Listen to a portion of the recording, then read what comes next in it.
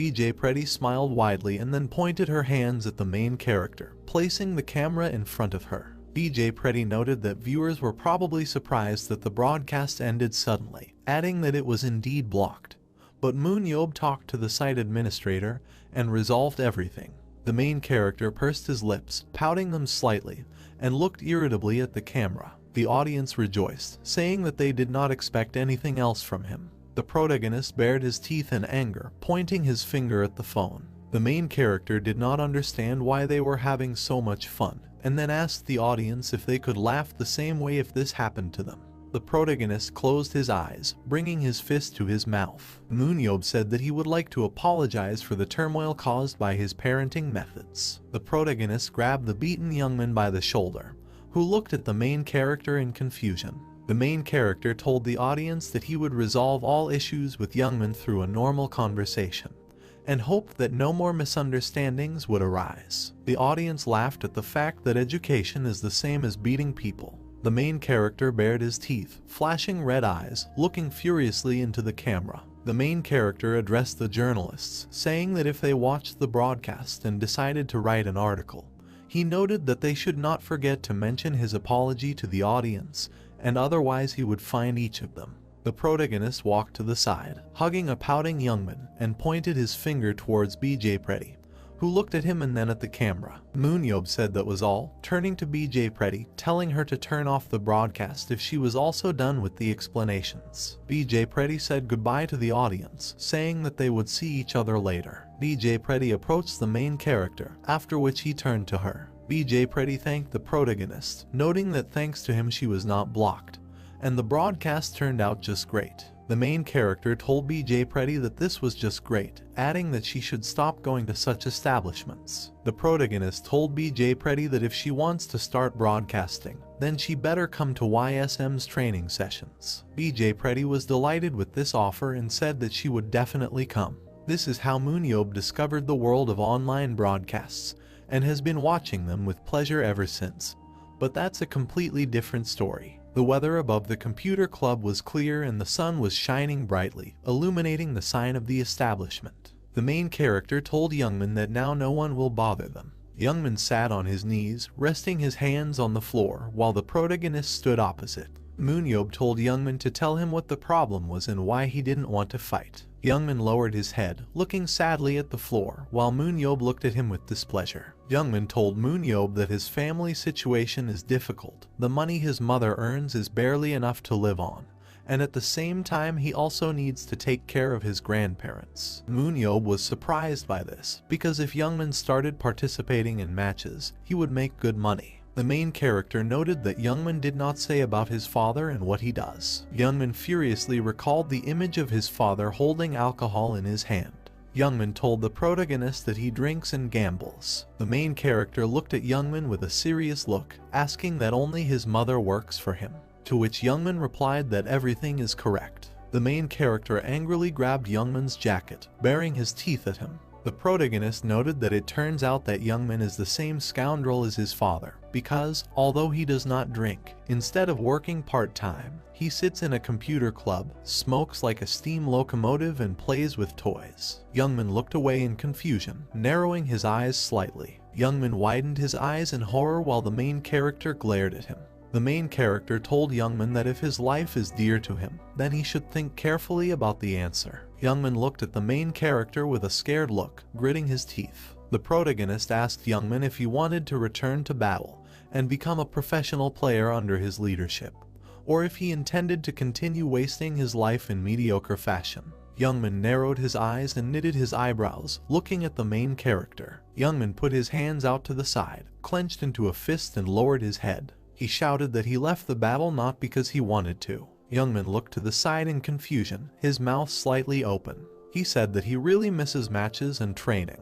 The protagonist narrowed his eyes slightly as he looked at Youngman. He didn't understand what Youngman meant. Youngman said that when he was just starting out as a player, while his mother was away, his father got drunk and accidentally set their house on fire. Youngman recalled a moment when their apartment was on fire, and his father was standing outside with a bottle of alcohol. Youngman said that his father then went to play cards with his friends without realizing what he had done, but his grandparents almost died in a fire. Youngman recalled how he sat next to his grandparents, clenching his fists. Youngman noted that he had to give up training and leave the battlefield to take care of them, adding that at the same time, the friends who started with him went ahead and became professional players one by one, and seeing them go towards their dreams and win matches, he felt envy and bitterness. The main character looked at Youngman annoyed as he pursed his lips. MoonYeob asked Youngman if he always talks so much, noting that he doesn't care so he better finish it. Youngman glanced sideways at the main character with caution. The main character asked Youngman whether he ended up playing or not. Youngman replied to MoonYeob that he was in. The protagonist opened his mouth in surprise when he heard Youngman's answer. The main character widened his eyes, looking at him. Youngman told the protagonist that he had one condition. Youngman pursed his lips and furrowed his eyebrows as he looked at the main character. MoonYeob asked Youngman what the condition was. Youngman looked at MoonYeob with confidence in his eyes. Youngman firmly stated that he wanted his father to stop drinking, asking the main character to teach him a lesson the same way he was taught that day. The weather was clear above the school and a bike was parked at the gate. It was Chunyeon High School. Jinsu greeted the main character. Jinsu looked at the main character in confusion, pursing his lips. The main character saw with his analyzing gaze the characteristics and superpowers of Jinsu. Superpower cards have appeared, such as Regeneration, which allows you to heal your wounds, and Victim, who is able to take over another person's injuries, absorbing damage. The protagonist sat opposite Jinsu with his legs crossed. He thought that for a tanker he had a low strength indicator, barely reaching 80, and willpower 91, agility 81, endurance 88. Jinsu and the main character sat opposite and looked at each other. The main character thought that Jinsu was exactly the fast secondary tanker that Gabriel was looking for. The main character approached Jinsu, asking him what he thought was his specialty. There was a signed Jinsu contract on the table. Jinsu said that he doesn't have much strength, so he supplements his defense with a shield, and he also has good technique. The protagonist noted that it is good that Jinsu understands everything, but at that moment a weak strength indicator is not a hindrance, and from now on he will raise him as a mobile secondary tanker representing the country. Jinsu opened his mouth wide in surprise and his eyes widened. The main character said that the player he chose would definitely shoot. Jinsu shouted that he was joining YSM. The main character rose from the sofa and reached for the contract on the table. The protagonist told Jinsu that they would contact him next week. The main character walked towards the door, raising his hand with the contract and smiling slightly. MoonYeob told Jinsu that they would see each other soon. Jinsu looked at his palm in surprise, smiling happily. He didn't understand whether it was a dream or reality that they made him such an offer, and even from a second division team. Jinsu, Team YSM, Position, Secondary Tanker. Jinsu turned his gaze to the door. The protagonist looked out of the door, looking at Jinsu with a serious look. He asked him if he had any problems that needed solving. Jinsu didn't understand what the main character was talking about. The protagonist looked at Jinsu with a serious look, his mouth slightly open. The main character said that, for example, someone in the family who needs a thrashing. A sign for the establishment appeared with the inscription billiards. The protagonist opened the door to establishments where men played billiards. The main character with a pathetic expression on his face entered the pool table, carrying a black bag in his hands. The main character walked around the room while men examined him. They were discussing among themselves that one of the 7 saviors had stopped by and that the news was saying that they were in trouble in their area. The main character smiled widely, baring his teeth. The protagonist was glad that they had already heard everything, and that means they didn't have to explain anything.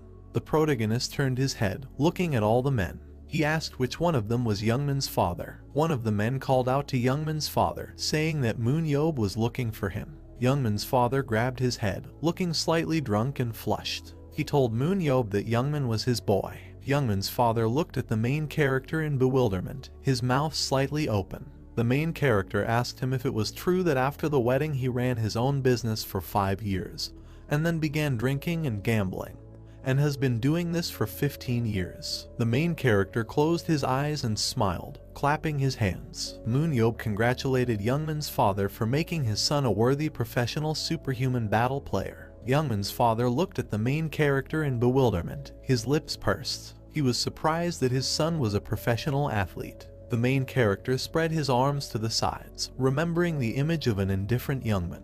The main character told Youngman's father that it was for this reason that he came to fulfill the wish of such a wonderful person. Youngman's father scratched his head in embarrassment as he looked at his friends. They congratulated him on Youngman being a battle player, and didn't understand why he didn't tell them about it before. The main character took the black bag in his hand and opened it, putting his other hand inside. Youngman's father asked the main character what his wish was, to which the main character replied that it was nothing special. The protagonist took out a bottle from the bag and smiled bloodthirstily, looking at Youngman's father with a crazy look. MoonYeob told Youngman's father that he asked to make sure he never drinks again.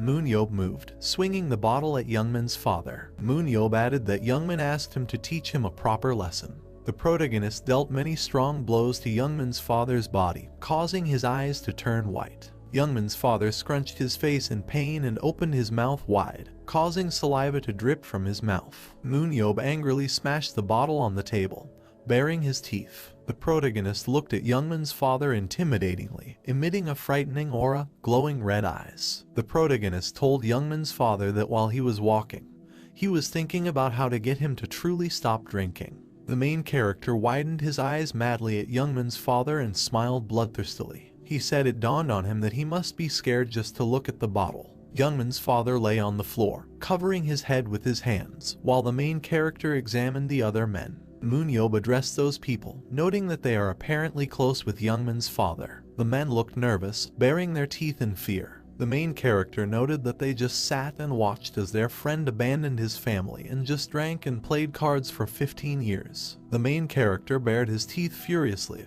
and clutched the bottle in his hand, breaking it into pieces. The main character noted that this means that they are the same scoundrels as Youngman's father, adding that it was time for them to learn some manners. There was not a single person left in the pool table except the protagonist and Youngman's father, who was sitting on his knees in front of him. The protagonist noted that they quickly ran away, calling them scoundrels. The protagonist took the bottle from the table while Youngman's father looked at it in fear. The main character told Youngman's father that since he had already had near Churum, then he would continue with a bottle of Jamisol. The main character with the bottle walked towards the door of the room. He told Youngman's father that he was born in 77, and he was born a year earlier, suggesting that he should call him eldest. Youngman's father didn't understand what MoonYeob was talking about. The protagonist grinned maliciously, closing the club door. MoonYeob told Youngman's father that it was nothing special. MoonYeob looked at Youngman's father bloodthirstily and smiled maliciously, baring his teeth. The main character told Youngman's father to just think about it as if he was learning a lesson from his elder. The main character slammed the door to the billiards club.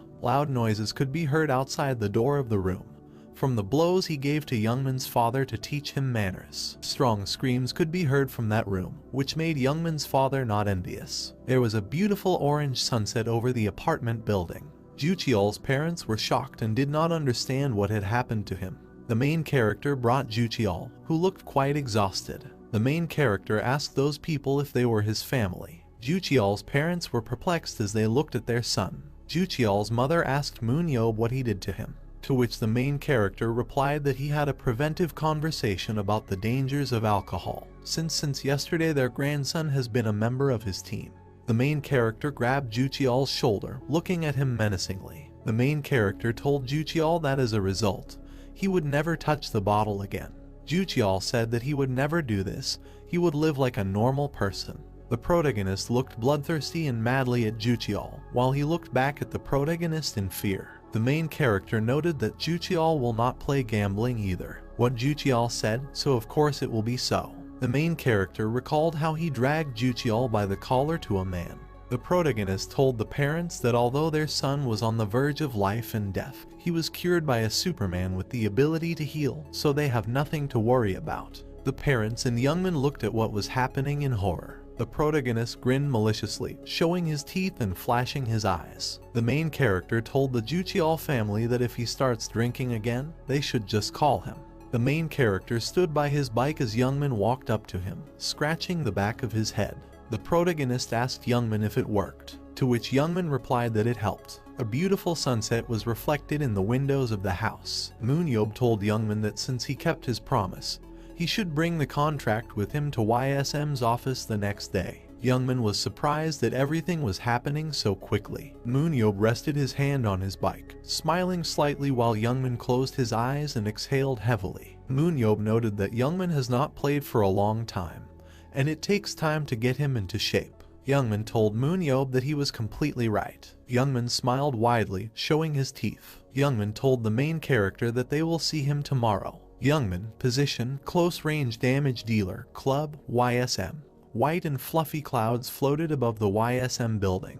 Gabriel sat in a chair while Dongjun stood at the table with a downcast look. Dongjun told Gabriel that no matter how he thought, he did not understand why MoonYeob was considering this player as a candidate. Gabriel asked Dongjun what the problem was. Gabriel looked at Dongjun with a cold gaze, his mouth slightly open. Gabriel said that he is underestimated because of mental problems, but the boy's physical abilities and superpowers are not bad. Dongjun held the contract in his hand, looking at it in horror. Dongjun noted that this athlete and their director are in no way compatible. There were a lot of people dancing in the club, under the shining lights. One of the guys hit the table with his glass. A guy in a light shirt sat in the center of the table, looking displeased at the floor. He said it really pisses him off. The guy bared his teeth and frowned, looking in front of him with displeasure. He said he felt like something was missing in his life, adding that despite his talent, their team and teamwork were terrible because his teammates were playing politics. Youngsu, position, close range damage dealer. Youngsu stood up from the table, walking past his friend.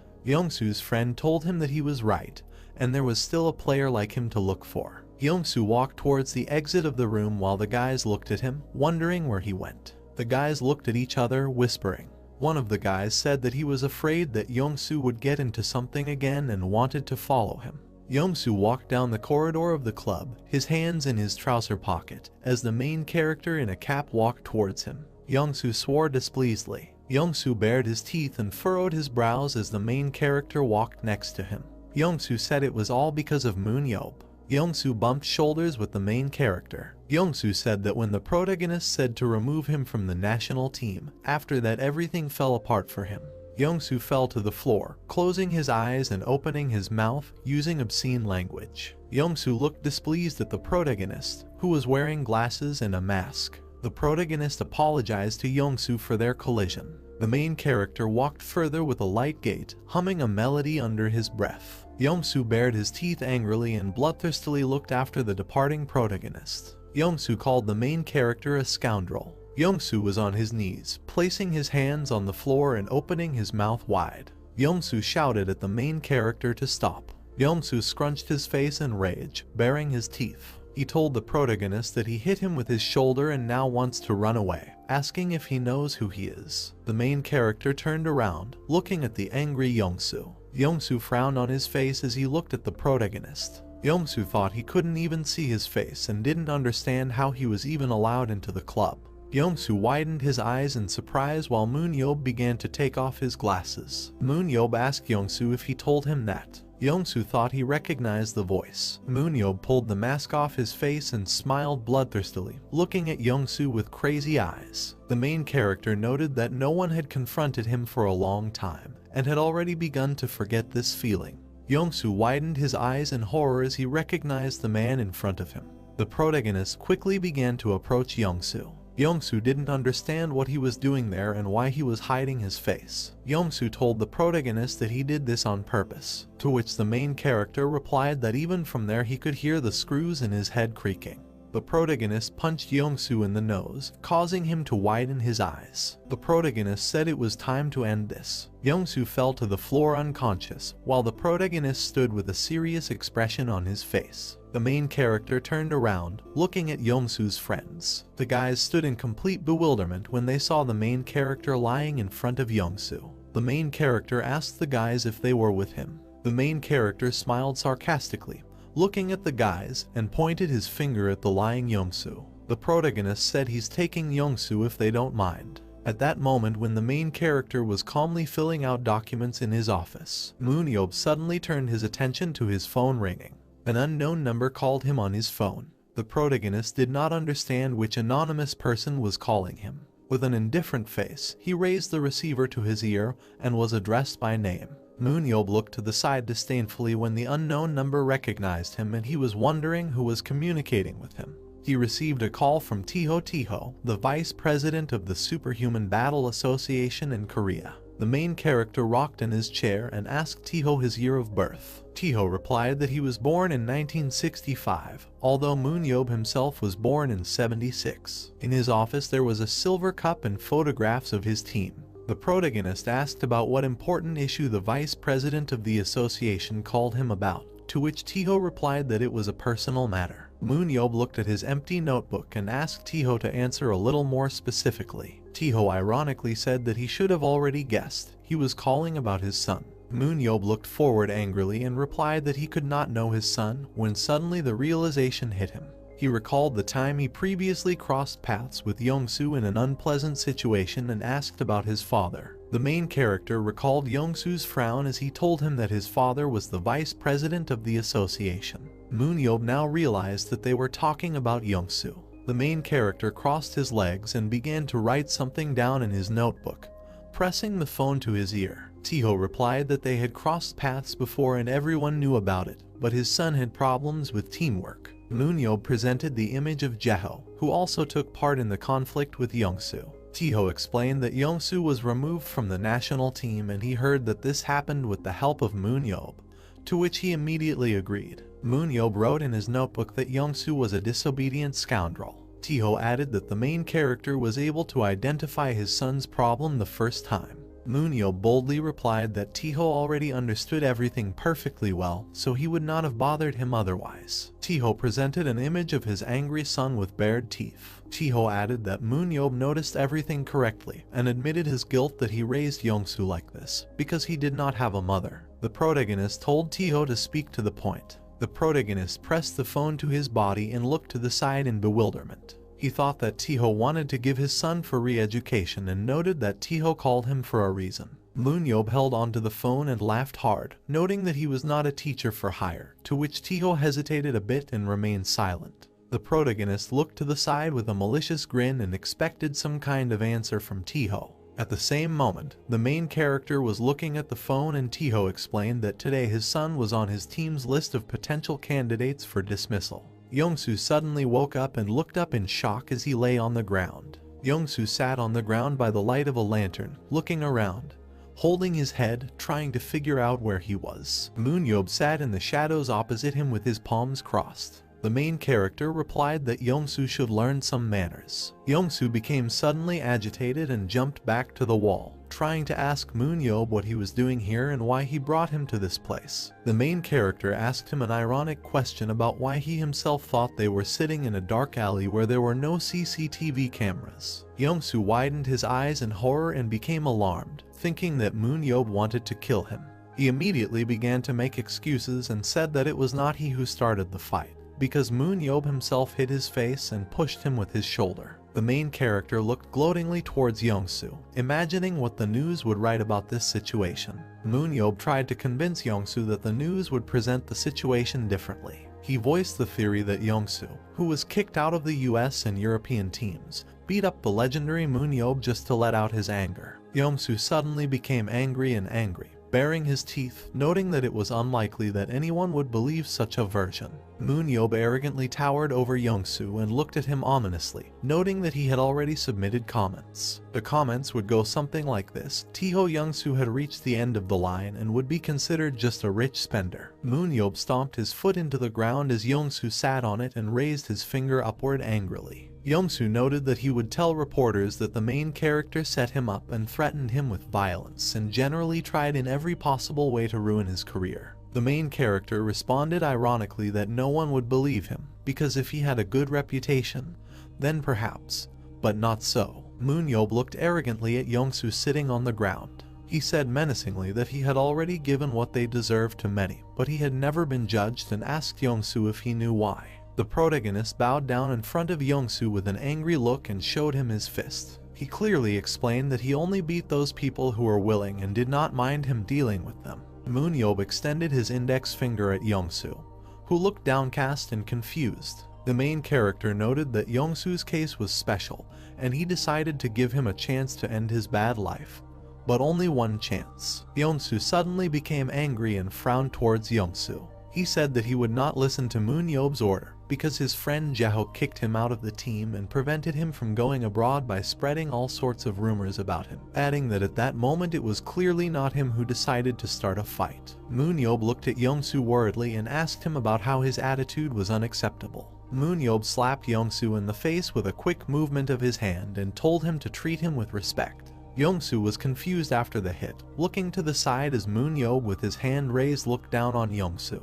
The main character began to explain that Yongsoo was kicked out of the national team due to his unstable psyche and quarrelsome character, and everyone knew it, so all those rumors were just karma for his behavior. The protagonist also added that the fight in the club was organized deliberately. MoonYeob apologized for the blow and replied that Yongsoo should at least start filtering his speech and not try to run away first from the fight. Yongsoo angrily turned towards MoonYeob and raised his head. He exclaimed that, according to MoonYeob, he was to blame for the situation. Without any hesitation, the main character slapped Yongsoo in the face again for his brazen behavior. MoonYeob laughed sarcastically when Yongsoo closed his eyes and held his head after the blow. MoonYeob noted that this was strange, because Yongsoo was ready to get too much for himself if he was not going to change his attitude towards him to a more respectful one.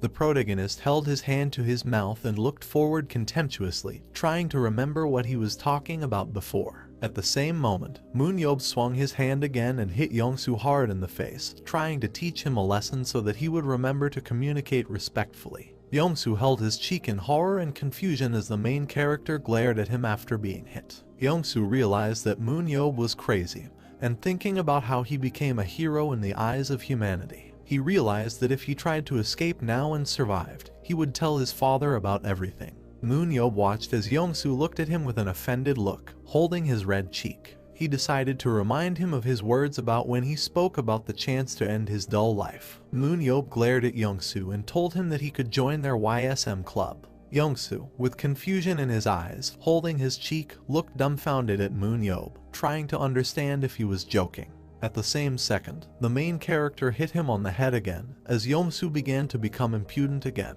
The main character, surrounded by his purple aura, looked at Yongsoo, who already had a bump on his head from such blows. Yongsoo was aware that MoonYeob was calling him to join his team. Yongsoo held his head and looked disheveled, which had a huge lump on it, and did not understand what was happening to him. MoonYeob ordered to listen to him carefully. The main character raised his hand to his neck and rolled his eyes, imagining how angry comments would be written about Yongsoo after this situation. MoonYeob thus showed what people will think about him when the news comes out, how a drunken Yongsoo beat the savior of humanity, and his reputation will plummet, and in this case no team will take him. Yongsoo held his head angrily, resenting the main character and sighing heavily. MoonYeob began to add that a miracle would happen and he would suddenly appear and help him in the situation.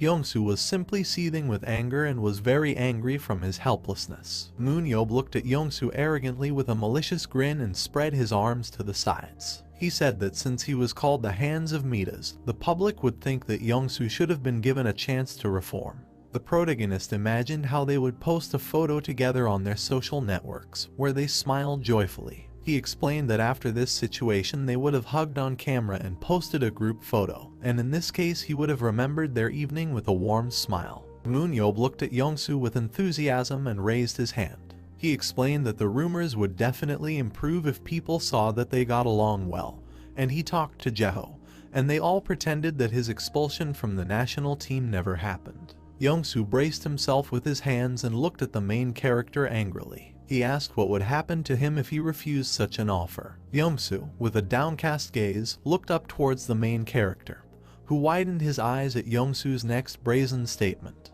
Yongsoo told him that MoonYeob was a cardinal and carried out a real practical tyranny with him. At that very second, MoonYeob leaned in front of Yongsoo's face and menacingly told him that if anyone heard them, they would think that he had special power, so he told him to be quiet. MoonYeob said that you shouldn't blame him for Yongsoo being an idiot himself. The main character recalled with quiet horror how he fought with other scoundrels in his youth. The protagonist noted if Yongsoo knew how many similar cunning people he met during the war. He remembered the image of a girl in a red cloak. MoonYeob explained that at that time he had a more serious problem, an unbalanced girl with colossal strength, who, when frightened, could easily start hitting her own people. MoonYeob recalled how they fought with their entire squad against huge demons and monsters. He explained that it made him very angry at the time. MoonYeob recalled how in that battle he covered himself with a shield and a stream of blue aura. In the same battle, a huge monster in armor tried to grab him with his hand and his teammate tried to call out to him.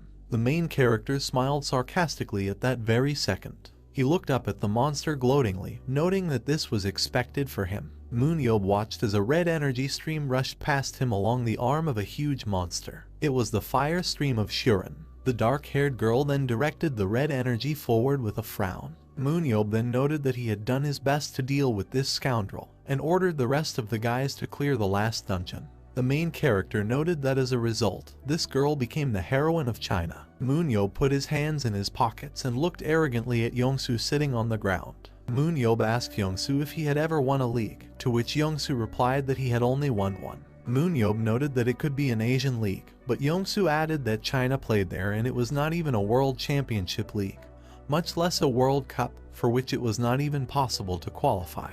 Yongsoo looked dumbfounded at MoonYeob, who made an important statement to him. The main character said that if Yongsoo was with him, then they would win everything, because he was not afraid of difficulties, just like Yongsoo. The protagonist handed over his white business card with a number. He added that he was giving Yongsoo until tomorrow and reminded him that this card could be his last chance. The next day Yongsoo was at home. He looked angrily at his father, who looked ahead indifferently, with his hand behind his back. Taeho told him to go to YSM, to which Yongsoo got angry and asked if Taeho wasn't pissed off about the main character. Although Taeho didn't understand why that should be the case. Taeho turned to his son and looked at him angrily. Yongsoo explained that his father himself opposed Jaho's appointment as a coach and he was sure that his father had animosity towards the Seven Saviors. Taeho rudely answered his fellow so that he should think what he was saying, because they could not be hated since they saved the world. Taeho, the vice president of the Korea Superhuman Battle Association, glared at his son. He replied that he opposed Jaho's appointment as coach of the national team because he did not want his reputation as a hero to suffer if the national team lost. He explained that they had already completed a full check of Jaho for professional suitability. Taeho introduced the image of Jaho and the malevolent look of the main character behind him.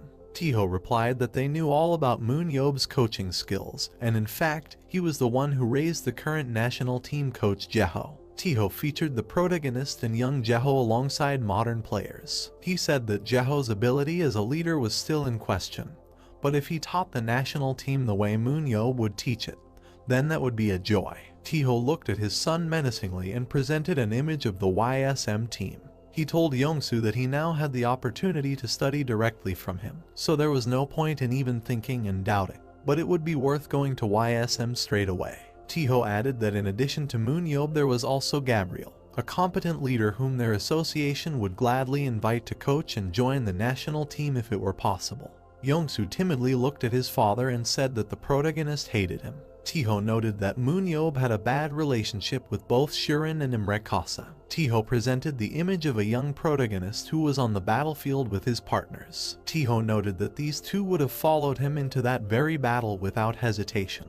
And MoonYeob himself later even put their lives above his own, and told him not to forget about the colossal experience of MoonYeob, who had connections with superhumans from all over the world. Yongsoo was a little confused and didn't know what to answer. Future Hyper's club base on a bright sunny day. The protagonist extended his hand and asked for a cup of coffee for himself. The head of the Park Cheolho club looked worriedly at MoonYeob, who told him that he did not like to talk in hints and was going to get straight to the point. The protagonist handed the papers onto the table with a malicious expression on his face and said that he was ready to offer 10 billion won for Yongsoo. Cheolho slammed his hands on the table and said that it was impossible. MoonYeob sat on the sofa and told Cheolho not to shout and agreed to give him 10 billion won. Cheolho looked at the main character with alarm and shock and said that he had received an offer from a Middle Eastern team of 30 million won. MoonYeob immediately started saying that these teams always offer crazy starting amounts with no intention of actually fulfilling them, and besides, he knew that Yongsoo hated the idea of going to the Middle East. Cheolho continued to be angry that 10 billion won was too little anyway. The protagonist pointed his finger towards Cheolho with a malicious grin.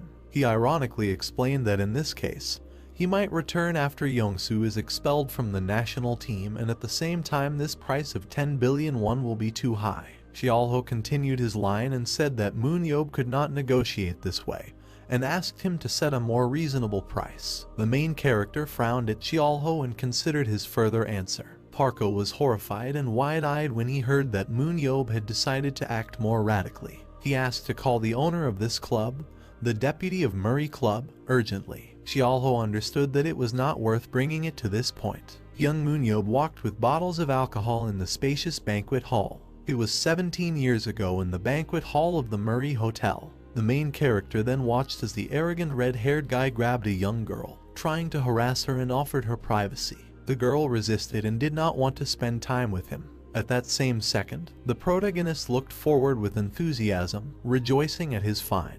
His gaze caught on the lonely bottle of expensive alcohol on the table. The main character confidently walked forward to his bottle between the arguing couple, pushing them aside so that they would not stand in his way. The arrogant red-haired guy, sitting on the floor after a fall, watched as MoonYeob examined his bottle with delight. The protagonist began to drink the bottle as a bunch of guards began to help their red-haired master get up, but he drove them away. The red-haired guy himself decided to stand up and looked angrily at the main character, trying to call out to him. MoonYeob looked with bewilderment at the guy who was trying to voice his privileged position. MoonYeob looked at the guy arrogantly and asked a question about who this guy was. The protagonist threw his bottle behind him and walked straight towards the guy who stood tensely opposite him in the company of his guards. The guards noted that this guy was the grandson of the president of the Murray Club. The guy angrily told MoonYeob that he wouldn't even be able to set foot in Korea if he told his parents what that scoundrel did. The main character, without a drop of doubt, grabbed the guy's face and squeezed it. MoonYeob looked at the guy gloatingly, squeezing his face and lowering him above him.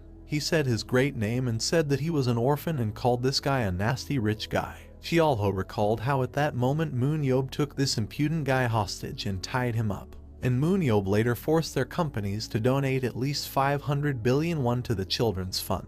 Seolho looked forward at the contented protagonist with quiet horror and a downcast gaze. He remembered that from then on, their president would have a fit every time he heard the man's name MoonYeob. Seolho realized that the two of them could not be allowed to meet. Understanding all the hopelessness, Seolho with bitterness on his face agreed with the condition of the protagonist, who enthusiastically spread his arms to the sides. MoonYeob ironically said that Seolho was right and he actually said some wrong price tag. So he said that he would take Yongsoo for only 5 billion won. The main character looked at Seolho gloatingly and handed him the contract for him to sign.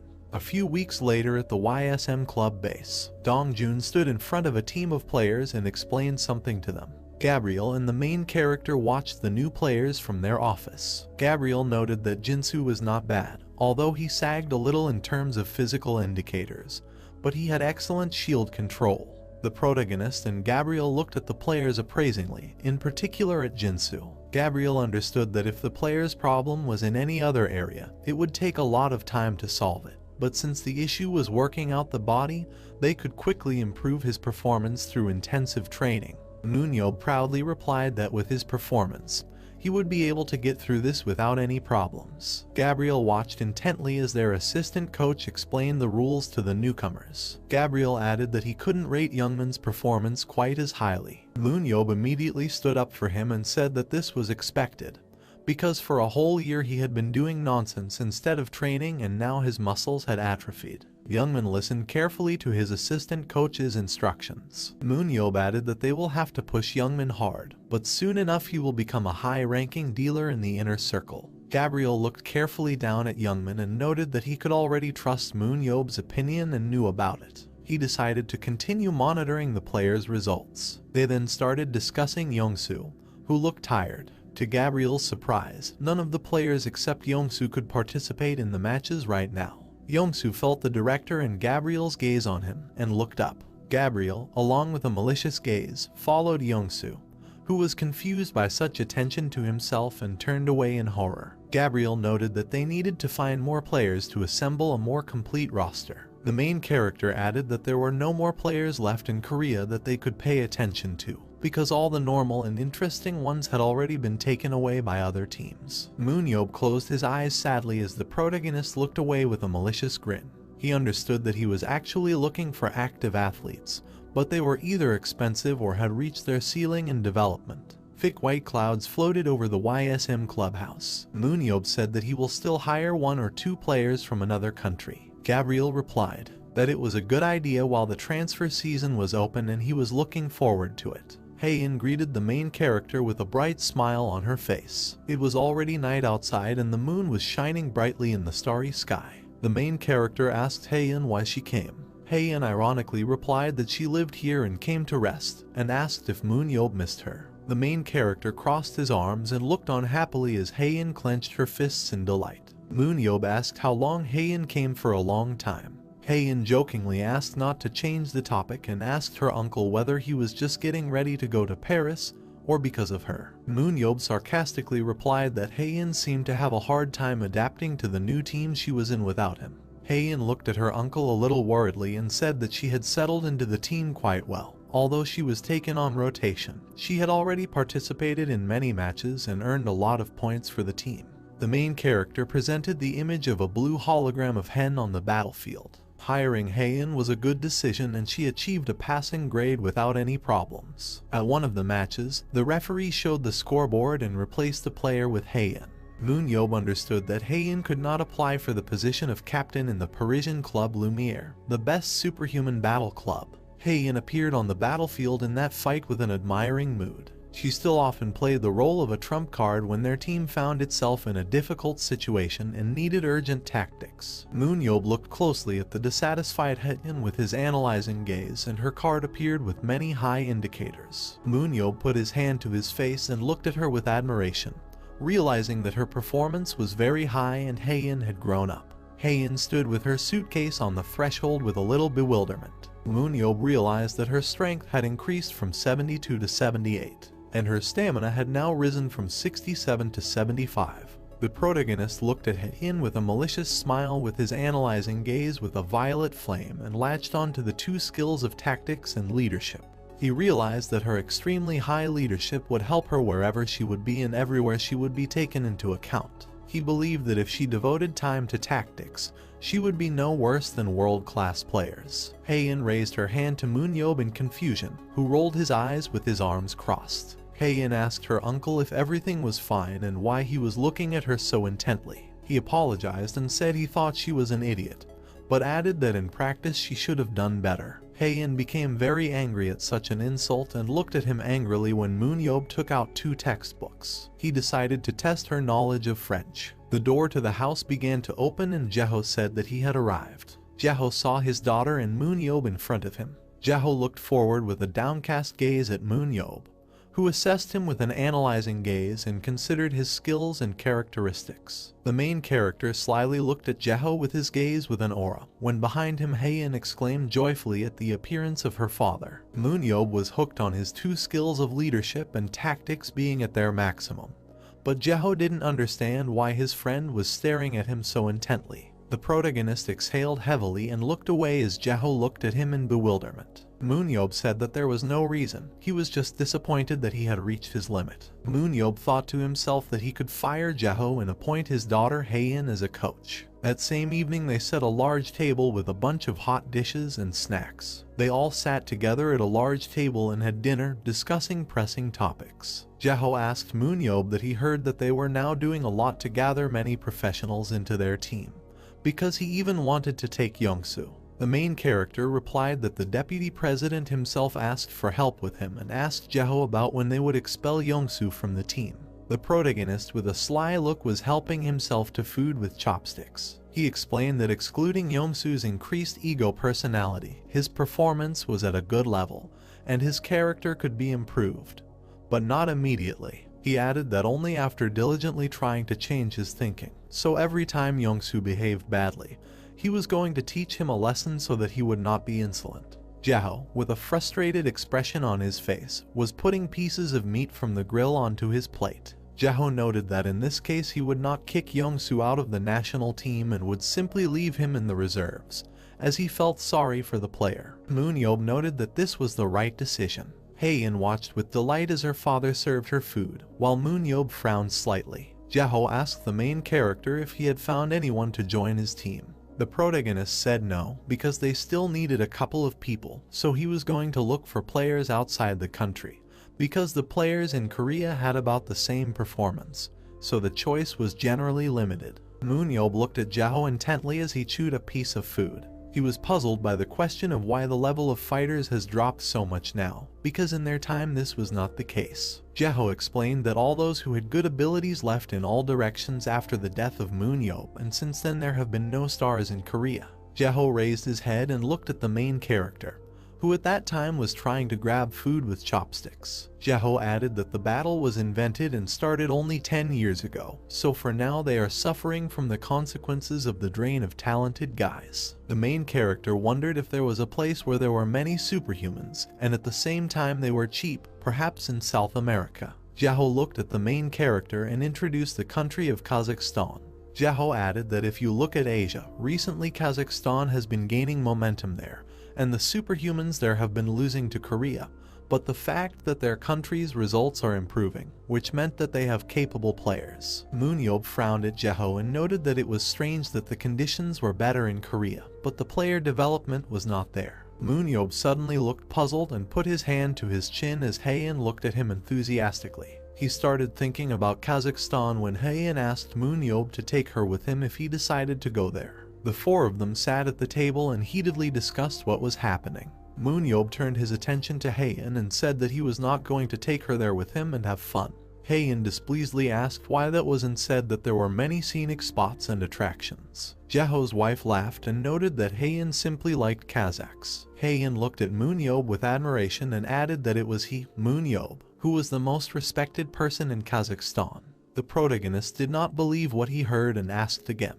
He presented his monument in Kazakhstan, where the percentage of spear users was 70%.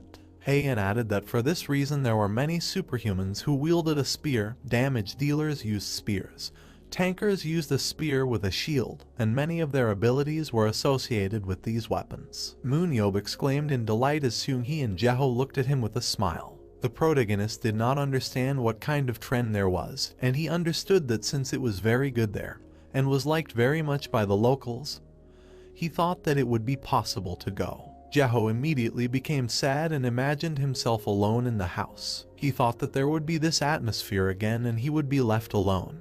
Haein looked at her father with a smile on her face and waved her finger at him. She said that she would go with MoonYeob and he would stay with his mother. The main character continued to chew his food and, holding the phone in his hands, looked to the side, puzzled. He noted that such an option took place. The four of them were sitting at the table when MoonYeob started buying tickets on his phone, and Jaho and his wife looked at him in surprise. After the flight, they found themselves at the international airport of Kazakhstan, exit to the city. MoonYeob and Haein left the airport when suddenly the main character was called out sharply, and he looked to the side. The protagonist raised his eyebrows and looked around. He saw not far from him a Superman from Kazakhstan, Timur Akhmatov, who was waiting for his arrival and standing with a sign and his name. MoonYeob recalled how they stood back to back and fought together when they were young. Timur was his comrade during the war with demons, and they met while clearing out dungeons in Russia. Although Timur did not make it into their great 7 saviors, the guy was incredibly talented and would have easily found a place in the top 20 players in the Battle of Superhumans. The protagonist exchanged glances with Timur with a malicious grin when Haein sighed heavily,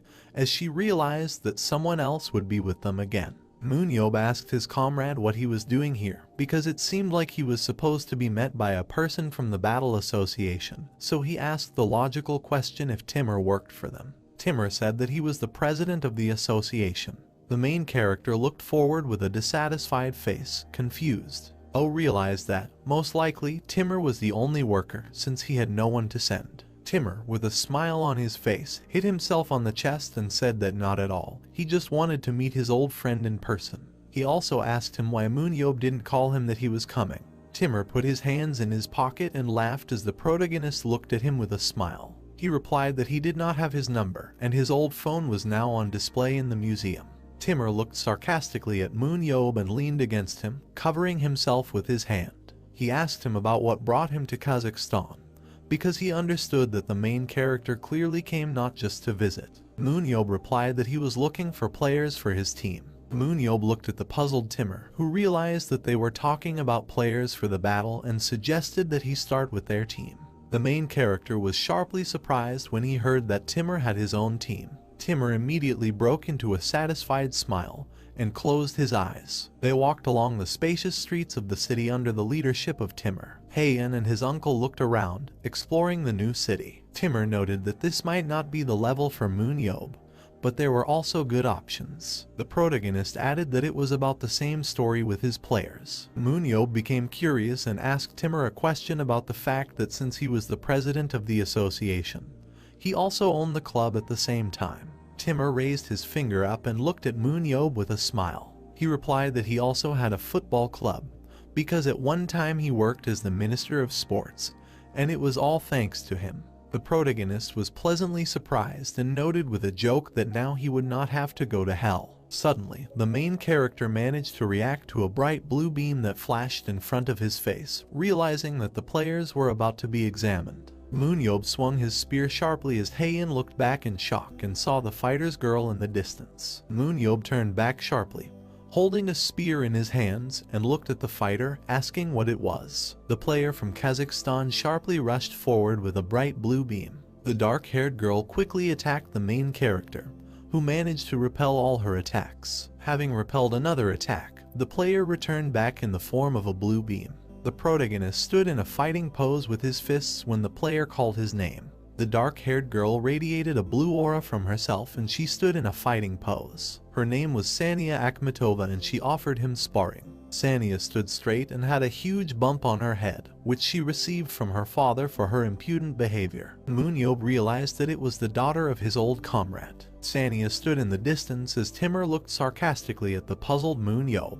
MoonYeob thought that it was his adopted daughter, to which Timur replied with a smile that MoonYeob, in his style, sometimes said something very rude and added that it was his own daughter. The protagonist looked at Timur with sarcasm and joked about how this couldn't have happened and since when, because how could she be his daughter with his appearance? Timur, with his optimism, again broke into a smile and asked that there was nothing wrong with this, because Sania took after her mother in beauty, and she got her strength from him. MoonYeob puzzledly asked in a joking manner whether their genes crossed too cleverly in their daughter. Timur looked at the indignant MoonYeob with slight confusion when he reminded him that he himself had flown to the place with his daughter Jeho. Haein stood not far from the men as MoonYeob used his analyzing gaze towards Sania. The main character widened his eyes in amazement with his fiery eye using his analyzing gaze. He looked at Sania and a card appeared with her characteristics, which were quite good. MoonYeob looked at Sania in surprise, his mouth open. He frowned slightly and began to introduce Shuren, realizing that among all the female superhumans he knew, Sania was second only to Shuren. MoonYeob presented a trio of strong players, along with Haein and Bernard, Lucas. He understood that Sania with her capabilities would easily defeat Haein, and not only her, because she was a crazy talent that, with proper development, would allow her to compete on equal terms with top players, with the exception of strong players like Bernard and Lucas. The protagonist extended his hand towards the nearby Sania and asked her what position she was in. Sania said that she was a tank. The main character looked sarcastically towards Sania and asked her if he still wanted to fight him. The protagonist began to flex his fingers and glare at Sania, telling everyone around him to prepare the equipment for them. Sania and MoonYeob began to sit in their modules and prepare for the duel as their information and avatars loaded. The two of them appeared together on the huge test site. MoonYeob and Sania stood opposite each other with their spears. The main character exclaimed in confusion as he looked at Sania, realizing that he had a familiar stance. Sania prepared to fight as the protagonist revealed his similar pose as his blue silhouette behind her. He smirked that she was his biggest fan. Sania, with her glowing eyes, looked forward angrily. She swung her spear and was angrily about to throw it towards the main character. With a deft swing, she released the spear and it quickly flew forward with a bright blue beam, but MoonYeob managed to dodge it. MoonYeob looked to the side as the spear flew past him. He understood that he did not throw a spear, but he compensated for this with the speed of his attacks, because he clearly used an increase in strength. MoonYeob watched as the spear pierced the floor and destroyed it. He knew that her strength rating was only 72, but with the use of the ability, it increased all the way to 101. This strength enhancement skill allowed her to go beyond the maximum strength rating of 100, even without having a special throwing skill, and Sanya was able to throw a spear in just a few seconds, counting strength using a skill. The protagonist grinned mischievously as Sanya rushed into battle, jumping off the ground. Sanya got closer to him and was about to attack him. MoonYeob knew that if Sanya reached her maximum strength of 87, she would be able to use her skill, and it would increase her to 122. Sanya glared at him, trying to swing her weapon. MoonYeob raised his shield with a satisfied face and repelled another attack, realizing that Sanya was performing very well. The main character famously repelled multiple attacks from Sanya, who tried to break through him. MoonYeob watched Sanya's attack attempts with admiration. He felt that her fellow man was on par, but one aspect still let her down. The protagonist was about to strike back at Sanya with a deft swing of his spear. Sanya immediately took notice of this movement and intended to do something about it. The protagonist intended to strike in close combat with his spear when Sanya decided to act differently. Sanya at the same second jumped back with deft leaps so that she could be hit by a spear. MoonYeob smiled sarcastically, looking towards Sanya. He saw that she did not block the blows, but dodged them, and realized that her shield control was lame. Sanya sat on the ground, covering herself with her shield, her face exhausted. MoonYeob understood that the tank's position, due to its specific nature, was more often attacked than others, and therefore usually handled better with a shield than with a weapon. The protagonist's shield glowed with a bright blue aura. There were two reasons why MoonYeob used a round shield rather than a tower shield. MoonYeob continued to deftly fend off Sanya's attacks with a satisfied expression on his face. The first reason for choosing such a shield was that he relied on his superior technique and was confident that he would notice an opponent's blow and successfully block it even with a small shield. MoonYeob stood between the huge Lucas and Gerald with a frown and crossed arms. The second reason was that the small shield allowed him to be more mobile and agile, which also contributed to his build and height, as he had less muscle mass than most other tanks. MoonYeob held his shield and spear behind his head with a proud look. In other words, the main character's equipment was not a standard choice, because through numerous experiments he picked out a set that perfectly suited his unique fighting style. Sanya, sweating, looked menacingly at MoonYeob, who understood that his style definitely did not suit her. Sanya sat on the ground and tried to catch her breath as the main character watched her closely. He understood that Sanya also had great strength, and if they could improve her skill with a shield, then she would make an excellent tank. However, he understood that at the same time, she had excellent potential for agility and speed, and wearing a shield only prevented her from revealing herself. MoonYeob became slightly angry and grabbed his chin, realizing that if Sanya used his fighting technique, they would be wasting their potential. The protagonist covered himself with his shield and looked towards Sanya, who continued to sit on the floor. He understood that if Timur's daughter continued her career as a tank, then the path to success would take her too long. The protagonist stood in a fighting pose and swung his spear, noting that the time had come to prove himself. He still felt that Sanya should have changed his position. MoonYeob smiled maliciously and flew towards Sanya, wanting to teach her a lesson. MoonYeob got closer to Sanya and threw her back with a deft blow. MoonYeob swung his spear and was about to thrust it towards Sanya's shield. The bright light of the spear was directed directly at the Sanya shield with which she was covering herself. Sanya thought that she could teach him a lesson. MoonYeob held his gun tightly. With a quick movement of his spear, he knocked the shield out of Sanya's hands, and she sharply closed her eyes from such a quick attack from the enemy. MoonYeob looked ominously at Sanya, trying to grab her with his hand and swinging his shield. He stabbed it into the ground with a powerful blow, causing fragments of stones to fly in different directions. Sanya lay on the ground and looked in surprise at MoonYeob's fist, which was in front of her face. The protagonist looked down on Sanya while holding his fist in front of her face. He asked her if she noticed that he was holding back at all. Sanya was eliminated from the match. Timur laughed hard, realizing that he expected such a fight from his comrade, and therefore asked him about how Sanya performed.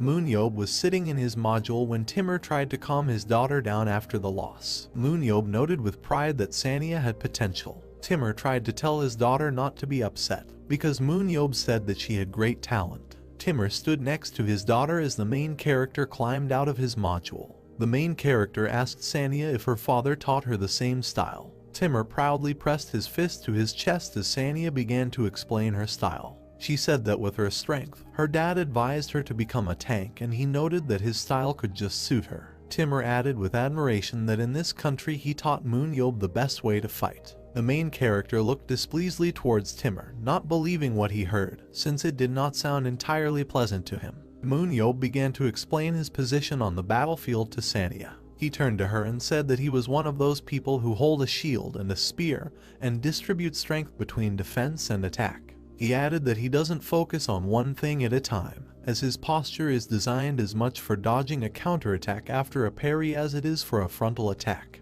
MoonYeob recalled the moment of the duel with Sanya when she tried to attack and defend him. MoonYeob said that Sanya tended to immediately tense up her whole body, which was when defending and attacking, and the muscles became stiff when she constantly kept them tense, and this made it difficult to quickly switch from defense to attack and back again. MoonYeob pointed his finger at Sanya as Timur looked at his daughter in confusion. He concluded that with this feature, Sanya with the protagonist's style would not be able to reach his full potential. The protagonist raised his palm up and looked at Sanya with a smile. He suggested that she put down her shield and take 2 spears to become a melee dealer, because in this way she could use her strength more effectively without losing her dexterity. He added that if she changed her position and joined his team, she would quickly grow into a world-class player. She answered sharply that she did not want to. MoonYeob tried to finish his speech and noted that she could train under his guidance, when suddenly a realization hit him. Sanya turned her head to the side in displeasure and crossed her arms, repeating her words about what she didn't mean. The main character looked at Sanya sarcastically with a bewildered smile, and asked her if she was really ready to refuse his invaluable advice. MoonYeob looked at Sanya bloodthirstily when Timur immediately became worried, realizing that something bad was about to happen. Timur abruptly stood between MoonYeob and Sanya to try to calm them down and prevent conflict. Timur asked the main character to calm down and ask him why he didn't like his daughter's style. MoonYeob pointed his finger at Sanya and told her that she was burying her talent because she didn't have the opportunity to use her talent to its fullest. Timur looked at the main character with a sweat and a grin, while Sanya frowned displeasedly behind him. Timur began to explain that not only was Sanya strong and fast, but the tank that used his agility and muscle mass was definitely like him. The protagonist glared at Sanya, pointing his finger at her. He explained that it was precisely because of her Sanya performance that it was better to change position from tank to dealer and use a double spear. And if she struck while holding a weapon with 2 hands, she would kill anyone, so there was no point in trading for anything else. Timur began to shake his head in disagreement and put his finger forward. He replied that the main character simply did not understand a woman's heart. Timur at the same moment raised his finger up and noted that the dream of any tank is to be like MoonYeob. From such an impudent statement, MoonYeob kicked Timur on the leg and he suddenly grabbed it. MoonYeob angrily asked how this was connected with women's hearts among Timur. Timur held his leg resentfully, sitting on the floor. Timur defended his daughter and said that she had worked hard all her 18 years to become like him, so he asked him not to say such words to her. MoonYeob realized that she was only 18 years old. The main character looked carefully ahead, trying to reason about what had happened. Suddenly, he became thoughtful and looked away. As soon as the realization hit him, he realized that she was still small, but with such high potential. He looked at Sanya, who timidly looked away with an offended look, realizing that she was really only 18 years old. He abruptly rushed to go to Sanya when Timur managed to look back at him. The protagonist headed straight to Sanya, realizing that at that age she could already give such a strong rebuff. He put his hand on her shoulder. Sanya immediately perked up and looked at the main character in shock. He grabbed her shoulders, making Sanya a little scared. He understood that she was a rising star for whom he would not mind paying 100 billion won.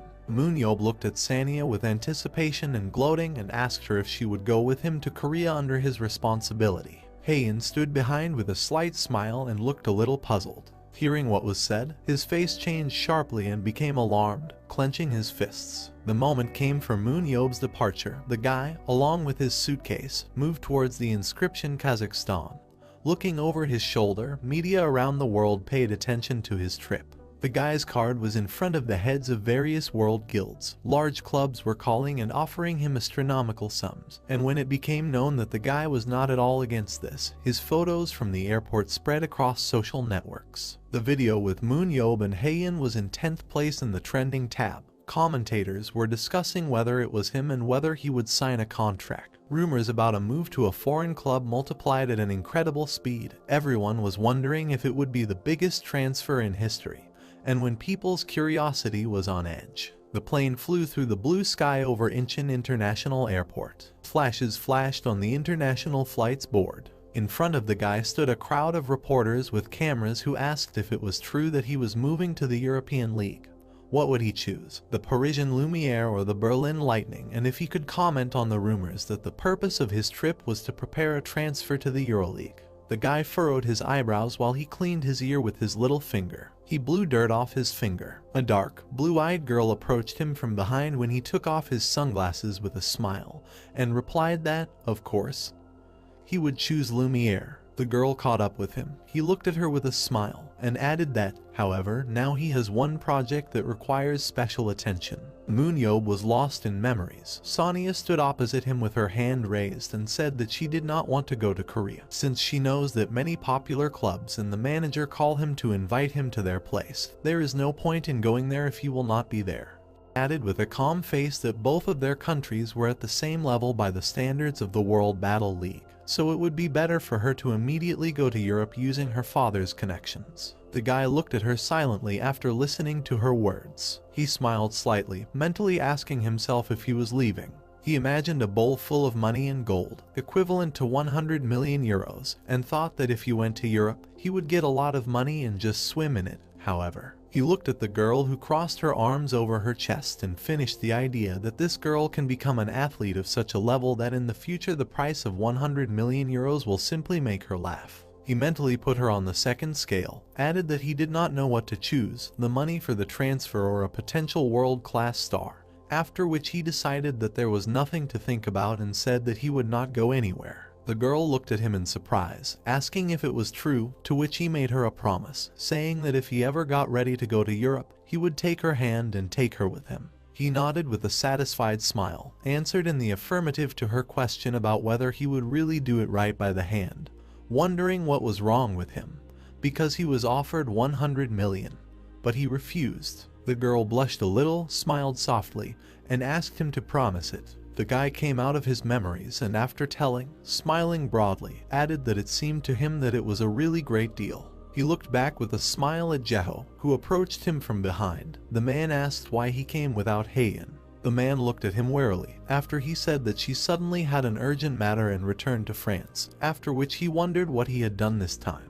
Maxim and MoonYeob stood opposite Sonia. The guy introduced the blonde, saying that he was a fencing coach who came from France. He pointed at him with his hand and translated his greeting with a smile. The girl bowed slightly in greeting. Maxim with a smug look put his hand to his chest, combed his bangs back, and said that he had to say that as a person, he is meticulous, and she has to prove that she is worthy of coming to his small but wonderful country. The guy is embarrassed translated this. He smiled, looking at the smug girl, and told her to show him what she was capable of. The girl closed her eyes and nodded slightly. The blue aura began to gather at one point. The girl held a spear in one hand, and a holographic test room began to appear around her. She looked back at the system call window, in which the guy was smilingly telling her to tell them when she was ready, after which he would release whatever monster she wanted. Without looking away, she thought she should take advantage of this. She sat down on one leg, warming up before the fight, threw her spear over her shoulders, and said that before they started, she wanted to ask for something. The guy asked what she wanted. The blonde looked at the guy pointing his finger at himself after the girl asked who he fought with when he first participated in the battle, to which he replied that if we count the beginning of avatar testing. He raised his hand with an outstretched finger with a smile and said that it was a fatal shot. A one-eyed monster appeared in the air above the girl. She said that in this case, she would also fight him. The monster began to charge energy in front of it, looking at the girl. She walked sternly to meet him. Suddenly, a beam burst out from the energy sphere, creating a trench in the floor. Clouds of dust rose into the air. The monster looked ahead. The girl was nowhere to be found. Deathstroke growled as he noticed something. Sonia hovered in the air above him, swinging a spear shrouded in aura. He looked up at her in fear. The girl looked sternly at his eye. Her spear pierced right into his pupil. The next moment, the monster's head shattered into small pieces. The cold-blooded girl held the spear with both hands. The system voice announced that the test was over. The Frenchman raised his eyebrows in shock as he watched what was happening. Through the call window he exclaimed, looking at the girl, that it was very elegant. The girl eagerly went to the guy, raising her hands, and asked what he would say. The guy said with a smile that she should improve a couple of points and then there would be a complete attack. She nervously said that in such cases he should praise her, after which the guy grinned and said that she was great, but like a child. The girl looked away, twirling her hair on her finger, and asked whether the Frenchman would conduct training from now on. The guy looked at her with a smile, saying that she didn't have to worry about it, because he would simply replace him while he was leaving, and then asked if she remembered that he took her under his responsibility. MoonYeob looked back at the man showing his finger up and said that when the training starts,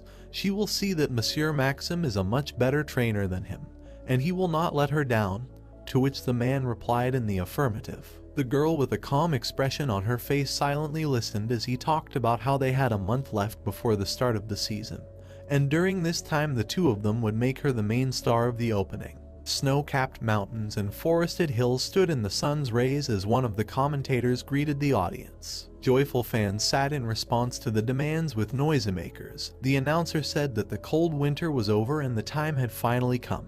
The already familiar commentators were sitting in the control room. The men in the voice finished the sentence by saying that the time had come for the first and opening match of the 2023 season. The emblems of the two teams appeared on the scoreboard, and in the air, the announcer announced that BC from Seoul would play against YSM, adding that BC is an undeniably strong team that makes it to the playoffs every year. Gabriel and Dongjun stood next to MoonYeob, who put his hands on the rail with a smile, the commentator adding that their opponents were the new First Division superstar, YSM. The team's logo flashed while one of the commentators said that people were saying that this game should not be missed and then asked if there was a good reason for this, to which another announcer replied that there was, and that reason was the YSM players. Seunho, Jihoon and Youngwon stood with a joyful nein.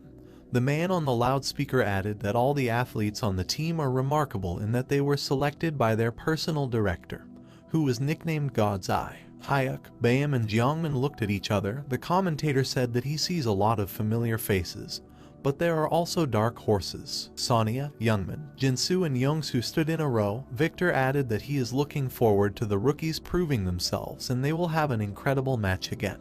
MoonYeob smiled with delight, saying that everything was just gorgeous. The scoreboard showed the composition of the team consisting of 3 tanks, 4 melee dealers, 3 ranged dealers and 1 support. The guy introduced his players with their weapons, and thought that Baem could not only tank, but also play as a melee or ranged dealer, using super strength or a crossbow, respectively. Hyuk is another player who can be both a tank and a melee player. Jihoon is a melee dealer, capable of switching to support mode and back, after which the guy thought that the game strategy was built on the flexibility of these fighters and allows both hunting and team combat. The guy imagined Yeomsu shrouded in flames and thought that this was his next trump card, which cannot stand psychological pressure, but due to its powerful aura and superpower it can be an area. The guy looked with a smile at Gabriel, who was adjusting his jacket, and asked if they could win, because their opponents were from Seoul, to which the man replied that he thought they could, because the guys had pumped up well. Sonia held a spear behind her back. The guy thought that she was the main event, which not more than a month ago had put the whole of Korea on edge. Looking at her, he thought that she left the shield and changed the short spear to a two-handed one, after which she trained hard and achieved fantastic results. The guy began to think about her characteristics. Strength increased from 73 to 76, agility from 75 to 80, and speed from 73 to 75. Spotlights illuminated the arena while the hero thought that the higher the indicators, the more difficult it is to increase them. But with the transition to the melee position, it developed surprisingly quickly. The guy recalled with displeasure how the girl did not want to give up her shield, and thought that it took him about 3 days to convince her to change her playing style. Dongjun approached Gabriel and MoonYeob. Looking down, the coach said that he had not seen anything like this for a long time. Around the time of Nathan Bernard, to which the guy replied that the Frenchman was a world-class representative no matter what, and because of Sonia he refused 100 million euros in order to grow the same star out of her. Maxim's voice was heard nearby, calling the girl a miracle. The director and coach looked at the Frenchman, who looked down with delight and told her to open up quickly, after which he called her a flower. The guy frowned, saying that if anyone heard this, they would think that he had learned such nonsense from him. He exhaled and turned his gaze with a smile and said that now they would look at their star. Looking at the crowd in the arena, he encouraged her, told her to shine, so that he would not regret giving up 100 million. The announcer announced the first location, the Tomb of the Warriors, then said they were starting. Before the start of the first match, the guy leaned his back against the wall, folding his arms on his chest. The coach, with a serious expression on his face, said that that was all, and he hoped that they would try well in the first match. A new line. Hyuk looked at Seon-ho, who raised his hand and said that they had not heard about the strategy for this match. He looked at the coach in surprise after he said that there would be no strategy, and asked what that meant. The man clenched his fist in front of him, looked at the guy sternly, and said that he thought it was time for their team to show their power play for the first time, adding that they were already capable of this, and wished them to defeat their opponents in a direct clash. Golden buildings of the warriors' tombs began to appear in the arena. It was a place of ill repute, which was also called an inaccessible dungeon, and until MoonYeob cleared it, many laid their heads there. A diagram of the dungeon lit up on the display, which, like its copy, has the shape of an inverted pyramid, on the lower floor of which is the core, guarded by unusual monsters that were created from human corpses. The captain ordered the team to hold formation. The tree-like monster holly, a thin elongated tree that presses its roots to the ground or wall, and attacks with its sharp thorns, and mistletoe, a parasitic plant found in symbiosis with the australis, clinging to other creatures, attacked the team players who made their way through them. While the commentator said that their team is amazing with its power, the viewers perfectly cover the team's weak points. Seon-ho ran towards Naeun, who was running with a bow in her hand. The announcer talked about how he didn't see any of them trying to play hold like they did before and called it progress. MoonYeob and Dongjun looked at the picture of the girl. The guy said that it brought back memories of the past. The man asked what he was talking about. The guy looked at him with a smile, saying that he was talking about old money when there was little information in the dungeon, and so he didn't even know which monster would pop out the next moment. The guy plunged into memories, how he looked at how mistletoe was crawling over his teammate, and said that everyone was happy at the end of the raid, but a monster clung to one guy and took root. And the trick was that this creature could take control of the nervous system and begin to manipulate a person. But he will not even know about it. The man asked if he remembers this with a smile. The guy with a maniacal look and a smile passed his hand next to his neck, imagining how he cut off the guy's head, saying that as a result he had to kill him, and that he should be grateful that he died before he could feel the pain. Dongjun looked in horror at the pretty guy with his arms crossed over his chest and wondered that his boss, without a second's hesitation, killed the poor guy, adding that he couldn't believe that the director was talking about it so casually. Why he began to replay in his head what was very scary to him. The guy pointed his finger in front of him with a smile, asking to look at the scoreboard, and said that both teams were finishing the hunt, and it was time to meet face to face. The first group of YSM, Jinsu, Youngwon, Jeongmin, Jihoon and others stood in the large hall on the second tier of the pyramid. Youngwon pressed the earpiece and radioed that they were finished, then asked how the situation was with the first BC group from Seoul. Younghyun, Cheolmin, Chinseok, Yeemin, Younghak and June, who made up the first opposing team, stood in a similar hall on the third tier, and replied that they were also finished. The second group of the enemy, consisting of Jeonghoon, Hyunwoo, Seongjin and Jinwon, was on the second tier. Their tactical formation was that the team was divided into two groups and reconnoitered the area more slowly but more thoroughly. This also allowed many people to share hunting points and reliably protects against the enemy's game of containment, reducing the risk of a surprise attack. The dark-haired guy from the opposing team looked to the side, a purple flash behind him as he said that they were heading to the next area. Suddenly, two arrows flew near him at high speed and pierced the floor in front of him. Naeun's steps left purple flashes. Seon-ho and Naeun do not slime towards the enemy, shrouded in a purple aura. The brunette stood up, put his shield in front of him and shouted the word Vanguard. The girl looked at their group in surprise, thinking that they were fast, and then wondered if they knew they were coming. The captain of the group turned on the blonde boy, shouting menacingly at him that the hunt was over and there was no monster here for them to steal, and that the attack power of the YSM Vanguard was weak, so they should engage in battle. Their team members listened to the guys, nodding as he said that he would delay them, and they should find Seunho, because if they caught him, there would be no surprises. Sonya put her foot on the balcony railing while the guy explained the plan to the team. Hayek approached her from behind. They announced that they had arrived at the planned location. Seunho said on the radio that they should wait for his signal. The guy said that he understood it. Standing behind the girl, looking down at the opponent, he exhaled heavily, then thought that the opponents are annually among the top 5 teams in the first league. If not for the director, they would have had problems in the off-season, and then wondered if they could. Now we can cope on our own. The guy's voice on the radio said that they could attack. Hayek doubted. Suddenly the girl jumped off the balcony, calling the guy to follow her. They landed between the surprise players of the enemy group. Hayek hit the red-haired youth with his shield while the girl, holding a spear, looked around at the others. The opponents took off. 3 guys hovered in the air above the girl. From behind her back she pulled out 2 spears. She quickly turned towards the enemy. The next moment, a blue flash cut through the air. The brunette and blonde swords were blocked. The captain's sword also hit the handle of the spear. The girl stood on one leg, holding 3 spears that blocked all the enemy's blows. Sonya gritted her teeth and frowned. The next moment, a blue aura vortex appeared under the enemy players. They were thrown several meters back. One of the guys asked in fear what this crazy thing was doing, and how she single-handedly scattered 3 of them. The girl, shrouded in an aura, swung her spear, standing with her back to them. She threw her weapon, injuring the enemy who was fighting Hayek. Suddenly, behind the red-haired guy,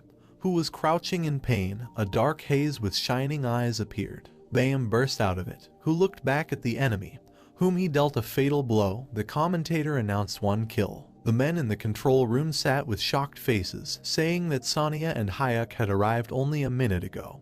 One of the opponents had already fallen at the hands of Bayam. The girl, shrouded in a purple aura, looked menacingly over her back while the men said that she attracted a lot of attention to herself, because she had just carried out 3 attacks alone and made an assist. The folded spear spun in her hands while she repeated the guy's words that in order to use throwing as a feint, after the throw the word dangerous must be imprinted in the opponent's mind. She activated her weapon, frowning menacingly, and extended her other hand in front of her. She glanced at her opponents, considering her options. She lifted herself off the ground with great force. The girl, looking at the 3 opponents, raised her spear to throw, thought that if her first throw was successful, she took aim. I'll finish the thought by saying that she will definitely finish someone off with it. Sonya threw her spear with explosive force, creating a shock wave. The next moment she rushed after him. The guy raised his shield. I think that his defense will be enough to stop him. Suddenly the girl grabbed her flying spear, looking into the eyes of the frightened guy, while he thought that she was able to catch her own spear in flight. The girl made a feint, spinning around her axis and ran a few meters forward. The guy put his shield under the blow of her spear. Time after time, the girl delivered powerful blows to the enemy's sword and shield, which she had difficulty dodging.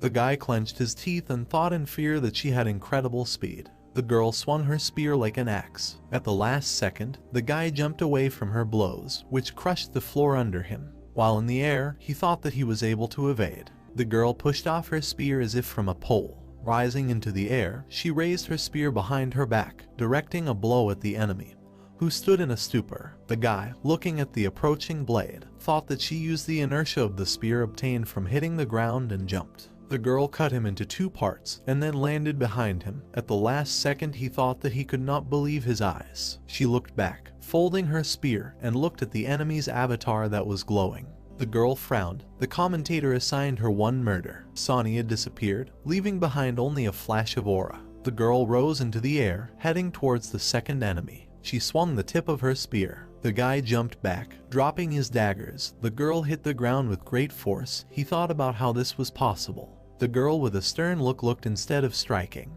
The next second, she found herself next to a guy who had not yet touched the ground. She looked up at him, raising her weapon. He wondered how to counter something like that. The girl delivered a direct blow with a spear, piercing the guy's torso. The commentator counted her second kill. Seunho looked on in shock, saying that the coach was right. He raised his hand to his mouth, shouting for everyone to stop hunting and run straight here, because, as he thought, they would win if they continued to go ahead. He watched with admiration as the girl fought with their captain, and said that she killed two, and she herself did not even receive a scratch, after which he called it amazing. MoonYeob looked at her battle through the screen in surprise, thinking that in such a short time, agility increased from 80 to 81, and skills from 76 to 78. The girl took the spear with her other hand. Looking to the side, the guy wondered about is it possible to compare an athlete with indicators of 78 out of 78, and an athlete with 78 out of 97, after which he himself answered that it is impossible, because the growth of skills in battles depends on the concentration and experience of the player. The girl looked over her shoulder, droplets of blood flowing down her face. She asked herself if she now looked like Mr. MoonYeob, after which she thought that she still lacked speed, but she thought she could fix it. She pushed her opponent back, smiling as she asked herself why she insisted on being a tank. She looked ahead happily, deciding that being a dealer was also fun. Suddenly she imagined MoonYeob and remembered his words about her not to forget that if a teammate dies while she is blind from the lust for killing, it will be a disaster, and her priority should be to have allies over the final blow to the enemy. She remembered how the director, smiling, squeezed his hand with monstrous force and said that if the newcomer was greedy, he should be scolded, and that she should listen to him because he was saying the right things. She dodged the blow, looking at Hayek, who was struggling to hold off the enemy's attacks. Looking at him, she repeated the words about team play in her head. The girl jumped out of her seat. Hayek looked back at the approaching girl, who shouted at him to turn his back. The guy bent over and the girl's leg hung over his back. Sonia pushed away from him, aiming her spear at her opponent. She threw it with monstrous force, piercing the guy's torso. The girl, shrouded in a red aura, looked at the defeated enemy. The commentator counted her third kill. The rest of the players from the YSM team appeared on the battlefield while the girl was fighting with the enemy. The commentator added that this girl was new to the team, but had already killed 3, and that BC from Seoul and YSM showed an excellent game. The players marched under their logo and the commentator announced that they had won the first round with a stunning score of 9-0. Sonia looked to the side as the announcer said she had done great, then asked if he understood correctly that she was the team's new dealer. MoonYeob, standing next to Gabriel, crossed his arms over his chest and looked at his team with a satisfied smile, while the commentator said that they showed and proved to everyone, demonstrating what they are worth in just one round, and that it was not in vain that the club director had come a long way to Kazakhstan and back. People in the stands cheered with delight, looking at the scoreboard, while the announcer said that he was looking forward to the next game, which would take place very soon. The second commentator added that as soon as the players got ready, the second round would begin immediately. Young-soo sat on the toilet looking irritated and holding the phone in his hand. He looked angrily at the screen. Comments were open on the phone for a discussion of the national battle of superhumans, in which people were not complimentary about his game. He frowned angrily, asked how they can write this, I don't know the whole situation. Suddenly, a voice caught his attention, saying that even after moving to YSM, Young-soo is still a so-so player. The guys from the opposing team were washing their hands. The fair-haired young man added that the foreigner showed a good game and he was really carried away. And although they had good superpowers, there was nothing during the match that was really worth looking at. What the brunette was looking at replied that if other players had such superpowers, they would go down in history. Young-soo looked angrily at the floor, listening to their words that after all, the new girl was very strong, and she was just like a player in the first league in Europe, and that this was an imbalance. But in any case, it was great that Young-soo had not shown up yet. The guy with a trembling hand clutched the phone while one of the guys said that the poor things had their pride hurt. The blonde slammed the stall door open, asking them what they just said. The blonde guy from the opposing team put his hand on his surprised partner's chest and said that everything was fine.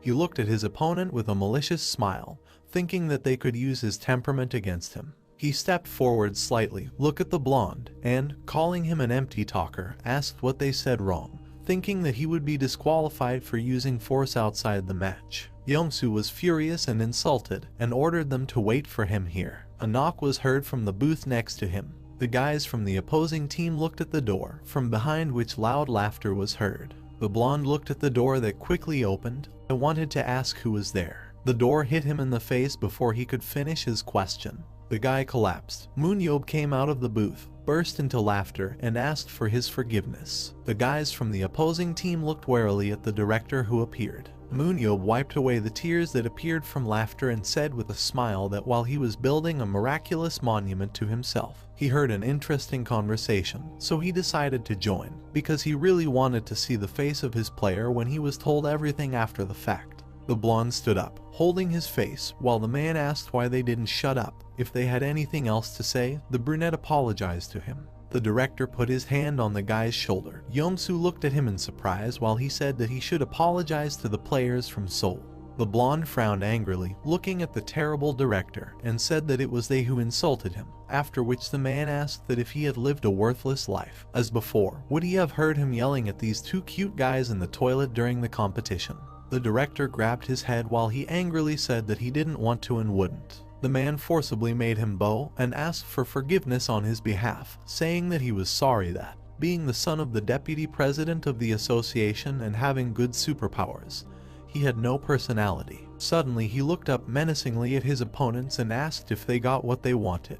He led his player past them, telling them that they needed to prepare for the next round. The guys were watching them leave the toilet when suddenly the director stopped. He looked back at them with a menacing look, holding the door arch, and said that this time they were lucky. The guys looked at him in fear while he said that now the boy was learning to live in a new way, and therefore he would pretend that he had not heard their conversations. The man walked away step by step from the doorway, on which there were cracks and a trace of his hand, saying that next time he would kill them. The whole team gathered near the YSM bench. Youngwon explained that, like in the first game, they would be divided into a containment team, the center of which would be Sonia, in Na, a hunting team, whose task would be to conduct their combat operation. He imagined the coach, the director, and the girl, raised his hand and added that he saw this match as a test of how effectively the tactical weapon called Sonia works. The players silently listened to his words that, of course, he, his coach, and his brother were assessing how well their old tactics would work in the first league.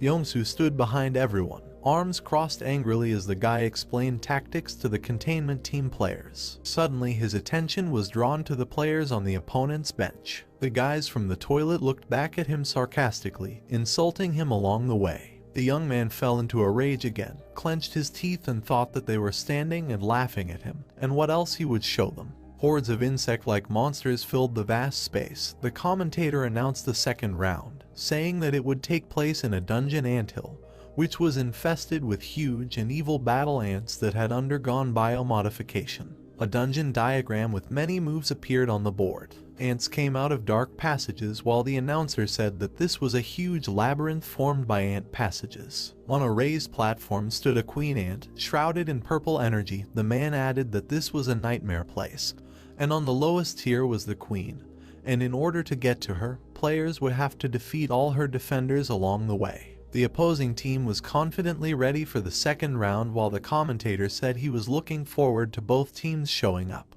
The YSM players also waited with confidence for the round to begin, the blonde man glowing with rage. The commentator announced the second round. The YSM players heard the order to leave for the containment team and confidently ran forward. The containment team consisted of 5 people: Nayeon, Baem, Soonho, Hyuk, and Sania. Youngwon turned around, looking at his comrades who had run away, and told those who remained that since they had already left, he turned to the others and said with a smile that then it was time for them too. The hunting team included 6 people: Youngwon, Yongsoo, Jinsu, Youngmin, Jahoon, and Jeongwon. Monster ants flew in huge heaps. A cry was heard that a flock of ants was approaching, and a bright blue glow appeared among them. Youngwon and Jahoon struck hard, leaving a blue trail. Yongsoo released his fire while holding a spear in his hand. Jinsu and Jeongmin actively fought off the monsters. The captain exhaled tiredly while his comrades fought behind him. Jinsu peeked out from behind his shield, covering his classmate who was slashing at the monster next to him. The body of a huge ant fell to the ground. Suddenly he was pierced by a bright, blinding blow. The players stood in the dungeon and Youngwon, exhaling, asked, "Is it because the ranks of dealers have replenished? The hunt passed so quickly." Then he said, "That was great," and called me to the next zone. Jeongmin raised his hand and, apologizing, told the captain that they were missing one player, to which he asked again in surprise. The guy pointed next to him at the empty place where a rather grinning blonde man had previously stood. The captain asked in surprise where did Young-soo go. Meanwhile, the blonde quickly ran forward. With a predatory smile, he frowned and said that he would show the scoundrels from Seoul what an explosive sphere was, asking how dare they ignore him. Suddenly he looked to the side, where the system reported the sound of a message from Youngwon asking the guy where he was. The blonde pointed his finger at the mute button, not listening to the question of why he didn't come back right away, and the words about what would happen if he continued like this. The guy swore and said that he was only disturbing and would turn off the sound. Youngwon frowned with displeasure, turned his head and held his ear with his fingers, displeasedly asking that he had cut off the connection and threatened that after the match he would teach him a lesson. The captain then told the surprise players that they were continuing the hunt. Their task was still to clear the territory. After 10 minutes, someone's foot stopped decisively. Young-soo stopped, peeking out from the roof of the cave and looking at the players from Seoul. He looked at the guys, one of whom was waving his hand with a shield, giving instructions to the others, and thought that he wondered why they were the only ones here. The containment team should already be here. He looked there excitedly because he planned to join the containment team and launch the explosive sphere from a safe location.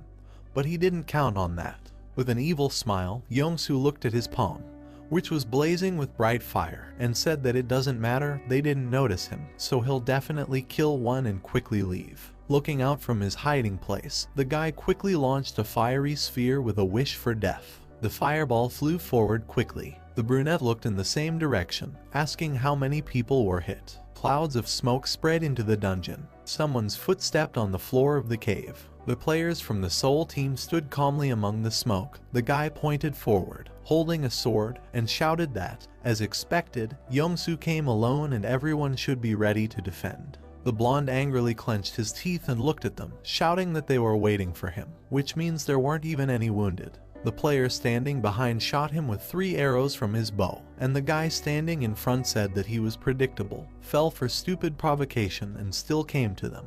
The arrow hit the ground right next to the feet of Young-soo, who jumped back in fear, and the enemy said that everything was exactly according to plan. The blonde looked at him furiously, swearing to himself. He clutched a spear in his hand, looked at how 3 players ran towards him, and the 4th, standing behind, fired arrows at him and cursed. He extended his hand forward, launching a fireball at his opponents. The player covered himself with a shield and the fireball landed behind his running comrades. Young-soo released another wave of fire from his palm.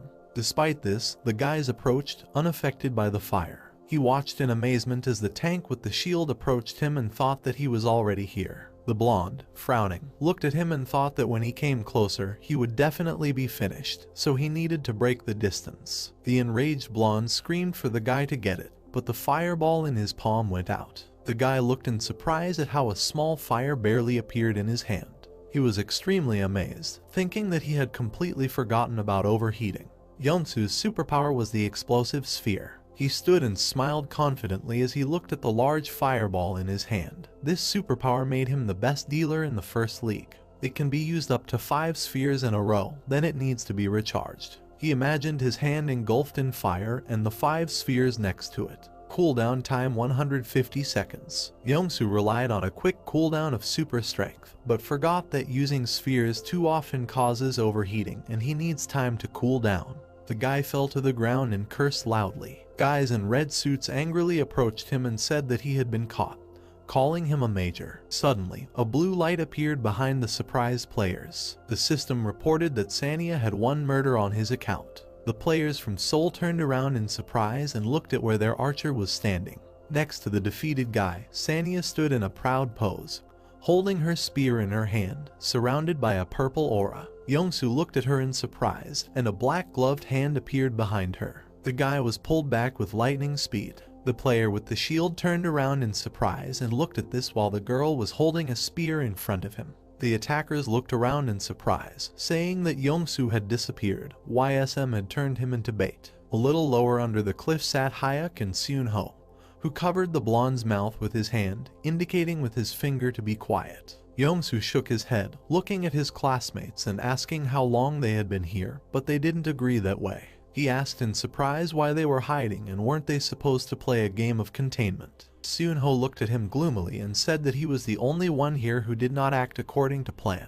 There was silence. Young-soo sat embarrassed because he had nothing to say. The brunette looked at him, and Hayek turned away, humming to himself. Looking dissatisfied at his teammate, Young-soo said that he already thought that he would be killed there. He was cornered like a rat. They should have saved him earlier. Seon-ho replied that they were waiting for an opportune moment. Everyone knew that he would come, both they and their opponents. It turned out that they were sitting on a huge dead ant, and the brunette said that it was a fighting ant, who risked his life to save the nest from destruction. Also knew that he would come. The blonde screamed in fear, pulling his leg away. He turned away and blushed, clearly embarrassed. Then he realized and, turning to the guy, asked again. He says that they were waiting for him to come. The brunette replied that yes, the director told them so. Seon-ho remembered MoonYeob smilingly saying that Young-soo would definitely act like a pig. The guy quoted and said that's it. The blonde grew gloomy, thinking about the team director. He remembered how they walked along the corridor, and MoonYeob walking behind him said that if he was called the weakest dealer in the first league, he would be ashamed to hear such a thing. He approached the guy and, looking into his eyes, said that he has to be patient, right? Although you don't need to think much here, everything is simple. This game is designed on the principle of seek and destroy. If you score a bunch of kill points, you will be a step closer to a career in the European League. Won't he even try? Young-soo gloomily remembered the brunette covering his mouth with his hand, squinting, and asked himself in surprise that he had been playing with him all this time. The brunette looked out from behind his cover, saying that Naeun and Bayam said that they were almost there and would soon join them. Hayek also looked out, and Young-soo turned away gloomily. The blonde slammed his hands on the ground, crawling out of cover as his teammates said that they also needed to go quietly. Rising to the surface from hiding, Young-soo angrily asked if he launched his spheres from here, he could kill many, right?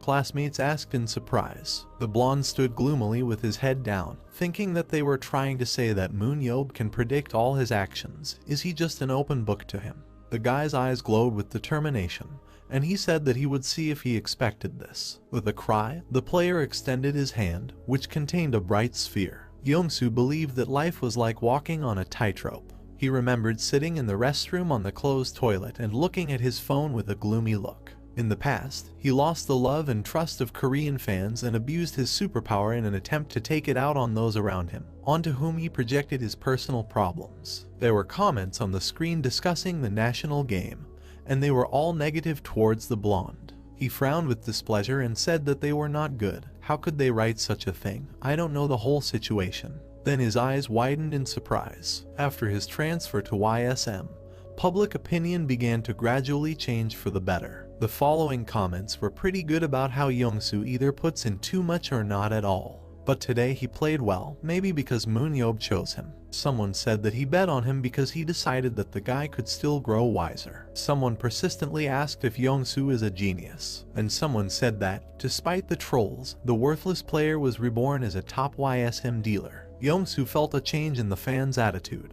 Maybe at some point he lost himself, but he thought quickly as always. He looked forward angrily, holding out his hand, in the center of which was a glowing blue ball. He made the decision immediately. Grab and never let go of the rope called MoonYeob. The guy's hand grabbed the transparent rope. He will take him to the pinnacle of glory. Young-soo's superpower was binding, creating a rope of aura that immobilizes an opponent for up to 5 seconds. Everyone stared in surprise at the guy whose body was tied with ropes. Young-soo stood behind with a satisfied smile, holding the end of this rope in his hand. Sanya heard her name and leaned down decisively, preparing to attack, all glowing with a purple aura. She quickly rushed forward, hitting the tied guy with her spear. The system reported that it had 3 murders. The team's leadership stood in front of a large window, looking at a hologram of a girl with a spear. Gabriel said that in order to help Sanya at that moment in time, Young-soo decided to remember about team play.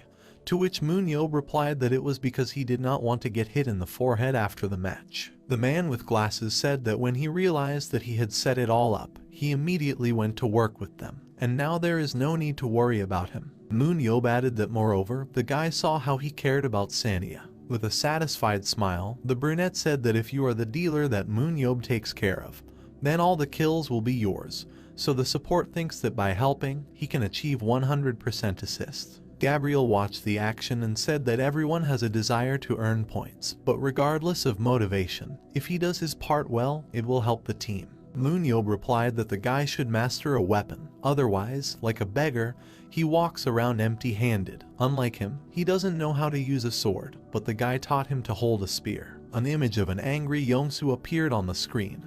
The brunette said that it was better than nothing. MoonYeob looked at him using his super strength. The system reported that Yongsoo is human, strength 60 out of 66, agility 70 out of 73, speed 79 out of 85, endurance 65 out of 68, willpower 28 and 60, skills 68 and 73, 84 out of 85, leadership 11 out of 23, tactics 19 out of 46, super strength, explosive sphere and binding. The team director carefully looked ahead and thought that almost everything except willpower had reached its limit. He didn't even count on leadership and tactics. There is still room to grow, so you need to push the player. However, in the long run it will be better to sell it and find someone abroad like Sanya to replace it. The brunette smiled insidiously, his eye shining with an aura. Yongsoo smiled wickedly, holding a fireball in his hand, and MoonYeob thought that this was not even cheating, since he would train him. The blonde threw a huge fireball. The players shielded their eyes from the fire. The enemy was smoking all over, defeated. Swift strike. Sanya cut the enemy with a spear at lightning speed. The system reported that she had 6 kills to her name. She looked back carefully. The commentator said that the match was over. As they expected, the YSM team won. The players walked around the arena with smiles, waving their arms and smiling at the audience. Sanya showed a folded fist. Yongsoo walked confidently with his arm behind his back. Winner of the first game in the new season of the YSM First League. First match 9-0, second match 4-0. There was a cry about a debut in the First League. The players quickly ran forward. The whole team stood smiling contentedly. Haein looked cute with clenched fists, and Sanya turned forward with a satisfied smile. There were coaches in the VIP zone, and MoonYeob said that children grow up so quickly. He turned to Gabriel, who said that it was all thanks to him, because it was the director who assembled and prepared such an excellent team, to which the brunette smugly said that he was generally great. MoonYeob drew attention to the smiling Jeongmin and said that after Sanya, he is the first one who catches his eye. This guy is developing well on his own. The brunette looked carefully at the guy holding the sword and analyzed his information. He thought that many indicators increased by 2 or 3 steps, but endurance and willpower, which are the most difficult to develop, rose by as much as 5 points, apparently due to observation. The superpower of observation helped to observe the enemy in order to identify his weak points. The team director then turned his attention to Jinsu, who was clenching his fists and thought that he was next. It's nice that the guy from the youth league was not afraid of the professional level and played both matches with dignity. A black-gloved hand pulled back his cheek. Youngman looked at his hand, clenching and unclenching his fingers. His cheek turned red. He said in amazement that this was all for real, although not so long ago he lived like garbage. The guy thought that if he had not met MoonYeob, his life would have been different. The player standing below looked at the brunette standing behind the glass. MoonYeob nodded at him with a smile. Youngman smiled and nodded in response and said thank you. MoonYeob stood with his hand in his pocket and, turning to the man, said that they defeated Seoul BC, and they are a strong team. He asked who is the next opponent. The man replied that these were twin star spirits. MoonYeob asked again in surprise, introducing the mustachioed man, and said that this is the team of that mustachioed man. Hyuk is from there. The coach said it was true. MoonYeob said that he and the coach agreed that he would not send him to evaluate the hospital bed again, and he would sell him the guy at a good discount. Hyuk stood and smiled, and his price was 5 million won. MoonYeob leaned over, annoyed, trying to remember, and said that apparently he hit Moon Sung and how infuriating it was that he couldn't remember. Gabriel looked at him in surprise, and the guy continued that if they had fought, the mustachioed man would have already been feeding the worms. He always forgets about cases of assault. Gabriel was surprised to hear that this would not work. He turned to MoonYeob and asked what he was talking about when the guy asked that this club was good. Gabriel nodded and said that this is one of the contenders for victory. The analysis results show this. The guy shook his head, spread his arms, and said that there was nothing to be done. He would have to pull himself together. The coach assured him that everything was fine. Their players were solid competition, but MoonYeob said that he was the one who wanted to play. The man with glasses listened in surprise that now that they have Hayek it would be unpleasant for him to lose. The hero with the cunning air of a genius declared that they must defeat the twin star spirits. Gabriel wondered what was going on in his head. He said that they agreed that the guy would take the field 3 times, but now, as he understands, they do not take this into account. MoonYeob extended his index finger and said that's for sure, he'll make an exception for these guys. The man asked if he was sure. The guy slammed his fist into his palm, saying, sure. Gabriel looked at him confidently and said that he was worried that it would be too easy for him. He likes it. Dark clouds hung over the White House of Jeho, and the question was heard there, had he lost the seed of Zadrun? MoonYeob, sitting on the sofa, handed the man a jar of purple seed and said that he always carries it with him. But what? The man stared at him in amazement, grabbing the arm of the sofa, and asked if he had flown to Kazakhstan with him, to which he received an affirmative answer. Jeho, screaming in shock, said that he was an idiot. What if the can broke? He presented a news release where the presenter says an urgent message that Zadrun has appeared in Kazakhstan. The investigative team is working to determine the reasons for what happened. MoonYeob put his hands on his knees in displeasure and said that he is not Jeho and would never break him. The brunette asked in surprise when he heard that the World Association wants to buy Zadrun. Clouds hung over the house. A conversation was heard that, of course, where she even got it from, the man was also interested. MoonYeob, hesitatingly, replied that he had picked it up and asked how much they were buying it for. The man extended his hand, saying that he didn't know yet, while they asked to simply keep the goods safe and sound. He said that if a seed is left unattended, it might germinate somewhere and they will get into too much trouble. Does the guy understand that? Does he understand the seriousness of the situation? If something goes wrong, people may die and they will be responsible for it. MoonYeob grimaced in dissatisfaction, absolutely not understanding what his friend was telling him. It was just white noise for him. The guy exhaled irritably, rested his cheek on his palm and asked his friend what he was muttering. Let him go get some air. Jeho threatened him with his fist and said that he would now fly out of his house along with Zadrun.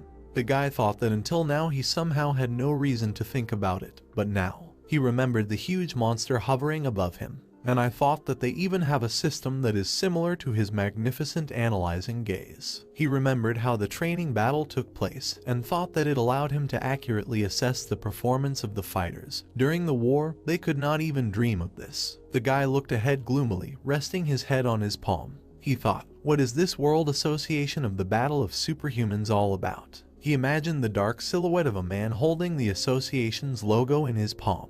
The doorbell rang. The guy listened in surprise. The friends turned to the lit-up DVR screen. MoonYeob asked his friend if they were waiting for someone, to which the man replied that he did not invite guests. Jeho stood up and walked towards the screen. He approached the door anxiously while the guy watched him from the sofa. He asked what happened to the man who froze at the door. The video system screen showed a man standing in front of the door with a pitiful look. It was very sudden. Jeho, alarmed, asked who was there and said hello from behind the door. The man with a gloomy look said that his name was Pietro Ainla and that he was from the World Superhuman Battle Association. A white-haired man stood in the room in front of the surprised heroes and asked to be allowed to introduce himself again.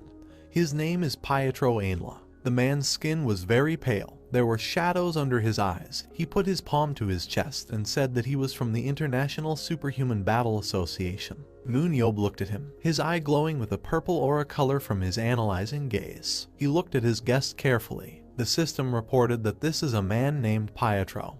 His strength is 53 out of 53. Agility 61 out of 61, speed 58 out of 58, endurance 42 and 42, willpower 21 out of 92, skills 42 and 42, aura 92 out of 92, leadership 9 out of 78, tactics 56 of 56. The superpower was poisonous hands, which made it possible to poison an enemy by touching him with bare hands. MoonYeob chuckled to himself, thinking that it looked like a person, but he was kind of cloudy. The guy was surprised to notice how the man extended his hand to him for a handshake, saying that he was glad to meet you. The brunette looked carefully at the outstretched palm and thought that he had poisonous hands, and he was without gloves. What the hell? What if it was a trap? He grabbed the guest's hand, shaking it, and thought that he would check now. In theory, he should die. Nothing happened. The guy turned around, watching the man shake hands with his friend. He thought that it was okay. He didn't have an evil plan. MoonYeob thought that thanks to his ability, he saw his superpower, and other people would not know anything, until this Pietro tells it himself. The pale man looked at them silently. The guy looked at the men, clenching and unclenching his fingers, and thought that if he didn't poison him, then what did he want? Everyone turned to the brunette, who asked if he was an active player in the battle. The blonde answered in surprise that no, he helped with the dungeons during the war, but that was a very long time ago. The guy looked at his statistics again with an analyzing gaze and thought that it was very interesting. Excluding willpower, all of his abilities had reached their maximum. He thought that superhumans aged more slowly, but this man looked like he was over 50. And how could a superhuman who went through war have such low willpower? MoonYeob carefully looked at the pale man covered in a red aura, whose willpower was 21 out of 92. He imagined a standing Jeho along with his statistics and a young one in armor with statistics that were all at maximum.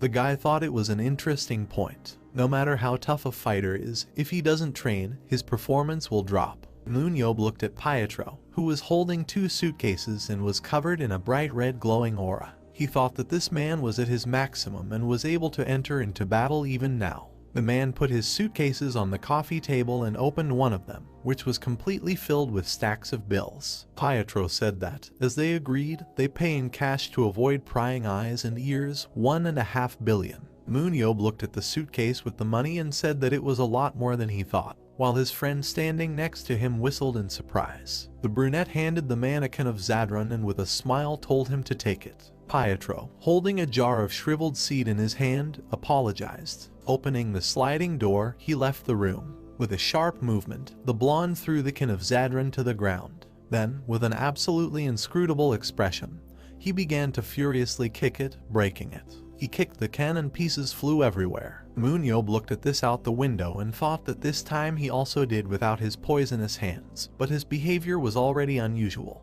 Jeho standing next to him was confused and thought that he seemed to be under a lot of stress. Pietro exhaled, straightened his tie and looked at MoonYeob, who opened the door, saying that the Zadrun seed was finished. On the ground lay fragments of a jar and a sprout, crushed in a puddle of purple sludge. Pietro said that the president of the International Association sent them a message. The men on the porch looked at him in surprise, and the blonde said that the president would like to meet MoonYeob in the near future. The brunette looked at Jeho, who laughed nervously, asking that the head of the International Association wants to meet with this guy. Subtle humor. Then he screamed so that MoonYeob had to cover his ears with his hands, and asked that this was not a joke. He said that the president of the International Association wants to see MoonYeob.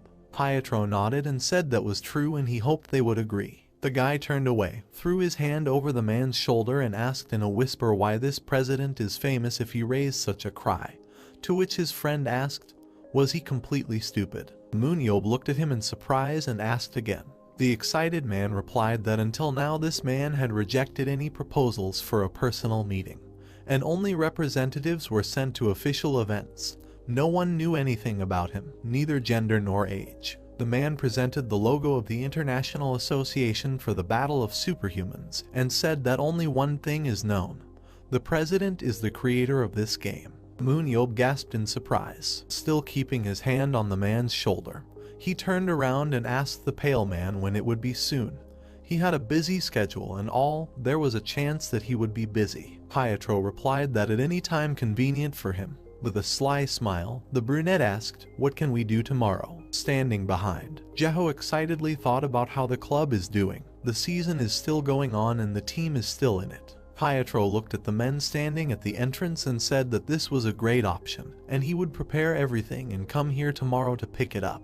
The heroes went out to the road, seeing off Pietro, who got into a black expensive car. MoonYeob turned his gaze to the man standing behind him, who said that he had advanced socially. It was terribly interesting to know what the president of the association looks like. Let him take his autograph. MoonYeob, without turning around, replied that yes, if it was even a person, and that Jeho looked at him in surprise. The guy remembered how the blonde furiously trampled Zadrun's seed and thought that he had good superpower, but he did not use it to deal with the seed and instead trampled it. Seriously looking ahead, the brunette reasoned that for some reason the guest was hiding the fact that he had interesting abilities. This was very suspicious. The guy turned around, telling Jeho to be careful.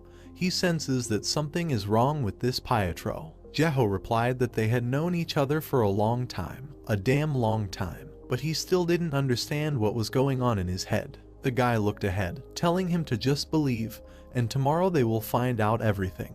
In the darkness of the night, the full moon shone among the clouds. The guy thought that he had to admit that the situation was interesting. The plane landed at Calgary International Airport, Calgary, Alberta. MoonYeob looked around in surprise, walking behind Pietro, and asked that the international organization is located in Canada. Pale replied that they were not in the USA, to which the guy asked why they were here then. Pietro looked at him and replied that they were here because the president was not in the main office. The car stopped on the road among the picturesque snow-covered mountains of Rocky Mountain Jasper National Park. MoonYeob turned to the attendant and asked, "Does the president live in such a place?" The man replied that almost. The guy looked around, thinking that the view was scary, and asked that now they need to climb mountains to meet him. Pietro reached into the inner pocket of his jacket. Finally, he handed the guy a stone with a shining red rune and told him to take it. The brunette looked at the stone in surprise and said that it was a stone of return. He held the stone in his hands, and Pietro replied that yes, the return coordinates are aimed at the place where the president of the association is located. The hero said that this thing is only configured for the dungeon. The blonde spread his hands and said that this is what is commonly believed, but this is a special stone of return that was made here. MoonYeob looked at him in surprise. He thought that he didn't know that there was technology that could reproduce demon artifacts. He imagined a standing demon with a flaming red aura of his hand and thought that, more precisely, he did not know that people had them. Pietro looked at him, saying that if he used it, he would immediately get to the right place. The guy thinks it's interesting that after the dungeon disappeared, superhumans no longer carry homecoming stones with them. He remembered the stone of return with a green rune lying in his backpack, and thought that he had one with him just in case. He would try to trust its words. He looked at the stone that exuded a red aura, said forward. MoonYeob thought that he didn't know where he would end up. The stone in the hand of the insidiously smiling guy glowed red. He strongly thought that he could cope with any problems. The hero found himself on the stone floor in the center of the portal in the form of a rounded symbol with lines and circles. With a smile, he thought it was cool and a cool atmosphere. The guy froze when he felt that a huge monster with claws was standing behind him, draining the red aura. MoonYeob turned around. The monster attacked him with a powerful claw blow, but the guy managed to jump away, dodging and flew far back. Looking decisively at the monster with his glowing eyes, he applied a power boost. The guy's hand glowed with bright purple fire. A purple explosion appeared from the impact, with a decisive blow that left a purple trail behind it. MoonYeob took off the monster's head. Then he turned around, looking at the lying carcass, and said that it was Mant. It was a huge monster with claws that appeared at the end of the war with demons. He remembered that the creatures then felt that the dungeons were becoming smaller, and threw all their strength to get to MoonYeob.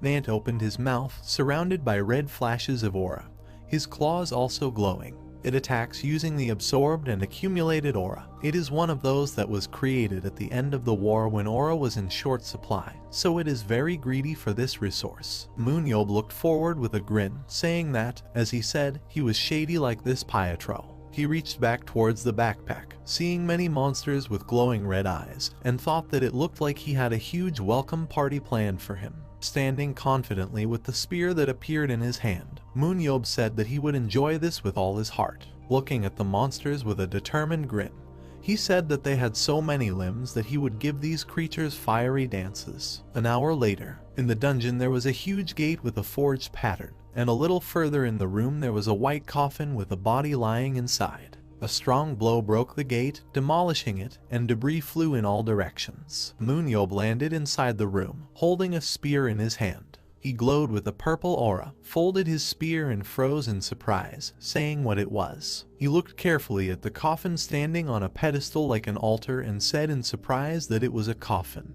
The body lying inside began to stir. Words were heard that a person had been found. MoonYeob stared forward in surprise. The demon rose from his coffin, surrounded by a bright white blazing aura. His eyes glowed and shone with bright symbols. He said that the alarm of the invasion had begun the process of destruction. The bright explosion was so blinding that it threw the guy back. MoonYeob covered his face with his hands, wrinkled in color, and cursed. He looked at the risen demon and asked what else it was, to which the monster said that it was a familiar voice that he had heard before. MoonYeob covered his face and was surprised to hear his name being called. He realized that he knew this demon. A pale, thin hand touched the hood. The guy remembered the battle with the final demon, when many saviors launched bright rays of their power at him. MoonYeob looked at the demon woman with blonde hair who silently looked at him with her black eyes, and he was amazed to realize that this was the High Priest. A white-haired girl, engulfed in a white aura, hovered above MoonYeob. She said that she once actually carried the burden of High Priest. The brunette grimaced, remembering her dressed in a dark cape with a hood, her eyes glowing bright red, and a ball of energy between her palms. He asked her to explain what this form was, noting that she used to have a demonic form. The girl looked at him with an indifferent face and, opening her mouth, called him a rude man, saying that their true appearance is no different from a human, but they change their appearance in order to act more effectively in battle. Holding a folding spear in his hands, the guy looked up at the floating girl. He said that this was an unexpected meeting for him in any case, and he believed that she had died long ago. High Priest replied that she had indeed fallen at his hands once. She lowered her eyes and looked at her palm, on the back of which there was a purple seal, and said that she did not ask for her mission. She said that in order to prevent her demonic essence from returning to the light, someone imprisoned her in this body. The brunette raised the corners of his lips and grinned, asking if she was annoyed. Floating in the destroyed room almost under the flood, the girl said that she did not feel angry. She added that he must give the punishment given by the primordial light in order to punish the retired High Priest. The guy narrowed his eyes and pursed his lips when she said that, on the contrary, she was grateful to him.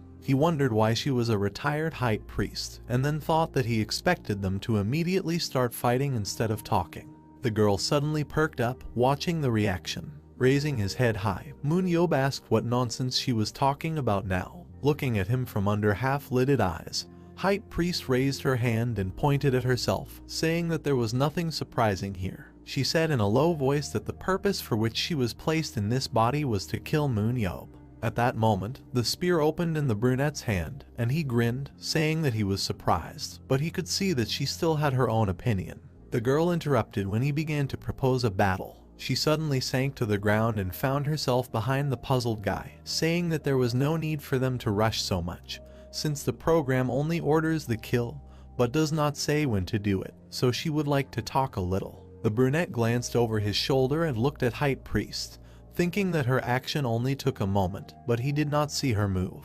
He asked if she could control demons like before. The thought arose in his head that she was a complex monster, even though she was already dead. The girl remembered herself in the past, when she hovered over the undead.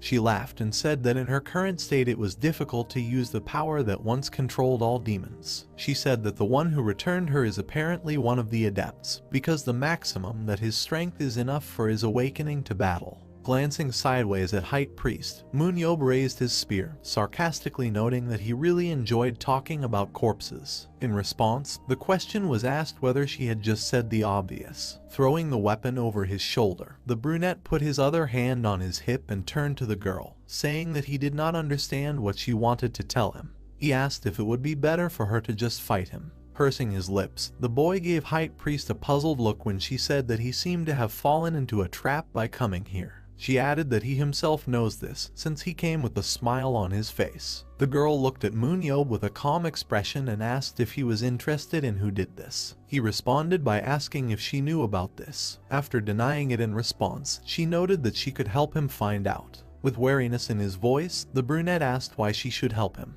Tilting her head slightly, High Priest smiled widely and said that she had already said that she was not angry with him. She added that he had already defeated her once, and even her granddaughter was trying to finish her punishment by fighting again. The brunette grinned, revealing his white teeth, and said that this time he would try to turn her into dust, not a ghost. The girl closed her eyes and hung her head, noting that this was all MoonYeob. Images of demons in capes following the leader appeared in her head. She said she was sure whoever revived her was going to start a war. She added that he distorted the prophecy of the primordial light, and is now pushing her family towards death, and is going to cause a disaster, and this cannot be allowed. Gritting his teeth, the irritated guy pointed at her with the finger of the hand in which he was holding a spear, and asked if she started the war. She said that if she wanted to live in this world, she would have to live among people, although there were many wild areas on the planet. Frowning his eyebrows, MoonYeob looked at High Priest suspiciously when she opened her mouth and said in a low voice that it would be impossible to live among people. He said that they had already learned that their existence together was impossible. An image of a large eyeball, glowing with a violet aura, appeared in her voice. The girl said that before the invasion, they watched them and watched as they fought each other for the sake of peace. Such an eye hovered over the human world while the soldiers were hiding from the tanks, and fire was blazing everywhere. High Priest said that people said that they were born in different places. They said that they had different skin colors, that some had things that others did not, and because of these differences, in a pool of blood lay a dead man's hand. The girl said that they were dying and killing each other, and the demons saw it all. The image of the sun and moon combined into one ball appeared above High Priest's head, and she, flashing her violet eyes, said that demons cannot use aura under the sun, and even in the moonlight only a small part of it is available to them. Pursing his lips, MoonYeob looked at the girl who said that the sun, moon and stars filling the night sky were only getting in their way. She remembered how monsters began to fill the cities and said that under the light of their arrival, they were powerless, but they posed a threat to their existence, and they could not leave it unattended. She said that was why monsters were created that were not limited by this factor and could protect them. MoonYeob held the spear tightly in his right hand, listening to High Priest's words that they did not expect that by bringing aura into the human world, these creatures contribute to the emergence of superhumans like him. Gritting his teeth tightly, the brunette put forward the hand in which he was holding spear and pointed at the girl, indignantly saying that because of this, all of humanity was on the verge of extinction.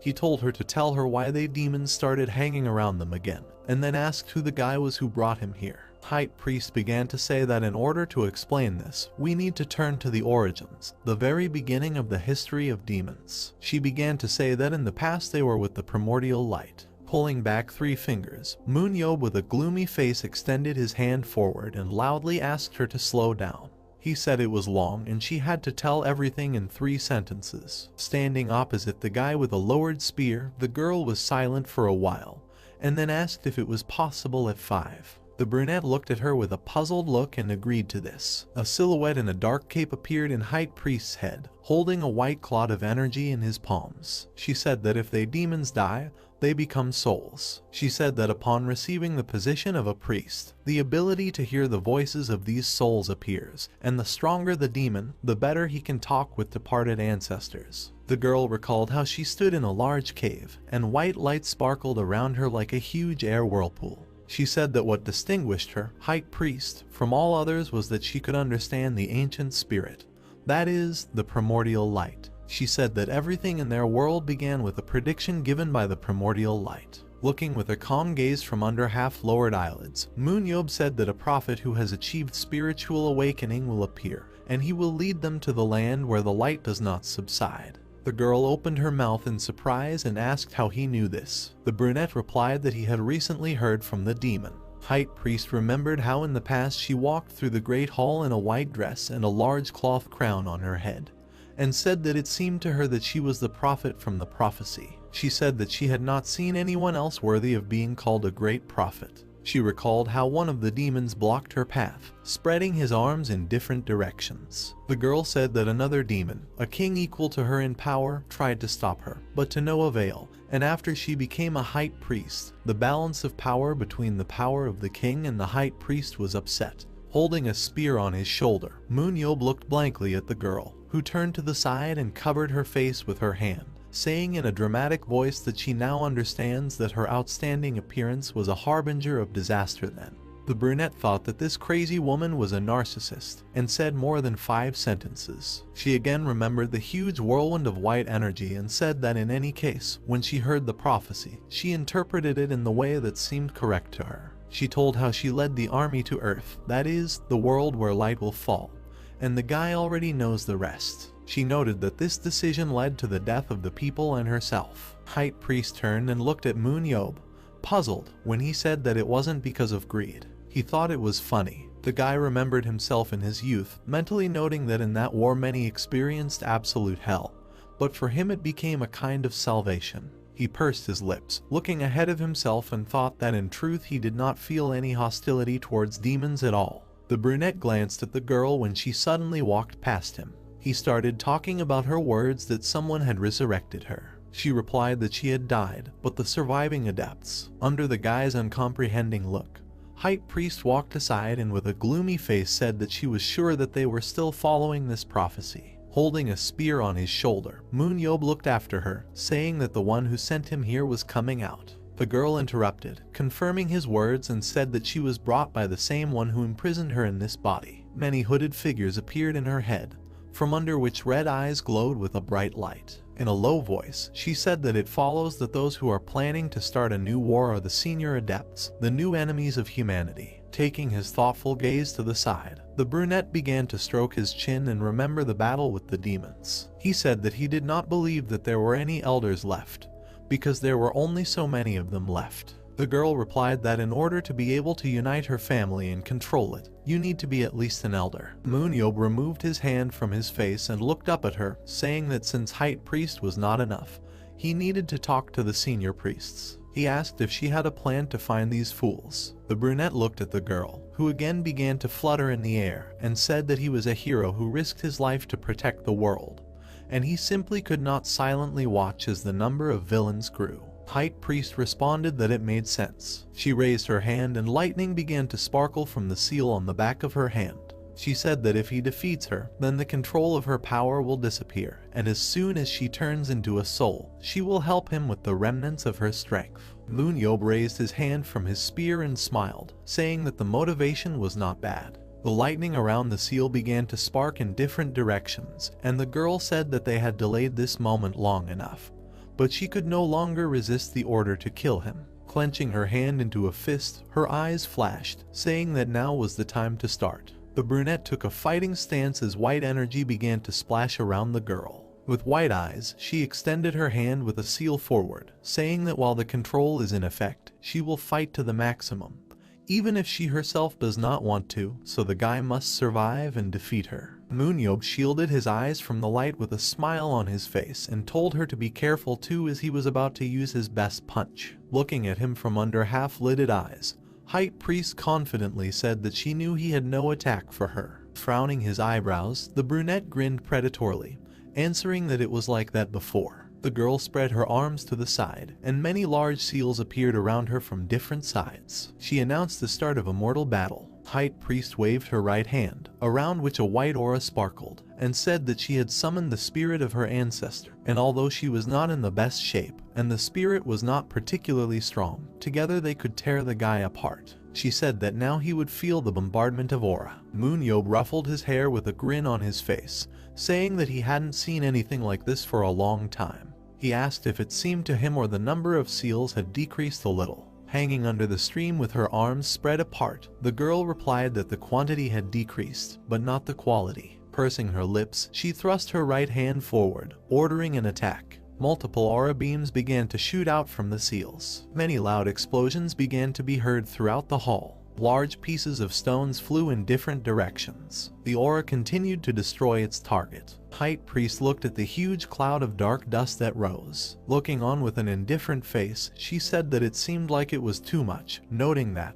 unlike the Holy Land, there was too little space in this place. The male voice laughed, saying that it was very nice to worry. High Priest perked up, peering intently into the dust. As it began to settle, MoonYeob appeared with a spear in his hands, engulfed in a blue aura, and affected by the skill of immortality. Looking up at the girl, the guy grinned contentedly, asking if she was surprised that he wasn't passed out after this. Opening her mouth in surprise, High Priest flashed her violet eyes and loudly asked where a person got immortality from. Clenching one hand into a fist, the girl waved the other and began screaming at the guy that she couldn't believe that he was acting so carelessly while fighting with her. She began to say loudly that even though it was hypothetically possible to reach the highest level in the human body, holding the spear in his hand, the brunette perked up and clenched his teeth tightly when he heard that shooting with an aura could kill even if you were intangible. His eyes widened at that moment, and a drop of sweat ran down his cheek. He muttered that in this case he demanded a cancellation. Looking at the brunette blazing with a blue aura, High Priest loudly asked him to wait and added that the immortal's attack could harm her, so let him remain like this. MoonYeob indignantly asked what she wants him to do. The girl pointed her finger at him and told him to attack her, but not to come under fire, then everything would work out somehow. The brunette clenched his teeth and frowned when High Priest remembered the battle with the heroic family and said that it would be the same as then. The guy confusedly wondered what she was talking about. Veins began to bulge on his irritated face and MoonYeob exclaimed that he would try that. Breaking the remains of the floor with his feet, he jumped straight to the girl, while he, pursing his lips and shining with a blue light, held his spear tightly.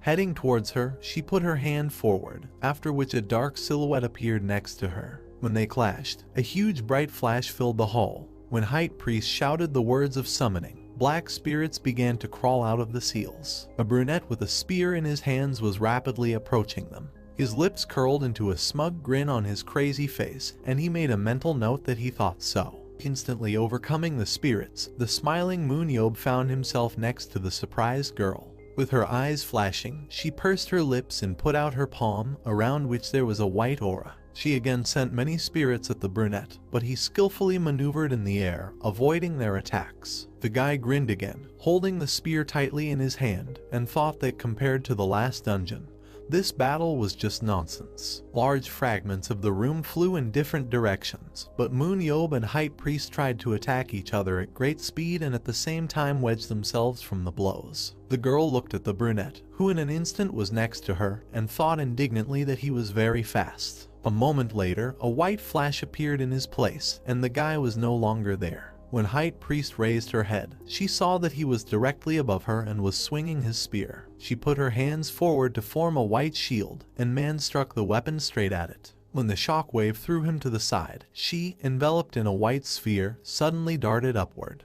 The girl was surprised when she saw that there was a cut on her protective sphere. A moment later, MoonYeob flew right over her head, leaving another cut on her defense. He turned his head back and noted that the fight was a simple matter. Speeding up again, the brunette found himself next to High Priest and exclaimed that they had to finish quickly. While the girl tried to keep her defense, the guy circled around her, turning a stream of blows on the shield. Stretching her arms forward, High Priest gritted her teeth as the sphere continued to be hit with cutting attacks. Suddenly, her shield began to crack. A moment later, it crumbled into many small pieces, and the girl froze in surprise with her hand extended forward. At that moment, her palm was pierced by MoonYeob's spear. She saw that the point was in the very center of sadness on the back of her hand. Suddenly, the mark began to slowly disappear. The guy stood opposite her, holding the spear tightly, while the sun and the rest of the large seals she created also began to evaporate into the air. They landed on the ground at the same time.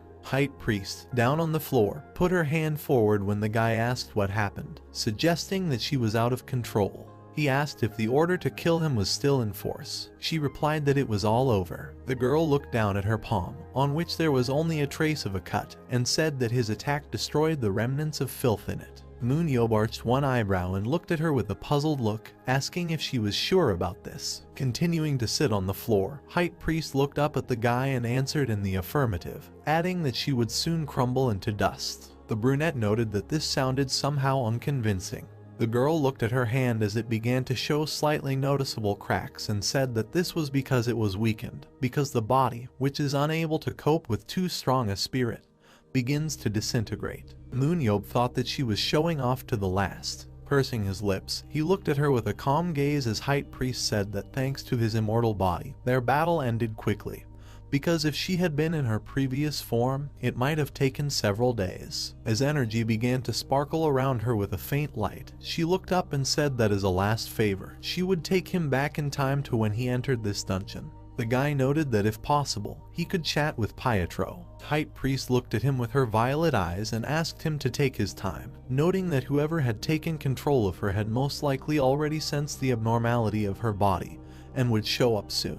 The brunette took a step forward and said that now he understands, because the mind control over her has been destroyed. He came closer and threw the spear over his shoulders, saying with a wide smile that High Priest had promised to get him the president of the association. Sitting in a dilapidated hall, the floor of which had many holes, she replied that she was obliged to stop him so that he would not step onto the narrow path. MoonYeob noted that she herself was barely alive, but was still talking about some kind of battle. He added that if she wanted death so badly, he could even now twist her into a tourniquet. He remained silent with displeasure when the girl smiled maliciously and said in a gloomy voice that she would not talk to him. Suddenly her eyes widened in surprise, and she announced that he had arrived. The two of them looked up as the stream began to crack and glow purple. Suddenly the crack began to move apart at a pace of fingers, after which eyes flashed in the darkness. An eerie voice asked if the magic put into the High Priest's body had evaporated. The guy and girl watched silently as a demon began to emerge from the crevice, saying that this meant that she had fulfilled her destiny, and everything was over with MoonYeob. Suddenly the monster froze and his eyes widened. Senior Priest clenched his teeth tightly, looking at what was happening with shocked eyes, and asked what it was. He had drilling stats that were maxed out, but his skill stat was 94/94 and his aura was 189/189. He possessed the superpower of a medium, which worked from the paper of the dead, as well as the white sparks skill, with which he transformed the white aura under great pressure, releasing white sparks. The brunette looked at him with indifference on his face, holding a spear on his shoulders, while the demon asked in surprise whether even the power of High Priest was not enough to kill him. The guy with a gloomy face remembered Pietro and mentally noted that this monster spoke Italian, and he must be the one who sent that man to him. He smiled widely and began to slowly spank the girl standing next to her with an irritated face on the head. He smugly shouted that he had already killed her 17 years ago, after which he asked did he really think that now he would lose, provided that she was weaker than before. High Priest muttered dissatisfiedly that this was too much. While she tried to remove the brunette's hand from her, Senior Priest hovered over them, saying that this simply could not happen. MoonYeob, looking at his palm, pressed to clench and unclench it, saying that since the demon came here, he should greet him properly. The girl clenched her hands into fists when the guy, with a satisfied smile on his face, said that he needed to be taught manners. She agreed with him. A moment later, the brunette began to glow with a bright blue light, and an aura began to sparkle around High Priest. Gritting his teeth, Senior Priest asked with frightened eyes how a person could reach such a level and acquire immortality. He exclaimed that it was not time yet. A second later, the boy and girl were left standing in an empty room as the demon disappeared and the crack in the ceiling closed. MoonYeob turned his head and looked at High Priest, asking if he had escaped. She replied that it looked a lot like it. She turned away and pursed her lips while the brunette behind her with anger on his face indignantly asked if she would really let him escape and do nothing.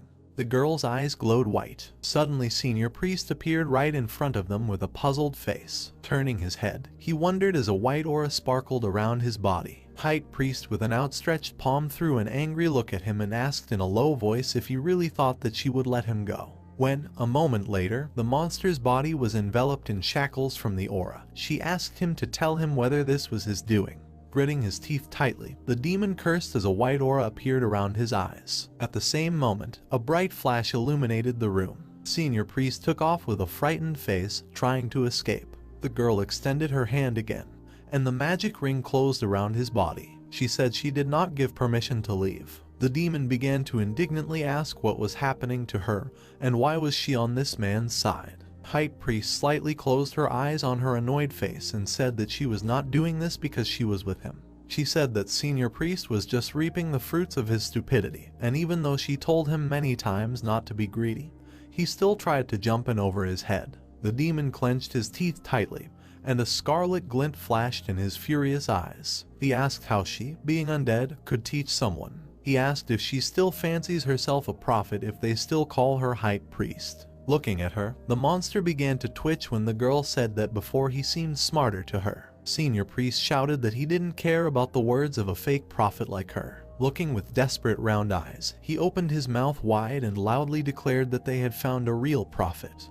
The High Priest next to MoonYeob pursed her lips and perked up, looking annoyed as the demon continued to alarm that this was not a dummy like her, and he was real. A beaten demon with a swollen eye and a huge bruise on his face whined loudly. Addressing the slowly boiling girl who stood near him with her arm outstretched, he shouted that torture would never force him to speak. The white-haired girl nodded when the brunette pointed the spiders at the screaming monster and asked if he could hit him once. Senior Priest exclaimed that they could just kill him. He screamed loudly in pain as a powerful blow landed on his face. When his head suddenly hung lifelessly, the guy clenched his palm into a fist, which glowed with a blue aura, and asked if he had overdone it. High Priest replied that everything was fine. She clasped her hands together, locking her fingers, and said that she would now resurrect him. The monster, which returned to life, screamed and convulsed. His other cheek was swollen, and he looked at the girl with a frightened eye when she said that she was wondering how many such procedures were needed for him to speak.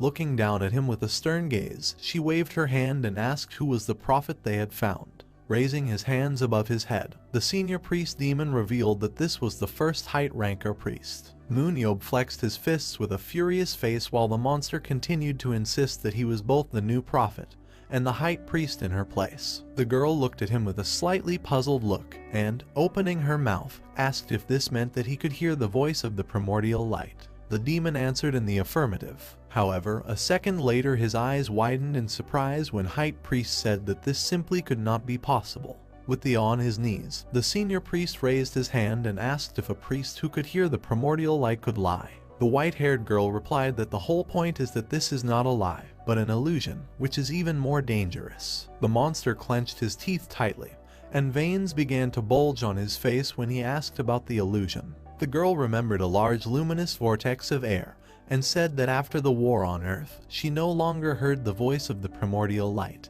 because the spirit could not command them to continue the war. The demon began to scream loudly, telling her to shut up. Standing at some distance from him, White-Haired said that the first height ranker priest is ambitious, so if he is called the village's new prophet, then this is definitely only because of the thirst for power, but if the voice really addressed him, then he was deceived and used it. Height priest with cracks on her face looked with a calm face and asked what kind of spirit they took for the primordial light. The monster sharply clenched his hand into a fist. Chris, that this simply cannot be. He suddenly raised his head and, with a crimson sparkle in his eyes, shouted that the false prophet was blasphemous.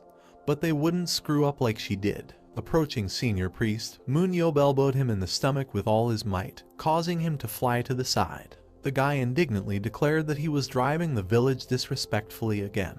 Hitting the wall first, the demon fell to the floor and slammed his face into it. Raising his head, he cast an angry look at the guy and the girl and muttered that they would answer him for this. When his eyes glowed with a bright white light, he shouted that he would take them with him. As the monster rose from the floor with a muffled cry, a sphere of energy began to appear around it. Height priest waved her hand with an indifferent face when MoonYeob took out the stone of return and asked if what he was now going to pour into the mud was dangerous. She asked him not to pay attention to it. A moment later, a bright white flash began to appear from the sphere. At that moment, the girl snapped her fingers and the senior priest disappeared. The brunette opened his mouth in surprise and asked where he went. The white-haired girl answered irritably that she didn't know, because she simply moved it to another place so that it would explode there. She turned to the guy who stood with the magic stone in his hands and waved her hand, saying that since they were finished, she sent him back. Height priest perked up in surprise when the guy asked about her. She clarified what he meant. Looking at the smiling MoonYeob, she began gesturing with her hands and saying that if she left this body, it would be captured, so she would simply self-destruct. The brunette asked if she wanted to see the sky if she didn't care about dying. Looking at him with puzzled eyes, Height priest asked about him. Satisfied MoonYeob with a wide smile on his face asked that since this is the end for her, why not see the earth on which the light will fall? He handed her the hearthstone with a grin and said that if he was worried about her body being used, he would call the Shirin and she would incinerate her at the first word. The girl froze, her violet eyes wide open. She thought that he was offering to take her to the ground where the light would fall. Closing her eyes, Height priest raised her hand to her chin with a soft smile and thought for a moment. She mentally noted that he was just like a prophet, baring his white teeth. The brunette smiled contentedly when she noted that he was not all right in his head. He asked whether she was coming or not. Height priest placed her palm on the glowing hearthstone. A bright emerald light illuminated the room. The girl thought that she was going to sacred land. Among the forest trees, under the afternoon sun, a man's voice was heard, saying that he sent MoonYeob to the dungeon without difficulty. Pietro stood on a piece of bare ground, saying that in the end it turned out to be easy, but he could not leave the feeling that something was wrong. He noted that he tried to be as careful as he could. The man exhaled noisily and closed his eyes, saying that he was lucky that the brunette thinks not with his head, but with his muscles. His eyes widened in surprise when he heard a loud male voice ordering him to repeat those words. He raised his frightened eyes upward and saw two human figures lying directly on his head.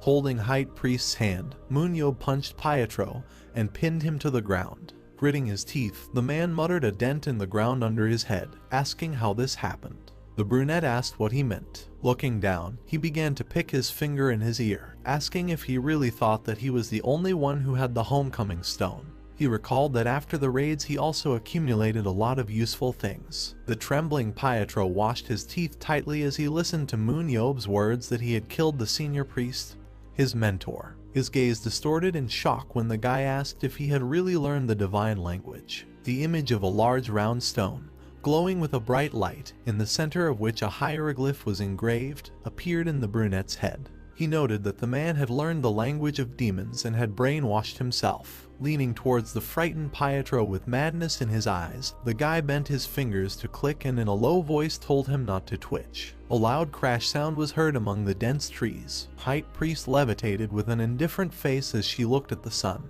Watching the many white clouds, she noted that there were blue skies and sunlight. She turned her head to the side when a guy stopped next to her. Seeing Pietro's body lying on the ground nearby, a pool of blood pooling under his head, she turned away and muttered that it was all over. MoonYeob asked how she was feeling. Peering into the blue sky, the girl said that it was very unusual for her that the light was so warm. She noted that she thought her body would collapse, but it was rather strengthening.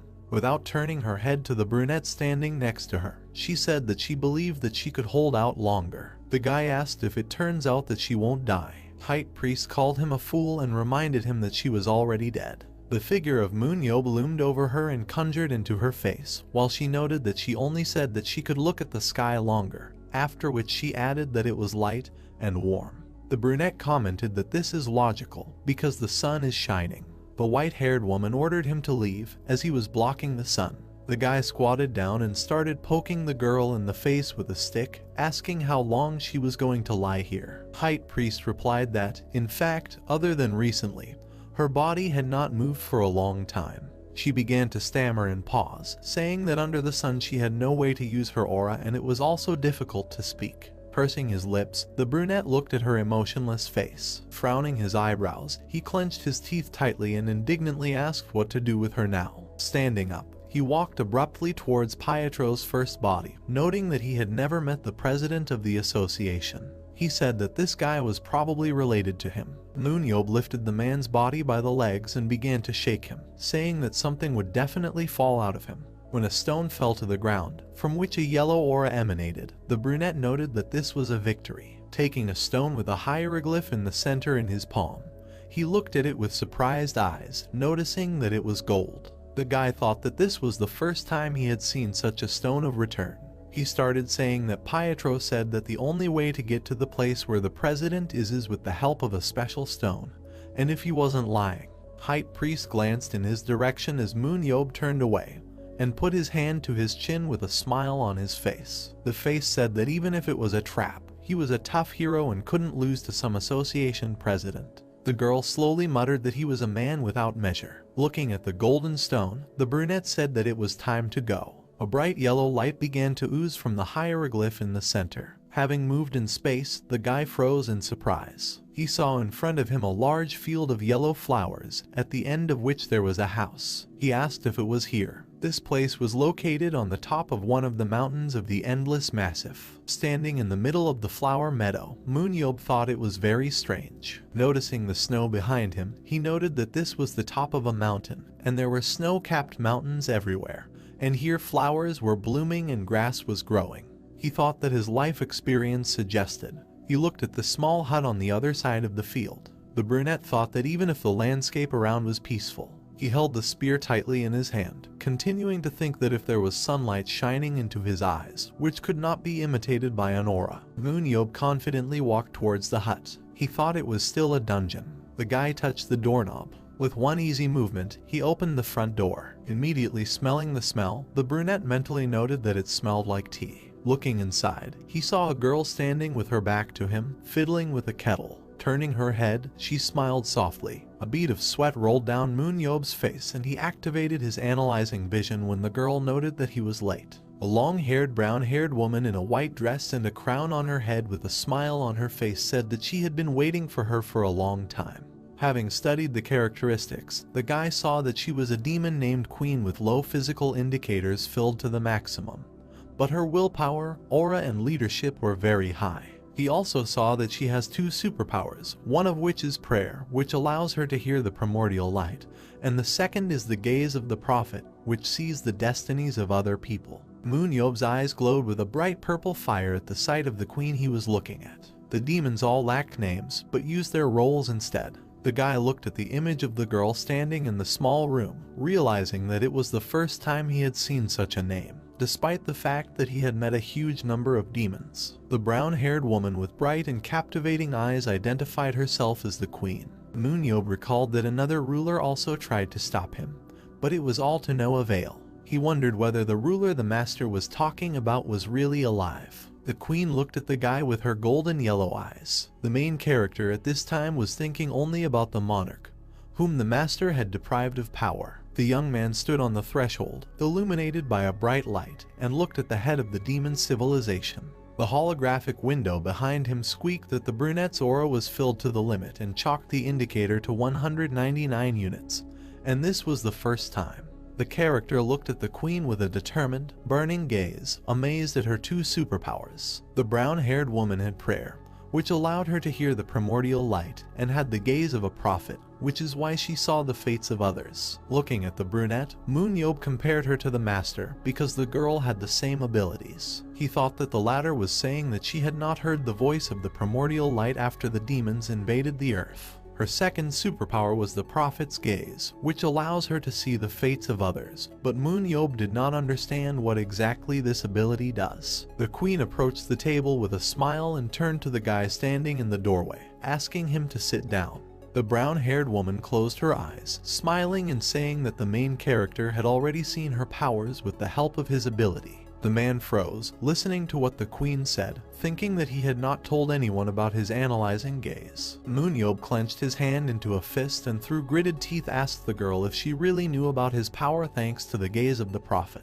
The queen grinned and agreed. Smiling widely, she said that she was waiting for the guy. Sweat ran down the man's face when he heard these words, and the hero turned questioningly to the girl. Taking a cup of tea and taking a sip, the brown-haired girl asked MoonYeob if he had ever wondered how he managed to survive the last dungeon. Opening her bright gaze, the queen confirmed that it was she who sent the hero back to Earth. Then he despaired, sitting in the dungeon, with no hope of surviving.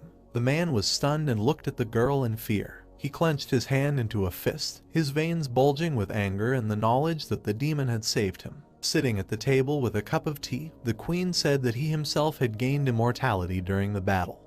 But if not for her, he would have been stuck between the worlds. MoonYeob didn't believe that this was possible. Pointing his finger at the brunette, the character angrily said that it was he who destroyed the holy earth for demons and killed a bunch of fellow tribesmen, so the girl should have no reason to save him. Opening her mouth and looking at the hero, the woman said that she had read fate when his team was destroying civilization. With a burning gaze and gritting his teeth, he was ready to destroy everything, because he is a savior. He destroyed what had been built for centuries, but such a role was destined for him, although it was hard to accept the fact that the mission was a destroyer. But the queen could not miss the slightest opportunity. Looking at MoonYeob, the brown-haired woman said that a prophet who had achieved spiritual awakening would appear, and he would lead them all to the earth. MoonYeob listened to this with a straight face. Looking at the wall with the clock, the queen said that she also knew the last part of this prophecy. It said that evil will enter through an open door. This is why the prophet must prepare a savior. The girl calmly lowered her gaze after saying this. Sweat ran down her face when she heard the guy ask if she was really a prophet and not a master. The main character stood resolutely at the table and listened to the brunette, who said that thanks to the gaze of the prophet, she managed to see the savior and it was him. MoonYeob sat on a chair and lowered his head, saying that he did not believe in prophecies, so it was better for the queen to say what she wanted. Looking coldly and indifferently at the demon, the hero listened to her speech that the senior priests are not those who enter through the open door. In this bright and calm world, as it turned out, evil has not yet shown itself. Many demons exist, but none of them have manifested themselves. Looking at her reflection in a cup of tea, the queen said that she created the battle of superhumans because she hoped that the superhumans would not forget how to fight with her. The girl sat with her head down. MoonYeob looked at her and realized that she was fighting for humanity, and for this she went against her fellow tribesmen. Crossing his arms over his chest and gritting his teeth, MoonYeob replied that he did not believe in predictions.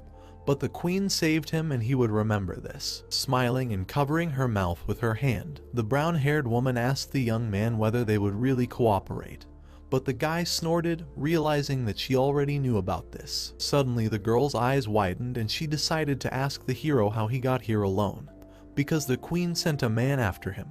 The main character laughed, realizing that the guy was from her. A bright glow fell to the ground, illuminating the wooden house with its last rays. Pietro sat in front of the queen and looked at everything that surrounded her with a glassy gaze. She didn't understand where she was, asking if she was really in a dungeon. The girl talked a lot and MoonYeob covered her mouth with his hand, asking how long the girl had known her. The queen replied that Pietro was a human, but he helped her, even knowing that he was dealing with a demon. Putting his finger to his temple, the main character asked her if the queen could not have stopped the senior priests earlier, but the girl answered that this was impossible. Suddenly Pietro threw the guy's hand away and said that as far as she knows, before the queen did not have such powers as she does now. Laughing and closing her eyes, the queen said that it was so, because she began to listen to the speeches of the primordial light 2 years before the sacred land disappeared. This woman's life was in the hands of the master, so she hid it from everyone. Sitting on the floor, Pietro apologized, saying that she herself was not a real magister, let alone a prophet. But it was still her fault. Smiling, MoonYeob approached the crying girl and said that she was really to blame. Pietro turned to the brunette, saying that now she is ready to help, because there is something special about the evil of the prophecy. The girl reported that before the 7 people arrived in their world, Pietro was close to hearing the voice of the primordial light again. Plunging more and more into darkness and prayer, she managed to tune into the rhythm of the original source. Tearing through the darkness, she strove for her goal. Looking at all this, Pietro believed that she would reach the original light. Her body was surrounded by a white sphere and she was flying down. Suddenly, a sphere emitting emerald light appeared above her. A voice suddenly appeared in the girl's head, asking her if she was looking for him. She began to head towards the green light, listening to the voice pulling her. The sphere was already close enough to her, and if Pietro didn't know what the true primordial light sounds like, she would have believed that it was talking to her. MoonYeob and the queen listened to how Pietro was close to this light and sensed the dark energy behind it. The main character opened his mouth in surprise and gasped. Getting up, he asked Pietro if the older priests really took this for the primordial light, and the girl agreed with the young man. The man smiled, showing all his teeth, and said that then they would be able to find the light and destroy it. Both girls looked at the guy's bestial grin and his determined gaze. Pietro grabbed her face with her hand, offering to find out what it was first. On a dark night, Pietro lay in the meadow near the house and looked at the stars. MoonYeob appeared behind her and asked her what she was doing, and the girl replied that she was counting the stars. Looking at the girl lying in the flowers, the guy said that she had been lying here for 6 hours already, but Pietro noted that the guy himself did not see the beauty in this. The main character stood in the night opposite the lying girl and suddenly replied that the view was really not bad. The man was furious, looking at the girl and not understanding how long she would lie here. But suddenly Jeho appeared in his head, saying that MoonYeob himself could watch the drama for 10 hours. At this very time, Pietro looked at the starry sky with an enthusiastic gaze. But suddenly she stood up abruptly, which made the guy scared and asked her what happened. The main character became wary when the girl said that someone was coming here. MoonYeob pulled his hand behind his back, wanting to feel the spear, but he got scared and realized that he had not taken it with him. At that very second, Pietro and MoonYeob were surrounded by people in black capes, illuminating the guys with red light. Demonic creatures looked at people from under the hood, saying that the land belonged to the queen. The main character casts a serious glance in their direction, bends down slightly and uses the strength enhancement skill, causing his hand to flare up with a purple aura. He asks them about who they are. but they didn't even pay attention to him, and one of the demons with the most peaceful voice says that it is very beautiful here. Two of them took off their hoods and began to smile widely and admire, and their leader turned around and looked at them. A dark-skinned man with purple hair mentioned that this is where the queen lives, and his green-haired comrade mentioned that this is the land where light falls. The protagonist extinguished the flame in his hand, and there was absolutely no emotion on his face. His white-haired companion also took on an absolutely indifferent look. MoonYeob remained meaningfully silent, and she said that it seemed that these were not related to the senior priests, to which he replied in the affirmative. The leader of the arriving gang waved his hand, blocking his comrades, and at that time they were holding hands in fear. The hooded demon recognized the main character, and the demons standing behind him echoed him and mentioned that the master was next to him. We see everything that is happening from above. They are at a distance of several meters from each other. Mick mentioned that they knew him, and immediately after he introduced himself again and said that he was the same person who destroyed the last dungeon, to which the white-haired woman asked him if he wanted attention, and asked why he was telling them this. The human and demon couple looked at each other angrily. The grand priest sat on the grass in a butterfly pose, and the hooded demon became agitated. They quietly argued among themselves, and the demon said that he had heard about how the queen invited MoonYeob to her place. The hero tilted his head a little to the side and looked towards the house. He asked him if he knew about this and immediately after assumed that he was her servant. Although she was fine, not many ordinary demons survived. Afterwards, with the most calm face possible, he was going to say something. The pair of demons shook terribly in fear, which irritated their leader. The protagonist asked why he brought these two with him. He, in turn, slightly spread his arms to the sides, while the savior put his hands in his pockets and looked at him. Pale Skin said that he found them wandering aimlessly around the world and said that they planned to live in a residence provided by the queen. In response to this, the hero asked if there was separate housing for demons. Black-Eyed got very angry and said that he was not going to talk about it, regardless of the fact that they were called by the queen herself. He is still the one who destroyed their sanctuary. To which MC's girlfriend said that more was prepared nearby one room. MoonYeob turned his head in her direction, and she continued talking and said that the room was probably just for them. The main demon became indignant and looked at both of them and asked why the master was on the side of this person. The hero asked her if this case would be the same, to which the girl said that she was already used to this. She pointed her finger at him, imagining his appearance, and said that it would take too long to tell, so they should immediately get to the main thing. She asked him if he had the ability to observe, and also added that the face sees it. The protagonist applied an analyzing gaze while the girl sat on the grass. She said that he has one unique ability. We see him looking through the statistics of this demon and see that he is very puzzled. This demon is an observer. He also has a special skill called materialization. MoonYeob opened his eyes wide and thought that this was an excellent ability. He opened his eyes even wider and thought that he was an observer and at the same time had a skill that allowed him to create objects. At the same moment he grabbed him by the collar, which surprised him, and asked him if his name was Observer.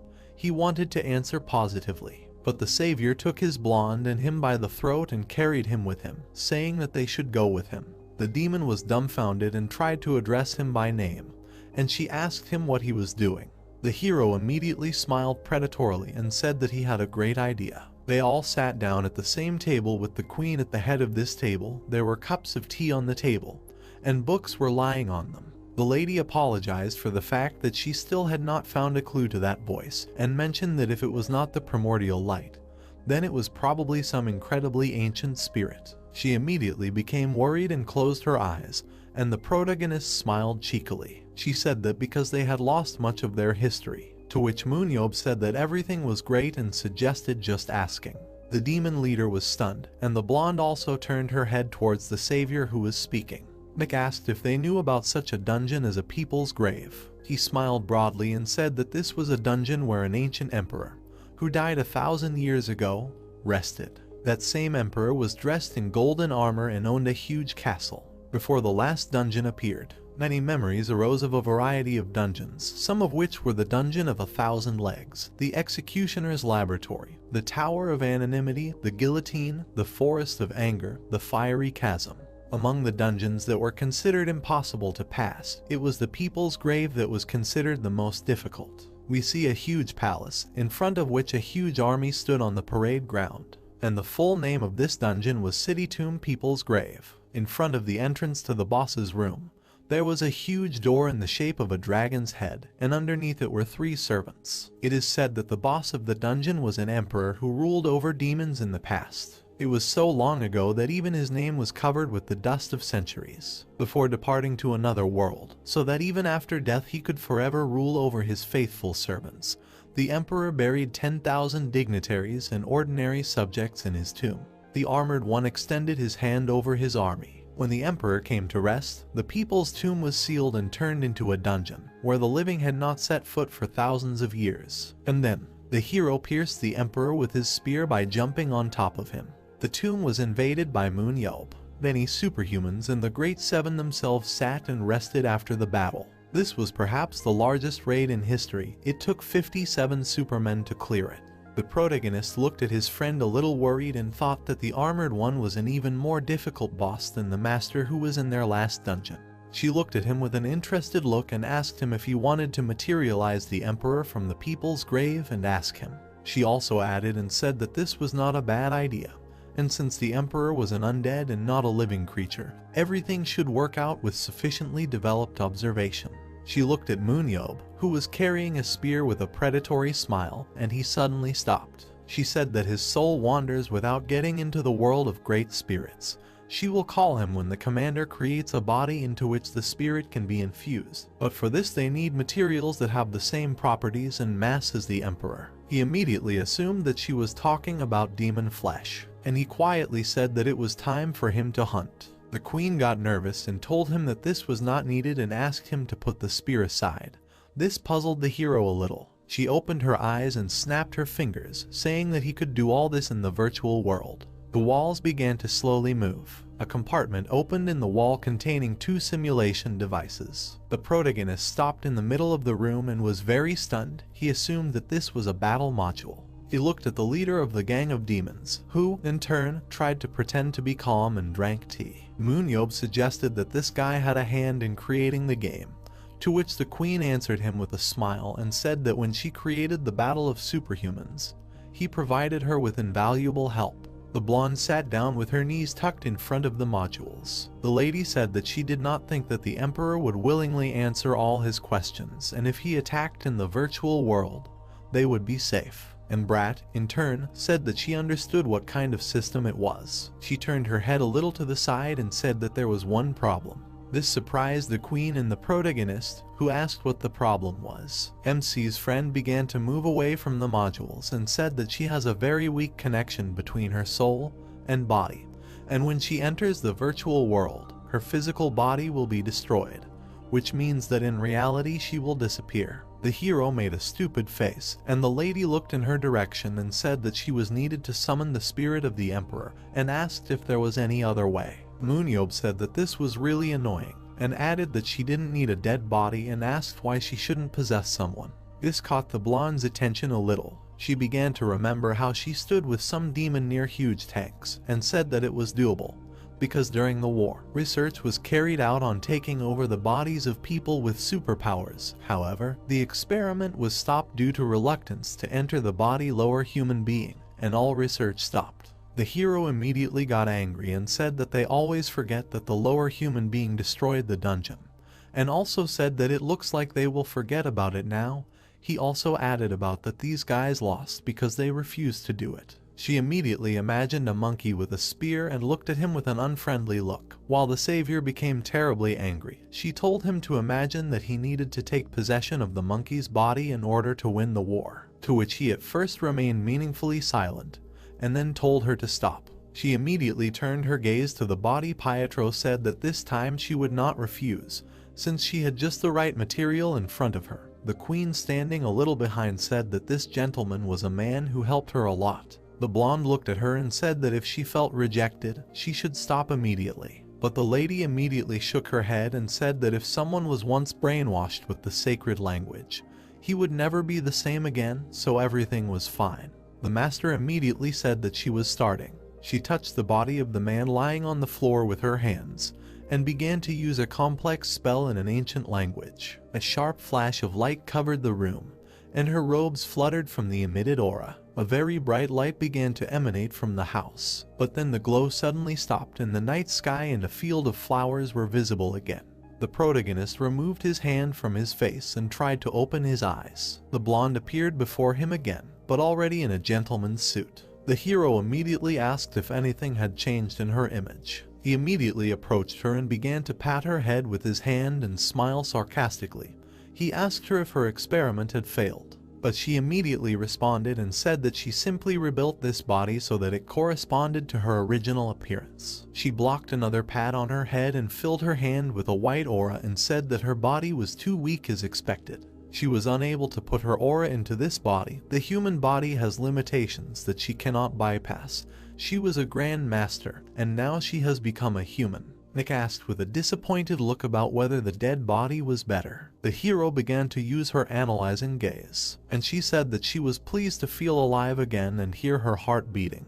At that time, her stats indicated the name of the owner of the body, the race of a person, and all her characteristics were at the maximum level. And the superpowers changed to teleportation, meditation, summoning the spirit, and striking the spirit. The girl escaped from under his arm and quickly walked away, and he stood with a slightly puzzled face. He thought that she was a little on fire. In turn, she said that everything was wonderful. She immediately went out into the field, and the hero and the queen stopped on the porch. She said that now that she could walk freely in the sunlight. She stopped in the middle of the field and said that he should give her one day. She turned around and looked over her shoulder, saying that she needed time to get used to this body. He immediately looked at her with the most disapproving look, pursed his lip and asked what it was that she had. And at this time, this incredibly sweet girl, with a slight blush from embarrassment, looked at him with her deep violet eyes, and held, with her pale, and at the same time slightly reddened hands at the tips of her fingers, a small toy snowman. She immediately hid it behind her back and said that she just went outside, because she needed to get used to it. And he said that he had already seen everything, so there was no need for her to hide it. He took her by the arm, and the snowman remained lying on the ground and a small tear flowed from him. He told her to throw it away and quickly go, and she, upset, told him that she was already on her way. It was a forced arrest and delivery to the house. They both sat down in the modules. The blonde was already sitting in the helmet, and MoonYeob raised the helmet above his head and told them to start quickly. The module began loading information about the hero's avatar, as well as about Pietro's avatar. The protagonist smiled widely, and the girl sat as calmly as possible. The people's grave began to enter the dungeon, and they began to be sucked into a huge tunnel. They found themselves in front of the entrance to a huge castle. The hero was immediately surprised and asked where the monsters were, and his companion answered him that there was no need for them. The queen appeared in front of them in a projection on the screen and told them that they were absolutely faithful. They had only recreated the emperor, so they could enter the boss's room as is. But immediately remembering him in the form of a ruler, she told them to be careful, because the emperor refused to be a great spirit, hoping to gain eternal life. And during his lifetime he was so evil that he killed 10,000 of his own kind, and if he did not go to contact, then she hopes for the protagonist. She smiled softly and told him that she had changed his avatar so that he could use it without any restrictions. He immediately smiled widely and began to flex his fists while holding a spear in his hands. He asked if he could fight as much as he wanted and said that in that case he agreed. They began to enter the dungeon and the lady said that she hoped that everything would go as smoothly as possible. The couple walks along a long corridor to the boss's door and the lazy man turns to the girl and mentions that the emperor is very cool and asks if the two of them can defeat him. She told him that if he was going to hit the boss's soul directly through his spiritualization, then it would work because the most vulnerable part of the undead was the soul. He walked dissatisfied behind her, and she exhaled and said that a person who has entered the kingdom of spirituality does not even know this. The hero immediately called her brat, a know-it-all. They appeared in front of the huge door of the hall. The protagonist immediately asked her if the demons sent a research group to the people's grave, and she replied that they wanted to study the evidence of ancient history preserved in it to this day. But alas, and he immediately said that they had won. She said that this happened only thanks to their expedition. They were lucky enough to take advantage of the moment of the weakened power of the imperial people's grave, and then she mentioned that the entrance was right in front of them. To which the savior, with a distant look, remained meaningfully silent and thought that he was the man who developed the strategy for that campaign. They both put their hands on the door of the hall, and she asked him if he was ready. He replied that he was ready. When the door opened, the light covered the emperor who was in the distance. She said with horror that this was legs covered with golden armor, covered shoulders, a helmet that has a T-shaped hole. He sat on a huge throne. Half of his helmet was covered in dust. They realized that this was the emperor. The spirit of the emperor responded somewhere in the distance. He was on a piece of rock and sat on a throne. He said that his duty was to be a good ruler. He makes absolutely no movements. He said that only he can protect this world and its inhabitants. His eyes suddenly lit up again. He ended the sentence by saying that he can protect from evil. He began to rise from the throne. He grabbed his sword. Right after the second one, he immediately jumped up from the very top of the hall and landed in front of them. He stood up to his full height and covered himself with an aura. And the hero with a dissatisfied face said that everything was as he thought, although in front of them there was just a shell. But he posed a serious threat. The armored one immediately exploded his aura, releasing waves and causing the couple to stagger. The blonde covered herself with a white aura, and the protagonist immediately got into a fighting stance and said that this was not a big surprise for him and that he would deal with this pile of iron, and then loudly asked her to find the soul of this dude. She said with a calm face that she would try to hurry up. The savior's eyes turned white and he entered combat mode. The emperor pointed his blade at him. They abruptly jumped out of their seats. Two grandiose men clashed in a duel, their collision causing crevices to appear on the floor. The director began to worry a little and said that he was quite strong, but he was cooler and now he would beat this thug with special grace. While the battle is taking place between them, the beauty, surrounded by a white aura, stands facing them. She closed her eyes slightly and said that it was time for her to start searching too. She sat in the lotus position with her hands folded. An alchemical circle appeared behind her. An eye seal appeared on her forehead. She burst into the space of souls and tries to appeal to the emperor. Among the many pieces, she imagines him as a ruler and calls out to him as one who had more power than anyone else. She imagined him with his back turned and called out to him as one who refused to accept death and let go of his ambitions. The last call to him was as one who was a willful tyrant, who unconditionally believed that he was right. Then she opened her astral eyes and said that she had found him. Her body began to slowly descend towards the wreckage on which the emperor was sitting. He looked at her aggressively and asked who she was. She, being at a distance from him, said that she had come for him. She opened the door to their world for him and told him that she was here to return something that belonged to him. He immediately began to rise from his seat and said that this was his body. He immediately jumped towards the open door. The beauty immediately told MoonYeob to be careful with his worried face. The hero's face immediately changed. He looked up and noticed something. He somehow managed to jump away from the place where a huge golden pillar of aura hit the area.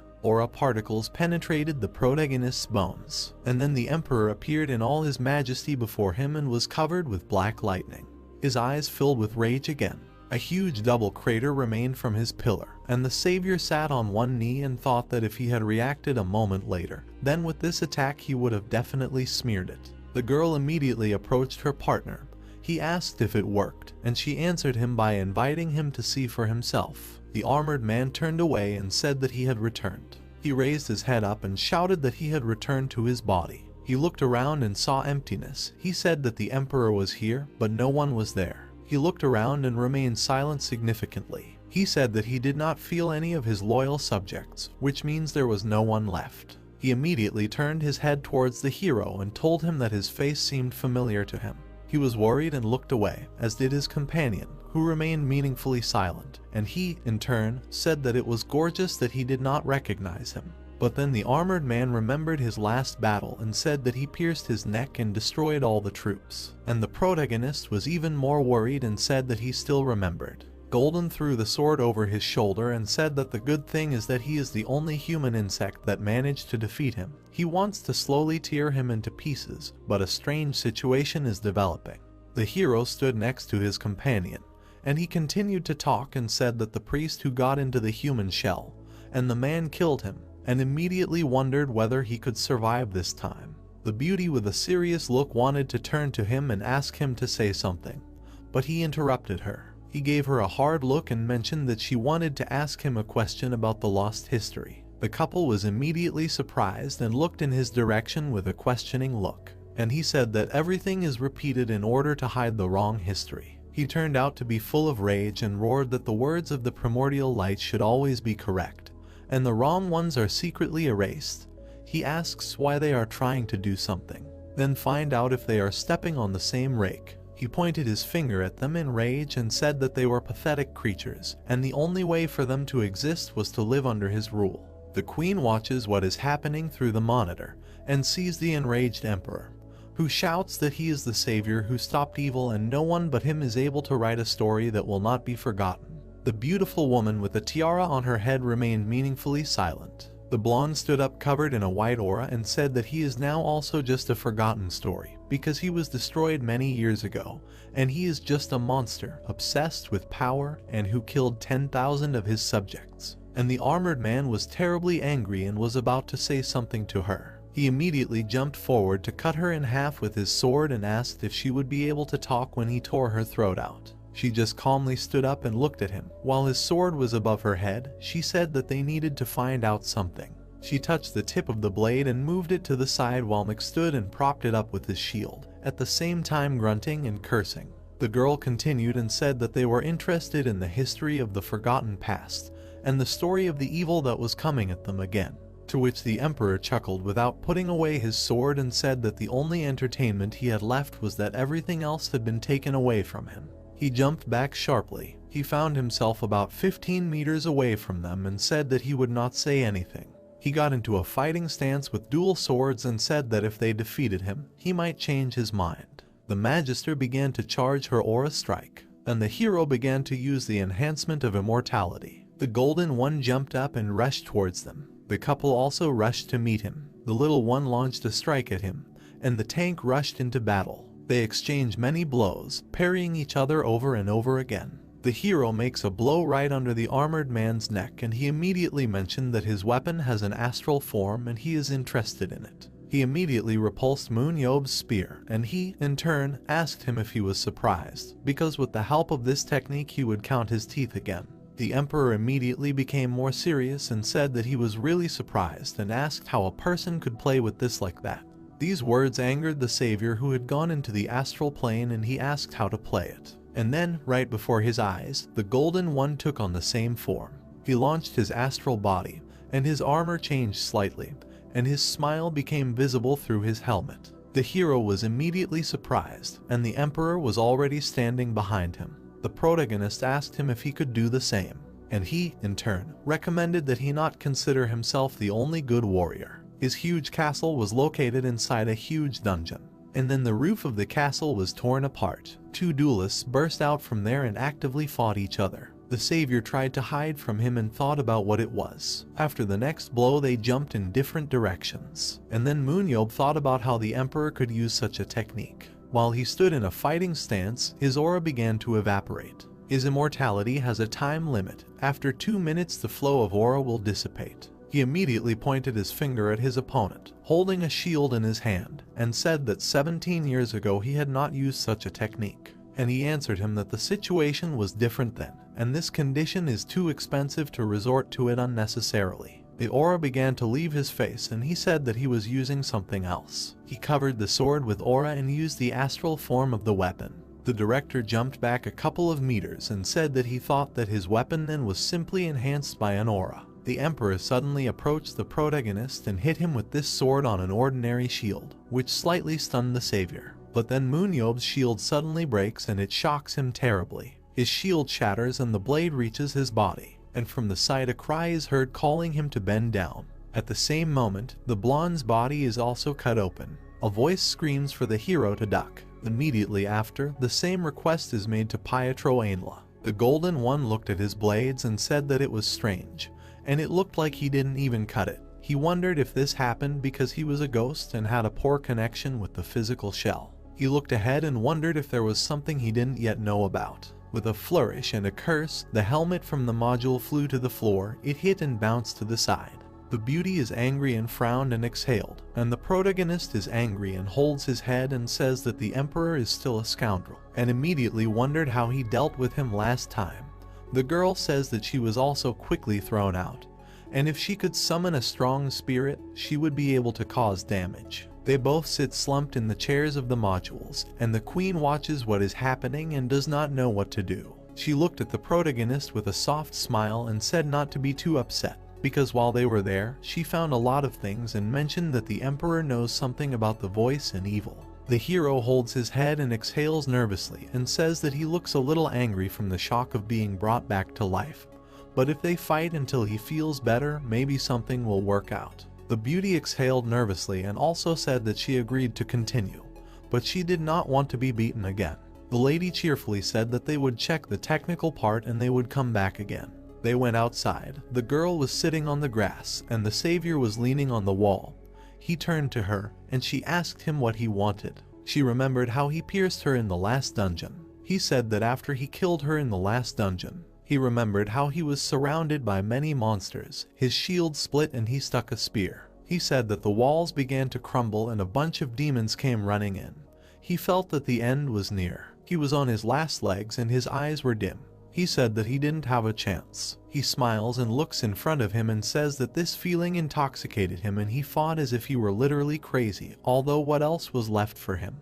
But it did not look like despair. Then he stood in front of a crowd of monsters without a shield and with only one spear. He said that rather the opposite. He was ready to have fun and fight until his last breath. He remembers how he and the emperor were in a battle frenzy and they smiled. He says that it seems to him that in this he and the emperor are similar. He wants to fight to the last, until he feels alive. The protagonist smiles softly and exhales with his eyes closed, and the girl runs her fingers across the flower field. He tells her that in fact, he has only one joy left, swinging a sword or something else. And she told him that in other words, they would entertain him until he got tired of it. He beckoned her with his fingers and said that she was thinking well and asked if they could survive evil without overcoming it. But then the lady came out of the door. She was all shining. MoonYeob looked at her, and the girl immediately turned her gaze to her. The queen said that their primary goal was not to prevent evil from coming out, but to stop the senior priests and the voice. The savior walked a little forward and turned his hand towards the woman,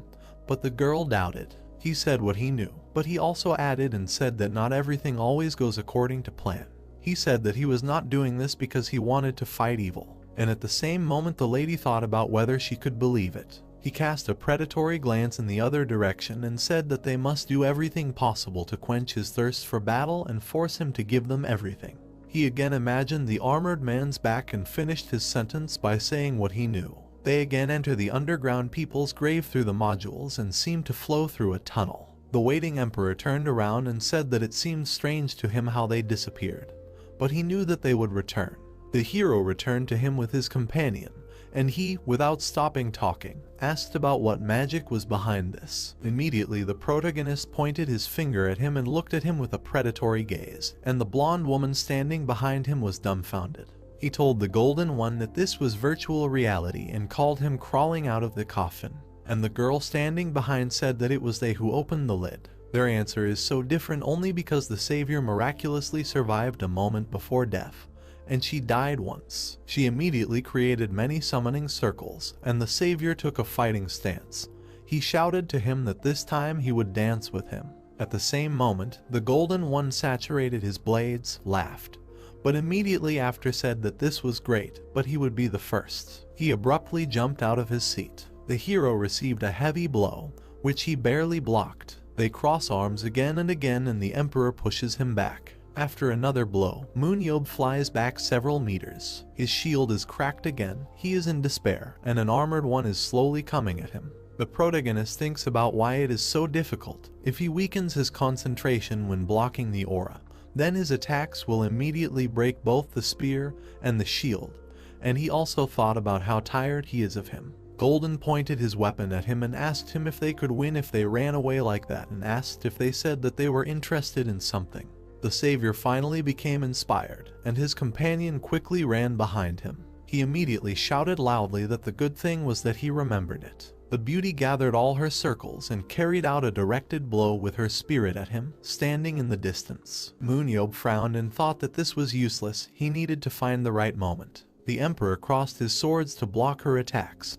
He grinned and said that it was funny. He deftly parries all projectiles flying at him. Having cut the next projectile, he raises both swords behind his back on straight arms. But then he notices that some object is about to hit him in the face. The protagonist is about to hit him with a spear right in the gap of his helmet, and we can see how sparks fly in different directions. The golden one stopped the spear with the cheek of his sword and said that it was very good. He again turned his sword into an intangible form, passed the spear right through and cut the girl in half. Immediately after, he said that this was not enough. The director turned around and cursed about the situation. The beauty at that moment began to dematerialize. The next moment, the armored man raised his sword and rushed towards MoonYeob to cut him down and told him that they should come up with something more interesting. He makes a strong sweeping blow with his sword which sends him back into the lobby. Their fight lasted 3 minutes and 37 seconds. The couple lay down on the floor from exhaustion and completely collapsed from the word. The beautiful queen glowed and watched them. When there was a raid on the people's grave, many super dudes took part in it and the boss was simply damaged in a circle. The attackers constantly replaced each other and did not allow him to concentrate. MoonYeob, Jeho, Eric, and the guy with the scar on his face were constantly changing among themselves. Moreover, the Emperor was then weakened after the demon expedition, just as the Magister said. Now his physical strength is at its peak and only two can fight with him. He sits majestically on a throne at the top of the hall. No matter how strong a hero is, an armored one is a difficult opponent. They stand with their backs to each other, holding their weapons. The problem is not in battle tactics, but in the performance of the two races. The difference between them is even greater than between an adult and a baby. Nevertheless, the protagonist and the master continued to fight. They crossed arms again and again. Their third fight lasted 5 minutes 28 seconds. The girl continued to fire projectiles. The fourth fight lasted 6 minutes and 16 seconds. The Emperor cut them down again and again.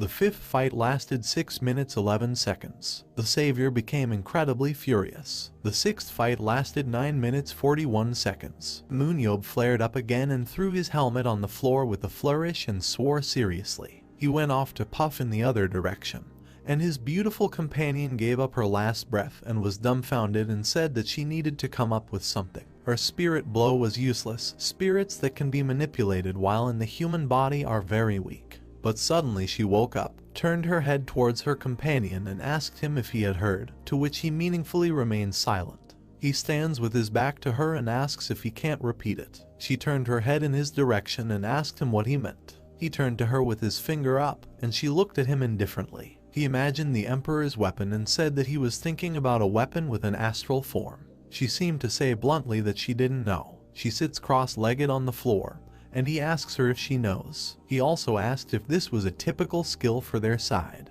She said that she knew more about the astral body than he did, but they did not use weapons, and then she added that she had never seen anything like this before. The hero shook his head and looked at her with an indignant look, while the pale one with a calm face said that he should ask him himself. In response, he asked whether he suggested asking the Emperor to teach him this technique too. She looked at him softly and asked if he had said earlier that the Emperor wanted to fight until he was satisfied. She invited him to put herself in his place. The protagonist touched his chin and an idea immediately came to him. He said that it makes sense. It's time to face the boss for the 7th time. The Golden One had already taken a fighting stance and was preparing for a fight. He frowned and wanted to tell them to start soon. But at the same moment the hero swings and throws his shield on the floor, cursing at his opponent, who asked him what was the matter. The Savior pointed his finger at him, and the Emperor stood motionless and asked if his patience was running out because he could not defeat him.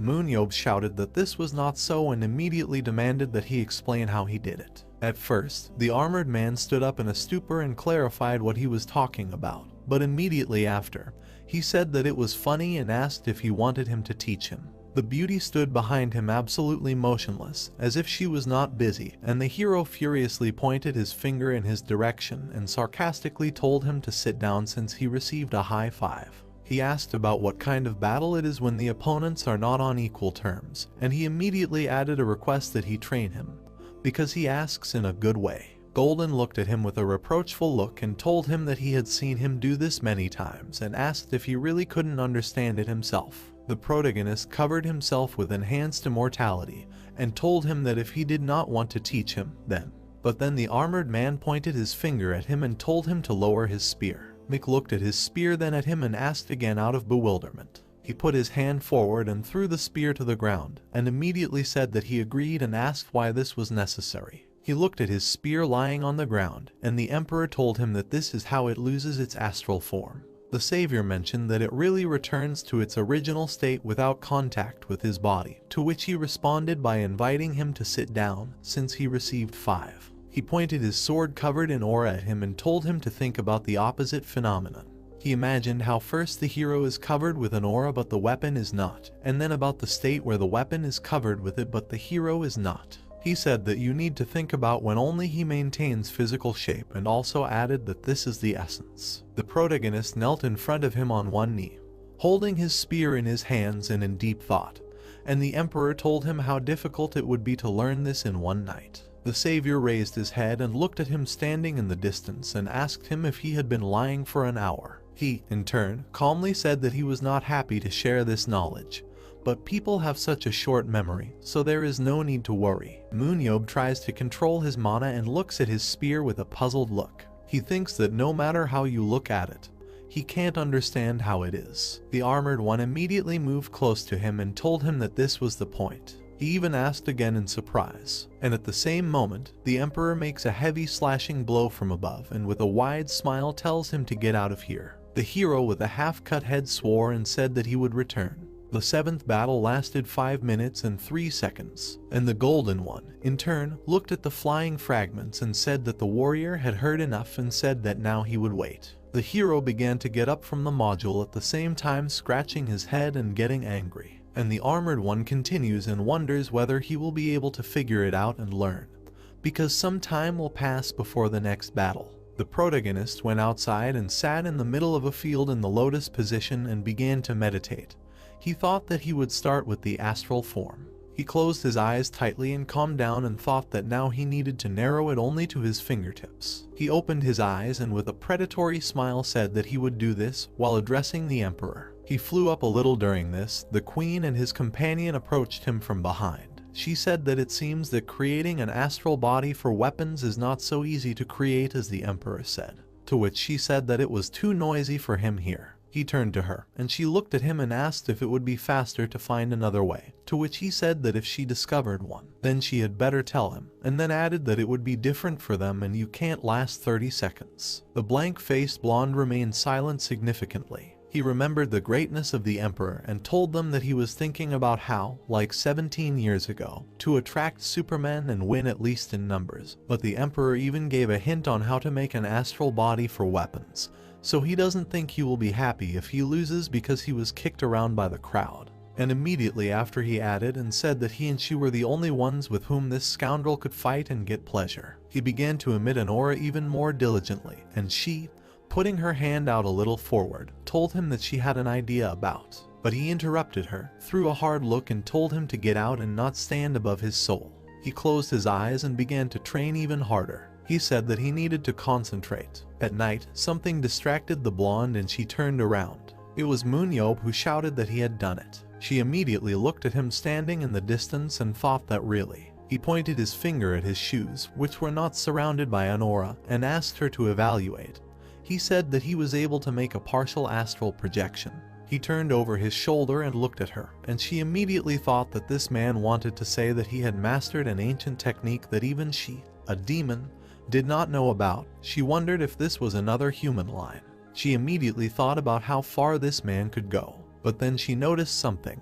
The savior rejoiced with an ominous smile and talked about how good he was. She pointed her finger at him and asked him to take off his shoes. He was a little surprised, but immediately agreed and sat down on one knee. After he took off his shoes, he soared a little higher and saw that he was still covered in aura. He said that they were just shoes. He got terribly angry, and she told him that it was amazing. He continued to hang dissatisfied in the air, and she began to giggle at him and said that although they really were in contact with the body, only the shoes did not receive astral projection. He immediately asked her if she was laughing at him, but she immediately said that there was nothing like that. He looked aggressively, but suddenly saw a window pop up, and he said that in fact it is very difficult. He noticed that his ability of immortality in the enhanced version had been updated, and he looked at her carefully. He noticed that the astral projection limit had increased by 2 seconds, and he also wondered if it was determined by the amount of aura he had. He crossed his legs and arms and continued to hang in the air. He thought that if he focused on the astral projection of just the weapon, he would use up less aura and would be able to maintain the astral projection longer. He clenched his fist and thought that this was great because there was already progress. He began to actively train his aura and thought that from that moment on, a little more. The lifespan of the astral body first increased to 189, then to 572, then to 1870 seconds. He was getting closer and closer to being able to envelop only weapons in aura. A week later, they re-entered the boss's room. Sitting on his throne, he mentioned that he had finally come. He got up from his throne and said that this time he was gone longer than usual and asked how much time had passed. The hero smiled widely, and the beauty said that a week had passed. He, in turn, narrowed his eyes and remained silent significantly. He took out both of his swords and began to slowly walk down the stairs and said that he had lived too long and he had never thought. He put his hand to his helmet and said that time could become so useless for him. And MoonYeob noticed that he apparently decided to philosophize. But without this obligatory part it will be difficult further. While he was holding his head, the protagonist addressed him like a tin can and demanded that he stop chatting. He transferred his weapon into astral projection and said that he did not want to see it like this. This greatly surprised the armored man. He immediately laughed, and he immediately covered himself with an aura and laughed loudly. He re-energized both of his blades and headed towards them. He said that they had succeeded. He took his swords to his back and said that they amused him. He opened his eyes wide and told them that they were comedians. The 8th battle begins. The couple again took a fighting stance. She told him to hold out for 10 minutes, and he answered and said that it was nothing and he could do it for at least half an hour. He looked at the description of his ability and saw that the lifespan of his astral body was 38 minutes and 12 seconds. He fixed his gaze forward and urged them to begin quickly. The two great fighters again headed towards each other and they rained down blows on each other. The emperor said that the man had grown a lot. In response, the protagonist delivers a series of stabbing blows while defending himself with a shield and tells him in response to increase his speed. They hit each other again and again with a smile on their face. And the armored man, laughing loudly, tells him what an impudent man he is. From the ongoing battle, only flashes of light are visible from the side. The beauty looked at this and said that now the battle would be interesting, although it seems like the hero is inferior to him in terms of weapons, but even so, she began to grow one wing at first. Afterwards she said that all this week he was not the only one preparing for battle. She grew 2 wings and looked forward. She told someone to come out. She said this to the souls of those whose lives were unjustly taken by the emperor. His former soldiers began to rise from the ground. They said that they needed freedom. They moaned and groaned. They said that the armored one must die so that they would become free. Golden turned around and saw this picture. He wanted to say something, but he was interrupted. At the same moment, the hero was about to strike with a flourish and, turning to him, asked him not to turn away. The emperor felt the blow and stumbled slightly. The blonde with wings put her hand forward and said that these ghosts were ordinary people and now they hate him, and he must now try to cope with the anger of those who, through his fault, cannot find peace. She gave the command to attack. Hordes of skeletons and undead rushed into battle. The armored man, who turned away again, was attacked by the protagonist and asked if he told him not to turn his back on him. After a strong blow, the sword flew out of his hands, and the horde continued to run towards him. He immediately stood up to his full height and said that when they first appeared here, it seemed to him that this battle would go along a completely different path, but in the end it didn't matter. He imbued his entire body with aura and went into astral projection.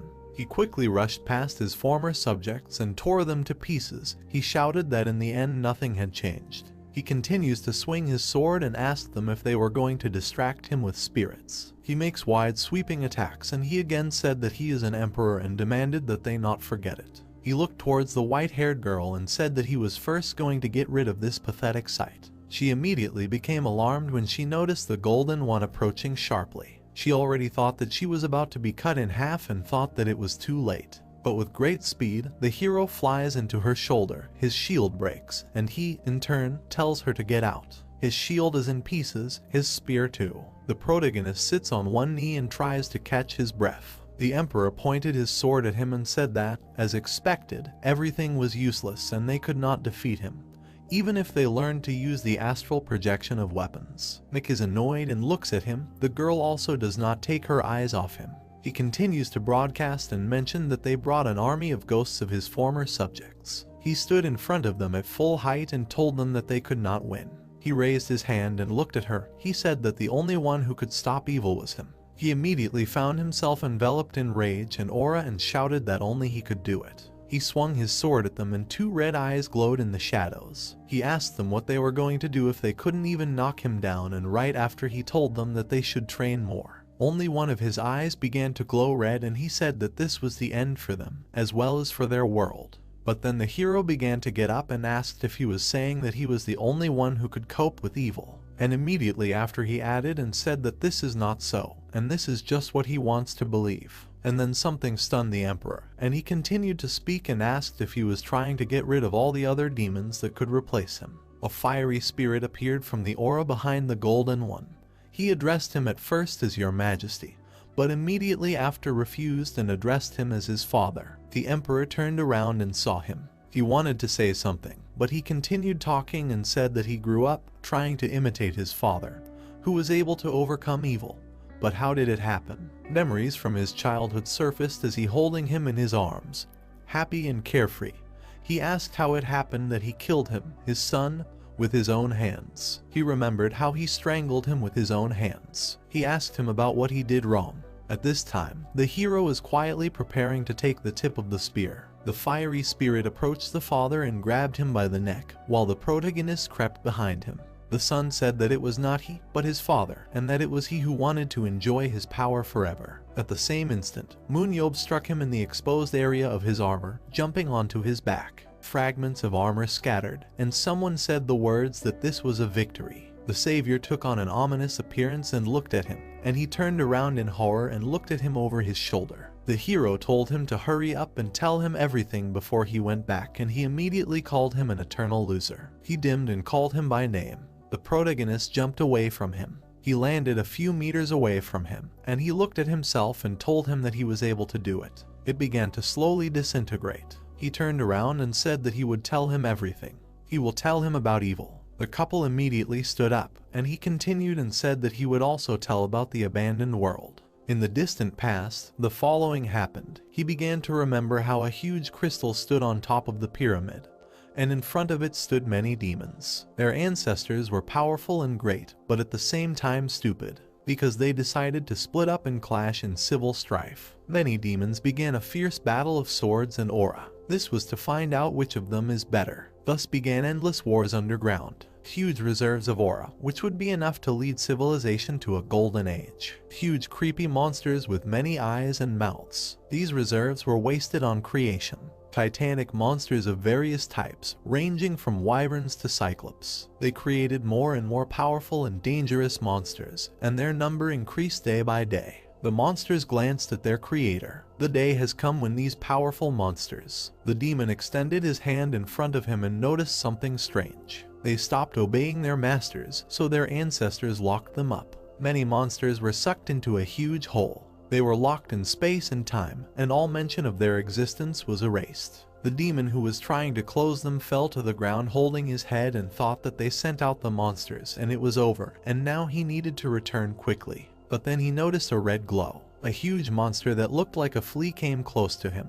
But then something purple flashed over them like a lightning flash. It was the dragon that grabbed the monster and carried it away in its mouth. It was assumed that the monsters were locked in a cage. Something huge flashed underground, giving off a blue glow. It was assumed that they would start killing and devouring each other until they died out. A huge monster worm bit the dragon in half. Therefore they were left unattended. In a place called the abandoned world, they all stood without leaving their places, and the girl said that based on the calculation that over time this problem would self-liquidate, they would not talk about them to future generations. But apparently everything did not go according to plan, and then evil, to which the emperor told her that she was completely right. Many of the ugliest monsters figuratively came out of the sinister hand. Golden continued to speak and said that this world did not become a grave for them at all, and after space-time was sealed, the monsters plunged into eternal squabbling. But some died, while others multiplied at the same time. And before whoever realized the threat, the abandoned world was filled with creatures born in the mouth of an endless struggle. In hundreds, thousands, tens of thousands of years, they developed and evolved, killing each other in one day. Under the ground, something began to crack and give off a green light, although it is unknown when exactly this happened. The creature flashed past its brothers with lightning speed, leaving a green trail. A monster was born that was superior to the rest in everything. This monster jumped onto the head of another huge one. He looked like a man, a one-of-a-kind monster. There had never been one like him.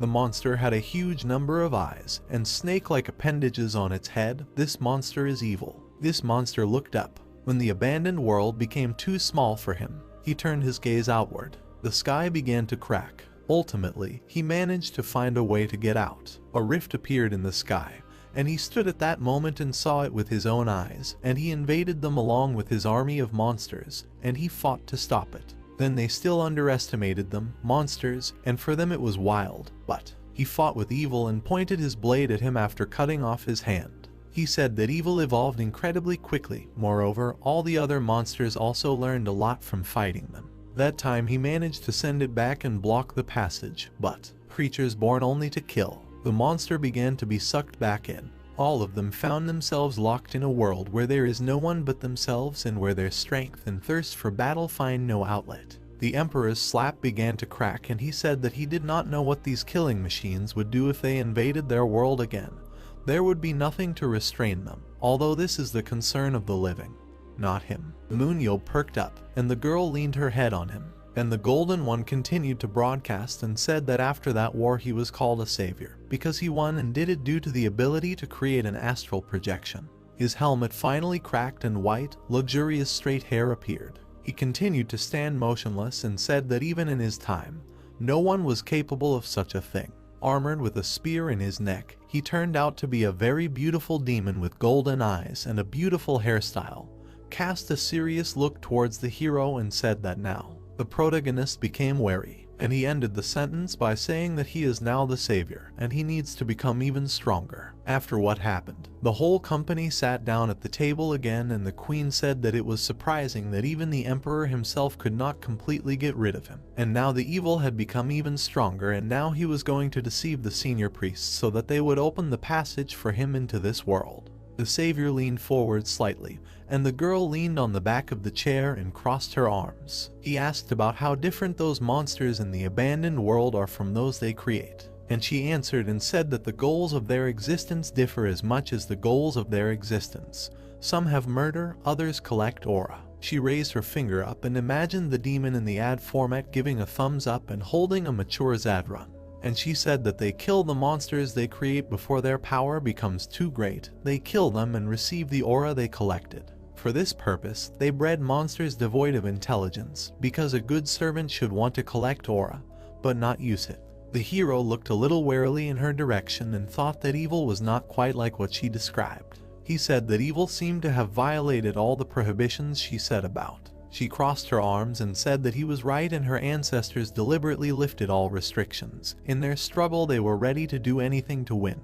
This would definitely cause concern. He exhaled deeply and said that it was at least encouraging that the emperor in his best years was too tough for this monster. And then he realized something. He thought that he had already seriously thought that he had defeated all the final bosses, and for the rest of his life he would lie on the couch and watch dramas. He looked with a predatory and sinister smile and thought that he would finally get new content. The queen moved her hand to the side and said that first they should stop the first priest, because it is with his hands that evil is trying to open a passage from the abandoned world. If they follow the trail of one of the senior priests, they will find out where their main one is hiding. She slightly turned her beautiful face towards the savior and asked that when they find them, he will be able to help like today. He pointed his finger with a smile and remembered the emperor. He said that he is always ready to help if it comes to punching someone in the face, because he is after all a savior. With a stupid face, he asked where they were going to start searching for the senior priests, and suggested that it would be the dungeon where they met.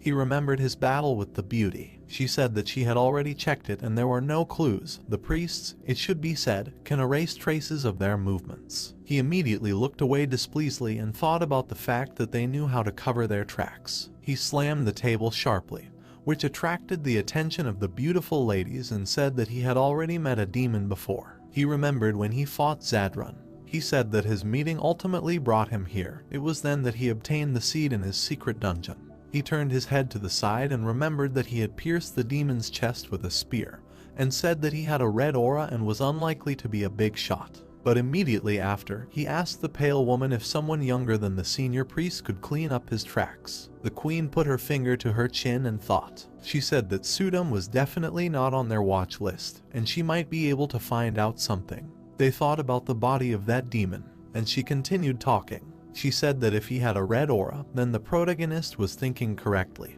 He could hardly erase traces of himself. There was a good chance that clues would be found. The hero threw his head back, which attracted attention, and she continued talking and said that they had better focus on this, and she would let them know if anything was needed. He asked if his work ended there. He thought that a week had passed, but it seemed to him months had passed. She smiled widely and thanked him for his help. She said that if he hadn't helped, they wouldn't have been able to get this far. He smiled broadly and bowed his head and said that it was a matter of the safety of humanity, so there was no point in thanking him. She looked at him, and he leaned forward a little. She asked him if he needed anything.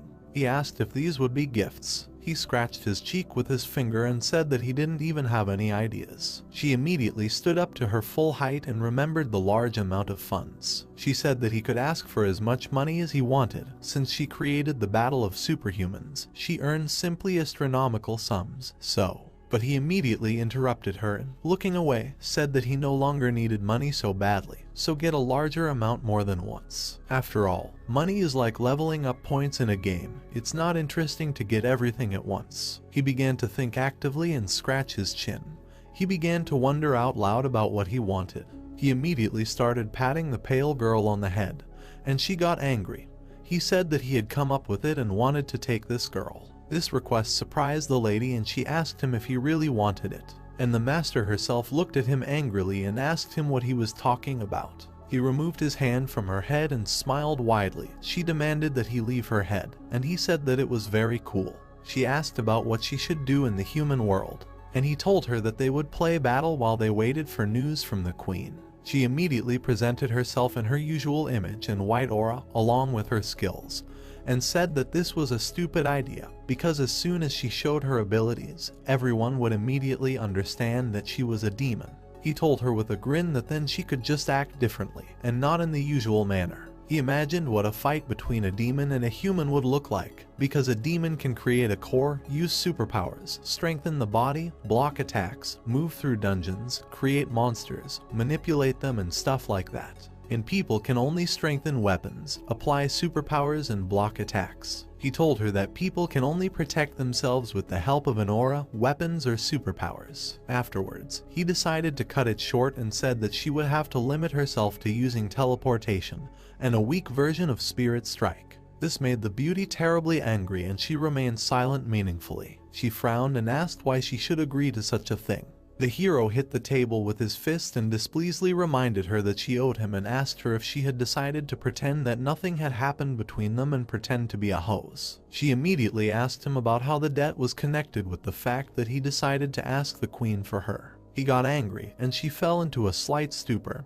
He said that he was going like this. He imagined himself floating in gold and said that if she joined his team, YSM would earn a fortune. And the girl was dumbfounded and thought that he had only a minute ago been pouring out that it was interesting to earn money and not get it in a bunch at once. He winked flirtatiously and pointed a finger at himself and told her to think for herself, and asked about it. Doesn't it seem did she think it would be worthwhile to conduct several trainings in case of evil's appearance and learn how to fight with people, and also save him from having to look for players? She glanced at him and remained silent significantly. She remembered how they fought together, how she covered his back, and he covered her, and said that she had to admit that fighting as a team was like it was with him. She smiled softly, exhaled, and, closing her eyes, said about that he is really right and there are reasons to stick with him for some more time. She also quietly said that she was having quite a lot of fun.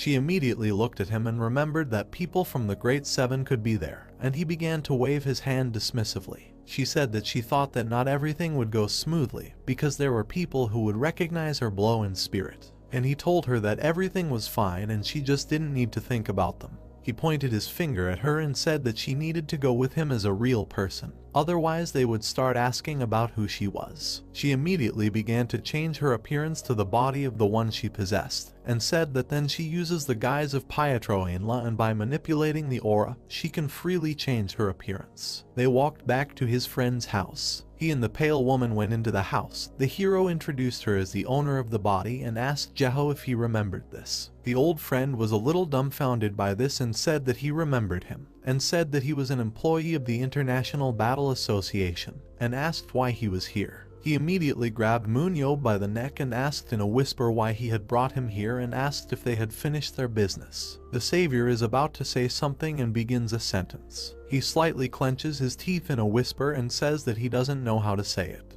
And from behind you can hear the voice of a blonde who says that she recognized him, and this is the one from the Seven who used teleportation and was terribly infuriated by it. They turned to look at her and Jeho asked again.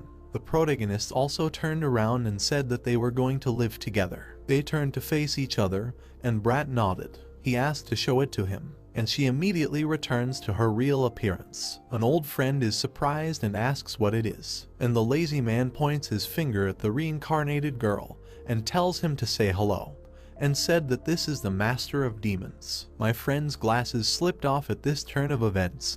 He was completely horrified. MoonYeob asked him to say hello and say that he was glad to meet you. He only first quietly addressed him by name, and then shouted to the whole house that he no longer knows any boundaries. A drop of sweat ran down the main character's worried face when he saw the angry Jeho. The guy asked his friend what he had done wrong, to which the man angrily replied that everything was wrong. Meanwhile, the demon master, standing behind MoonYeob, watched everything that was happening. Jeho was angry because the main character invited him to live in the same house with a difficult demon. The blue-haired guy tried to calm him down, explaining that this girl was completely different. The Magister exhaled heavily when, pointing at her, MoonYeob said that, having brainwashed PART2, he replaced the demon's soul. But Jeho thinks she hasn't changed at all. The upset man with glasses lowered his head when the main character admitted that he was the only one who told him about it. The blonde believes that if he tells anyone about the demon, he will be considered crazy. Jeho was so angry that he himself looked like a monster that scared the guys. He said threateningly that the master could not live in the same house with his wife and daughter. Imagining how the little blue-haired guy brought home a pet, MoonYeob felt as if he was being reprimanded for bringing a stray puppy. He doesn't want it to continue like this. Lifting the red-faced demon by his jacket, the main character threateningly demanded that Jeho not be a soulless brute, threatening him that karma would punish him for such an attitude. He asked the man if he would be sorry to kick this homeless woman out the door. Meanwhile, around the Snow White mansion, Jeho could be heard kicking the blue-haired guy out of the house. Sitting near the gate of the house, the demon master was looking intently somewhere. MoonYeob informed her that the plan had failed. The main character's phone vibrated when the girl admitted that she didn't expect anything to work out between them. At that moment, the blue-haired guy noticed that Gabriel was calling him. Meanwhile, in the battle arena, the man turned his head and called out to the director. The screen above the entrance displays the logos of the two teams that will compete in this match. The coach reminded the main character that they were already in the middle of the season. MoonYeob awkwardly rubbed the back of his head when Gabriel informed him that he had promised to take part in the match against this team. Behind the blue-haired guy stood a demon in the form of PART2 as the coach was glad that he was able to reach the director. Hearing this, the main character explained that he had business to do. MoonYeob turned to the demon when Gabriel asked him who was standing next to him. The demon master in the guise of a man looked intently at the trainer when the main character introduced her under the name PART2. Hearing that the blue-haired guy had accepted a new team member, a concerned Gabriel asked him why he only told him about it now. Turning his head towards the demon, MoonYeob agreed that this was too unexpected. A smile appeared on his face when he admitted to the coach that they could not find another one like him, after which he promised him that he would show everything immediately after the match. Meanwhile, the score between the rivals was 2-0 in favor of YSM. The presenter said that this team does not leave their opponents a single chance. A hologram of MoonYeob appeared on the arena and made 22 kills. The man believes that all this is thanks to this new player, after which the main character, explaining that he might lose his passion, admitted to the journalist that he would only participate in matches against Sang-sum. Behind the stage, a guy in a red t-shirt was dragging a victim on a stretcher. MoonYeob, smiling devilishly, said that he would play in every round. Meanwhile, the site has already begun to diligently comment on the video with its best moments. Looking closely at the worried coach, the main character asked what he thought about what was happening. A bead of sweat ran down Gabriel's face as he thought about what had happened to the director this week. He thinks that the blue-haired guy has gone beyond his limits. The coach did not expect that MoonYeob still had room to grow. Pietro looked back at Gabriel with displeasure. The main character decided that it was now worth letting Dongjun complete this predictable game. Then he added that they needed to attend to more pressing matters. The YSM clubhouse is illuminated by sunlight. Standing in the training room, the coach was so shocked by what was happening that he even opened his mouth. There was only one player left on the field who was able to defeat all the monsters. Gabriel loudly asked the main character what just happened. Pietro, demonic wings appearing on his back, turned to look at his opponent. With one blow, the demon was able to smash the monster into pieces. Various runic symbols appeared behind the man who extended his hand. Seeing a powerful aura hovering around the new player, Gabriel asked the director where he brought this monster from. The shocked coach dropped his file when Pietro asked if he could go. Standing between the men, the main character began to turn his head around. He invited them to get to know each other. A bead of sweat ran down the trainer's face as he stared at Pietro. MoonYeob said that this super newcomer is an employee of the International Association game. The man nodded his head when the concerned trainer asked him whether he, having such powers, was an ordinary worker. The main character, smiling, watched as the coach began to get acquainted with the new player. Gabriel asked Pietro if he ever went on raids. Hearing this, the gray-haired man admitted that he had never done this. Remembering how Pietro's hand was covered in blue flames, the coach admitted that he saw for the first time how they moved 3 floors down using teleportation. But the main character knew that, in fact, this was movement in space. Standing behind the trainer, MoonYeob smiled and gave a thumbs up as the man asked the player what superpower he used to attack. Pietro said that he used a call, thanks to which a phantom appeared on the field. The concerned brunette looked back at the director when he asked the guy if he had met such a cool newcomer by chance. Confirming his words, MoonYeob explained that this is why he was absent for a whole week, and as a result, he simply forgot about the upcoming match. The man looked intently at the blue-haired guy, who felt embarrassed by what was happening. He believes that the whole world revolves around the main character because he does not understand how he manages to find such talents. MoonYeob looked askance at the coach when he suggested that he actually had an eye for great players. The blue-haired guy felt embarrassed because he forced Pietro into his team, despite the fact that the rest of the players themselves came to them. Gabriel awkwardly extended his hand to the new player, while the main character standing behind him smiled slyly. The man was glad that Pietro wanted to join them in the club. Holding the player's hand tightly, the coach welcomed him to YSM.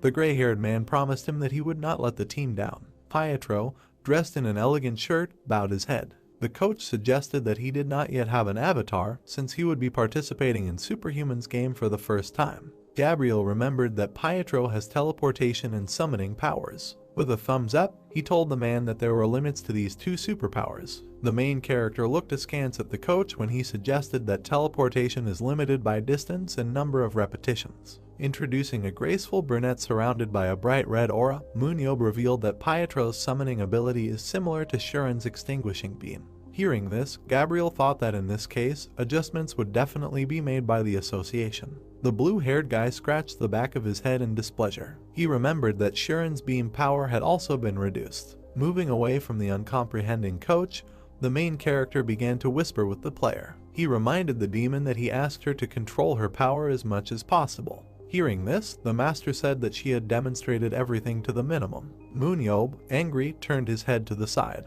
He, realizing that the master was not weak enough, realized that he would not be able to use her. The smiling blue-haired guy turned around and looked at the trainer, who said that registering Pietro's avatar would take some time. Hearing this, the main character realized that the president of the association would have to wait. Taking the phone in his hand, MoonYeob looked at its screen, deciding that he should call management right now. Among the buildings of the same type stood a panoramic high-rise office. Exhaling heavily, Zachary asked the main character what he needed from him. In the president's office, the blue-haired guy, with his feet on the table, sat down on the sofa. He informed the man that it would take some time to create a new player's avatar. Hearing this, Zachary asked MoonYeob if this was the reason why he shamelessly made a request to the association. Frowning, the main character looked askance at the man.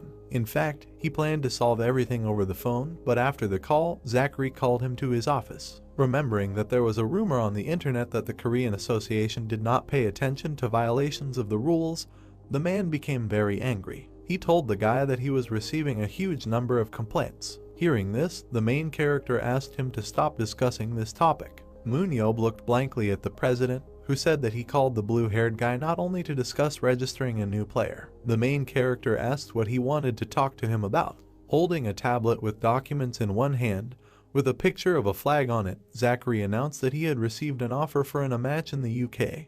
MoonYeob sat up on the sofa and sat up. He asked the president whether members of the national team were competing there. Bowing his head, the main character looked askance at the man, not understanding what he wanted from him. The blue-haired guy looked back at Zachary with displeasure and asked him if he was offering him to become a member of the national team. The president explained to him that this was the condition for the match, but MoonYeob rejected his offer. A gray-haired man wearing a grayish jacket said that they did not have much chance to play against such a strong team. Hearing this, the guy recalled that they had already played with the States before. But Zachary admitted to him that the Americans agreed to play only because of the main character. Stretching out his hand, MoonYeob looked to the side and asked the man what he would get from playing for the national team.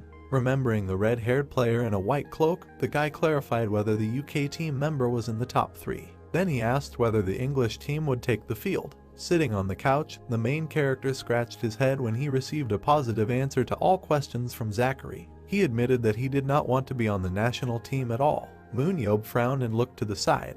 He understands that he can protect his team from evil, but at the same time, he still wants to look at the powers of the best superhumans of the modern world. Standing near the table, the president became embarrassed when the protagonist asked if he had any other suggestions. Zachary began to intently look at the documents on the tablet, remembering that there was still something worthwhile. Pointing his finger at the offer of match A, the man asked the guy if he had started recruiting foreign players. He promised that he would help recruit players for the team if the main character stopped in the UK after the match. But at the same time, MoonYeob doesn't understand where to use guys who used to fight against each other. The main character remembered how the city was captured by a huge number of monsters, led by the Third. Pushing up his glasses, a worried Gabriel told him that in their day it was normal for superhumans, who were considered ordinary people with an aura, not to know how to fight. He believes that they are the prey through which he can grow Zadran. MoonYeob exhaled heavily and, closing his eyes, realized that this was better than nothing. Putting his hands in his pockets,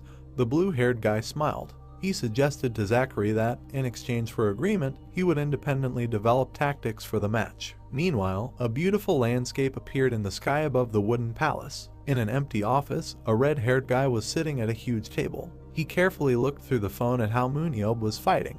The main character, surrounded by a powerful aura, smiled when he found himself between the opponents. The guy realized that he had deliberately gone deeper into enemy territory. Taking his weapon firmly, MoonYeob confidently thrust it into his opponent. Seeing this, the player regretted that he could not use his blizzard in such a situation.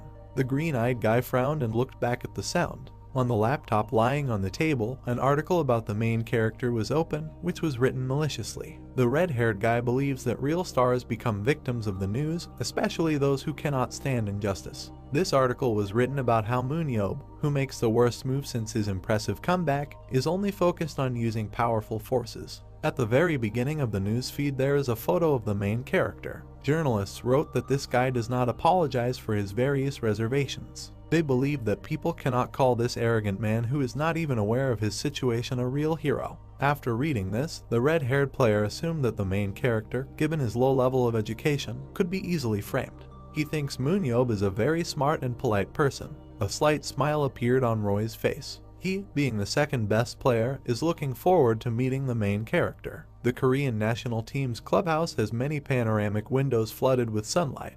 A week before match A, the blue-haired guy arrived along with a worried Jeho. MoonYeob and the man greeted all the athletes. A huge number of players from the Korean national team gathered around the elevator. They didn't expect the main character to show up to compete with them in the upcoming match. Dressed in a black sports uniform, the blue-haired guy looked around when someone called out to him. Joyful players from the team who were able to get into the national team began to approach them. Jiangmin checked with the director when he arrived. Standing in front of the main character, Bayam awkwardly scratched the back of his head. At this point, MoonYeob noticed that this player had improved his performance significantly, while Jeho, leaning against the wall, remained behind. The blue-haired guy, using the skill, found out that Bayam, excluding super strength, has no abilities at all for the first league. Drops of sweat ran down the player's uncomprehending face. MoonYeob realized that despite everything, this guy was able to be in the national team, thanks to which he improved well. The main character remembered how he stood with him in the gym when Bayam admitted to him that studying was much more important to him than the career of a professional athlete.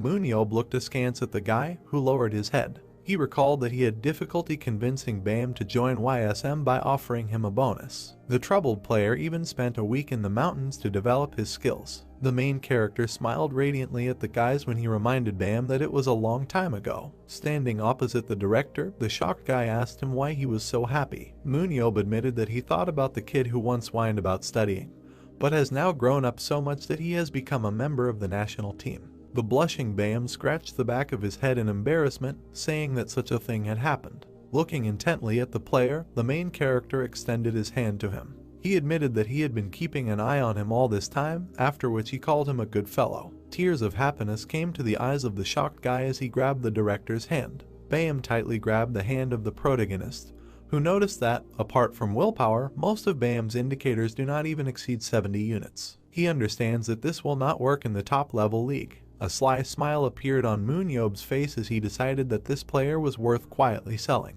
Having hit the dissolved guy in the face, the main character asked the guys where Yongsoo was. Jiangmin assumed that he was now in the break room. Snow-white clouds were visible in places in the bright blue sky. MoonYeob asked the blonde to call the others to the conference room. There is a sign next to the office door. Standing in front of the huge table where the players were sitting, Jeho noticed that everyone had already gathered. He invited them to discuss strategy for the match against UK. On the side of the serious men there was a sign indicating that they were part of the coaching staff. Opposite them sat Korean players, one of whom turned his head around in puzzlement. Worried, Yongsoo began to bite his nail, not understanding where the main character was. The blonde assumed that he was playing a joke like a child. A bead of sweat ran down the player's face as he looked back. In fact, he doesn't want to see MoonYeob at all. While the other players listened attentively to Jeho, something clearly scared the blonde. He saw the main character staring at him devilishly, who told him that they would see each other at home. Yongsoo decided that he should come over and say hello to him. The blue-haired guy turned around and saw that someone wanted to grab his shoulder. Behind him stood a disgruntled Seung-hee, although he didn't expect her to come. The flushed girl pouted her lips resentfully when she asked the guy why he didn't call her for such an important match. She asked him if he could choose capable players with good eyes for this. Seung-hee blossomed when she looked at MoonYeob, who admitted to her that there is no player like her in Korean. He reminded her that only unhappy people gathered here. The girl's cheeks began to glow even more when she realized that the main character considered her the one and only. A sly smile appeared on the blue-haired guy's face. He understands that if Sanya and the master become Koreans, then there will be dealers who don't even have citizenship. The main character looked puzzled at Seung-hee, who was happy that her uncle was finally wearing a Korean uniform. Hearing this, MoonYeob admitted to her that he wanted to help them kick the arrogant players from the UK. A smile appeared on the flushed girl's face as she reminded him that he was hated in this country. She asked her uncle if he remembered that malicious article about him. The frowning guy looked sideways at Seung-hee, after which he informed her that he was still considered stingy even though there was not a single British in the last raid. He thinks that a big guy named Zach is behind this article. The main character remembered a huge number of articles written about this player. Seung-hee reminded him that he cursed in the same way 17 years ago due to the huge amount of news. The blue-haired guy tensed his cheekbones when he told her that it was he who cleared the last dungeon, after which he saved the whole world. He believes that UK residents should stop complaining. The girl laughed awkwardly when she told the main character that UK had never beaten France in international competitions. She said that it was because of his words that the French teased the English, calling them English slowpokes. Seung-hee looked around blankly at the other players who were looking at MoonYeob like he was a weakling. A bright flash of light appeared from the projector as Jeho asked them to stop talking. Pushing up his glasses with 2 fingers, the man said that they would have to talk about the strategy for this match against the team from the UK. A bright green light from a laser fell on the blue-haired guy's forehead when Jeho said what exactly he needed to tell about this team. A picture of an armed knight appeared on the screen, with a magician standing behind him. The man said that the UK team very often uses the tactics of knights and wizards, showing their build structure for different players. Jeho said that recently a lot of teams have been reducing the number of tanks and range damage dealers, but adding main damage dealers. The man knows that UK has a very distinctive composition with 4 solid tanks, 2 main DDs and 5 ranged DDs in the back. A photo of the players appeared on the screen as Jeho announced that they would use the frontline tanks first. And also, like in the US's power game, they focus on large tanks. An armored knight, surrounded by a powerful aura, appeared on the screen. The man said that the UK team is called the Niched in Shining Armor. In the center of the next photo was Roy, who is the ranged DD covering the rear. Jeho said that all of these players have magic-type superpowers for ranged combat. Looking back at Gary's photo, the man said that this main DD uses a longbow. That is why we can consider that there are 6 ranged DDS in the UK team. MoonYeob tilted his head in confusion, not expecting the main DD to use a bow. Jeho believes that the destructive power of each individual ranged DD is so great that they can become a main DD. The man said that the player who wears the hood is called Heaven-Piercing Mages. Pressing the remote control, Jeho reported that among the magicians with staffs there was one special player. The main character looked back at the worried Seung-hee, who said that it was an ice mage. A man in a suit standing by the screen confirmed the girl's words. He said that this player, after his debut, made a splash in the UK. 2 cups appeared on the screen, on top of which stood a golden crown. The man said that in 2017 and 2018 this guy was recognized as Player of the Year. The player, wrapped in a cloak, flies holding his staff in his hands. Jeho said this player was nicknamed the Irish Wizard or Ice Mage. And also he is the first of the top 3 Superhumans game. Pressing his finger on the remote control, the man switched the screen to a photo of a red-haired guy whose name was Roy. He said that this player's first superpower is Ice Wall. The red-haired guy, using his abilities, can turn the entire dungeon wall into ice, thanks to which he can instantly divide a large battlefield into 2 parts. Jeho said that those who find themselves trapped by the ice wall usually face a fatal blow.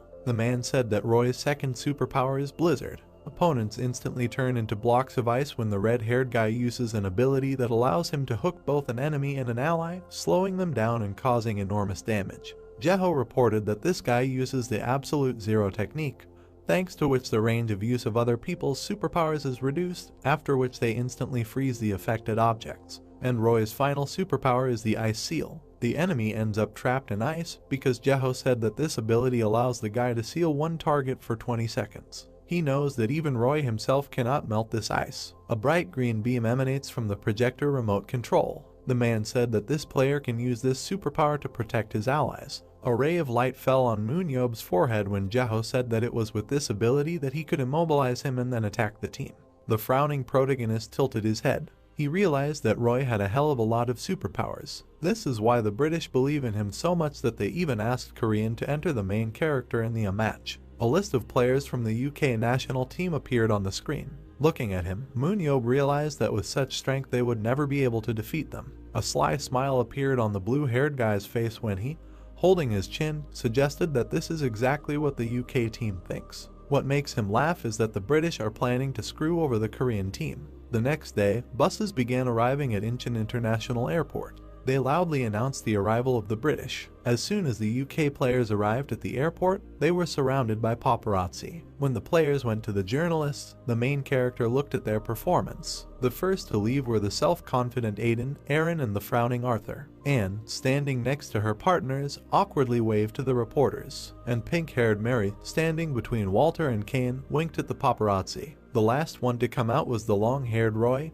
who has as many as 3 superpowers. On TV they showed a red-haired guy who is part of the UK national team. The presenter said that the guys were immediately heading to the hostel because tomorrow they would have a press conference. Meanwhile, sitting on the sofa, MoonYeob was carefully looking at the TV. Despite the fact that he cannot use an analytical eye, he believes that the UK team has quite strong guys. Standing behind him, Jeho clenched his fist as the protagonist admitted that they couldn't defeat them. A sly smile appeared on his face as he told the man he was joking. He will be very pleased to win since he worked very hard for this. A guy with a devilish look planned to throw a huge boulder at his brother, who loudly begged him not to do it. The main character knows that it was while playing snowballs with his brother that Roy realized his superpowers. On the snow-white snow lay a black-bound book that the red-haired boy just wanted to read. The older brother tried with all his might to catch up with the younger one. He believed that if Roy read only books, he would become a fool. MoonYeob knows that the older brother, who was doing physical exercise, pulled the boy outside and started fighting him in a snow fight. The brother turned Roy into a real snowman, which is why the guy almost froze to death. Shards of ice shot out of the red-haired man's eyes when the talent awakened in him, which is why he was nicknamed the Ice Mage. Holding his gun tightly, Roy confidently defeated his opponents when he became a participant in Superhuman's game. It was after this that he was able to wipe the nose of his bully brother. Sitting in the room with the other guys playing with each other, the red-haired guy realized that he still had nothing to be happy about.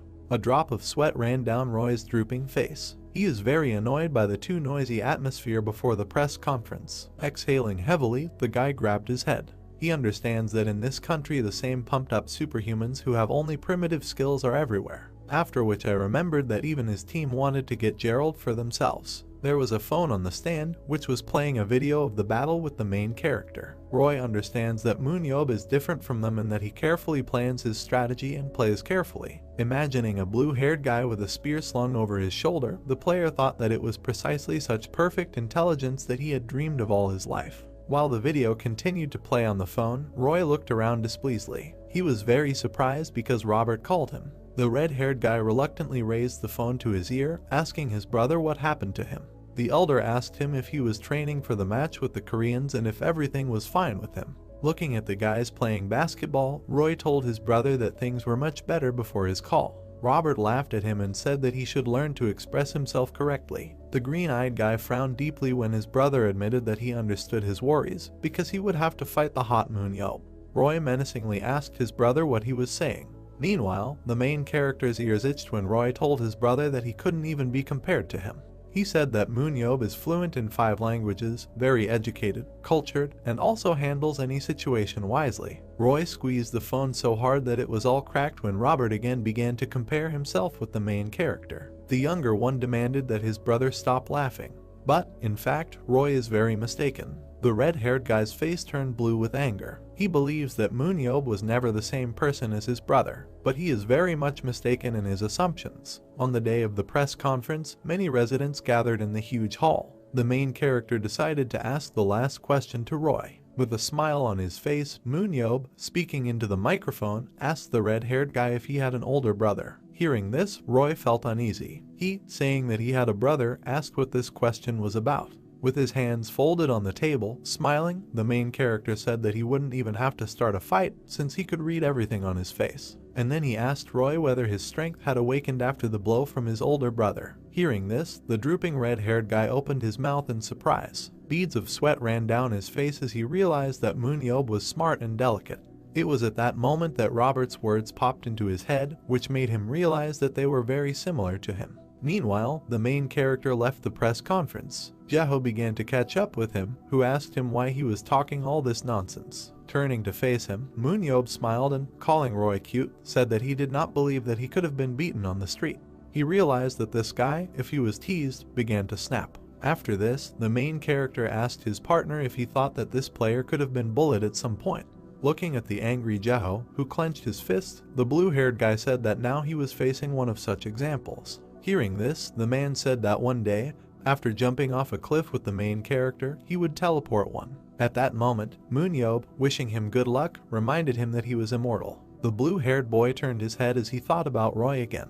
Remembering his reaction at the press conference after the main character tried to provoke him, he realized that he had failed. Looking at the player's stats, MoonYeob realized that his melee stats weren't that high. Imagining Roy fighting in the dungeon, the blue-haired guy remembered that, combined with a colossal aura, he has as many as 3 superpowers, although even any team welcomes a player with 1 superpower. At this moment, the main character realized that he could not even describe this power. He imagined how the red-haired guy tilted his head when he remembered that his strength and willpower indicators were 90 units, leadership 86, and tactics 92. MoonYeob believes that Roy, even in a real battle, will be able to hit the timing. The main character imagined how this player was hiding in a huge castle, believing that it seemed to be fenced off with a wall. He understands that the red-haired guy will not give up so easily, even if he is given a mental beating.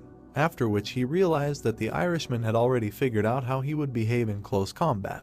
The drooping MoonYeob looked at the floor. His eyes glowed bright blue as he guessed that, at best, their battle would end 2-1. Standing behind him, a worried Jeho asked the guy why he thought that.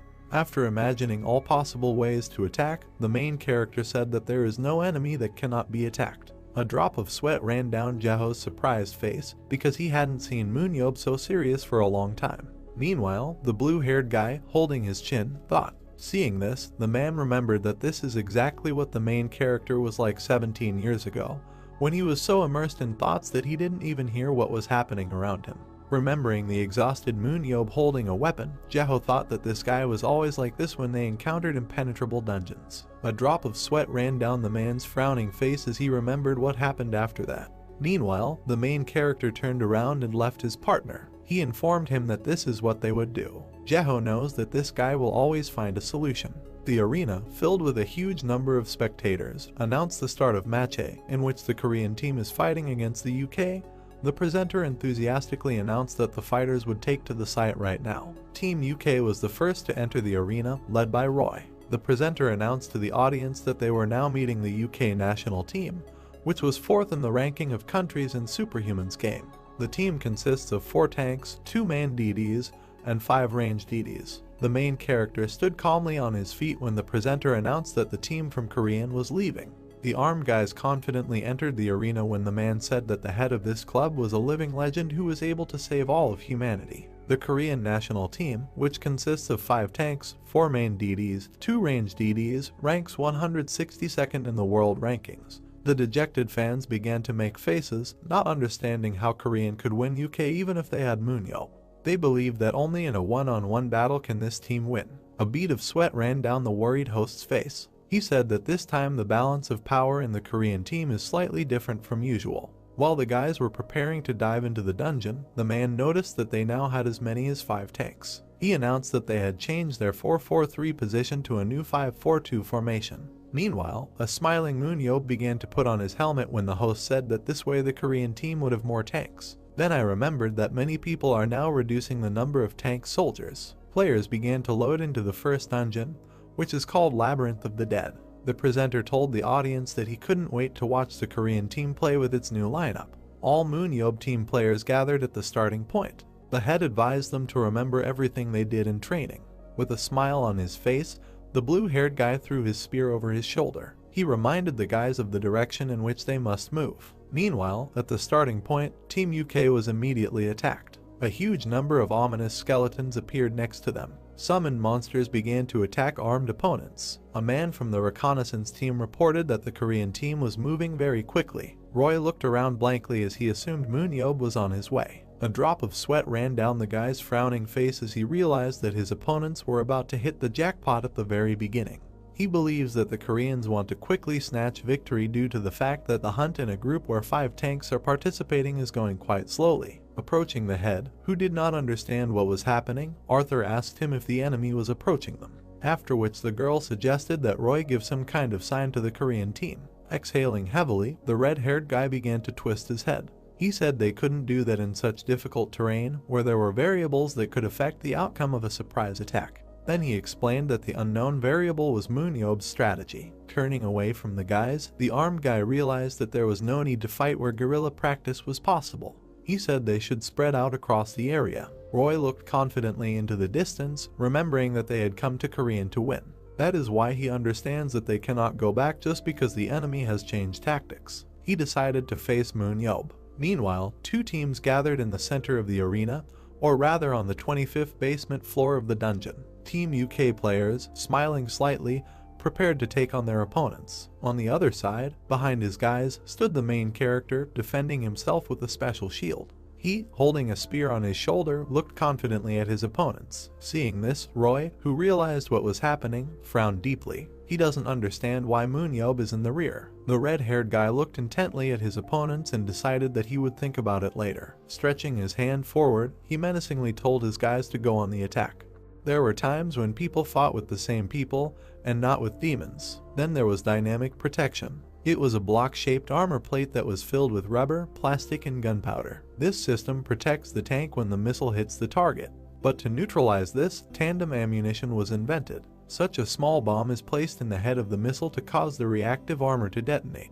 The soldiers using dynamic protection were heading towards the main tank. At that time they had not yet tested the power of a small bomb on a tandem munition. The soldiers moved forward resolutely, shouting that if anyone saw a small open area, they should attack. The bomb itself, which the opponents had, caused a dynamic defense reaction. She created an area for opponents to collide. From the gradually increasing force, the fighters' legs lost control and they fell. Many soldiers lost their balance and fell backwards while the main missile penetrated the tank. Standing in front of Roy, MoonYeob decisively asked him if he had a skill that gave him invulnerability for 20 seconds. The red-haired guy's eyes lit up with emerald light and a blow followed in his direction, accompanied by a bright light. MoonYeob pointed his weapon towards the enemy and, looking into his eyes, said that he would kill him before he used this skill. A few days ago before this event, trading room, Jaho stood in front of a huge screen, presenting to the guys what the team would use during the match. Everyone looked at the screen in amazement and exclaimed, not believing what they were seeing in front of them.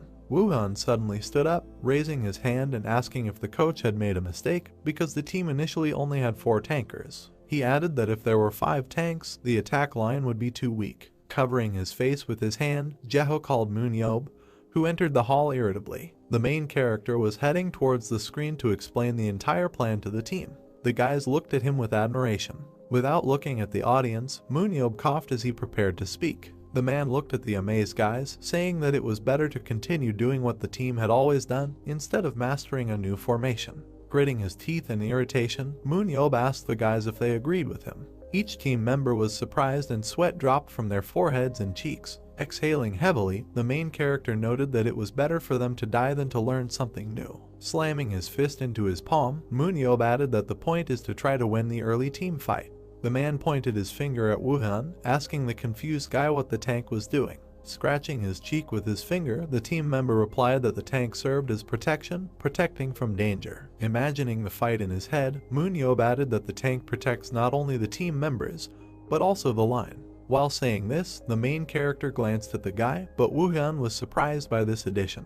The fight was a kind of field, and the tank protected the border from breaking through during attacks and provided a safe zone for the team's dealers. Even the strongest participant will be killed if the line is broken. MoonYeob cast a menacing glance towards Jaho, saying that the guys don't even know basic knowledge and asked whether he should explain all this to him. Suddenly Woohan asked MoonYeob if they were placing 5 tanks to maintain the line, but this question angered the main character. Grabbing his head, the man explained that their team was going to break through the enemy's defenses, but the melee dealers were too weak. Taking one of the Hayaks by the collar, the man pointed his finger at him and said that this guy had recently changed his position. But MoonYeob along with him are just fake tanks. And now, Roy received blow after blow from his opponent. The man was thinking about what to do. Using an ice seal would seal the intended target in ice for 20 seconds. Or use an ice wall, which would create walls of ice for 30 seconds to trap the target.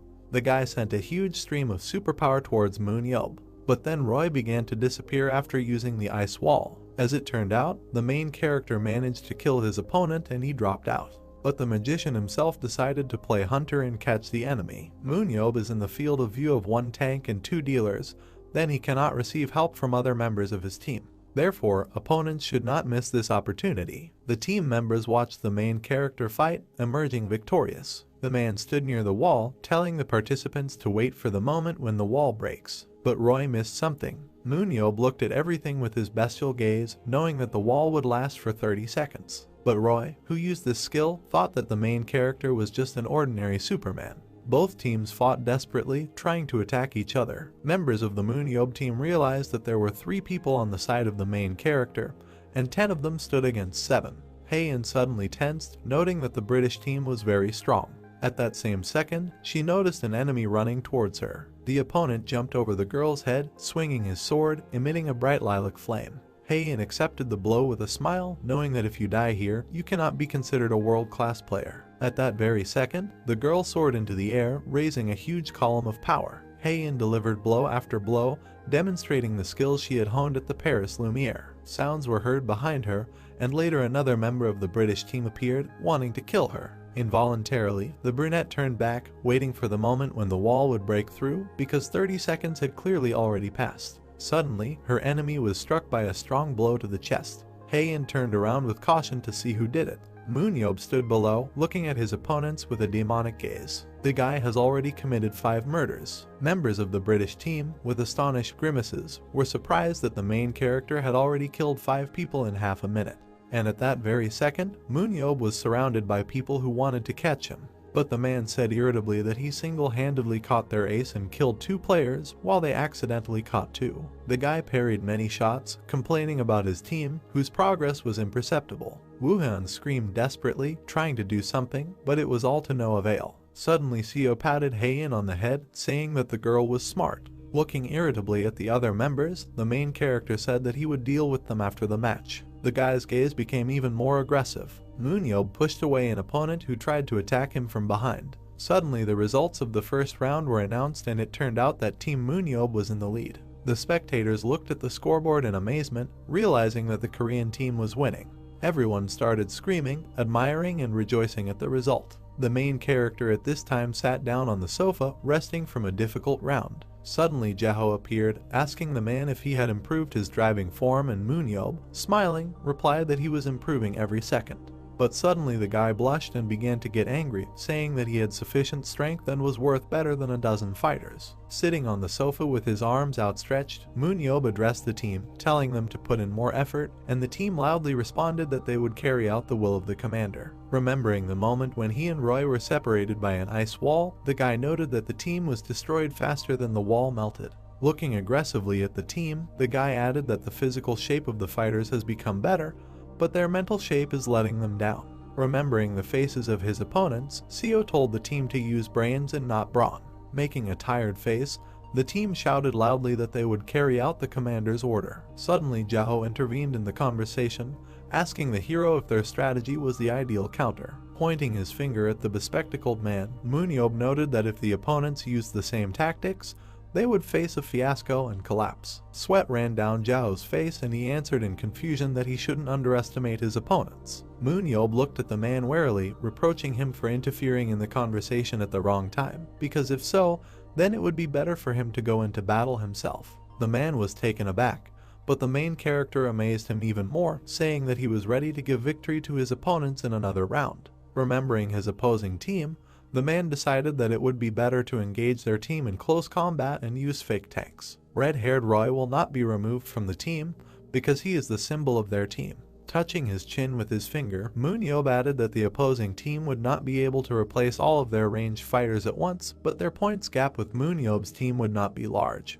Jaho, with his mouth open, listened to the guy who was talking about how the Roy team would try even harder. Remembering Bernard, the main character added that if France plays with a fake tank, then the British team will be defeated. The team with the French flag will perform, and in turn the British will show that they have a solution on how to deal with this. It's round 2 in a dungeon called the Spiral Cave. Team Roy headed for the door. Having opened it, the guys were illuminated by a bright blue light, but they rushed forward, not paying attention to anything. Both teams were engulfed in blue light and the guys were rushing to the epicenter of what was happening. Their faces were aggressive and filled with anger, realizing that the atmosphere had changed greatly. Woohan looked at his opponent, noting that there was no free space in the cave. At this time, MoonYeob kicked his opponent, trying to break through further, telling his team not to pay attention to fear. The main character hit his opponent with every blow. Suddenly he landed on the ground, leaning on his spear. His gaze was wild and his grin was bestial as he warned his opponents that if they did not take advantage of their chance, they would lose. The British team won the second round. The scores were displayed on the scoreboard, namely the British had 3 points and Korea had 0. Next on the board was Roy, who was presented as the best player. He recorded 4 kills and 4 assists. The man used the Blizzard skill to get 2 kills and 4 assists. MoonYeob's team was frozen, demonstrating Roy's supernatural powers. MoonYeob was immediately shown on the screen, striking his opponents with superpowers. The moment when Roy appeared behind the main character was reproduced on the screen and the voice said that the guy deliberately surrounded himself with enemies. This was done to avoid Roy's attacks. MoonYeob also hid among his team's tanks when necessary, and then fought like a lion, giving the Korean team the moment of victory. Roy reached for the lock. Behind this castle MoonYeob was chained, and if not for this situation, the result would have been different. Having broken the ice seal, the main character realized that he had come too late because the Korean team had already been defeated. The character bared his teeth in outrage at the outcome and killed 3 more players in the battle, proving the strength of the MoonYeob team. The hologram showed the main character, and when they saw him, everyone began to raise their hands, praising him. The guy looked questioningly at this spectacle, asking Heian if there would really be a battle in the third round dungeon now. The girl behind him perked up, asking the smiling guy if he was really worried, but he waved him off. Suddenly, two men appeared on the TV screen, reporting on the final dungeon. And as it turned out, it became a people's grave. MoonYeob lifted his head with delight, thinking about the terrorist army, because then, when they woke up the emperor to ask about the evil, only the palace part woke up. The queen explained this as if they had awakened and raised the entire palace, they would have refused to go through the location. The emperor's powerful soldiers lay in their graves, where they would now be tested. There is also an emperor who disposes of these soldiers. His warriors stand in the ruler's chambers. Heian, opening her mouth, asked her uncle what he would do, because the third round was very difficult. The man smiled, raising his finger up and asking the girl if she remembered those whom he killed first in 2 rounds. The girl looked at the guy in surprise and said that perhaps this was a rage, and hearing this answer, MoonYeob praised her because he used the fake tank skill to kill them. Looking at the surprised and amazed girl, the guy said that in the third round he would play to restrain. After looking at the scoreboard of both teams, a loud voice suddenly rang out. Roy watched, realizing that their team, after much deliberation, had changed everyone's range to melee dealers except for him. This happened in both the first and second rounds because the range died first, so this decision was made. Roy looked at the scoreboard with concern, realizing that the composition of the Korean team had changed, namely, there were 2 fewer tanks and more close-range tanks were added. The guy's face expressed anger, and he understood that the second round was a trick to figure out the strategy for the third. MoonYeob was ahead, but Roy thought that if the enemy decided to take advantage of the fact that there were many monsters in the dungeon, then the British team would be defeated. The red-haired boy's eyes lit up as he came up with a plan to act on. MoonYeob at this time had already rushed into battle with Heian. The third round was announced. Suddenly, a girl flying after the main character turned to him with a question about whether they needed to hunt. The girl began to listen to MoonYeob's words with a confused look. He imagined a small table with 2 people in his head, making her imagine a battle with a gap in ability levels, where the result was already visible. Imagining a fight between 2 people, MoonYeob continued by saying that if you score points faster than your opponent, you can close the difference in abilities and performance. Continuing to fly upward, a smiling Heian replied that since these fighters should hunt to buy time, then they need to strengthen their aura in order to arrange a team fight at the end of the game. Team Roy appeared in her head, and it dawned on her because she realized that their opponent would use the same tactics. MoonYeob smiled, saying that he knew that the enemy would not immediately engage in battle as before. Glancing to the side, the guy noted that there was one nuance. At this time, both teams fought tooth and nail, surrounded by skeletal fighters who wanted to kill them.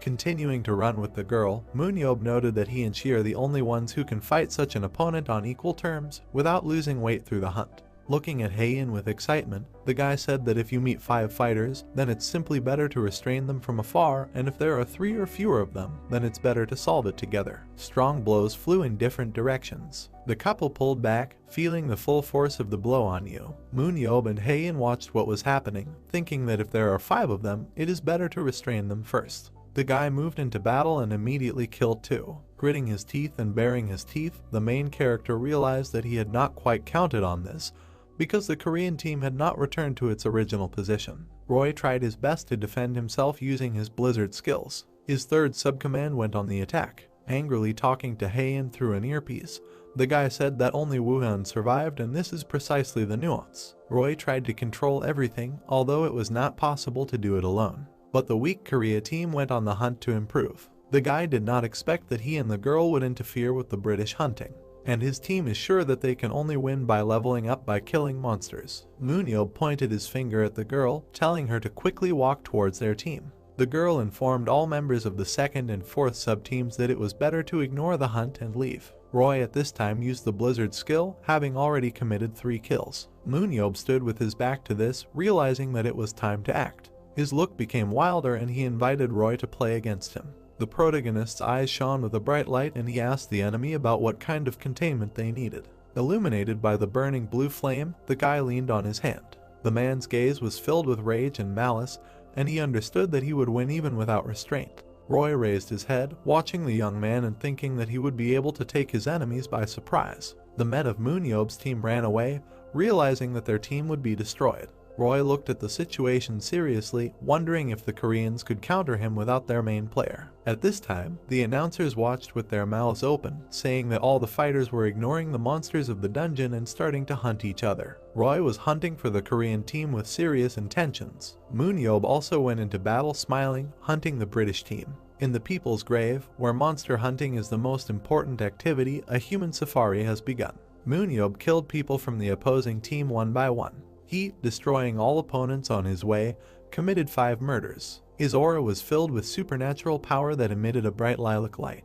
The guy aimed at other goals, bouncing off the ground. Suddenly MoonYeob looked at the scoreboard, because Roy had already made 5 kills. Aiming for the next goal, the main character told Haein to kill all the monsters on the way. A huge arrow surrounded by blue flame was flying at the guy, but he reacted in time, taking out his shield. The arrows hit right in the center of the shield and MoonYeob looked at them questioningly. Suddenly he opened his mouth and exclaimed in surprise that perhaps Gary was using a bow as an auxiliary weapon. Looking up, MoonYeob decided to act even more radically than before. The guy changed the location to find Gary, who was participating in the battle. Pulling out a shield from behind his back, MoonYeob worriedly asked if he was trying to detain him. The man pulled out a weapon, wanting to take revenge on the guy for what he did. At the same second, MoonYeob used an enhanced throw. Gary sat in cover, watching the main character, preparing for an attack. A map of the location of the players and the boss has appeared. The team asked Gary how he was doing and warned him that the main character is a master of ranged attacks. Gary noted that everything is normal, and he will walk along the spire tower and keep the protagonist under control. Gary Williams, British team member, position, range dealer, weapon, bow, two-handed axe. A map appeared with the location of the main character, and Gary and the British team hunting monsters. Gary told the team to go hunting and then join him as soon as they could. Among the vast space stood the main character, from whom a purple aura emanated. Gary noted that at the moment it is necessary to stall for time until Roy tracks down all the Koreans, or to gain at least a minute so that he can escape from the protagonist. The main character held 3 spears in 2 hands, intending to strike multiple blows at the tower to defeat the enemy. Gary noted that they won't last too long. Gary held a bow in his hands, about to pull an arrow, looking back at the main character. The team tried to stop Gary, but Gary didn't listen to them, telling them to stop panicking, because the protagonist doesn't see him anyway, and until then he couldn't find him. The team told Gary that spears were flying straight at him.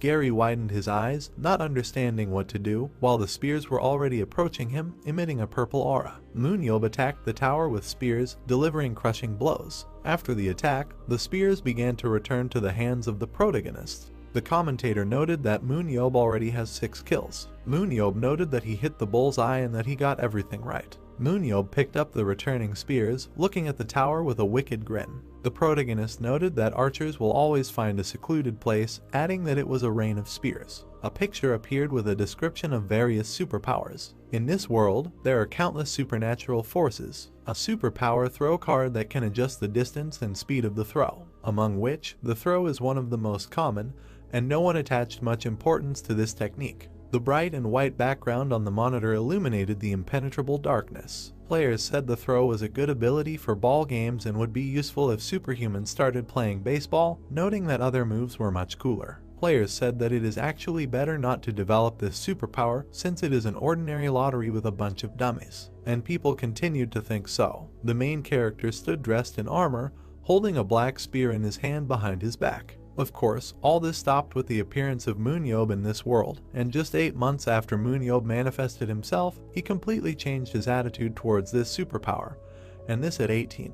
The main character was clutching a spear in his hand, emitting purple energy. The protagonist in armor extended his arm in front of him, emitting pillars of blue energy. The value of the throw lies in the fact that you can release an object containing an aura without taking a special pose for this. In other words, even if the object only touches your fingertips, you will be able to throw it at the target as hard as you can. However, whether you will be able to do it correctly and hit the target is another matter. The main character stood by a huge tree, with a large target, practicing throwing spears, hitting the target directly. For MoonYeob, a skill level that has been developed to the human limit, aiming has become as easy as breathing. At this moment, MoonYeob's enhanced throw began a carpet bombardment that could be carried out until the hidden enemy was defeated. The main character stood with his arm outstretched, holding spears in them, emitting a purple aura. The main character smiled widely in anticipation. The protagonist noted that without Seongho it's just like without eyes, adding that on the other hand, he has absolutely no need to see the enemy because he can simply throw a spear and it will return to him. The protagonist lowered his lips, slightly widening his eyes at what he heard. The commentator noted that Roy had 6 kills. The main character rushed to the side, leaving a column of purple aura behind him. He noted that he had just pulled away from him, and he was again stepping on his heels. The protagonist rushed sideways around the arena, representing the formation of the British team. He noted that in the British sub-team one of the participants there are only 3 tankers. The main character said that the prospect of being caught in a cave does not appeal to him at all, and his aura will not be enough. He is not much of a hunter. The protagonist rushed to a huge gate that was closed on a wooden beam. The main character grinned maliciously, imagining a knight in golden armor and glowing red eyes. The main character noticed something strange. The British team ran away from the main character, looking behind them, noticing that there was no one behind them. Aaron told the team that there was no indication that MoonYeob was after them. A map appeared showing the location of British Sub-Command 1. Mary raised her eyebrows, looking to the side in surprise. Mary didn't understand when he stopped pursuing them. Mary looked at her team, clenching her hands into fists, while the team looked at her in confusion. Mary suggested that the main character could choose a different path and go through the central castle. Arthur said that even the protagonist could not overcome all this alone. Arthur added that capturing the Golden Army, waking up the Emperor and destroying him sounds ridiculous. Arthur represented an army of warriors in golden armor. Arthur noticed that the Golden Army is different in nature from the terracotta skeletons. Arthur added that these are elite undead that were selected and created by the Emperor himself. Arthur presented the Emperor, dressed in golden armor. Arthur said that even if you went through them, MoonYeob is not cool enough to make an Emperor, no matter how prone the Emperor is to nerfed, and this place was considered an invincible dungeon back in the days of the war with the demons. Mary knitted her eyebrows in displeasure, baring her teeth. Mary noted that everyone knows this, adding that if they forgot, it was MoonYeob who conquered the People's Grave. A huge golden army stood in front of the castle. Since the battle's launch, countless dungeons have been converted into arenas for the battle. The black silhouette of the main character was visible in the middle of a sparkling golden army located in the heart of the People's Grave. The main character raised his hand above his eyes, looking into the distance where the castle was located. MoonYeob noted that he remembers the steadfast golden soldiers, adding that the Emperor made all the armor gold and did not even regret it. The main character said that he managed to earn a lot of extra money when he dealt with this dungeon and sold all the shells. The protagonist peered into the castle from afar, holding his hand raised. MoonYeob said that if you go through the Golden Army slowly, there is a chance of breaking through. MoonYeob walked among the Golden Army, looking back at them with caution. The main character noted that those places where the bosses could be safely hunted by a team of 11 people, the players passed first, and the dungeons that the whole team could hardly overcome were gradually adjusted, and only after that the people were released onto the battlefield. The protagonist presented the image of the Golden Emperor and High Priest. MoonYeob noted that among all the trials, the People's Grave with the Emperor was the most difficult. It could be compared to the final dungeon, but considering the boss, the People's Grave would be even more difficult. The protagonist noted that this is why the Battle Association proposed changes. The protagonist presented a raised hand from one of the men. MoonYeob added that without which even a group of 11 people would never have been able to deal with him, instead of prohibiting the Emperor from using aura. The main character presented a golden army, with the Emperor leading behind them. The main character added that he stated that only by hunting the entire army would it be possible to inflict at least some damage to the main boss. The main character opened the doors to the castle, letting light inside. The main character appeared in front of the Emperor, seated on a golden throne. A map of the Imperial Palace appeared. The main character told the Emperor that they had not seen each other for a long time, and he probably got bored. The protagonist swung his spear, which emanated a purple aura, and bared his teeth. MoonYeob threw his spear towards the Emperor, which pierced right into the throne next to his head. Sticking out next to the Emperor's head was a spear that emitted a purple aura. MoonYeob told the Emperor that this time he did not come to his liking.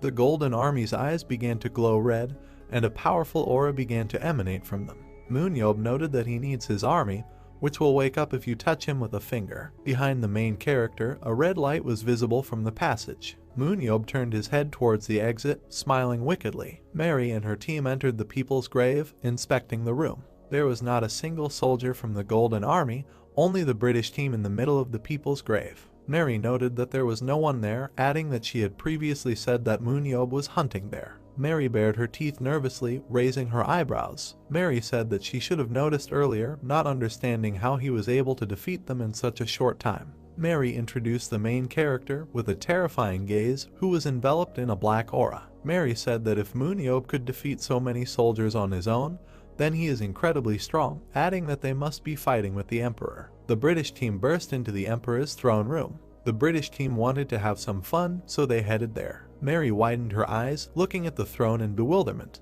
The Emperor sat motionless on his throne. Mary was surprised that the Emperor was still there. Mary looked at the worried Arthur, who was at a loss. Arthur thought that the main character dealt with the warriors and left the Emperor for dessert. Mary said that she didn't understand anything at all. The Emperor was unconscious. Mary noted that he would have woken up if the entire Golden Army had been destroyed. Suddenly, the hall began to shake, causing the team to bare their teeth while bending their knees slightly. The protagonist ran along the road, bursting into the Emperor's throne room to the British team. The main character with a crazy smile and a bloodthirsty look ran, looking at the team. The British team was shocked by the appearance of MoonYeob. The main character ordered them to get out of his way. The British team put up shields in front of them to defend against MoonYeob.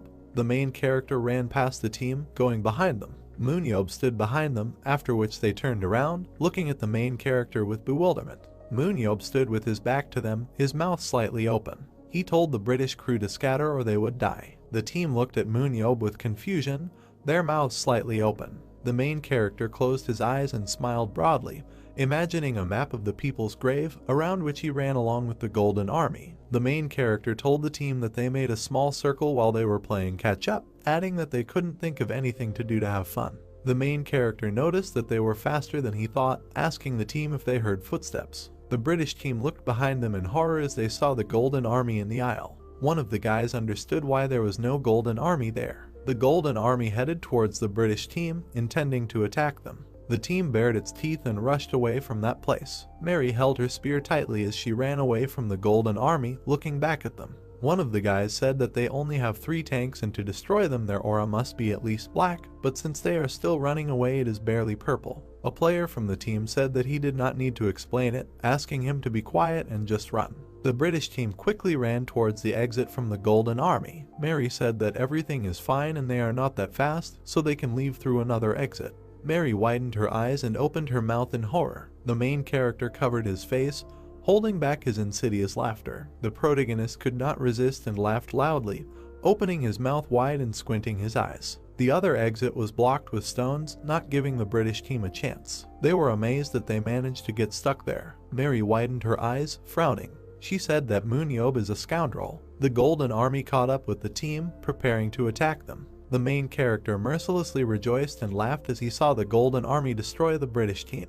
The commentator announced over and over again that a player from the British team had been executed by the Golden Army. A table appeared with the score in favor of Korea. The commentator announced that MoonYeob's strategy to race the Golden Army is an unexpected twist. The commentator noted that the British team was completely confident in their victory, but how unexpectedly a crisis befell them. Roy closed his eyes and knitted his eyebrows, lowering his head slightly. Roy opened his eyes, looking straight ahead with displeasure. He thought that, as expected, the main character was adorable. The commentator said that Roy is the only player left. Roy stood in front of the Korean team, enveloping himself in a black aura. The commentator noted that, however, the match is not over yet. Roy thought that MoonYeob was very mistaken if he thought that he would give up so easily. A map appeared with the location of the main character and Roy with the Korean team. The protagonist quickly ran away from the Golden Army, looking back at them with a crazy smile. At the same time, MoonYeob leads the Golden Army in circles to smash the British team to smithereens.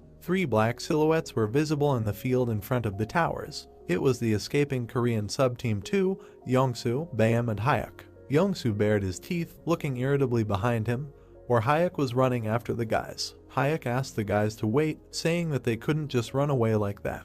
Yongsoo nervously looked at Hyuk, who was looking sideways behind his back. Yongsoo noted that the main character himself told them to run away. Hyuk said that he knows and the protagonist is always right, but they are national team players like him. Hyuk furrowed his eyebrows and narrowed his eyes at Yongsoo. Hyuk said that if they end up becoming Roy's hunting points, then why not fight back first and do some damage? Hyuk added that you cannot wait forever for instructions, and you need to take the initiative at least once. Yongsoo didn't understand what Hyuk was saying. Yongsoo looked at Bayam with irritation, baring his teeth. Bayam said that there was some meaning in these words, and Roy was left alone, adding that everyone knew that he was preparing for a surprise attack. Bayam widened his eyes, imagining the image of the main character and Roy. Bayam said that at that moment, the director was chasing Britain, and he had no time to give additional orders, saying that it was time to make decisions and fight on their own. Bayam looked back at Yongsoo and Hyuk, raising his hand slightly. Bayam said he wasn't, and they may think he's crazy, but he certainly won't regret fighting the battle and dying instead of running away. Hyuk looked at the guys with all seriousness, knitting his eyebrows. Hyuk supported Bayam, noting that they are fighting for the national team, and everyone says that there are no worthy ones except MoonYeob. Hyuk recalled angry remarks from the audience at the game, saying that they only came to see MoonYeob. Hyuk noted that they will not have a second chance. Yongsoo furrowed his eyebrows and widened his eyes, completely perplexed. Yongsoo thought it would be better to cover his ears. Haein told the guys that it was good to hear. The guys turned around, looking straight ahead in surprise. Haein appeared in front of them, surrounded by a blue aura. Haein looked at the guys decisively, smiled slightly, and clenched her hand into a fist. Haein said that now they are 4 against 1, and they need to make a plan. A map appeared showing the location of the teams. Haein and Bayam stood ready, holding their weapons in their hands. Haein, superpower, teleportation, whip. Bayam, superpower, shadow walking. Yongsoo and Hyuk prepared to attack, holding their weapons tightly in their hands. Yongsoo, superpower, explosive sphere, binding. Hyuk, super strength, aura concentration, inner strength. The guys stood in front of the British player, who was floating in the air, shrouding himself in a black aura. The British player watched the Korean players with a cold and piercing gaze. Roy, superpowers, ice wall, ice seal, blizzard. 5 minutes ago. The guys stared at Haein, who joined them. Hyuk asked Haein if she knew Roy's weaknesses. Haein smiled widely, raised her eyebrows, and raised her index finger. Haein noted that before returning home for the match, she heard from Bernard and Lucas of Lumiere Paris about his weakness. Haein presented an image of Bernard and Lucas smiling. Haein said that with this method, even the weaker Korean team would be able to deal a serious blow to Roy. Hyuk looked in surprise at Haein, who shook her head to the sides and showed a cross with her fingers. Hyuk told Haein that there were only 4 of them, asking that this was definitely the only way. Haein noted that they don't just get into the top 3. The guys stood with confused faces, looking at Haein. Haein asked the guys what they thought, that they would only harm the player MoonYeob, to which the guys categorically said no. Haein said that this is the only way to help MoonYeob and he will definitely defeat Roy. The guys stood opposite the British player, preparing to attack. The British player looked intently at the guys, noticing one of them. Roy thought that there was an enemy there in a battle with which one should not let one's guard down for a second. Roy noticed Haein, who was watching him from the ground. Roy recalled seeing Haein in battle before. He noted that he fought her several times when she played at Lumiere in Paris. Roy thought that although she did not prove herself in the match, she had a great understanding of tactics, adding that he was even surprised a couple of times during the team battles. The British player continued to float in the air, emitting a black aura throughout the space. Roy noted that since he has a black aura, then the guys with a blue aura have no chance of winning. The British player wondered if they were trying to scam him. Roy's eyes widened, his brows furrowed in confusion. He heard the commentator announce that the British team's players had been executed by the Golden Army. Roy looked straight ahead with indignation, imagining the image of the protagonist smiling maliciously. The British player thought that all this was the tricks of the main character. The British player became furious, causing his eyes to turn white. He thought that the protagonist was planning to go through the center, but he would also have to deal with the rest of the British team. Roy didn't understand what trick the protagonist was using, but he was going to end it all before he joined. Roy spread his arms to the sides, and a snowstorm began to fill the arena. He used the superpower of the blizzard. Haein bared her teeth and frowned, running away with the guys away from the British player. Haein ordered the team to avoid his attacks. Roy rose higher, filling the space with snow and ice. The British player extended his hand in front of him, baring his teeth, and an ice wall appeared in front of the guys, preventing them from going further. The Korean team scattered in different directions, running along the walls. Haein said that everyone should run away. Yongsoo and Haein ran as fast as they could, looking slightly excited. Roy watched the Korean team's actions closely, pursing his lips. He thought it would be worthwhile to deal with the ranged ones with fire-type superpowers first, and decided to start with Haein. Roy immediately rushed towards Haein and Yongsoo, catching up with them. Haein looked behind her, looking with a serious look at the British player who extended his hand towards her. Roy thought that he would tie up the most annoying opponent first. The British player ran past Haein, encasing her in ice. He used the superpower Ice Seal. The British player caught up with the fleeing Yongsoo, emitting a black aura. Yongsoo looked behind him, watching in horror as Roy approached him, activating a yellow sphere in his hand. Yongsoo fired multiple orbs towards the British player. Yongsoo bared his teeth and put his spear in front of him, launching spheres at Roy. Roy noted that his superpowers activate quickly and he has great potential. Roy easily avoided Yongsoo's attacks, noting that he could see all possible trajectories. Yongsoo watched in fury as the unsuccessful attacks failed to hit Roy even once. He didn't understand why it didn't work out. Roy appeared right in front of Yongsoo, emitting a black aura. He told Yongsoo to try a little harder. Roy flew past Yongsoo, cutting off his arm, causing him to bare his teeth in pain. Yongsoo narrowed his eyes, small drops of tears appearing on them. He noted that the removal of the arm was not part of the plan. Suddenly, Roy's hand was wrapped in blue energy, after which he looked at it. He noted that Yongsoo used bondage. Roy narrowed his eyes towards Yongsoo, but Hayek and Bayam were already flying towards him, planning to attack him. The British player began to collect powerful energy in his staff, from which a bright blue light emanated. The guys watched what was happening in horror, expecting an attack. A huge blue column of energy hit the guys, enveloping itself in a black aura. The British player used the superpower Absolute Zero. Roy chained the guys in ice, noting that they were doomed to die a slow death. Roy stood with an intimidating look in front of Yongsoo, who was terrified of him. Yongsoo said that he couldn't believe it, because he is the same long-range attacker. Yongsoo looked in horror at the staff that appeared in front of his face. Yongsoo had time to think that he had a completely different mindset. The British player looked away with an indifferent look, thinking that there was only one person left. Haein climbed out of the ice trap while the British player looked on. Haein raised an eyebrow and looked at Roy, pursing her lips. Haein looked at Roy, who was emitting an aura, seeing that no one else was there, thinking that they had all been beaten. A black shadow appeared behind Haein, causing her to widen her eyes upon sensing it. Haein took a fighting stance, holding her blades in her hands. Haein thought that she should stop worrying. She began to emit her blue aura, while Roy emitted a black one. Haein looked at the British player with a serious look, remembering the image of the main character. She recalled his words that it would be better for her to use teleportation in case of escape, and not for breaking forward. Haein noted that she knows, but sometimes you still have to. Haein moved, facing the British player. Haein's attack, with 90 agility and 95 speed, for Roy, who had 71 speed and 88 agility, was something he couldn't avoid even if he prepared. Haein exuded a blue aura with her incredible speed. Haein rushed towards the British player, swinging her twisted blade as he held out his staff in front of him, gathering blue energy. However, the Briton could not help but answer. Roy glared at Haein, about to attack her. He thought that he would not let his guard down because she was worth it. Roy released a huge blue pillar of energy, attacking Haein.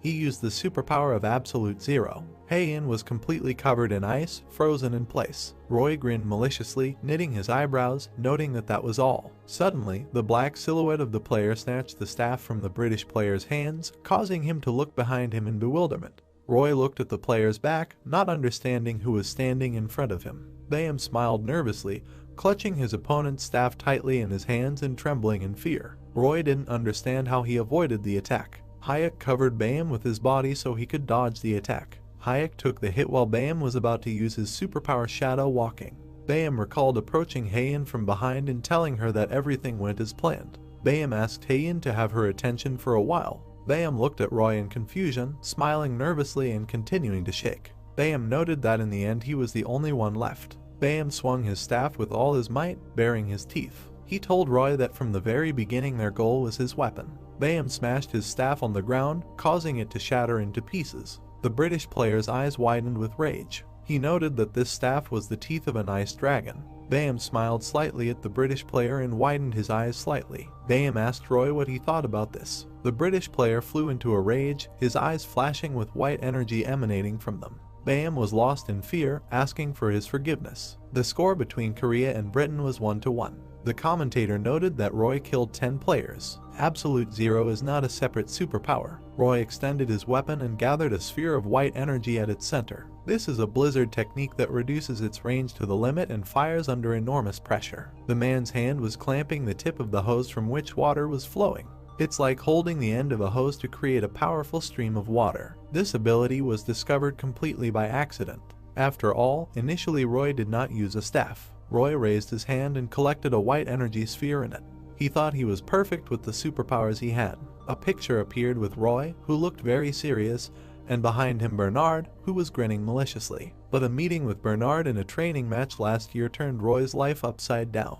Bernard was so fast that he made quick work of Roy, feeling helpless in the face of fast and powerful melee damage dealer. Until you answer, you can't move on. An image of a white staff with a blue orb appeared. Therefore, Roy chose an ice dragon tooth as a weapon for battle. And at the moment of another desperate confrontation with Bernard, Roy extended his staff in front of Bernard's face and began to collect a sphere of blue energy. He used the blizzard thanks to his staff. A column of blue energy shot straight at Bernard. This marked the beginning of the creation of Absolute Zero. Roy stood with a serious expression on his face, and behind him were Bernard and Daniel. After that, Roy moved into the top 3 with Bernard and Daniel, and he has never lost ground since his debut. Roy stood on the white snow, holding his staff tightly in his hand. However, even after years of training, it was impossible to use superpower without a staff. The use of weapons to compensate for weakness has become an addiction. Roy held his weapon in his hand, attached to it.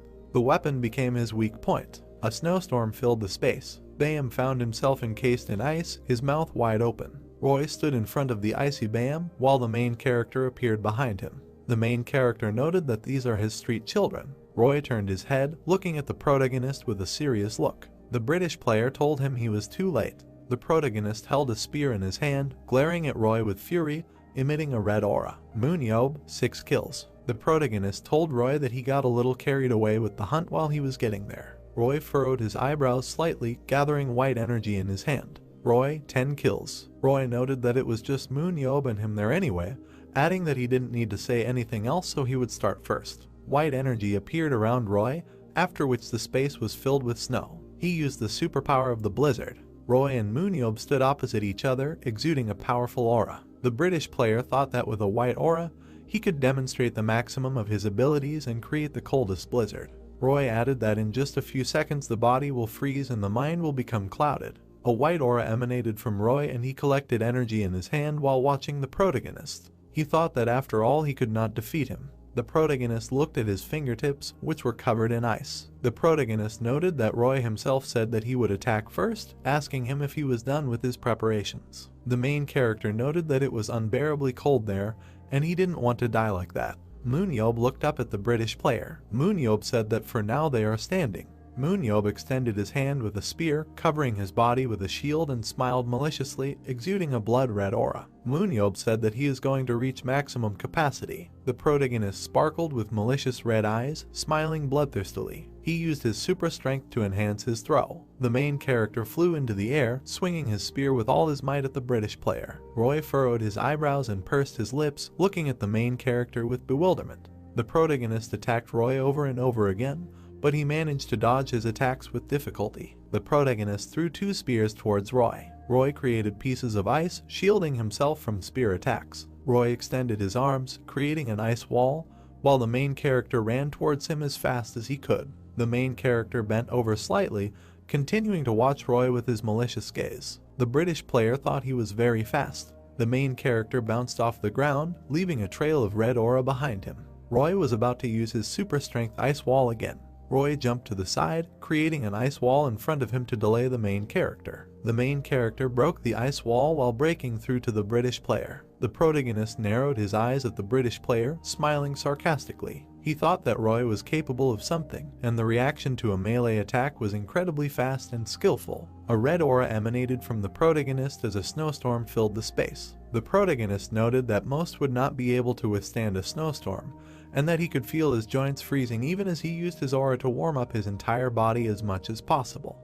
Roy watched the protagonist with a serious look, pursing his lips. MoonYeob thought it was an unforgettable battle. Roy thought that he should thank Bernard. MoonYeob put his shield behind his back, resting his hand on the icy floor. MoonYeob thought that even if that was the case, MoonYeob rushed towards the British player, leaving a trail of red aura behind him. The main character appeared in front of Roy, holding out his hand and emitting red energy from his hand. The protagonist noted that it was too easy, telling Roy to advance. The main character exuded red energy from his hand, attracting his spears to himself, which would pierce directly into Roy's body. Roy turned his head and saw spears flying straight at him. The British player widened his eyes, looking at the main character in bewilderment. The protagonist grabbed his spears in his hand, taking Roy by the collar. The protagonist said that it would be rude to brag about defeating a ranged damage dealer in melee. The audience watches the projection of the main character. The commentator did not understand what was happening there, and MoonYeob lays down his arms when victory is just around the corner, not understanding what the main character is thinking about.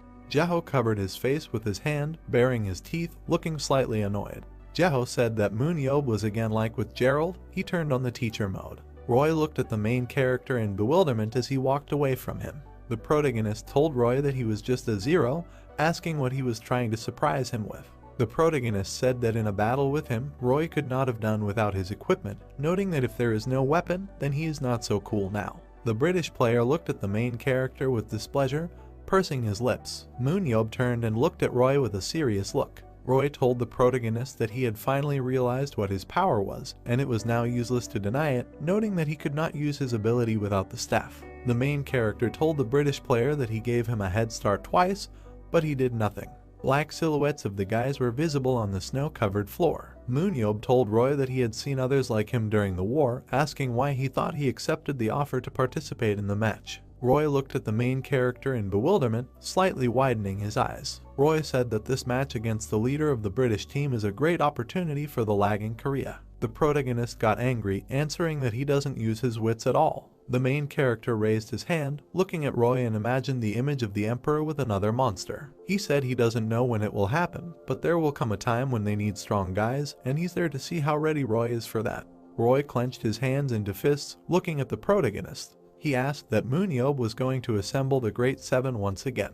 MoonYeob said he doesn't want to explain everything, but he's partly right. Pietro sat among the spectators, watching the match, crossing his arms over his chest. The main character noted that one day demons appeared, and the strongest alien monster was able to invade from beyond the dimension. The protagonist grinned maliciously, looking at Roy. He asked the British player if he thought he was strong enough to join the Sevens. A snowstorm raged in the arena, while the black silhouettes of the guys could barely be seen. Roy told MoonYeob that the war with the demons had ended a long time ago and didn't understand what he was talking about. MoonYeob smiled sarcastically, throwing his spear over his shoulder. He told Roy to forget about it as he had already entered there, asking if there was to be an interview. The protagonist looked at the British player with a wide smile. He said he was going to throw a spear at his forehead and he had to use all his aura. Roy pursed his lips, watching the protagonist with narrowed eyes. The protagonist told Roy that if he stopped him using absolute zero or something like that, he would win.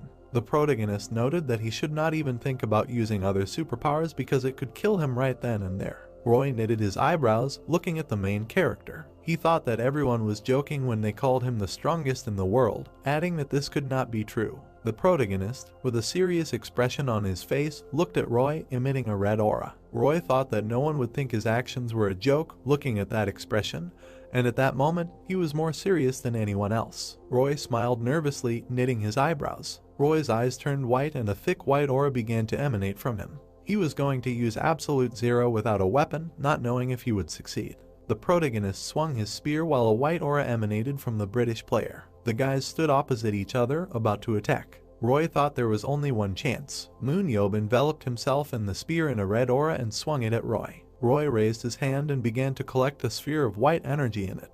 The sphere glowed brightly in the British player's hand. Roy noted that the blizzard must be concentrated at one point. The protagonist threw his spear at the British player. Roy bared his teeth, straining hard to use absolute zero. He noted what needed to be collected. Roy furrowed his brows, green eyes sparkling. He noted that we need to focus. Roy shrank slightly, gathering bright white energy in his hand. Roy thought it should be released. Roy extended his hand with the sphere in front of him, after which a huge table of blue energy appeared. Roy used the superpower of absolute zero. The column of energy rushed straight towards the main character. The protagonist smiled madly as a column of blue energy appeared in front of his face. There was a small explosion in the arena. Clouds of smoke and dust rose. Half of the main character's face was frozen.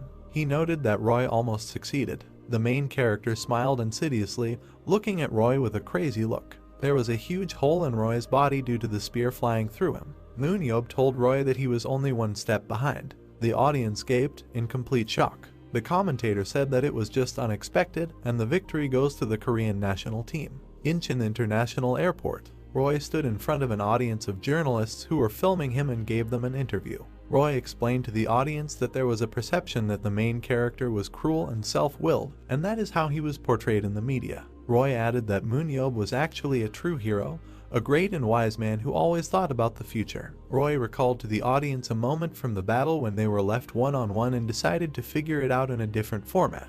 Roy said, even though MoonYeob already had victory in his hands, he stopped the spear and allowed him to go beyond his limits. Roy noted that the protagonist allowed players who had potential to overcome their weaknesses, even if they did not hinder him in any way, and this action could definitely be chalked up to the role of a true master of superhumans. The British player looked out at the audience with a smile on his face and noted that he seriously thought that if someone asked him to choose the best Superman in the world, he would no doubt name MoonYeob. Moved to the Superhuman Battle Association in Korea when the weather was clear in the city. Zachary joyfully greeted the main character in his office with a festive ribbon on his head. Zachary looked at MoonYeob with admiration and praised him, noting that he was supposedly his student.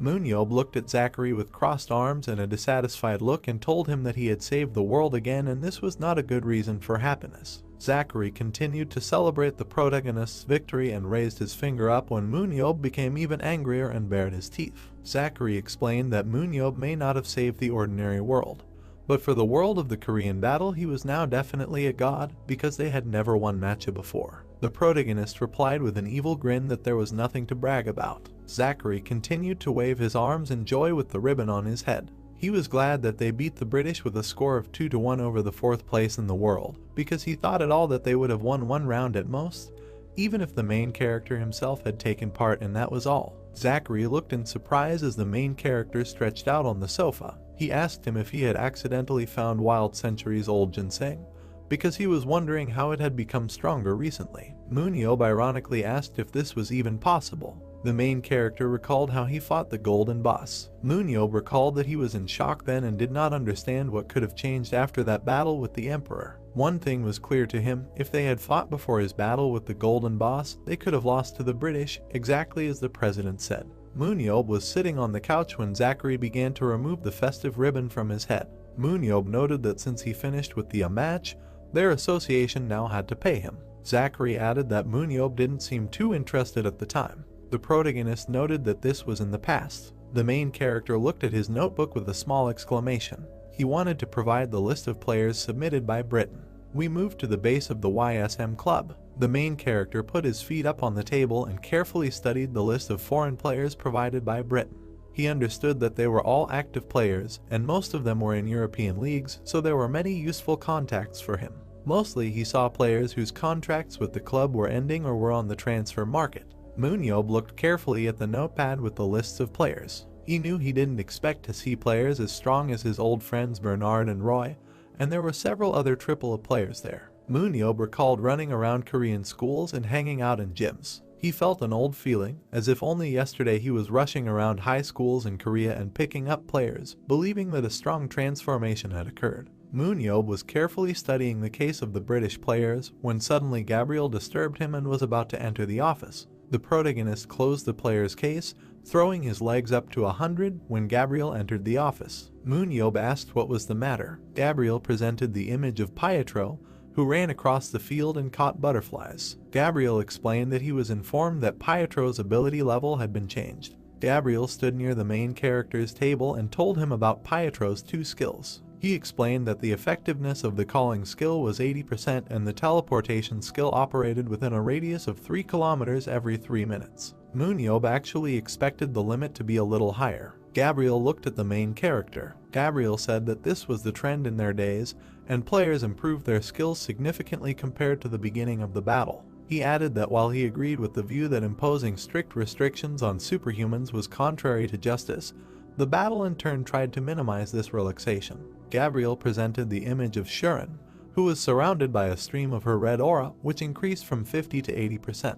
He added that there was also a rumor that Shuren's punishment would soon be reduced and it would probably be quite scary to face a damping beam, the power of which will increase from 50 to 80% for the World Cup. MoonYeob got very angry and bared his teeth when he heard from Gabriel that the next World Championship will be held in the top 6 format, not the top 3. Gabriel looked at how the main character continued to get angry. He asked Gabriel about Shuren, Pietro and himself being added to the original trio, asking him ironically if he had overestimated anyone. Gabriel began to explain that MoonYeob's potential could be appreciated by watching the last match in the UK, where there was an interview with Roy. The protagonist angrily pointed a finger at himself, imagining images of other strong players. He said that it was simply because he overestimated all the other players, because in fact he was the only strong player. The main character turned his back to the head coach and laughed maliciously, joking about letting the other players fight for second place. Gabriel added that if we take into account which players will come to them in the future, the club's equipment and dormitory could be improved.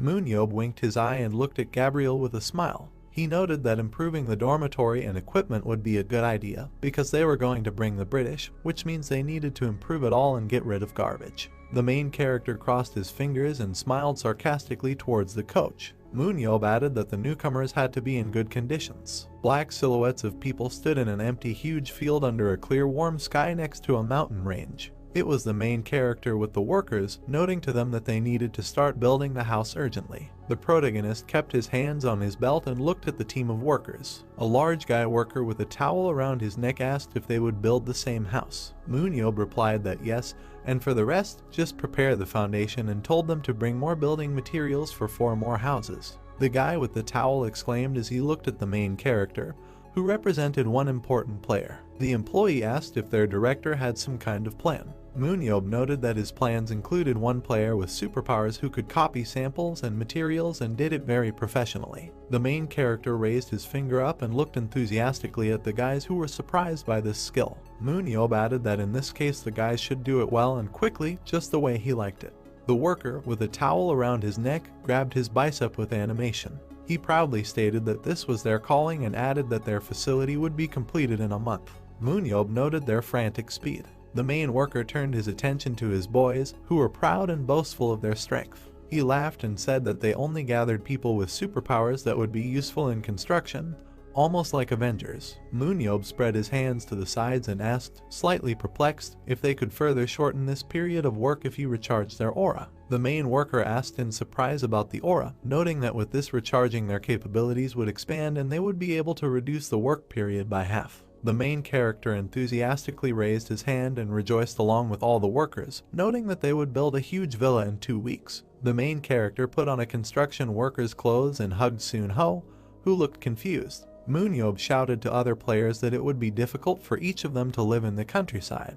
The 5 boys players looked with anticipation and expectation at their director, who continued to inspire them. Continuing to hug Soon-ho, he shouted that now each of the club's players will be able to live in their own house with an area of 50 square meters. The 3 male players along with Naeun widened their eyes at the news. MoonYeob added that now each player will have their own house and they can invite their families there or live alone. The protagonist continued to rejoice and grin, looking at his players in the workers' uniform. He added that they also planned to build a convenience store in their house, to which the players began to groan and be surprised. Jeongmin exchanged glances with Youngwon with lost expressions. Youngwon asked if they would now have to drive an hour to the nearest grocery store. Jeongmin was surprised to hear about the car, since he traveled by bus and his journey took 2 hours. The entire team of players listened in awe and amazement to the pleasant perks of building their new home. MoonYeob added that this was not the end and they decided to create a separate player management team and hire a housekeeper and a service manager. The players could hardly believe what they heard, as they were pleasantly surprised. The protagonist looked sarcastically at the guys from under his yellow helmet, clutching Soon-ho in his hand.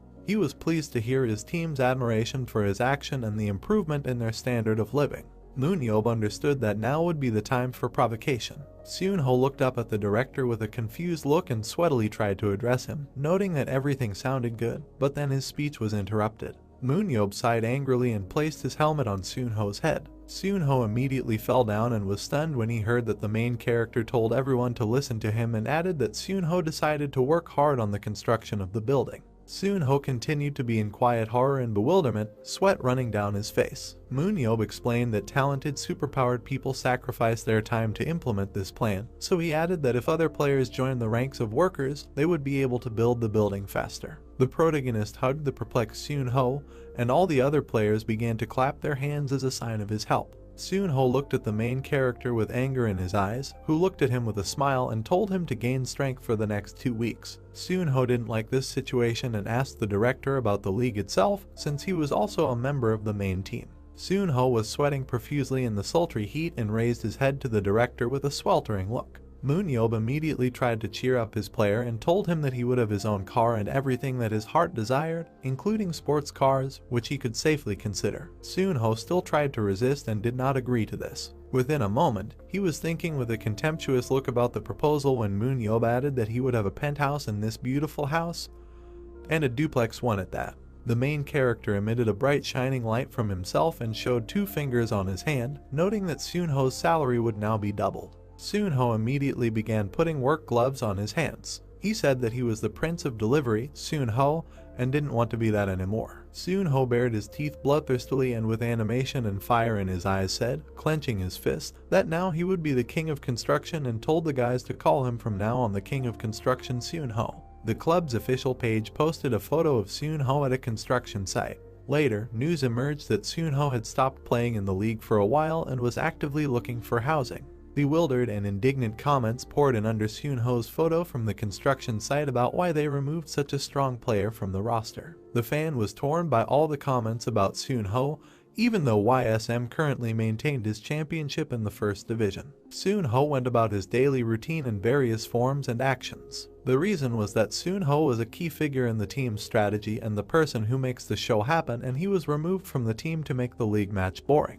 The training ground was destroyed and the angry comments evaporated in just a few days. The man's hand swept through the air in a refined manner. The comments went away on their own for no particular reason. Pietro trained on the battlefield with his magical aura, destroying everything around him. This was the YSM team's secret weapon. Pietro, in his magical appearance and white aura, looked to the side. YSM's great victory was that they got Pietro Ainla. Pietro's blue silhouette on the battlefield looked tired and a card came out saying he had 11 kills. Commentators rejoiced because it was not the main character at all, and Pietro defeated all his enemies. The players' comments immediately changed their tune and people tried to understand where such a strong player in the MoonYeob team came from. The interview with MVP in particular was impressive. Pietro, in his dark form, gave interviews to the crowd and told them that their primary goal was to win the championship.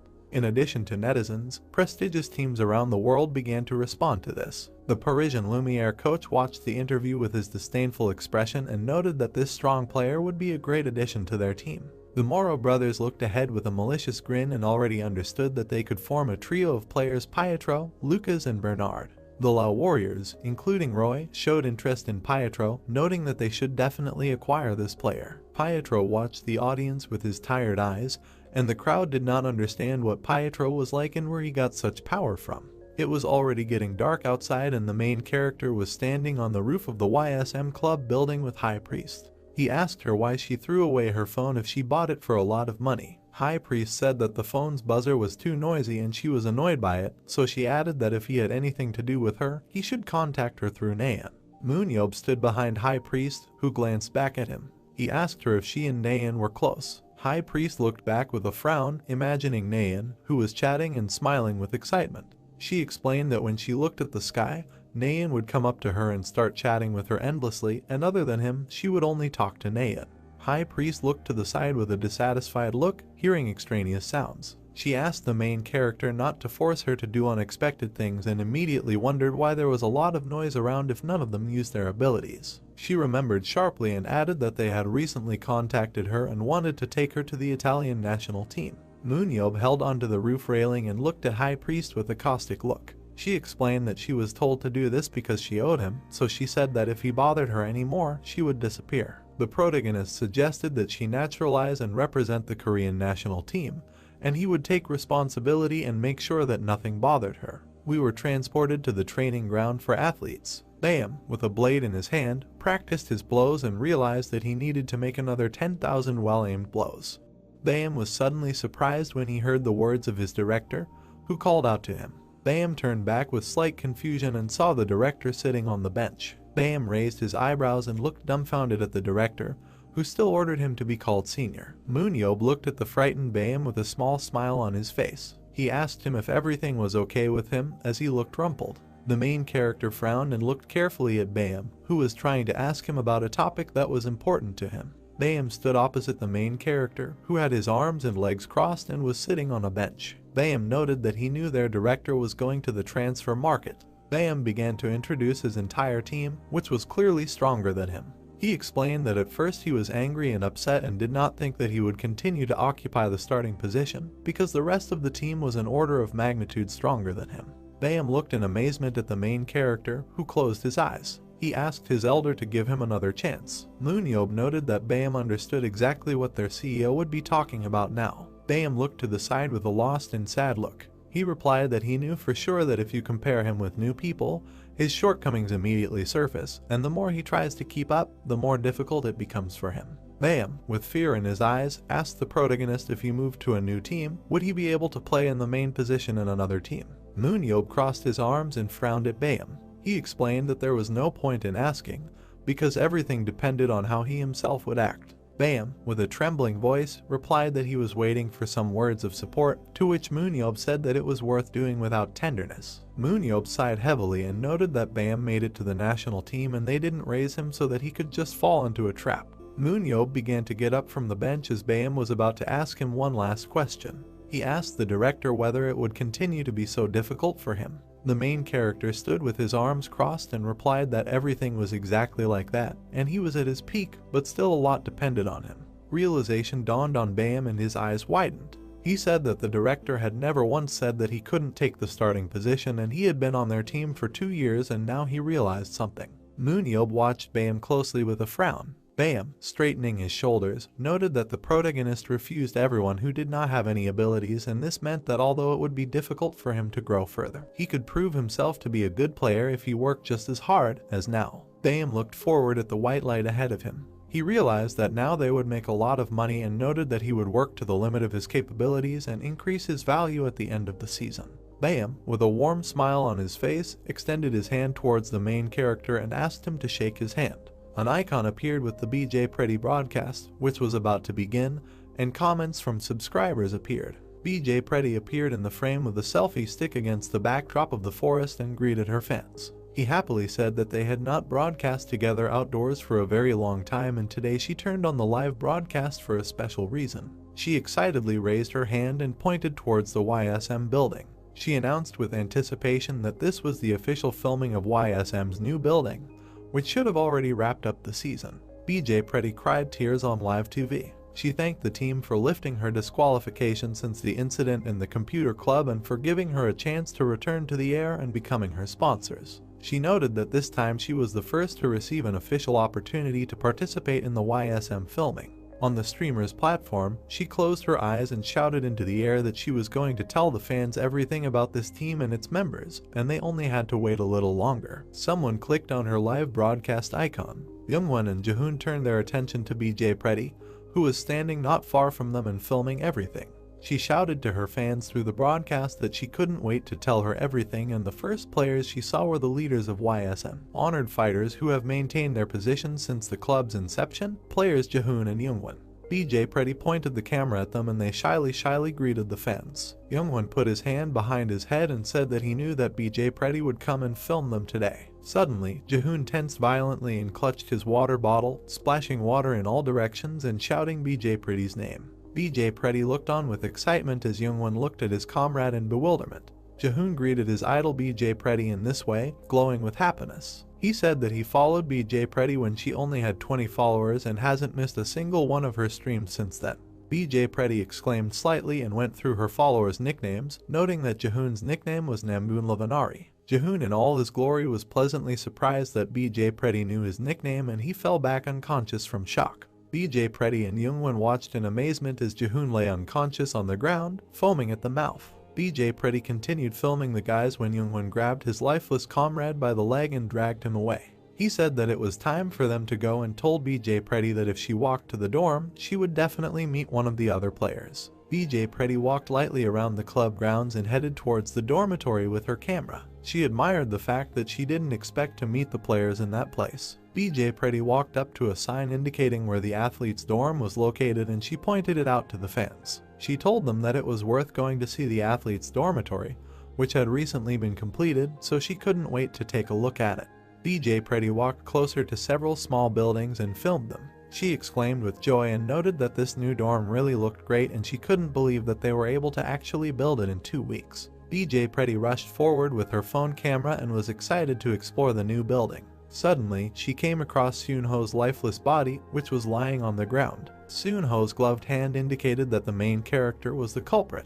She thought it was murder. BJ Pretty poked Seunho's body with a stick in amazement as he said something about the sports car he worked so hard for. Seunho sharply clenched his fist and was about to toss and turn on the ground exhausted, but he still understood that the penthouse was still at stake. BJ Pretty jumped back with the camera in fear when Seunho suddenly stood up and continued to list all his perks from this construction site. Seunho, with fire in his eyes, rushed forward to continue working, realizing that his salary would be doubled from this. BJ Pretty widened her eyes and stared in shock as Seunho ran away, not understanding what was happening. Suddenly Sania's leg appeared behind her. BJ Pretty turned around sharply when Sania, standing behind her, asked her if everything was okay. BJ Pretty fell even more into a stupor of amazement. Sania, with groceries in hand, stood in front of BJ Pretty along with 2 other players. In addition to Sania, BJ Pretty also noticed 2 players, Bayam and Jinsu, who greeted her with a smile. All 3 players stood with their grocery bags nearby. BJ Pretty asked them if he was returning from the store as well. Sania started walking forward and BJ Pretty continued to talk about how this food they bought should have lasted them for a whole week. Bayam and Jinsu started talking to each other when Sania walked past them and went about her business without looking back. Bayam did not understand what to do, to which Jinsu said that recently Sania began to understand the Korean language better. Bayam and Jinsu started making faces at the camera as Sania covered her face with a bag. Jinsu shouted to the BJ Pretty fans that they really had a lot of food and Bayam added his words that none of them would definitely eat it all at once. Sania abruptly ran away from the guys who managed to pay attention to her, realizing that she felt embarrassed. Bayam waved his arms with a dumbfounded look as Jinsu prepared to run after Sania. Bayam tried to justify Sania by saying that she doesn't exist at all. BJ Pretty looked at the remaining cloud of dust that the guys left behind when they ran away and left the packaging of the sausage on the ground. BJ Pretty looked at what was happening in amazement, thinking that all the players had run away. BJ Pretty, with a sparkle in her eyes, clenched her fists and joyfully announced that she had most likely found the genius of mukbang and was going to find out all this from the club director, and then she would definitely join the broadcast. BJ Pretty found herself at the team's training area and indicated to her fans with her hand that this was her next location.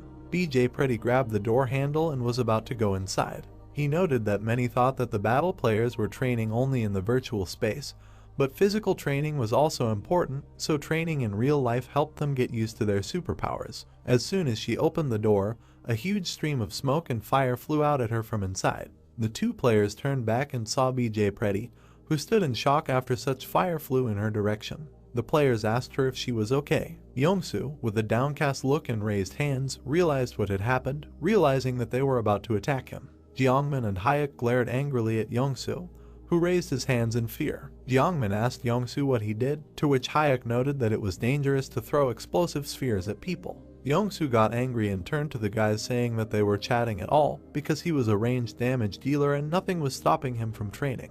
Jeongmin started to imitate Yongsoo and told him in disgust that he was talking nonsense. Hyuk said menacingly that he would go tell their director about this. Hyuk and Jeongmin began to circle around the offended and red-faced Yongsoo. They grinned sarcastically at him, realizing that he had screwed up again and made a mistake. Yongsoo was enraged by such bullying and raised his hands in anger. He screamed about why they bothered him in the first place, because he did it on the training ground and all because it was impossible to enter dangerous places without knocking.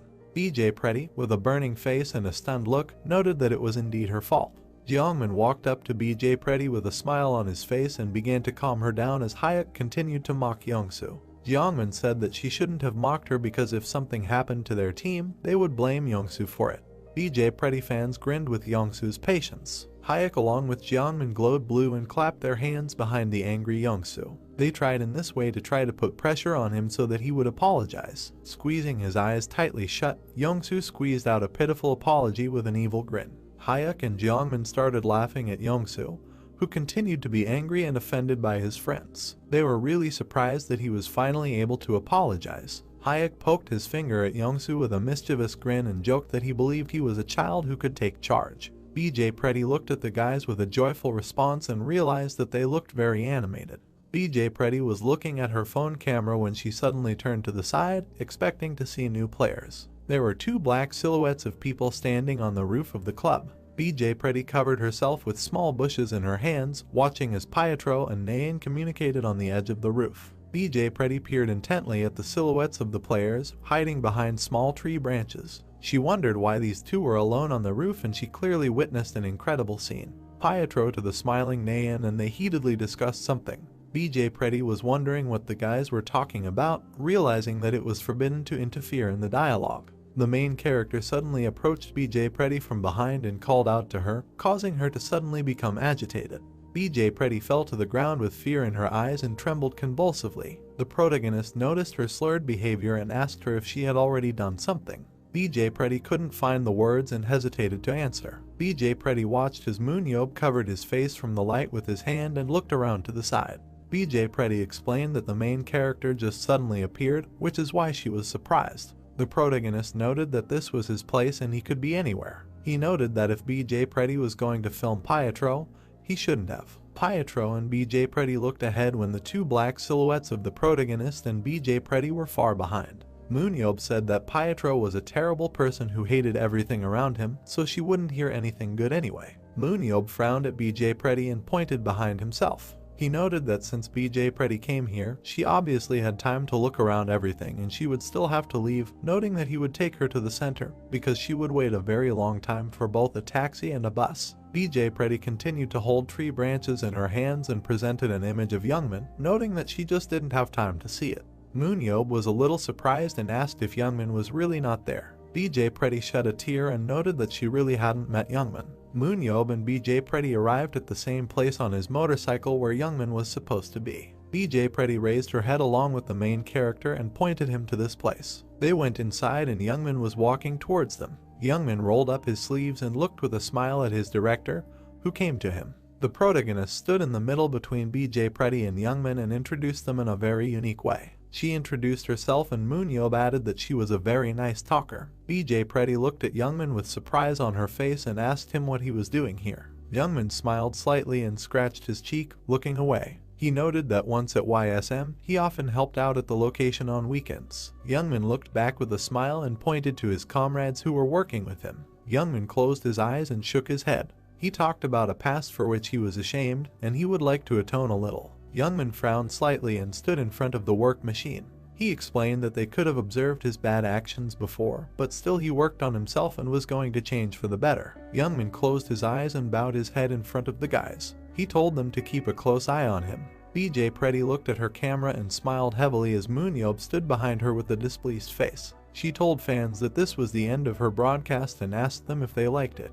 BJ Pretty sharply extended her hand towards the main character, who was suddenly taken aback. She explained to the fans that she would now give the floor to the club director, which made him immediately confused. The camera was aimed at the main character, who showed a thumbs up and noted to her fans that he was saying goodbye to them, as tomorrow he was going to go to Britain to find a new member. He told them that he would definitely find a talented player. The protagonist covered his mouth and did not finish his speech, which is why BJ Pretty stood in bewilderment. MoonYeob whispered to himself that this should have remained a secret. It was the end of the broadcast as it was getting late, and BJ Pretty added that she would be broadcast again in the near future. The stunning statements of the main character again blew up the media, and at the same time it was said that the number of BJ Pretty subscribers increased sharply that day thanks to fans of the Battle of Superhumans. After some time, BJ Pretty broadcast how she and Sanya ate delicious food with gusto. With the director's permission, BJ Pretty was able to host a mukbang with Sanya. There was a flashback from the broadcast of MoonYeob telling BJ Pretty fans that he was going to go to Britain to find a worthy player. MoonYeob's words about recruiting British players fueled everyone's interest. MoonYeob looked in the doorway as his secretaries held phones and chatted vigorously with curious people about this event.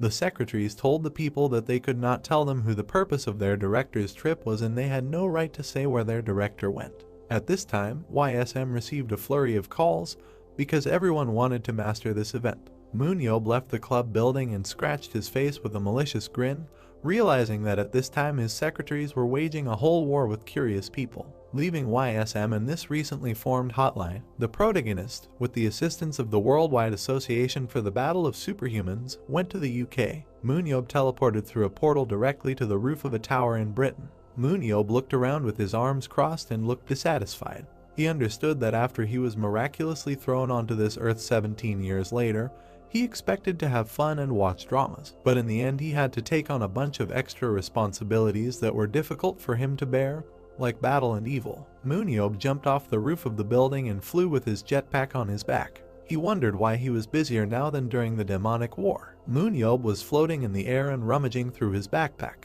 He noticed that he had already found his goal and was therefore going to have some fun. The main character put on black glasses with a brutal look. The sunglasses, which reduced the likelihood of being recognized, were made by demons on the orders of the Queen, which were supposed to distort the face and make MoonYeob more invisible. The main character landed on the ground wearing glasses, representing the dialogue between Neon and Pietro. The Master's disguise had the same principle, where light was distorted with the help of an aura. MoonYeob walked along the spacious streets of Britain and looked around with interest. He remembered that there were too many huge dungeons for this small country. MoonYeob looked ahead through his black glasses and smiled sarcastically. He realized that not much time had passed since everything in this country was turned into a wasteland and caught up with the world in such a short period, celebrating the wonders of civilization. The restoration took 17 years. MoonYeob stood in the spacious square in front of the Tower Chapel. He noticed new huge buildings and a new atmosphere in the city incomparable to the past. A double-decker red bus was driving along the road in Britain. MoonYeob was walking along a small flower boulevard and snacking on food. MoonYeob looked ahead carefully, chewing his food, and was a little puzzled. At the same time, along this boulevard, a thief stole a bag from an elderly woman and headed forward. MoonYeob realized that something had to remain the same after all. The thief ran straight at the main character and shouted at him in his own language to get away. The protagonist stretched his fingers and smiled maliciously when, with the help of magic, he was able to lift a wooden bench above him. He joked with irony that they had prepared an excellent excursion program for him for his arrival and decided to entertain him from the very beginning. With a quick movement, the bench flew towards the thief and knocked him off his feet. The protagonist looked in surprise at how the thief lay unconscious after such a blow to himself with the bench. MoonYeob was holding a stolen handbag when an elderly woman ran towards him to pick it up. The elderly woman timidly embarrassed and thanked the main character, who at that moment scratched his head. The man was lying on the bench at this time and crossed his legs. He added that there really was not a single quiet day in this city. MoonYeob turned sharply towards the response, trying to figure out who said it. A man in a black shirt and cap was lying on a bench. He added that he didn't like the fuss. It was Gary Williams, Superman and member of the British national team. Gary closed one eye and looked to the side in bewilderment. MoonYeob immediately drew attention to him and exclaimed. The protagonist looked through his glasses at the guy and recognized him, calling him by name. Gary immediately stood up slightly to see who recognized him. Gary sat down on a bench and looked at the main character in bewilderment, thinking that it was his fan. MoonYeob raised his finger up and realized that the player did not recognize him because he was wearing sunglasses. The protagonist took off his glasses and smiled sarcastically, looking at Gary. MoonYeob understood that Gary did not expect to see him and knew that they had not seen each other for a very long time. Gary immediately widened his eyes and looked ahead in shock, realizing who was in front of him. They were transported to Gary's house. They sat at the table and ate food, discussing everything that was happening with a smile. Gary asked his old friend what was going on. MoonYeob immediately explained with irony that his surprise also knew no bounds and he was going to hang out a little more and then meet, but he also couldn't think that they met so simply by chance on the street.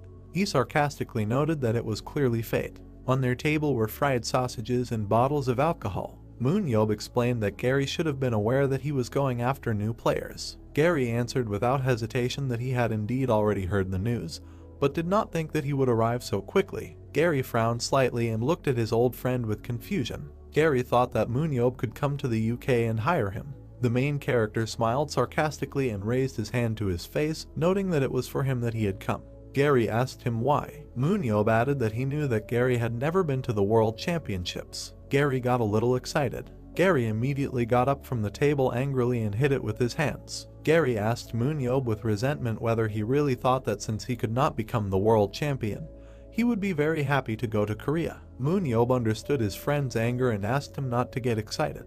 The protagonist presented the image of Gary in combat form when he performed in 3 countries. MoonYeob knew that Gary was an 18-year veteran of the top leagues in France and England. He noted that perhaps due to the fact that he was simply far from the champions, the team in which he played won this title. The main character was sitting at the table with a sly smile and trying to reach for a piece of food. He noted that maybe Gary wouldn't want to come to miserable Korea after the 2nd English division, but he asked him to be honest and asked him a question about how he definitely should have still had the desire to go to the World Championship. Henry straightened his shoulders with excitement, realizing that YSM's participation in this tournament was almost guaranteed. Gary looked at MoonYeob, who was clenching his fingers in a grin, and introduced his team's 2 strongest players, Sanya and PART2. He knew that in the last match he had no chance to verify this, but he could still take into account the extraordinary abilities of PART2, who debuted this year, and the incredible skills of Sanya. He also did not forget about the director of the MoonYeob club.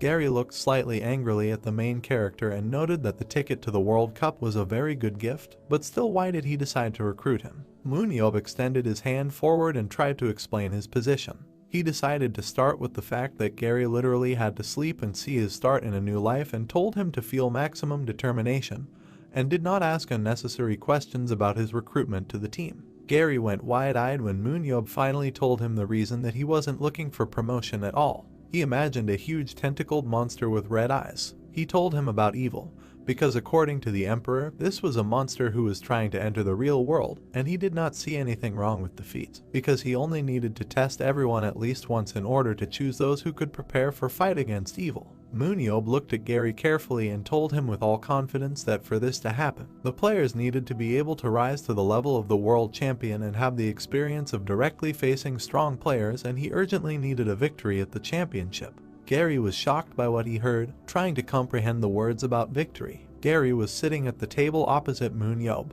Gary replied that he knew that MoonYeob did not doubt himself, but added that the World Championship was not such an easy stage. Gary bowed his head and sadly said that if MoonYeob was looking for players for this event, then he should have hired someone with experience. Gary added that he was worried that in the Korean First Division his skills would deteriorate even before participating in the championship. MoonYeob smiled sarcastically and introduced the player Gerald, who stood with his shield. He asked Gary sarcastically about why this bruiser of a friend stopped hiding behind his giant shield. He also introduced Bernard's combat appearance, noting that Bernard had developed strength and scored the highest points of all time. He also remembered Roy with his skills, who used absolute zero even without a weapon. Gary imagined these images in his head. The main character was sitting at a table with a glass and food on it.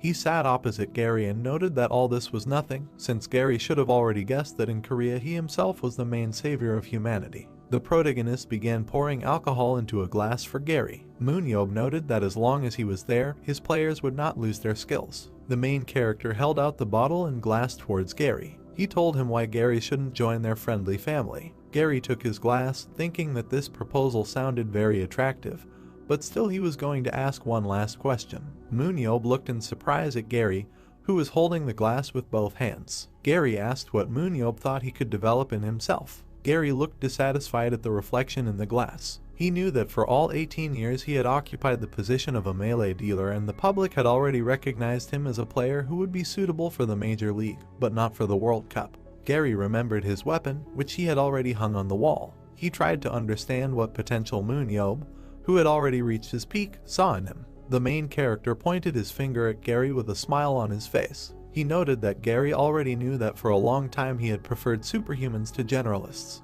He also asked Gary about how he never saw the bow as anything more than a toy to be used occasionally. Gary looked at the main character with amazement in his eyes, holding a glass in his hands. The protagonist told him that Gary should try himself as a ranged dealer. Gary looked slightly confused about this as he presented his skills. He didn't understand why MoonYeob offered him this role, because he could only make his body stronger when entering a dungeon, and the superpower that strengthens the body would bring him more benefit at close ranges. So if he takes the position of ranged dealer, then this superpower will be unavailable. The protagonist immediately used his analyzing gaze and closely examined Gary. Gary looked at MoonYeob with bewilderment, who looked at his stats, which were all almost at maximum.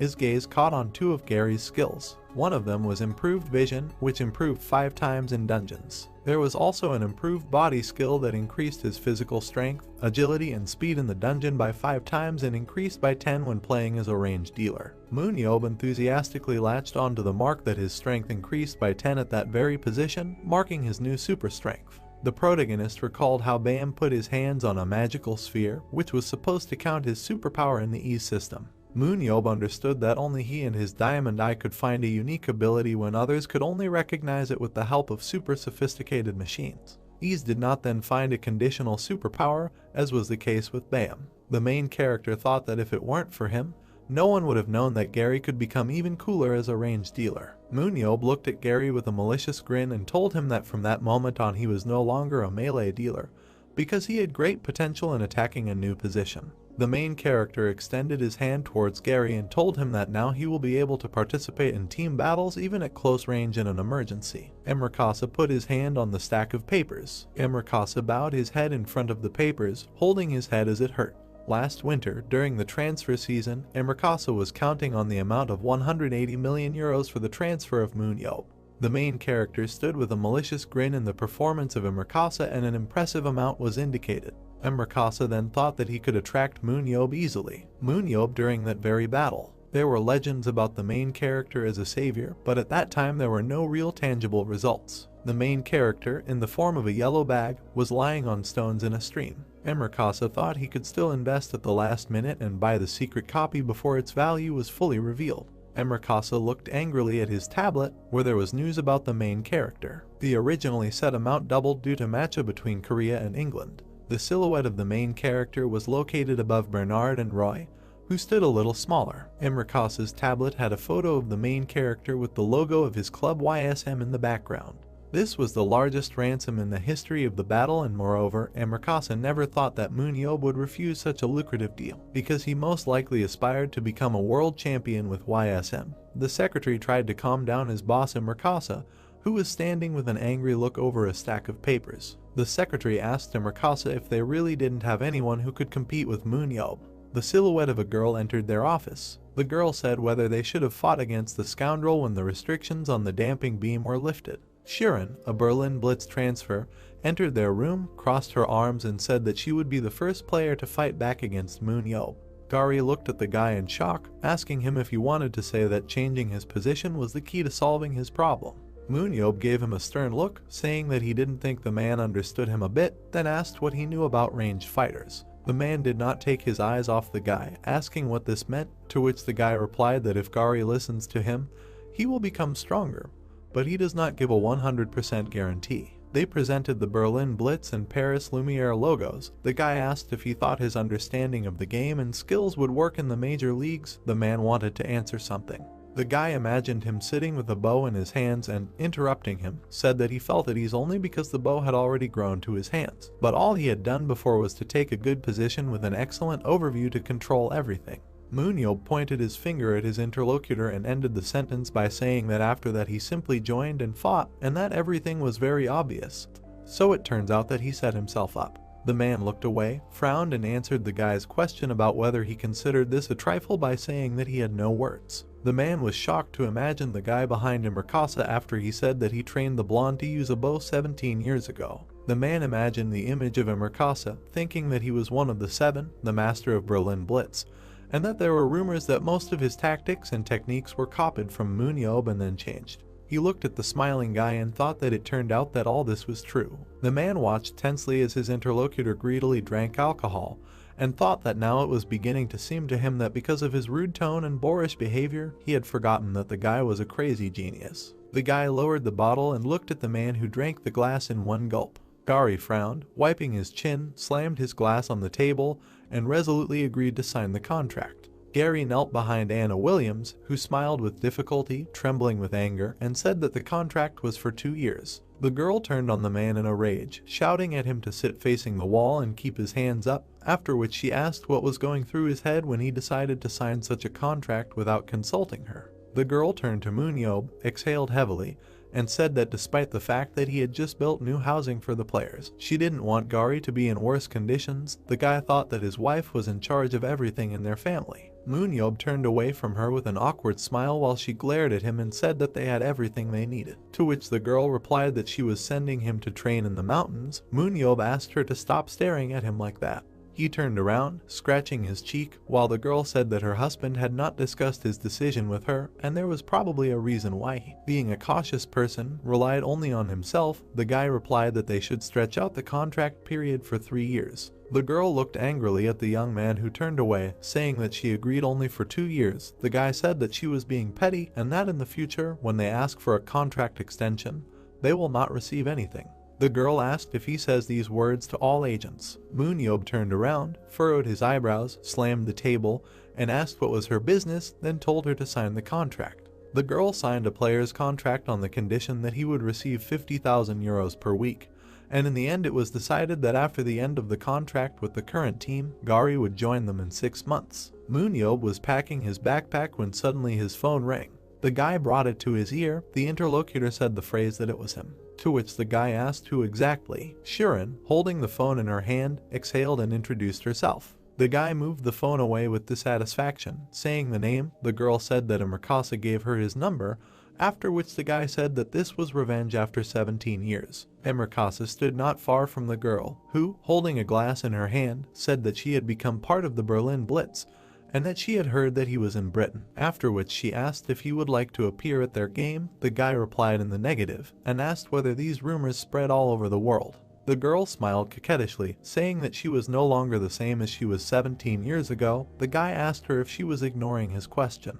The stadium was illuminated by the sun's rays. The guy was sitting on a chair in the VIP box. He crossed his arms over his chest and said with a smile that, according to rumors, the power of the suppression beam had increased from 50 to 80%. But it seemed to him that she called him not only to demonstrate power, after which he added that he would have to see how much the girl has grown. Shirin walked ahead of the team with a serious expression on her face. The commentator announced the exit of the Berlin Blitz players. The guy looked at Daniel Mance, who joyfully raised his hands up and said that this guy is in the top 3 in the world as the strongest support in the world. He imagined the image of Shirin sitting on the throne, and began to reflect on the fact that the Chinese team was completely focused on her. Their game strategy was built around her skills, and then wondered how Mikasa would mold. He added that it is not yet known whether the girl has corrected her deficiency. The tall structure was emitting thick smoke. The commentator announced the dungeon in which today's game would take place. It was a pillar of creation, and a multi-stage diagram of the arena's structure appeared on the scoreboard.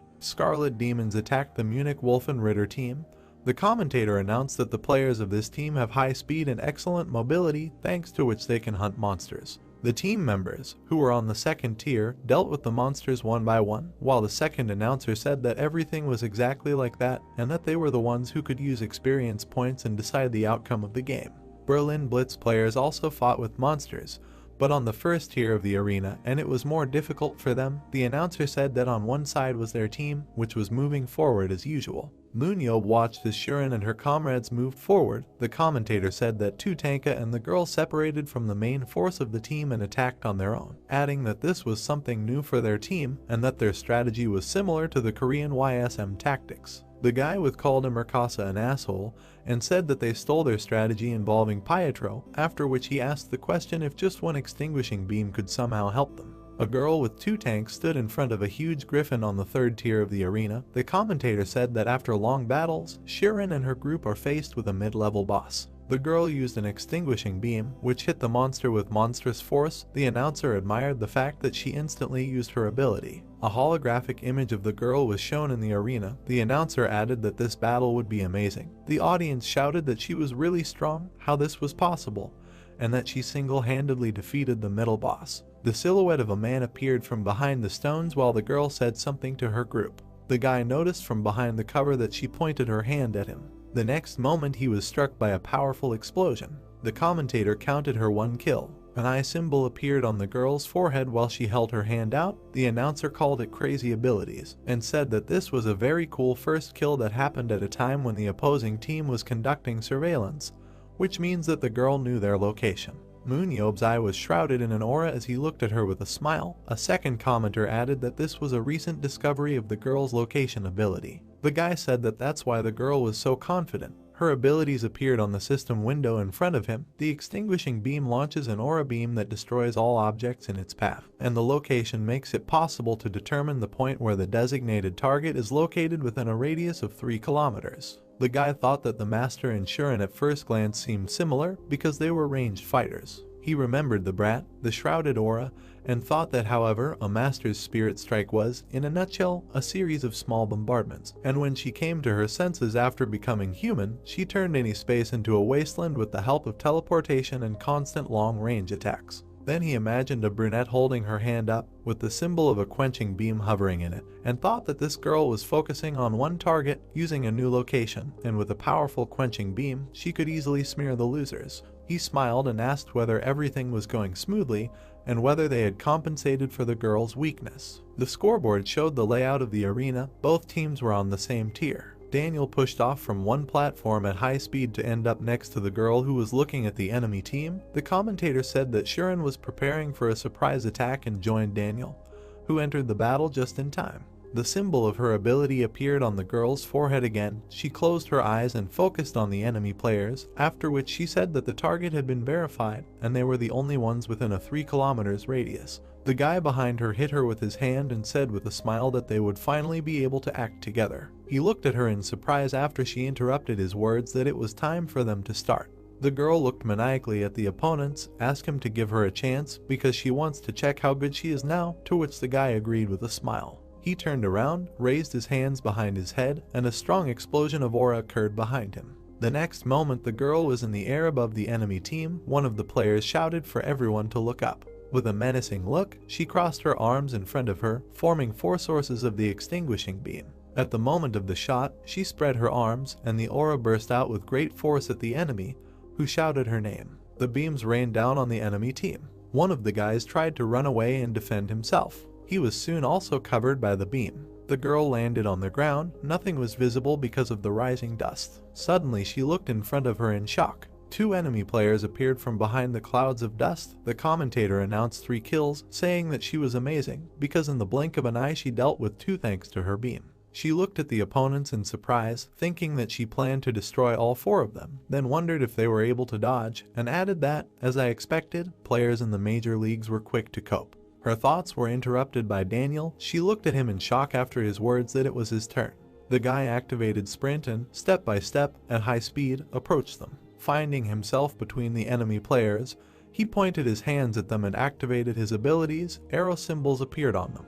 Arrows from the aura were directed along his hands. He activated the thrust with a smile. The next moment the guy brought his hands together, and the enemy players collided with each other. The color of the arrows on his hands changed. He feinted in the air, activating the push, and pinned the guys to the ground. Spinning in space, he began to descend. The guy landed next to the lying opponents. The next moment he looked back at the girl who destroyed them with her beam.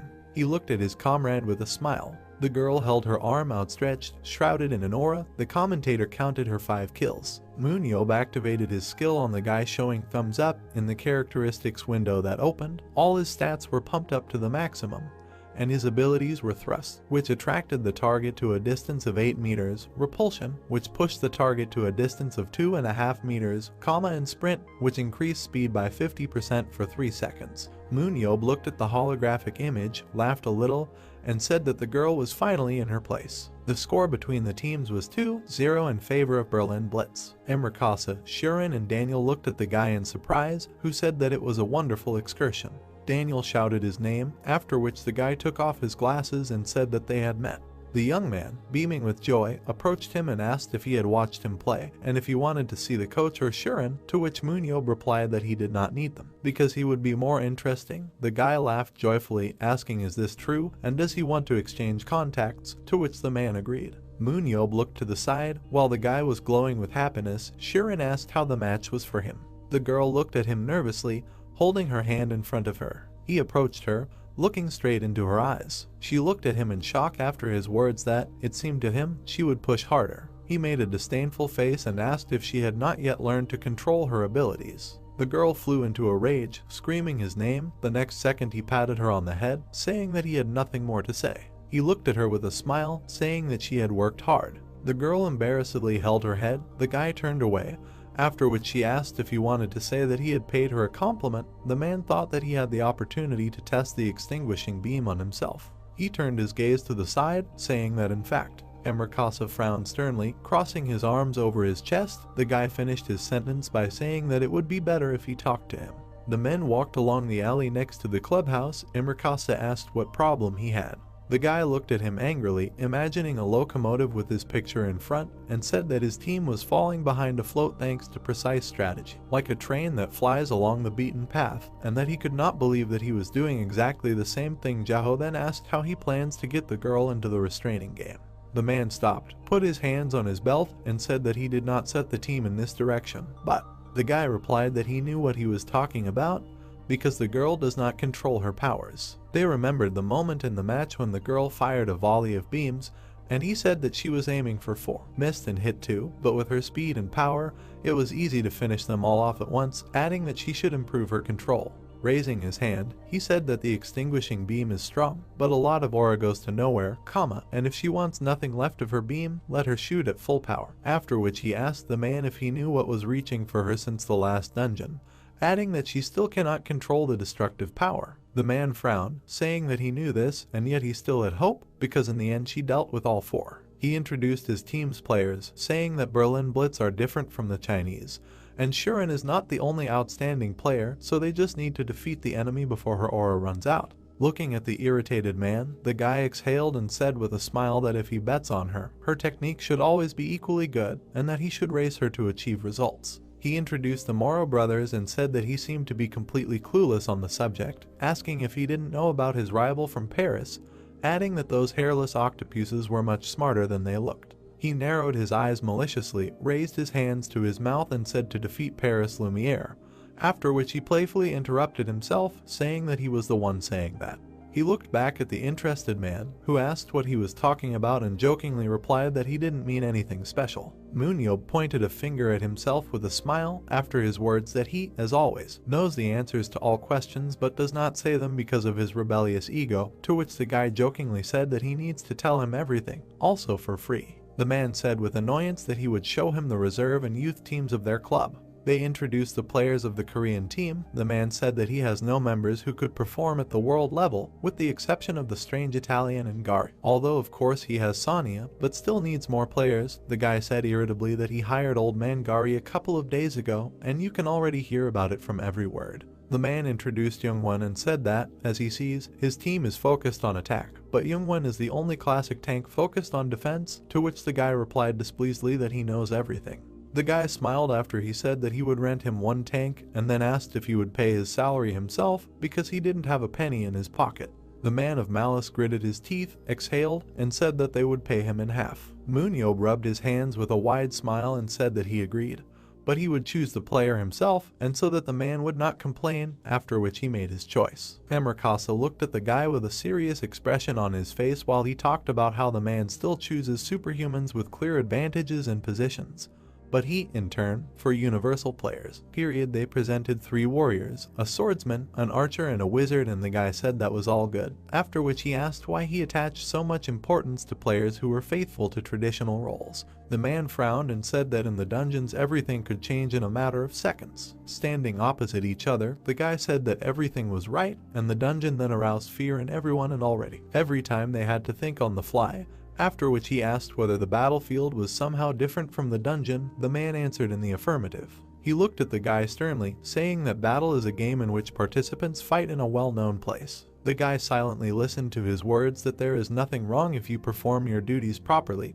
Do not hesitate under any circumstances, that will be enough. They presented different strategies, and the guy asked what to do then if the ranged fighter was in a stalemate, for example when he was blocked by melee players, or if the tank was in a situation where there was no one who could deal damage. Guys can protect themselves in such situations because they have specialist troubleshooters. The man suddenly imagined the image of a joyful Daniel. The guy smiled and said that this was the same boy he had just met, after which he asked what he thought his contribution to the team was. The man staggered slightly, asked what he was talking about, and whether Daniel was doing more than he thought. Emerkasa looked at the guy who held up 4 fingers and said that he was doing 40% of the work because he was taking advantage of opportunities that 4 out of 10 people would miss. MoonYeob looked away with a smile, raised his hands, and said that he was exaggerating a little, but if Daniel had been there during the final dungeon raid, he could have traded Emerkasa for him. He again introduced the locomotive that stood at the fork in the tracks, and the lever that switched in the direction of travel was Daniel, after which he said that he still allowed the boy to change the direction of the rails of those roads that he himself had laid.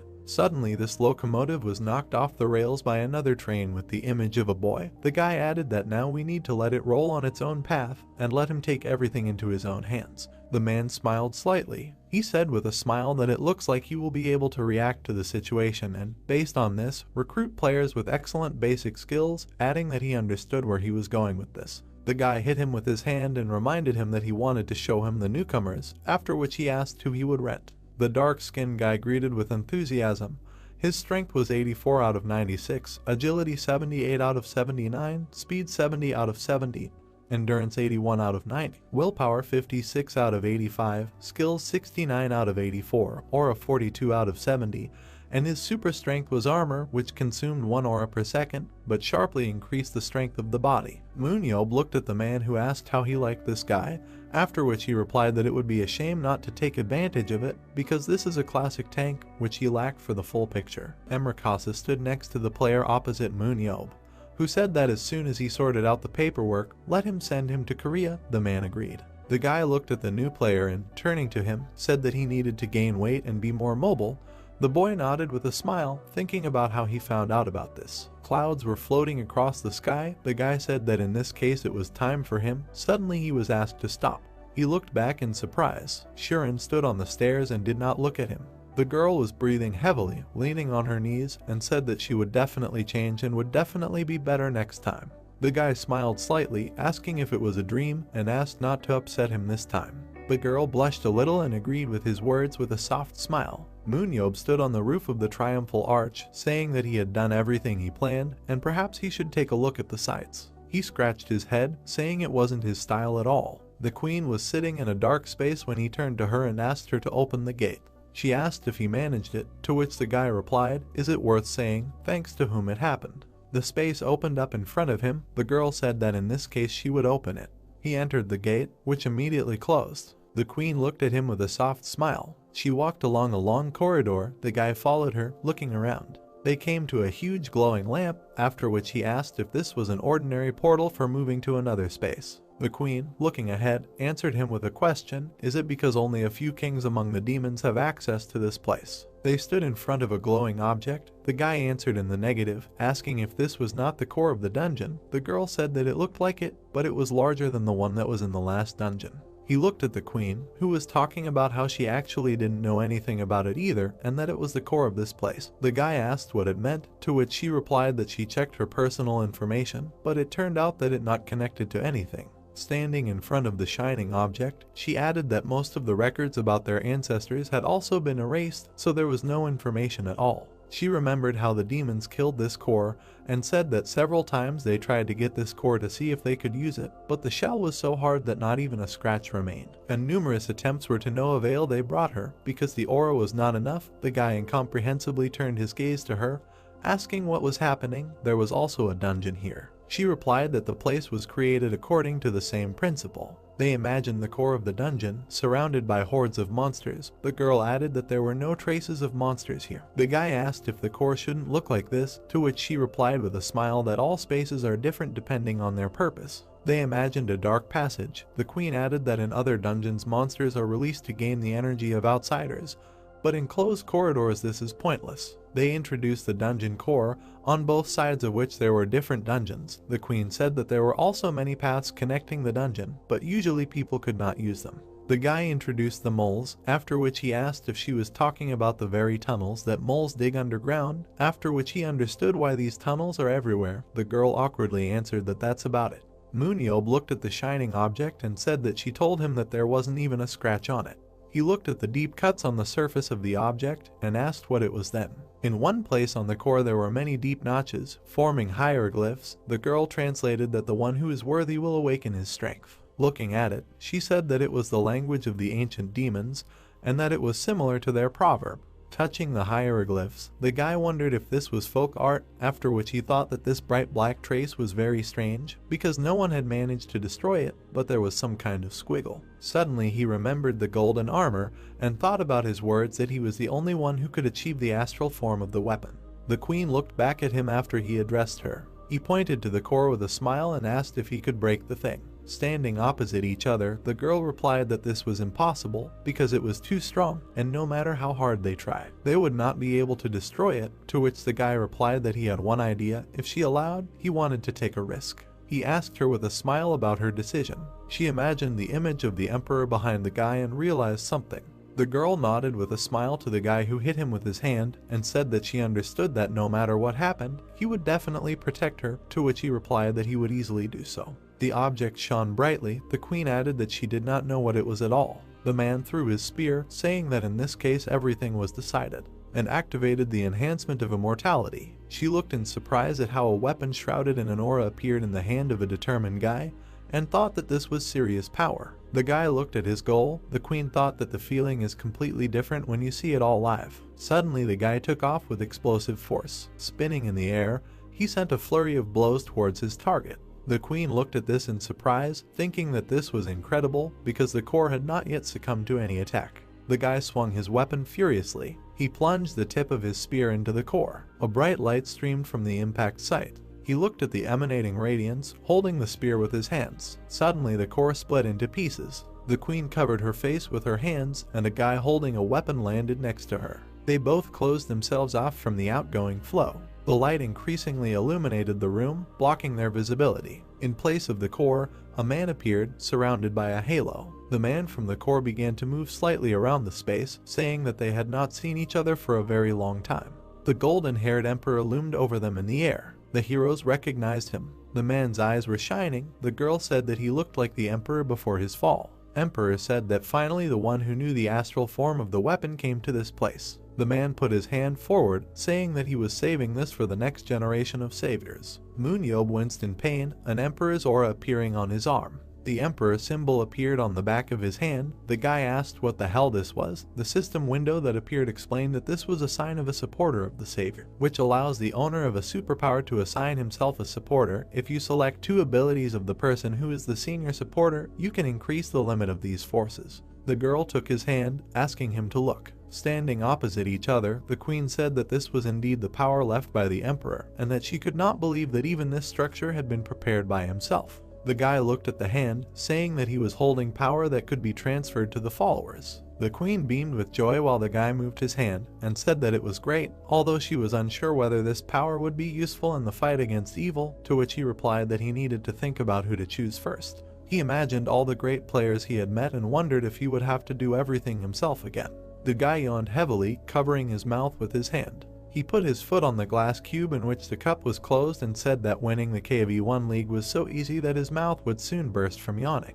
The players looked at him, wondering what else he would say. The guy pointed to Gabriel standing behind him, and said that he gave him his word when he picked him up from Paris, and kept it, raising YSM in just a year from last place in the KV2 League to first place in the KV1 League. He pointed his finger at his team, saying that this time it was their turn to promise. Jaehoon, Yongsoo and Youngmin listened to his question about whether they are going to hang out in this league their entire lives. The director crushed the cup with monstrous force with his foot, which shattered into many pieces. He grinned, saying that in that case they were in trouble. Standing next to the coach, he said that from now on their goal. He presented the World Championship trophy and ended the sentence with the fact that their goal is victory on the world stage. Soon Ho and Sonya were whispering to each other when suddenly the guy shouted at them to be quiet. Holding a spear on his shoulder, he said that since yesterday he had cancelled all subscriptions to all services including YouTube, after which the players wondered if he was following them.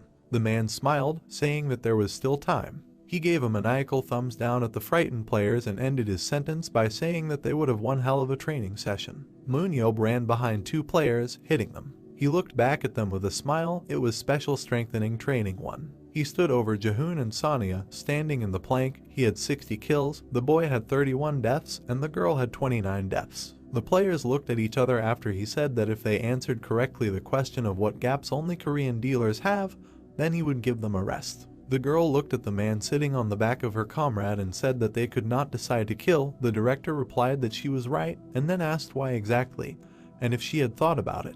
The girl nodded after he said that they should ask themselves questions and find answers to them so that their thoughts make sense. He put his glass on Jahoon's head and asked what he would say about this. The guy replied that it was because they couldn't get through the tanks. The man hit him on the back, happily exclaiming that he was right because the players of their country could not earn a kill alone. Tears flowed down the young man's face. The girl looked at the director again, asking why, to which the man replied that stupid coaches prevent players from going beyond their position, and they cannot break through the defense because they are accustomed to passive play. He looked at his players with a smile and added that in the end they were just talking about the distribution of forces. The players agreed with this. They presented 3 tanks standing with shields. The man explained that tanks with shields are lined up in front of any team if this line is too tough for them. What kind of threats can be expected, adding that in the Korean League ordinary, not famous guys play, but in the World Champions League they are visible to the naked eye. The young man and the girl looked in front of them in surprise after his words that if they sat in their positions, they would only have to try to hold out, and then it would be a story about how he rushes around alone, killing everyone. The director put his head on his hand, pointing his finger at them, and said that of course, PART2 is now on their team, so it will be easier, then asked if they would just like to resist the attacks. The players looked back at the director, confidently saying that they did not want to be like that. The man jumped off the young man's back and landed in front of them and said that today they were starting an intensive training regimen to overcome enemy defenses. He stood up with his shield and told them to attack. The players thought that he was talking about giving them a rest, after which they called him cruel. Naeun confidently first hands into fists after the man called her. MoonYeob looked at him with a smile, asked her if she thinks she's at her limit right now. This question surprised her. They remembered how she ran with a confident smile, and he said that she must have exhaled after becoming famous, and thanks to her talent, she is now in the league, but it is too early to relax, because he will make her even cooler. He squeezed the handle of the motorcycle and said that, of course, she would have to sweat a little. The motorcycle wheel began to slip. The girl was tied with ropes to a motorcycle on which the guy was accelerating. Frightened, she turned to the director. He looked back at her maniacally, telling her to run to her death. The girl abruptly jumped out of her seat and began to cry in fear. The man rode on his motorcycle. The girl tried to keep up. They carried out training after training. His players found themselves in different situations, after which they went to the first picnic. The guy thought that by working hard and having fun in the breaks, the summer of YSM had passed. The waiting room sign hung on the door. Bam said he was leaving them from that day on. Standing in front of the team, he awkwardly scratched his head, saying that the director did not come because he was busy, but he thought that he should have at least said goodbye to them, because he was going to the Middle East to the Dubai team, and that they paid $3 billion for the transfer out. The 2 comrades were saddened while he awkwardly laughed and said that he hoped they would win the World Cup, after which he wished them to take care of themselves. The guy, walking along the corridor, met Gabriel, who turned to him. He looked at the man, asking what was the matter. Standing opposite him, the man said that he heard from Naeun that he recently received a license. The guy agreed with this, saying that he received a license for a motorcycle. The coach turned around with a smile, asking him to follow him. The young man looked in front of him in surprise. Standing next to the coach on the street, he looked at the motorcycle standing in the parking lot. Gabriel said that it was a gift from MoonYeob. Tears appeared in the guy's eyes. He pursed his lips, thinking about the director. He exhaled, correcting himself, and called the director by name. The guy sat down behind a new motorcycle, thinking that he did it in secret, without demanding anything in return. Tears streamed down his happy face as he thought about how grateful he was. Floodlights in the arena illuminated the area as the commentator announced that the second half of the league would begin again after a pause that seemed to last forever. The logos of the YSM and BC Sanyang teams were shown on the scoreboard, and the announcer introduced them. MoonYeob, with her back turned, said that they had been through a lot. The team's players listened to him say that this was the last hurdle between their team and the World Cup, and he wanted them to feel how much they had grown, before adding that today they would find out if this would be a good practice. Looking at them with a manic smile, he thought that the second half of the season was even starting, which would be the last, after which he said menacingly that if at least one dies in 3 sets, then they are all corpses. The commentator announced the start of the match. People in the stands sat with noisemakers, and the commentator again announced the names of the teams. The Sanyang players stood under the spotlight as the announcer said that they had achieved a consistently high level of play thanks to their tough tanks, while their opponents, the powerhouse team of Korea, had a strength that knocked even foreign players off their feet. The spotlight shone on the YSM team as the announcer called them the kings of the league. The Sanyang team dealt with the monsters. The commentator said that it was time for an unforgettable battle. YSM players also dealt with the monsters one after another. They looked at the disappearing corpses of monsters. The commentator announced that they had successfully completed the hunt in the first zone. Jaehoon and Sonia looked at each other, nodded to each other. The commentator announced that they had exchanged signals. The players rushed in two different directions while the announcer said that these two were going to have a lot of fun and that they were on their way. Looking back, the blonde from the opposing team told his comrades to forget about fear, because battle is just a little skill and a lot of luck, adding that 70% is luck and only 30% skill is needed. And suddenly he looked in front of him in surprise. Sonia was rushing towards him at high speed. Looking at the manic expression on the girl's face, he exclaimed that an enemy had appeared. The girl pushed off the ground with great force. She swung her spear, shrouded an aura, at the guy's shield and used a two-handed strike. The blonde looked at the impending attack, thinking that it was definitely strong, but he could not repel its serious blow without spending all his strength, and as soon as the opportunity appeared, their dealers would attack. He frowned, clenched his teeth, and decided that he would definitely survive. And suddenly a light blow landed on his shield. The girl bounced further away from him. The guy looked back. The girl was landing behind him. She recalled the director's words that strength does not always decide in attacks. Having landed, she again rushed at the guy. Looking at him, she continued to remember the words of the director that sometimes weakness is important because you need to keep everything in balance.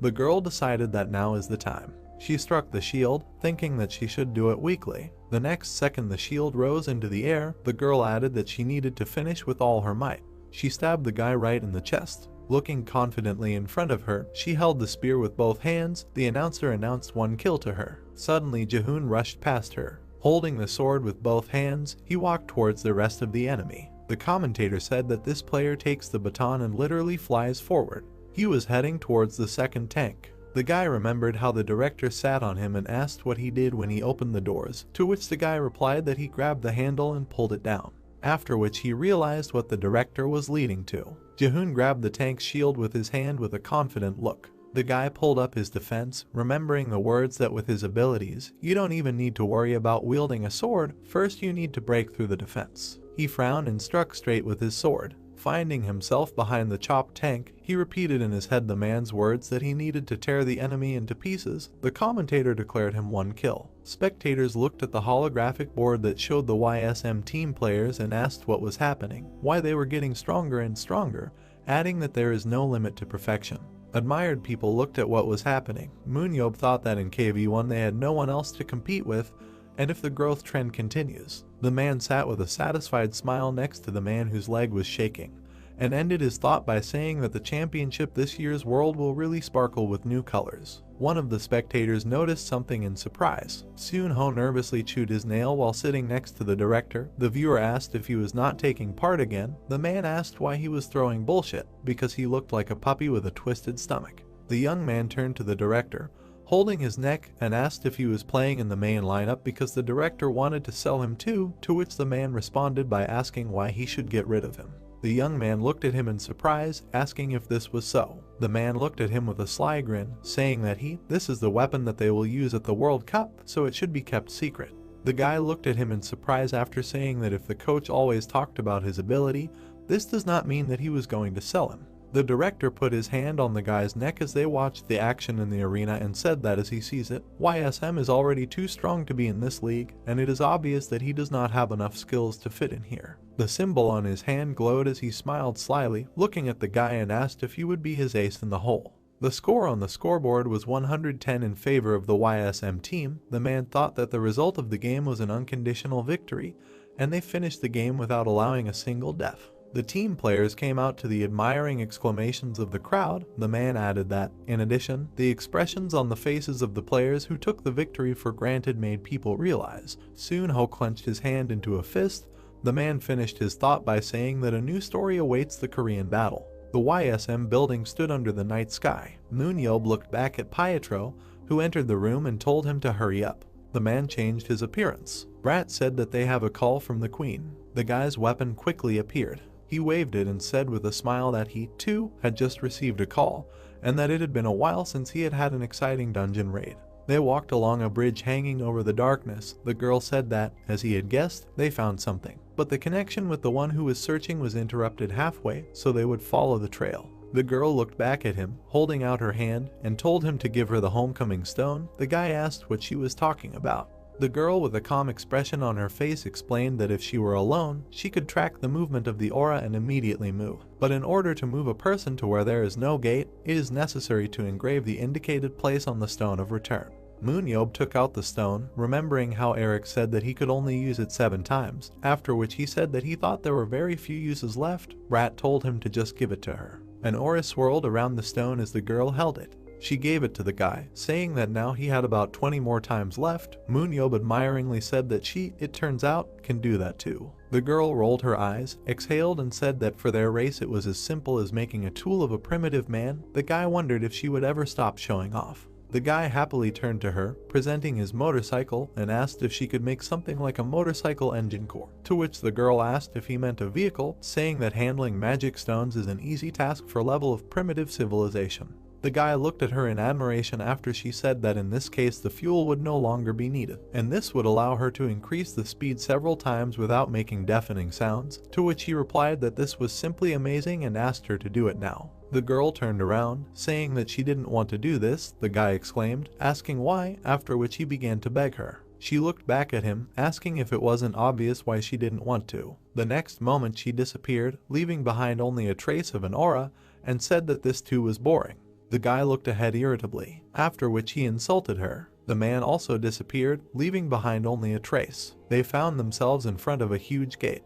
The guy with a maniacal smile clenched his fist and said that the opponents were leaving immediately, to which the girl said that it was not here. He looked back at her incomprehensibly, asking what this meant. The girl asked in response whether he had used the passage. She presented a diagram of the dungeon, explaining that this is a method of moving from dungeon to dungeon, which consists in the fact that the space between dungeons, or the passage, collects a generated aura wave that appears at the moment of movement, and therefore it can be tracked. He looked at her irritably, telling her to use abstruse words, after which he asked how long they still had to go. The girl replied that first they would find out where the queen's people were, with whom she had lost contact, but first, they stood back to back, their monsters surrounded her, and the girl finished her sentence by saying that they needed to destroy the trap on their way. MoonYeob flew past the girl while he was saying that he doesn't know how many of them will come out in the future. The guy with a maniacal smile flew his foot into the monster's face while the girl looked at it in surprise. The next second, he was behind the other opponent, asking if there was anything to worry about. His eyes turned red. He looked to the side with an evil smile and told her to just have fun, because they need to fight until they find those they came for. Knights shrouded in a red aura advanced towards them. The girl hit them with her aura, ordering them to leave. Step by step they cut down the enemies one by one. The guy, shrouded in a purple aura, looked at the girl, asking if she felt something. The girl looked in front of her and said that she was following the trail and everything was under control. The guy, during the battle, looked back at her when she said that these guys weren't hiding much, and they apparently decided that either MoonYeob or the queen would want to find them. The man and girl headed towards the next enemy while she talked about how people couldn't move around the dungeon and explore it.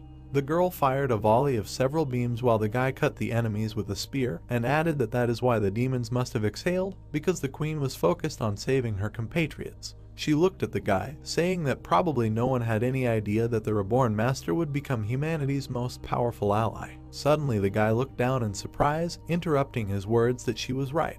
He stood in front of the bloody hand and said that it was the seeker sent by the queen. The man raised his eyes to the girl, who turned to him. A huge multi-headed snake stood in the middle of a huge space. The master said that it seemed to her that they had arrived. The giant monster looked at them while the guy asked what kind of snakehead it was and said that he had not seen it yet, to which the girl replied that it was a new monster that appeared as a result of serpent's cultivation, and it was not the one she created when life. The guy looked back at the monster out of the corner of his eye, asking why he was needed, and were they really going to start a war when they had a couple of cripples in their army. The girl's eye quickly became covered with an aura, and she activated her analyzing gaze. Standing in front of the bridge, the guy said that her tricks would not work on this monster, and that he did not look like a living thing at all. The girl replied that this was so and he was not dangerous, and, as it seemed to her, that he was still being prepared. The guy looked at her with a smile, asking why don't they just kill him before they finish, since this weirdo is still at the finalization stage.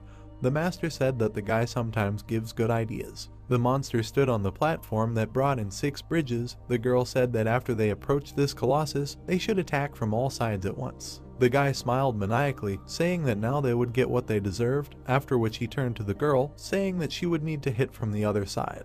The guy threw his spear, activating the boost. His weapon hit the wall, creating a huge hole in it.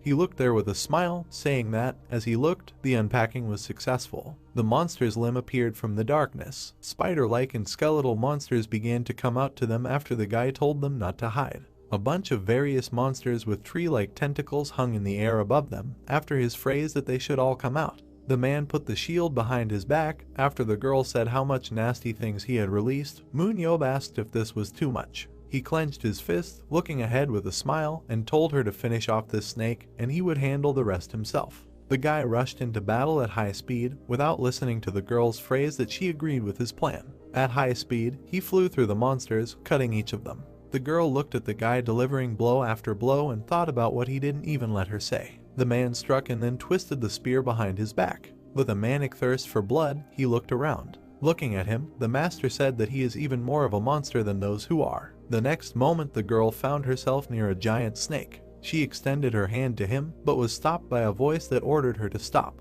The girl looked to the side. The guy stood on the ground, looking at the fleeing monsters, and said that they were retreating. Higher demons appeared above the serpent's head. He looked at them, saying that that was why the first senior reaper and the 5th appeared. He activated his analyzing gaze, looking at the elder reaper's stats. Almost all of his characteristics were at maximum, except for agility, and his superpowers included biological modifications that made it possible to reduce the amount of ore, consumed when using the genetic information of living beings, and white fog, which turns the aura into white poisonous smoke. The girl looked back at the guy and said that the monster was created by the 5th Reaper, after which she looked up, saying that the first Reaper they were looking for. The demon looked at them with a stern expression. The girl said that now he too had become a master. The stat window showed that almost all of his abilities had reached their maximum except strength will, and the aura overcame the limit. From superpowers he had blind adherence, which resonates with a certain being beyond time and space, an oath that allows him to swear an oath of allegiance to a being located beyond time and space, in exchange for gaining an aura that goes beyond these limits,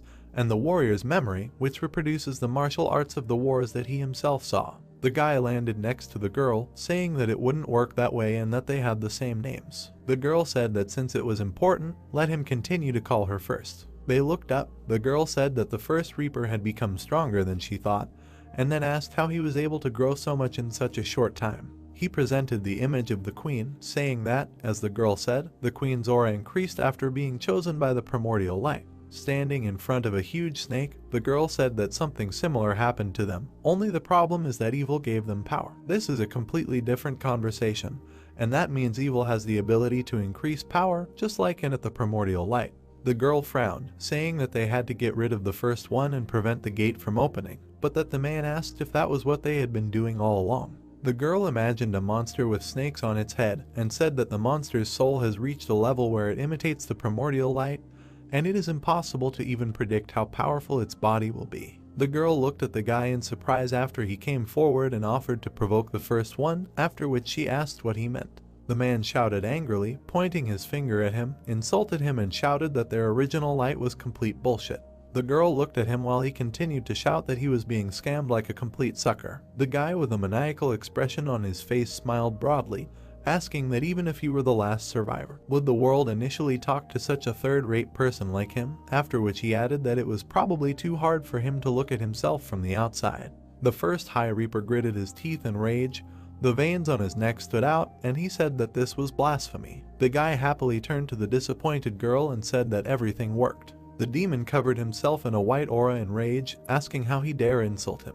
The first one spread his arms and a strong shockwave came from him, after which he said that he was still trying to deny the great power that he received from evil. The heroes covered their faces with their hands, squinted, and the guy thought that most demons do not have the same physical abilities as superhumans because they have a developed aura and mental activity. He remembered the demon's stat window, and as he looked at it, he thought that he had 95 strength, 93 agility, and 89 endurance, which was higher than a normal superhuman, and what's more, he had an aura rating of 245, which was simply incredible. The guy sighed heavily, saying that everything was clear to him. He raised his head with a smile and did not say that the demon had decided to show him that he was too tough for them. The first Reaper clenched his teeth, well showed on his forehead, and he told the guy that if he talks like that, if his words mean nothing to them, he will let them feel the power given by the primordial light. The demon tensed, a chaotic aura began to emanate from him, and he used the warrior's memory, and the energy swirled like a whirlwind and began to fall to the ground in clumps. The whole space began to shake. The heroes looked at him in silence as he asked if they knew whose power was contained in his body now, after which the demon explained that he took the power of the one who was the most powerful in their history. He looked at them with eyes shining with rage, adding that this is the power of a sword master, a true warrior. The Reaper spread his arms to the sides. Because of the aura, only his silhouette was visible. He asked if he, some little man, could cope with this force. A sword appeared in the demon's hand, shrouded in a white aura, the end of which was also blazing and was enveloped in magic. The demon took the form of the emperor and, holding his two swords, named him the Emperor of the People's Tomb.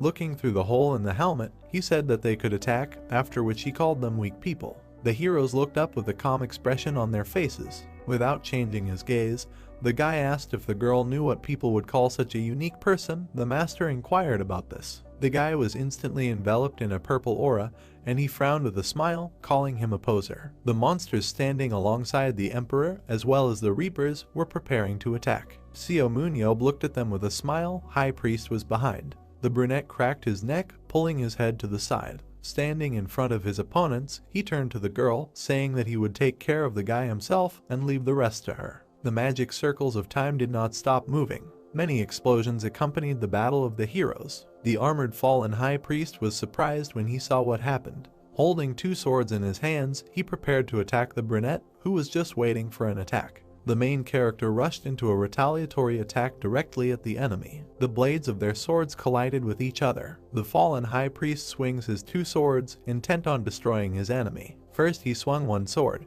then the attack followed from the other side. The brunette said that he was familiar with his tactics firsthand while preparing.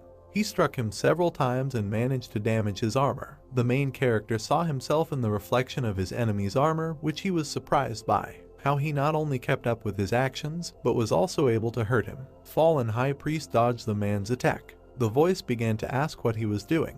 His eyes opened wide in surprise. He turned around, looking at the girl who was easily dealing with Reapers and monsters. The wounded man stretched his arm forward, trying to crawl away from the High Priest's attacks. Looking at this, the dark silhouette whispered to him not to turn away. He managed to jump back and thereby dodge the man's attack. The brunette rushed to the attack again, asking the enemy, does he think he still has time? He activated the weapon's astral form ability, calling the opponent weak. Fallen High Priest is shocked, not understanding how this happened. The brunette became a shadow. His eyes glowed, while the enemy was indignant at how he managed to use the astral form of a weapon, which is subject only to the Emperor. The main character swung at his opponent, who crossed his swords, preparing to repel the attack, still not believing his eyes. The brunette stabbed his sword into the ground. Fallen High Priest managed to dodge. He closed his eye, letting out a painful groan.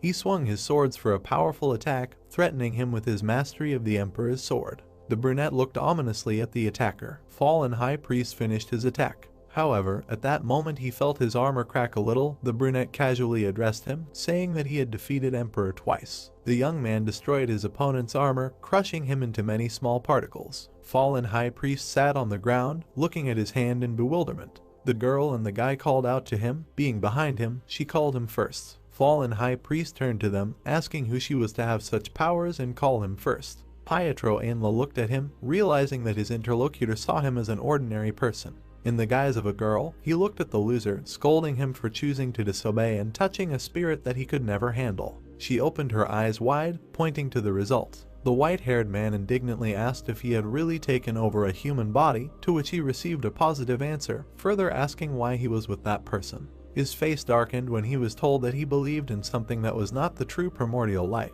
He frowned, repeating the last words. Fallen High Priest lashed out with accusations. The girl stood next to the guy who crossed his arms over his chest, trying to calm the white-haired man, to which she was called a sinner who destroyed a higher civilization.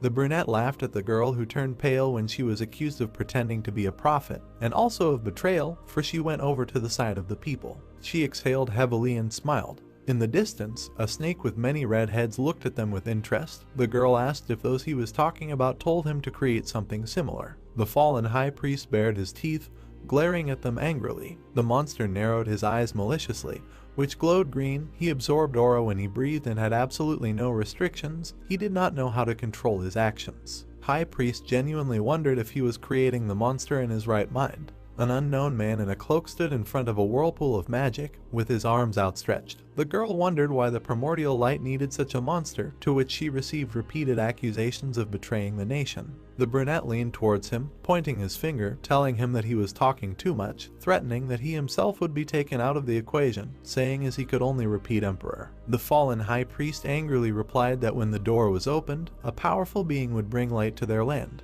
The guy and the girl looked at the fallen man. The next moment, they were surprised by a sudden shaking. The brunette looked around, not understanding what was happening. Fallen high priest said he won't die. There was a sparkle in his eyes and he smiled, speaking doubtfully about his enemies. The guy and the girl noticed how the reapers were leaving this place, leaving them alone. The main character was furious. He swung his weapon. Having thrown it, he was able to thoroughly wound one of the fleeing people, angrily declaring that this would not work. The man looked up when he was called. A huge monster with many snake heads was preparing to strike people. The monster attacked them, destroying everything in its path with a stream of magic. The shockwave raised a lot of dust and it began to dissipate. The girl's hand trembled a little. It was clear that this caused her some injuries. She put two hands up, standing next to the brunette. They were a little scratched after the attack. She was trembling. The monster gasped in surprise, calling this method incredible. He wondered if they could have as much power as he had in his claws. The snake head looked at the people's broken barrier, saying that his current body would help him be reborn. The brunette frowned with displeasure. The girl opened her eyes wide at this news. The monster half disappeared, joyfully declaring that he had found a way to open the door. They looked in shock at the monster that simply disappeared before their eyes. The guy and the girl looked at this. He decided to ask if he had really self-destructed, to which he received a positive answer. His body could not cope with the overwhelming power of evil. Soon they looked at the clear sky. The monster was no longer there. A lonely house was located in the middle of a clearing of yellow flowers. Mountains were visible behind. The day was clear and sunny. The brunette stated that they had lost the trail. Queen listened anxiously to the news that they had managed to catch one before leaving, followed by the question of whether it was the fifth. The main character threw his weapon on the table, saying that they failed because the monster was possessed by evil. Queen opened her eyes wide, asking, clarifying, if they had met with evil. The guy and the girl stood next to each other, looking rather irritated. The brunette clarified that he did not come to them personally. After the first attack, the monster withdrew. The white-haired girl added that evil can only enter if the door is open. Queen sat at the table with her hands folded, anxiously declaring that fortunately they had not yet found the door, but it was difficult for her to believe that evil had tried such a method. The brunette asked if it was so difficult to find the entrance. The white-haired girl answered positively, giving two reasons. She talked about the blocked passage of the dungeon, on the chains of which there was a seal, saying that the first reason was the same for which they returned without tracking down the priests. After all, it was the emperor who closed the dungeons and passages, sealing them with a triple layer of protection. Those present sat at the table, looking at each other. The girl continued, saying that evil could not be in this world again. Looking at her interlocutors, she named the second reason why evil himself must find all the information about the door. The first one, who spread his arms, standing in front of a powerful stream of magic. The girl told about him what he knows, that the creature he serves is the primordial light. The white-haired girl looked at her interlocutor, continuing that evil personifies the almighty light and therefore cannot ask the first. The brunette looked at his interlocutor, continuing her logic of thoughts, because if a creature that gives wisdom asks for help, it will arouse suspicion. She introduced the first one, who was at the forefront of evil, telling him that he needed to develop and learn with the help of the first one, relying on himself. The girl talked about a snake that could awaken its mind in a space consisting of emptiness, suspecting that one day it would definitely find a passage. The eyes of this creature opened wide, shimmering with a green light, like the eyes of the snake on its head. No one knows when this will happen, tomorrow or in the distant future. The brunette looked at the girl, while Queen sighed heavily. They were all silent. The main character attracted everyone's attention, asking for a chance to meet him again. High Priest tensed, asking if he was sane and how they could even face evil. The brunette looked at the girl, declaring that she was telling how she had already done this. He raised a finger, saying that it was in the last dungeon, asking if she was talking about meeting the primordial light face to face. The brunette approached the girl who was lying among the yellow flowers. He looked at her, saying that if he had gone, he would have talked with him a long time ago, receiving the answer that it would be easy for him because it was not his responsibility. She stood up when asked why she lost, angrily declaring that he could tease him later. Her eyes widened when the brunette said that she always relied on the primordial light. Seo MoonYeob said with a smile that he didn't have that, he only had his own strength, responsibility, and decision. The main character recalled the first conversation of High Priest, saying that you caught the panic when the conversation was interrupted because she could not see the face of the one who attacked her. She sat down, looking at the guy with his hands in his jacket pockets, partially agreeing with him. The brunette suggested that this time everything could be different if she gave herself the attitude. They looked at each other and then the girl thought about something. Looking away, she realized that her responsibility and her decisions should guide her. She looked into the distance, declaring that he had persuaded her. Yellow petals fell from the sky onto the girl who was standing in a hole she had made with her own hands. She drew some diagrams on the ground with a stick. Queen and the brunette looked at her. She asked if everything was okay with the blonde. She placed her hand on her side as she looked at her notes, saying that she had become more connected to life after all this time. She looked into the distance, praising the gifts of nature. The brunette suggested that she spoke as if she were about to die. She closed her eyes, exhaling contentedly with a smile. The blonde confidently declared, looking at them, that she would not die because she had not yet seen much on this earth. The brunette became wary. Evening came and the girl's drawing suddenly lit up. She said that the preparations were completed. A huge magic circle glowed around her. The others also looked at him. The blonde exhaled, realizing that she had been chosen by the light in the first place. Her face darkened as she realized that she had lost trust and wasted her status. The girl looked at the drawn souls, realizing that she would have to meet them. She was determined, knowing that she was ready for this. She pointed her finger at the guy, telling him to come closer. The blonde extended her hand to him, asking him to take it. The brunette grimaced, clearly not intending to do this. The girl mocked the main character, who was indignant, saying that he simply didn't want it. She looked at him as her hair blew in the wind, saying that this was an important part of the plan.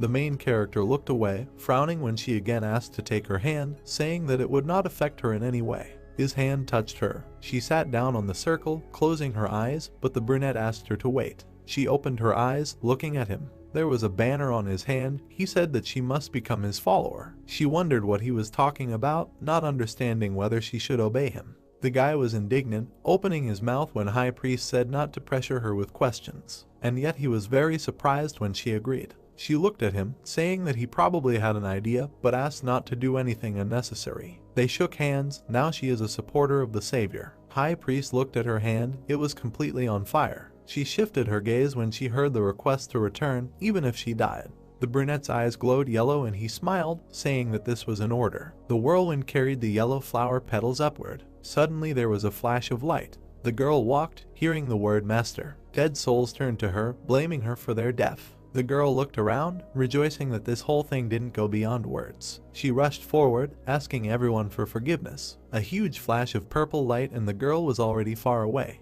High Priest landed, starting to saunter. The blonde noticed something along the way. Her eyes widened at what she saw. She saw him, turning to him. She turned to the bright glow as an assistant. They stood opposite each other. High Priest asked if he knew about her arrival. He remembered how the girl killed him in front of Queen, saying that he did not need prophetic powers to know about her coming. She looked at him awkwardly, but the assistant said that for the dead the past does not matter. He looked at him, saying that he came to tell her that he was not the only one who was waiting for her. High Priest was suddenly surrounded by spirits. The girl looked at them incredulously. She looked back, noticing someone's fiery silhouette. She turned around. It turned out to be the first master. She apologized a little flusteredly, saying that she had lost her status. The spirit laughed, saying that she resembled him in his youth, adding that he, too, would lose his head from such a prophecy. He pointed a finger at the girl, saying that nothing happened in his time, which is why he didn't lead the people to extinction, forcing High Priest to apologize. The girl looked at him nervously, hearing that she was being watched. He said that he saw her wandering through the spiritual world in search of the primordial light.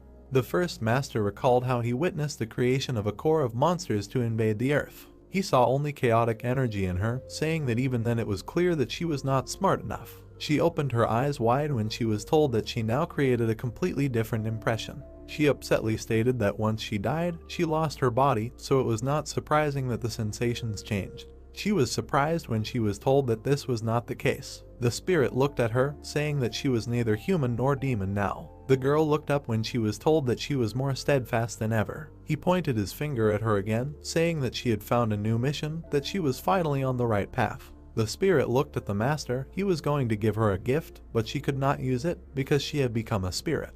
The master handed her something, telling her to give it to the man who brought her here. High Priest opened her eyes, realizing that this was an unusual cubic object. Her knees gave way. The girl looked seriously at her opponent. The blonde clutched her head while the interlocutor warned her that she would have to go a long way to find him upon her return.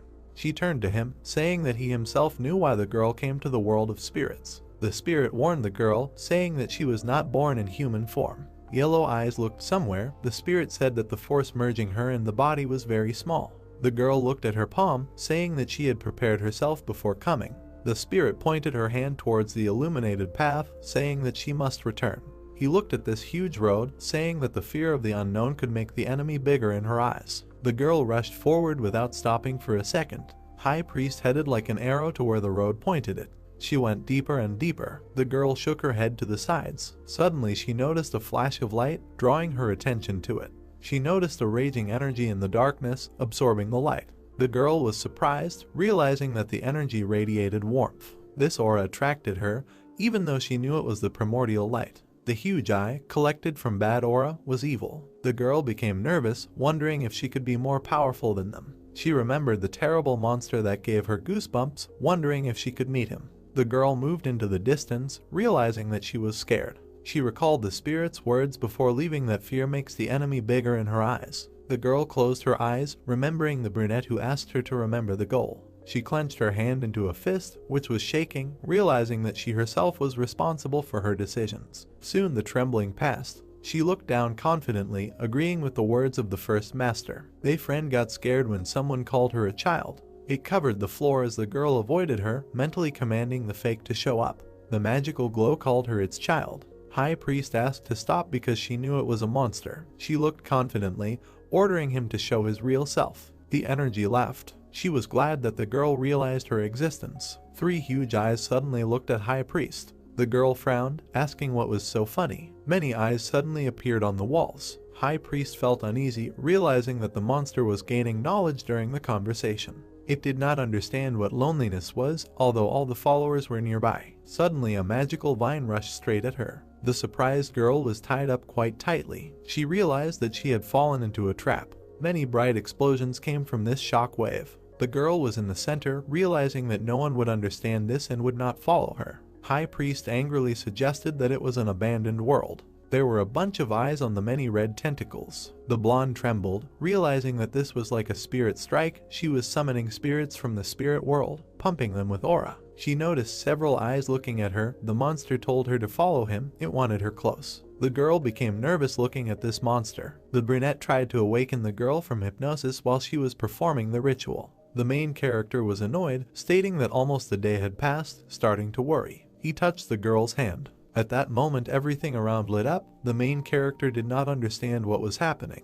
Queen told the brunette that the master was leaving his body while he was worried. He asked excitedly if something was going on in the spirit world, remembering how he had recently taken her weekly. Pietro Ainla suddenly lit up. The main character asked in shock if something could be done about it, but received the answer that everything that happens in the world of souls concerns only souls. The brown-haired woman anxiously said that they should not interfere. Suddenly, there was a rather bright and large flash of light. She illuminated everything around, including the rock where they were. A powerful shock wave followed. The fog around cleared away. They looked at the dark body of the master. They were shocked when they got a closer look. In front of them was the lifeless body of the master. He left this body. 3 hours after the possession had dissipated, Queen was still sitting and using her magic on the High Priest's body. The brown-haired woman with a drop of sweat on her face sat with her arms outstretched. She turned her head to MoonYeob and said that she didn't feel anything at all, after which she asked what to do. The girl lowered her eyebrows when the guy turned around and walked to the side. She raised her eyes and looked at the purple sky, asking if he was going to give up. Queen looked with upset eyes at Pietro's whitened body with open, empty eyes. The brown-haired girl twitched when the brunette walked up and threw his backpack on the ground. Sticking out his tongue, MoonYeob sat down and began to dig into it. The girl asked what he was doing. She put her hands on her knees when the guy took a packet of chips from his backpack and said that he might starve if he held her hand all day. Queen said that owning this body is all ready. The brunette filled his cheeks with snacks and began to chew, saying that he almost began to devour himself from the inside. At this moment, High Priest was shackled, and many large snake eyes were looking at her. Looking at him in response, the girl asked if he knew that he was given birth to the monster that it created.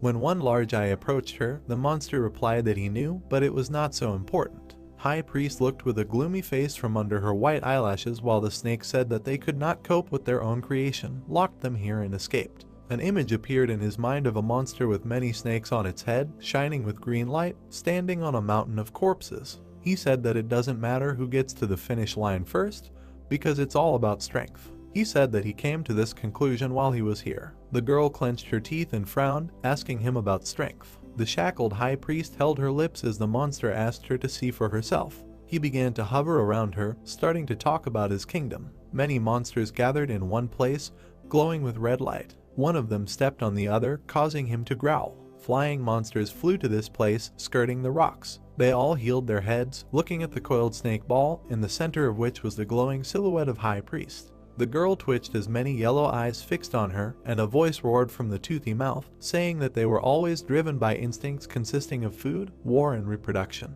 Humanoid red hands began to crawl out of the ball of snakes with the words that, unfortunately, no one was born among them with the same intelligence as his. He said that uncivilized monsters who simply turn into a mad, strong Hulk, bare their teeth and do not recognize the king, their master. A red and purple monster with many eyes and snakes on its head looked upside down at High Priest, saying that time has passed, but for now only he is different from them. She wondered if this was the real face of evil. The monster's face began to become covered with cracks, from which a white light burned. After a couple of moments, he took on another form, and a purple monster looked at the girl, wearing red armor and a helmet on his head, through which 2 pairs of yellow eyes were visible, and one in the center. He said that meeting her would allow him to take things one step further. A drop of sweat ran down the High Priest's face, and she wondered what he was even talking about. A tall monster, engulfed in a green aura, held the heads of snakes, saying that it was terribly boring here now. He looked at the shackled girl in front of him as she mentally noted that this was a cruel aura. Pursing her lips, she glanced back while the monster looked at his palm and thought that perhaps because he had changed form, his influence had weakened. Looking at the open palm, the monster noted that he seemed to be the only chosen one. High Priest watched him, thinking that she almost succeeded. A moment later, she moved in space, finding herself behind the monster, and he asked if what she said was correct, that this is loneliness. While he held the snake's head in his hand, the girl behind him was thinking that she had just passed by without him even noticing. She glanced back and a bead of sweat rolled down her cheek. She thought that she could not cope with him herself. The large silhouette of the monster grinned contentedly as he held the High Priest above his open palm. He said that he had come this far alone, and if he absorbed her, someone with such knowledge could achieve even more. The girl thought that this was simply incredible power. Gritting her teeth, she shrank and trembled, thinking that she needed to get out of here. She sharply spread her arms, releasing her strength, and broke the bonds that had been holding her down all this time. Many snake mouths opened around her from different sides, and the monster asked if she really thought she could escape. She frowned when the snakes began to rarely approach her, under the words of the owner that she was already in his hands. When the snakes with open mouths began to devour her, the monster smiled madly and said that by using her, he would find a door leading to Earth. He shouted that she should become a part of him. 12 hours after the possession dissipated, MoonYeob sat over Pietro's body, placing his hand on his head, which was blazing with a purple aura. The blonde's face turned gray and began to become covered with cracks. He said that without the soul the body begins to break down. Queen approached him and said that this was really the end. She said that if the body into which one could return disappears. Continuing to hold his hand with the aura above Pietro's head, the brunette pursed his lips when the girl said that High Priest would remain there and there was no point in continuing. When the blonde's face began to grow even more cracked, MoonYeob ordered her to shut up. At this moment, the red snake ball began to become more and more tangled, and High Priest thought that she had protected herself by creating dozens of magic rings. But the connection with the physical body was still destroyed. Being inside many jaws, she thought that she could no longer return to the world of spirits. However, suddenly the monster froze and opened its mouth in surprise. The girl wondered why she still felt the connection. Suddenly a yellow protective dome appeared around her, and the snakes began to fight with their teeth from it. She looked at her open hand, which had a mark on the back of it. she asked about. Really? High Priest recalled how exactly the same mark appeared on MoonYeob's hand. The guy's words suddenly appeared in her head that she should return even if she dies. The girl clenched her hand into a fist, imagining the brunette's face in front of her, and asked if this was a promise. She, being in the yellow dome, loomed over the monster, saying that a monster who pulls out wisdom in others is even more grouped than an ignorant monster. He looked at her with surprised eyes, his mouth parted, listening to High Priest's words that if he didn't want to suffer anymore, he had to cope on his own. Lifting the corners of his lips, MoonYeob grinned, asking to look. Pietro's body suddenly rose into the air, glowing with a yellow light. With his eyes flashing, the brunette smiled, noting that he had already said that she would return. The girl also smiled smugly, telling the monster that she had to go. The monster extended his hand forward when the yellow light began to grow in different directions, and shouted that this was impossible. His face contorted in horror as the rays approached him. A bright light completely filled his face. His ball of balls also began to glow yellow. Grabbing High Priest's hand, the brunette told her to quickly come here. Gritting his teeth, he pulled the surprised girl towards him. Queen covered her mouth with her hand in surprise as the two of them collapsed at her feet. Looking at the angry face of the guy right below her, white-haired with wide eyes asked how much time had passed. When she, sitting on his chest, began to rise, MoonYeob bared his teeth, saying that it was just 32 hours. High Priest replied that she returned earlier than expected. At that moment, the brunette's eyes turned white with rage, and he indignantly asked what he had done to deserve to sit here forever and hold her hand. He shouted that he almost died of hunger, but in response he received the words that now was not the time to whine. The girl said that she returned after a conversation with the monster. At this moment, Queen's eyes widened in surprise. The white-haired girl began to say that he had greatly developed his intellect due to stress with the Emperor and was caught absorbing her in order to gain more knowledge. An image appeared in her head of several pairs of large eyes looking at the planet in front of them. She said that if he gets here, he will devour all sentient beings. Arching an eyebrow in confusion, MoonYeob gritted his teeth when High Priest said that was why they had to go to the same place. He asked if this should be done right now. The girl looked up at him with confident violet eyes and, remembering the image of a demon burning with yellow light, said that one ancient High Priest had left a secret treasure for him.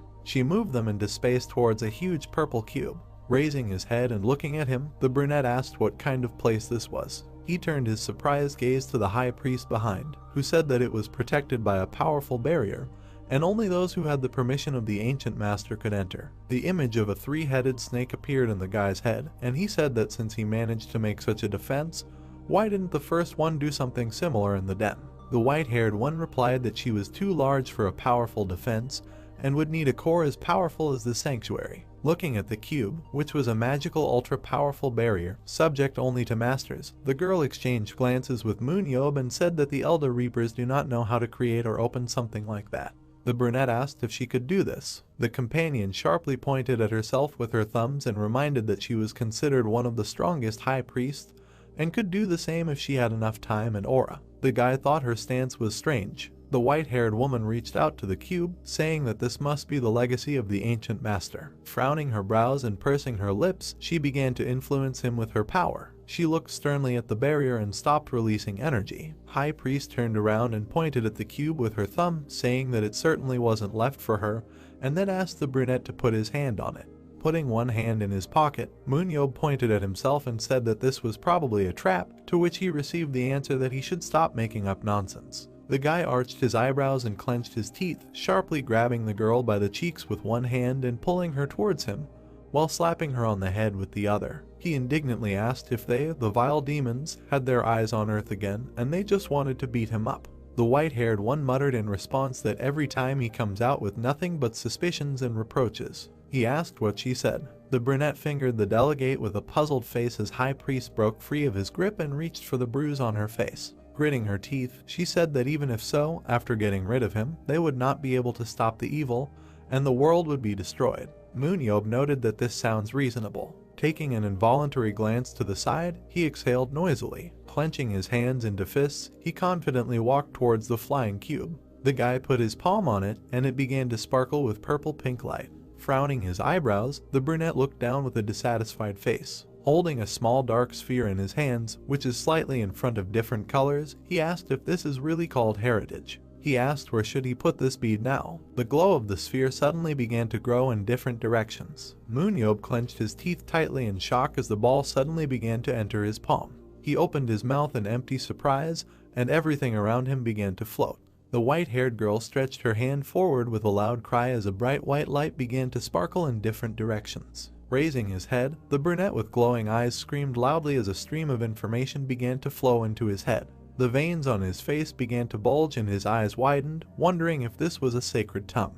Bending over, the guy sharply clenched his palm into a fist when he realized that it was something else. He mentally noted that they could not be brainwashed like the sacred ones. Looking at the glowing hieroglyphs around him, he wondered what was happening now. Yellow light began to spread in the brunette's chest. He thought that in order to overcome, gritting his teeth tightly, the dark silhouette of MoonYeob with glowing yellow eyes clenched his hand into a fist, ending the sentence with words about the limit of the race. High Priest covered herself with her hands from the bright light emanating from the brunette. She watched intently as a bead of sweat rolled down her cheek. She exclaimed that this could not be. The bright sun illuminated a field with yellow flowers and a hut standing on it.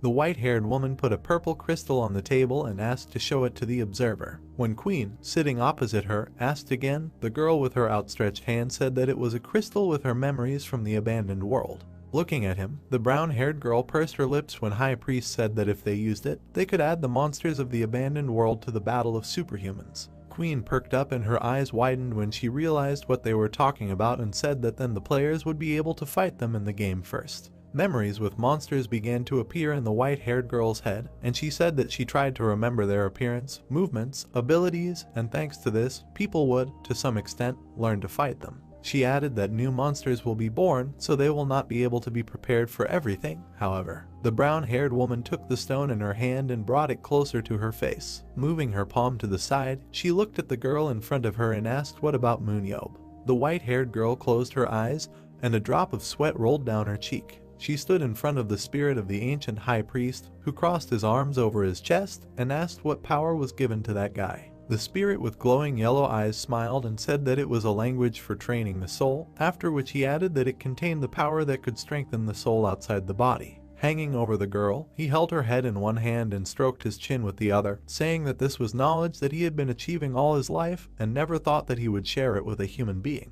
Leaning his hand on the closet, the brunette stood in the hallway and raised his foot to untie his shoe. He said loudly that he was back. The guy raised his gray eyes. Approaching the table, he found an embarrassed Jeho and his wife, who were sitting in matching t-shirts with hearts and feeding each other food. Surprised, Seung-yi asked if he had already returned, after which she began to wonder how his vacation went. The brunette replied that everything was mind-blowing, and then asked if he would be allowed to sit at the table. Hearing a positive answer, he sat down at the table, all dirty, and smiled, while Jeho looked at him with indignation on his red face. He asked for more, noting that he had not eaten Seung-yi food for a long time. The man indignantly began to send him to wash, asking why he was so dirty. Giving him a sly look, MoonYeob replied with a smile that he wouldn't tell him. Leaning back in his chair, he exhaled noisily, placing his hands on his full stomach, while there was a mountain of plates on the table around him.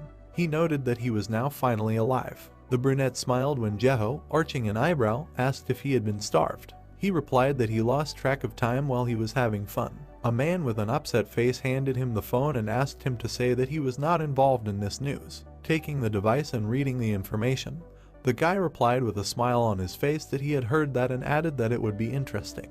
On the screen was a video with the BF logo, which stated that the teams that finished first in the countries would compete against each other in the biggest competition. It was the Superhuman Battle League World Championship. Queen, dressed in a business suit, stood in front of a large screen on which was the BF logo in the form of a cup. She greeted Battle of the Superhumans fans around the world. The brown-haired woman with a confident look said that she was the president of the World Association for the Battle of Superhumans. The girl in the video waved her hand, saying that today they are here to tell you that the upcoming championship will be something new, completely different from the previous ones. The live broadcast was watched by 30 million people, and the comments asked questions about whether this is really the real president of the association, who went on air for the first time in 17 years, and why does she look so young? Lots of people were outside, watching videos on the building screens, and a female voice said that new dungeons and monsters would be added soon. The queen on the big screen raised her hand and stuck out her index finger, saying that participants were therefore encouraged to use their superpowers to the maximum within the existing limitations. She smiled broadly as she announced the start of the largest festival of the battle with participants from 160 countries. Gerald Walker, a member of the New York Bears, which was ranked 5th in the World Championship, furrowed his eyebrows when he saw the broadcast on the screen outside. Roy Meyer, a member of the 3rd place La Warriors, held his staff and watched the video on his phone. A member of the 2nd place team, Berlin Blitz Sharon, was lifting Daniel Mansk by the neck, who was holding his phone in front of the two of them. The white-haired guy, a Paris Lumiere gold medalist, was looking at the TV screen. Nathan Bernard clenched his hand into a fist as each member of the leading teams thought that this year they would definitely take the World Champions trophy. The Korean team YSM stood in front of the screen as they were shown ranked 162nd on the overall list since they had no merit in the World Championship. As they continued to stare at the screen, a male voice enthusiastically noted that they had actually become part of an interesting event. As the players began to turn around and look at MoonYeob's silhouette in the aisle, he noted that he had arrived just in time. Turning to the brunette with his arms crossed over his chest, the guys were surprised by the appearance of the director. The guy asked if they thought about the weakness of the team when they saw the 5th place in the rating.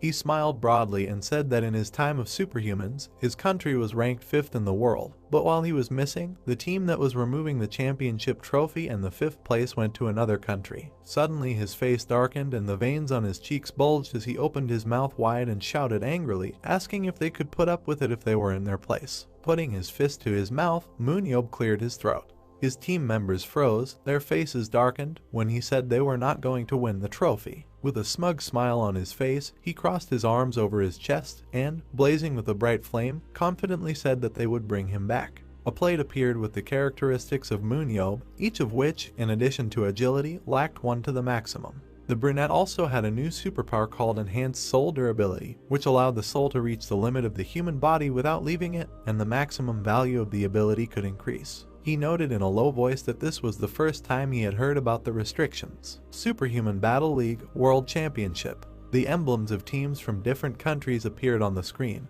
and the description said that this was a competition that would determine the world's strongest team of superhumans, the largest festival with the participation of 166 countries. The top team in each country's league will get a chance to play in the preliminary round, and only the winning team will qualify for the final. Dark silhouettes of people tried to climb to the top of the mountain, on which stood a throne with a cup, and signs with team emblems were flying around. This was the Festival of Superhumans, the battlefield of the special, the throne of the Battle of Superhumans. A large gold cup with a star on top was the reward for winning the World Championship. Republic of Korea, Jamsil. A man in a white suit stood at the podium and said that the winners of the second half of the 19th Domestic League of the Republic of Korea. He looked at the large field on which the participants stood. Jinty opened his mouth wide and shouted that YSM was becoming them. All the team players began to smile contentedly after hearing these words, and High Priest stood in Pietro's body with a dissatisfied face. The announcer loudly noted that YSM finally gets a lucky ticket to the qualifying round of the World Cup. A man in a business suit stood on the balcony, watching what was happening. Closing his eyes, Gabriel slammed his notebook shut. He thought that there was nothing special about it.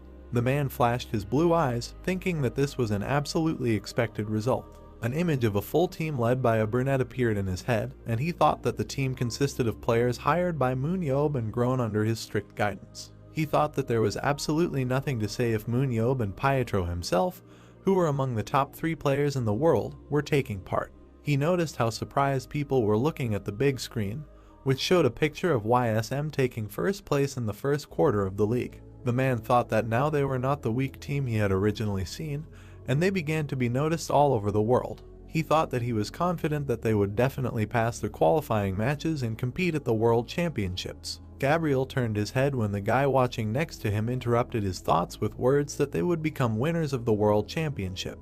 The man turned to the director and noted that he had extended his vacation so that he would have something to do during the remaining games, and then asked if it was over. MoonYeob walked towards him, answering in denial. He said that he just had to show up on a day like this, and they still had time before the qualifying rounds. Suddenly, Gabriel's eyes widened in surprise and he loudly called out to the director. The satisfied brunette, glowing with a yellow light, smiled and asked what happened. The man wondered what kind of energy was around him. A month ago, the guy was standing in the YSM vacant lot with High Priest. She asked if he really wanted to turn the space that the ancient High Priest shored into a training field. MoonYeob raised his index finger with a smile on his face and, remembering the purple cube, said that she could set such a boundary. He asked if she had enough time and aura, after which he suggested changing the existing space. Darkening, white hair clenched her teeth in anger and began muttering about being useless, after which she said that the brunette was annoying her. The guy with a dissatisfied face spread his arms to the sides and recalled that she said that he was a savior. He noted that the savior is trying to become stronger and is trying to save the world, but she cannot fulfill just one request. He looked up at High Priest with a puzzled look when she said she remembered someone who said much the same thing. MoonYeob asked who they were talking about. She remembered the Emperor, who showed his thumbs up with a satisfied face and muttered that only he could save them. She said that she meant him. The girl's face was distorted with dissatisfaction when a brunette approached her and, gritting his teeth in anger, began slapping her on the head, shouting that the Emperor was an idiot who had turned into battles. He froze with his hand raised in the air as High Priest covered her head and gave him a disdainful look, asking where she was wrong. Frowning his brows, MoonYeob suddenly approached his friend and bared his teeth with a furious expression, ordering her to make his own room. The white-haired girl turned away irritably and put her fingers in her ears, noting that for this she would need a huge amount of magic stones, which she did not have. The guy asked about the stones. With a wide smile on his face, he opened his backpack, revealing the purple stones that lay inside.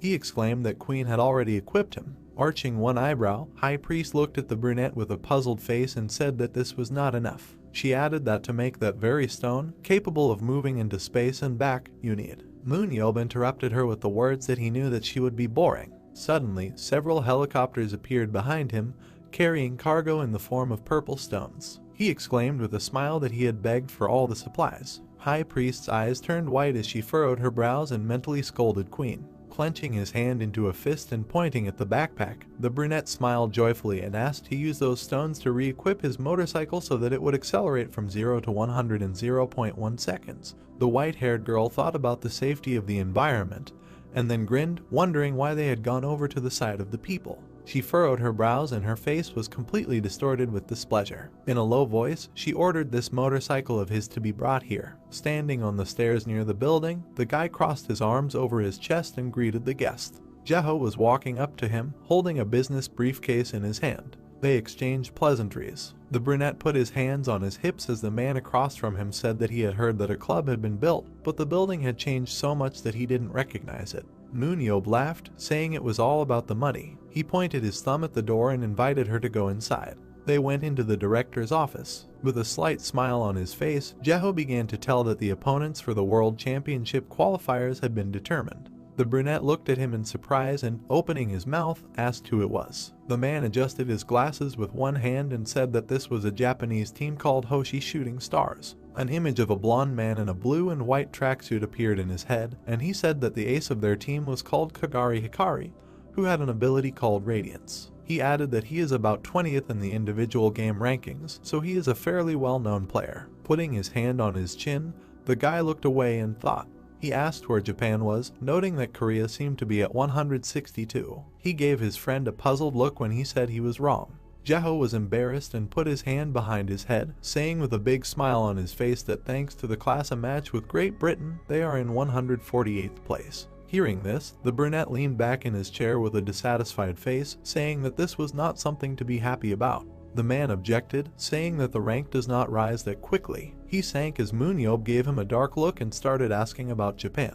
The guy was enveloped in a red aura of anger, and he furrowed his brows and pursed his lips when his friend said that they were in 27th place. Jeho began to laugh nervously when the brunette stood up in his chair and asked again with irritation in his voice. He clenched his teeth tightly and, white with indignation, asked why there was such a difference since they were neighbors. His friend began to bend his fingers and said that the percentage of victories in a matches, the number of superhumans with a high individual rank, the number of strong teams included in the league influences. He showed his index finger on his sweet face, ending with the fact that the result in World Championship.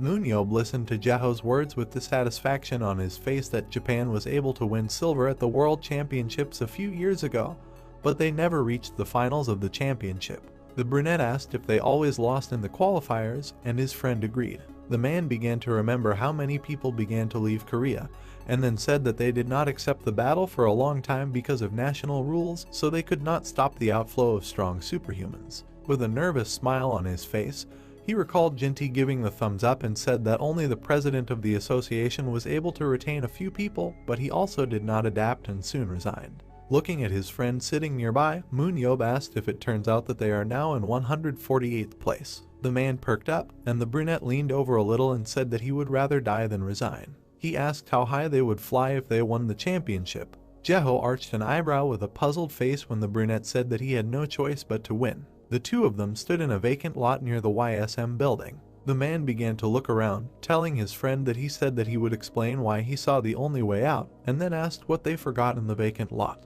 MoonYeob smiled and showed him the stone in his hand, the symbol on which glowed with white light. He asked his friend to look more carefully, because now he would show him what he had been doing lately. Putting his hand to his chin, Jeho leaned over the stone and said that it was the first time he had seen a displacement stone with this color. He asked if the magician had created it and heard a positive answer. Peering at the stone, the man adjusted his glasses and said in a nervous voice that he doubted it.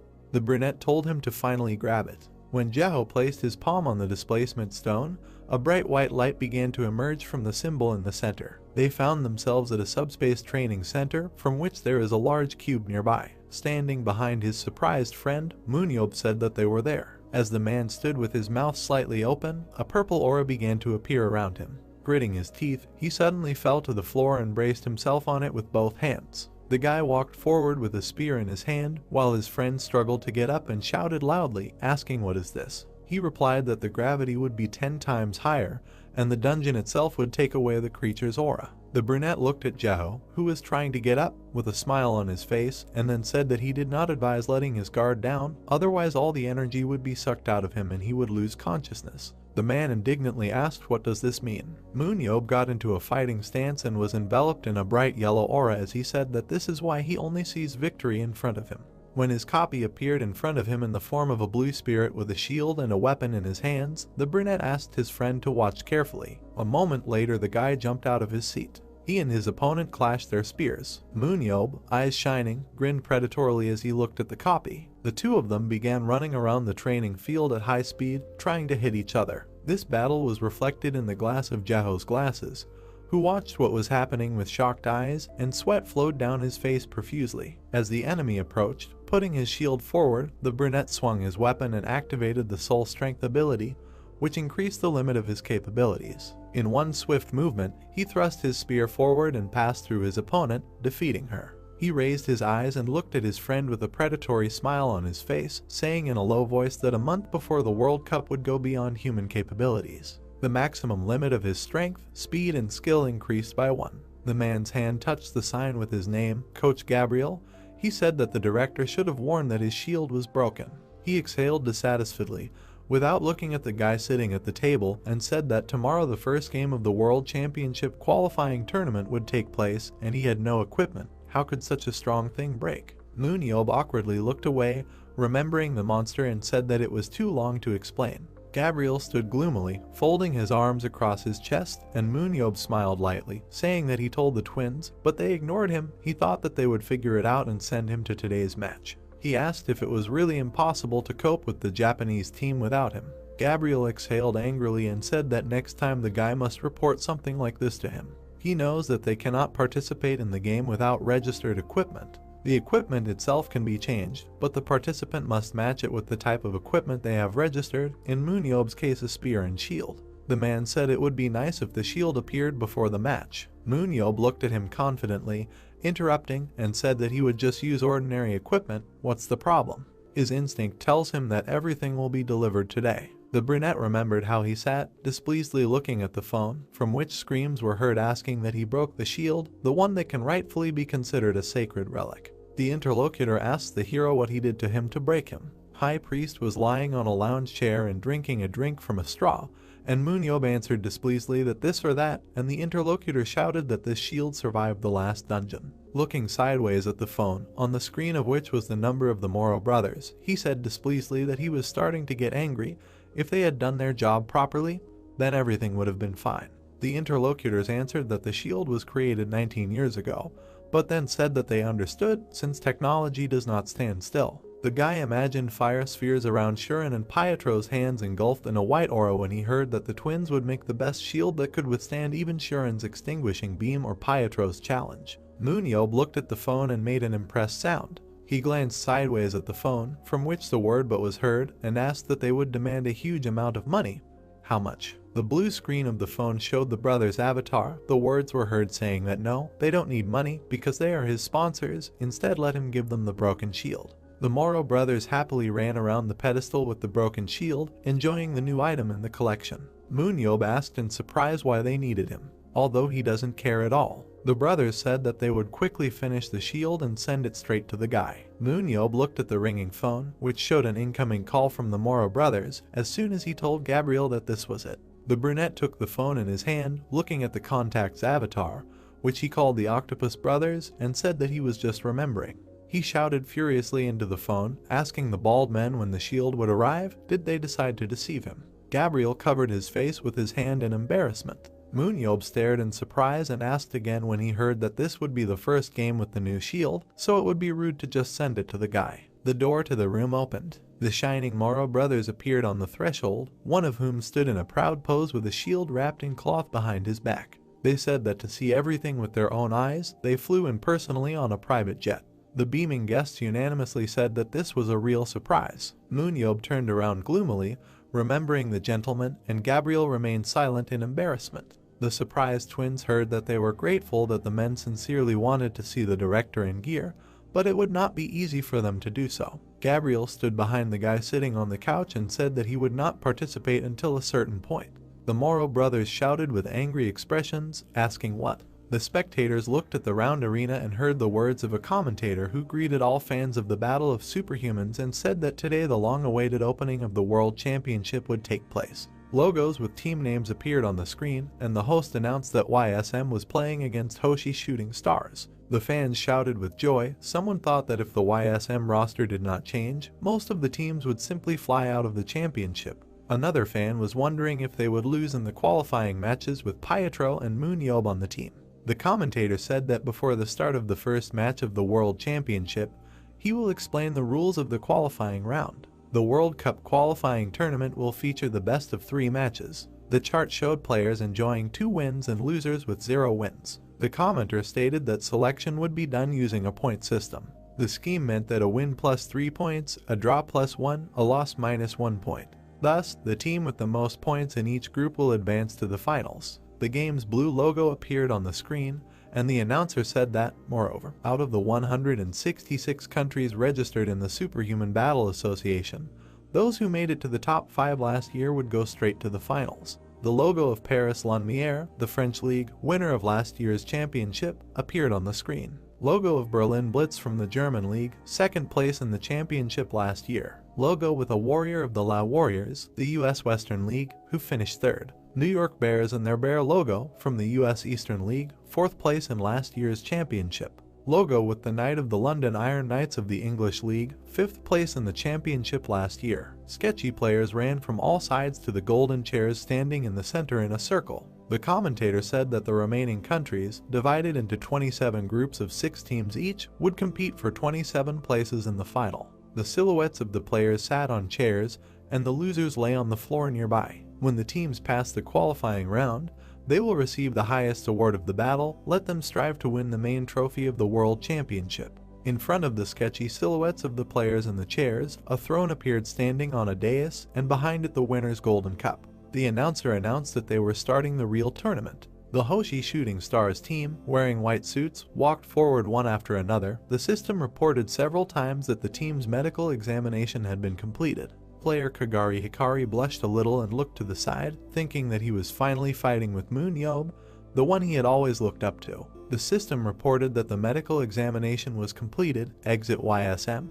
The players were walking along the corridor, and a voice was heard saying that he was very worried because this was the World Championship. Nayan, who was walking among the players, told Pietro walking ahead that Seunho left her alone again. She can handle it. Pale replied yes. Standing behind Yongsu, Jihoon turned to the girl and asked in surprise if she was calling Pietro informally, to which she replied with a smile that, of course, they get along so well with him. Jiangmin blushed, scratched the back of his head, and told Hayek that he was about to shit his pants from fear, to which he turned around and said that he was literally leaving half a minute ago. Youngwon exhaled tiredly, closing his eyes, and told them to stop talking nonsense and concentrate. The team stood in front of the exit. The players looked at each other and heard the command ahead. Youngwon ordered the team to line up. Hikari, standing opposite in his line, looked at them in surprise, asking himself, where did MoonYeob go? The blonde stared at them in surprise, as if pierced by lightning, and said, really, he won't take part in this match. The team stood at the exit to the arena and were worried. The announcer's voice was heard announcing the exit of both teams. MoonYeob sat on a chair watching the teams come out and told the coach that they might have a big gap in the rankings, but that's because there isn't one there. He asked if the man knew that Japan and Korea are historical rivals. After such a serious bid for victory, he would be damned if they did lose. The guy looked at the coach, asking if he was responsible for his words, to which Gabriel, without turning around, answered, of course. They turned to see the Moro brothers, shaking and sticky with excitement. One asked where they got so much confidence. The second said that they came all the way to see MoonYeob make his world championship debut. The guy winced, looking at the sobbing brothers who asked how they could remove him from the main team. The brunette answered displeasedly that they were annoying and called them names, asking how they got the idea to come here in their bald heads. The Moro brothers clenched their fists, gritted their teeth and said they couldn't leave empty-handed. Looking at the men, the bald one stated that there was no other choice but to use the last resort. MoonYeob asked in surprise, what is the last resort? The eyes of the men wearing sunglasses glowed with fire. They said that they may be loyal fans of MoonYeob and YSM, but they are forcing them to go to extreme measures. Clenching their fists with determination, the men shouted that they would cheer for Japan and chanted Japanese slogans of support as MoonYeob angrily walked up behind them, clenching his fists. The twins with cones on their heads lay face down on the floor, and the brunette shook off his hands, saying, well, yes, skinheads. Looking at them with a confident smile, the hero asked how dare they think that YSM could lose in the qualifying match. The announcer announced the first match. There was equipment in the dungeon with a glowing circle on top. It was a monster research center. The man had a white chess piece with a black chess piece. On average, one battle set lasts 30 minutes. Round seal signs glowed in the air, surrounded by a purple aura. However, 7 minutes into the match, YSM were already dominant. Pietro floated in the air above the defeated opponents, with wings surrounded by a purple aura. He extended his hand forward, blazing with an aura. Pietro quickly increased his performance by taking over monsters that other team members took on. His hand reached forward. He was like a child playing with ants. The eyes looked at the path of ants. The hand, blazing with a bright aura, reached out to them. And suddenly, with a sharp movement, she slammed all the ants. In 7 minutes, he dealt with Hoshi shooting stars. The players disappeared, crumbling into blue pixels. Someone was amazed and thought that this was YSM. The announcer reported that they had witnessed something incredible. So little time had passed since the start of the match. Youngwon waved to the others. Hayek smiled shyly. Sania scratched the back of her head in confusion, thinking that she couldn't even earn an assist. Jahoon looked at her, thinking, what is this? The commentator said that while the tanks were just lining up in their positions, everything from long range to melee dealers were destroyed in an instant. The spectators looked at the screen in amazement. The commentator said that by monopolizing all the monsters that his teammates initially attacked, Pietro collected all the experience points, and he went straight to the Japanese team alone. Pietro stood surrounded by an aura in front of the disappearing opponents. The system reported that he had 11 kills. The commentator stated that all the stars literally fell from his power. Pietro extended his palm, surrounded by aura. In front of him, where the aura covered his face, the high priest's face was visible. The commentator said that YSM is showing an incredible level of play even without MoonYeob. YSM wins the first set. MoonYeob leaned back in his chair with his hands behind his head and said it was boring. Everyone looked at him as he took his jacket and headed towards the exit, saying that it couldn't have happened any other way, but that it would all be over in less than 10 minutes. The guy said he was going to come back and go practice. The brunette stopped when he heard a shout from behind, asking him to wait. He turned around and asked what. Hikari resolutely clutched the microphone in his hands and said that he was still. He shouted directly into the microphone that the match was still not over. Members of the Japanese team ran towards him, wanting to stop him and asking what he was doing. MoonYeob listened in surprise that it was still quite a bit. Hikari tried to dodge his teammates who grabbed him and asked to watch their match a little more, just a little more. The blonde pointed his finger, decisively shouting that in the next set he would show the most interesting game and the man would regret missing it. MoonYeob looked at him, as did the shining Moro, greedily clenching their fists. They heard that his name was Hikari Kagari. He is the boy that MoonYeob saved 19 years ago. MoonYeob looked in surprise, thinking, what is he? The brunette thought questioningly, thinking that he had saved more than 1 or 2 people.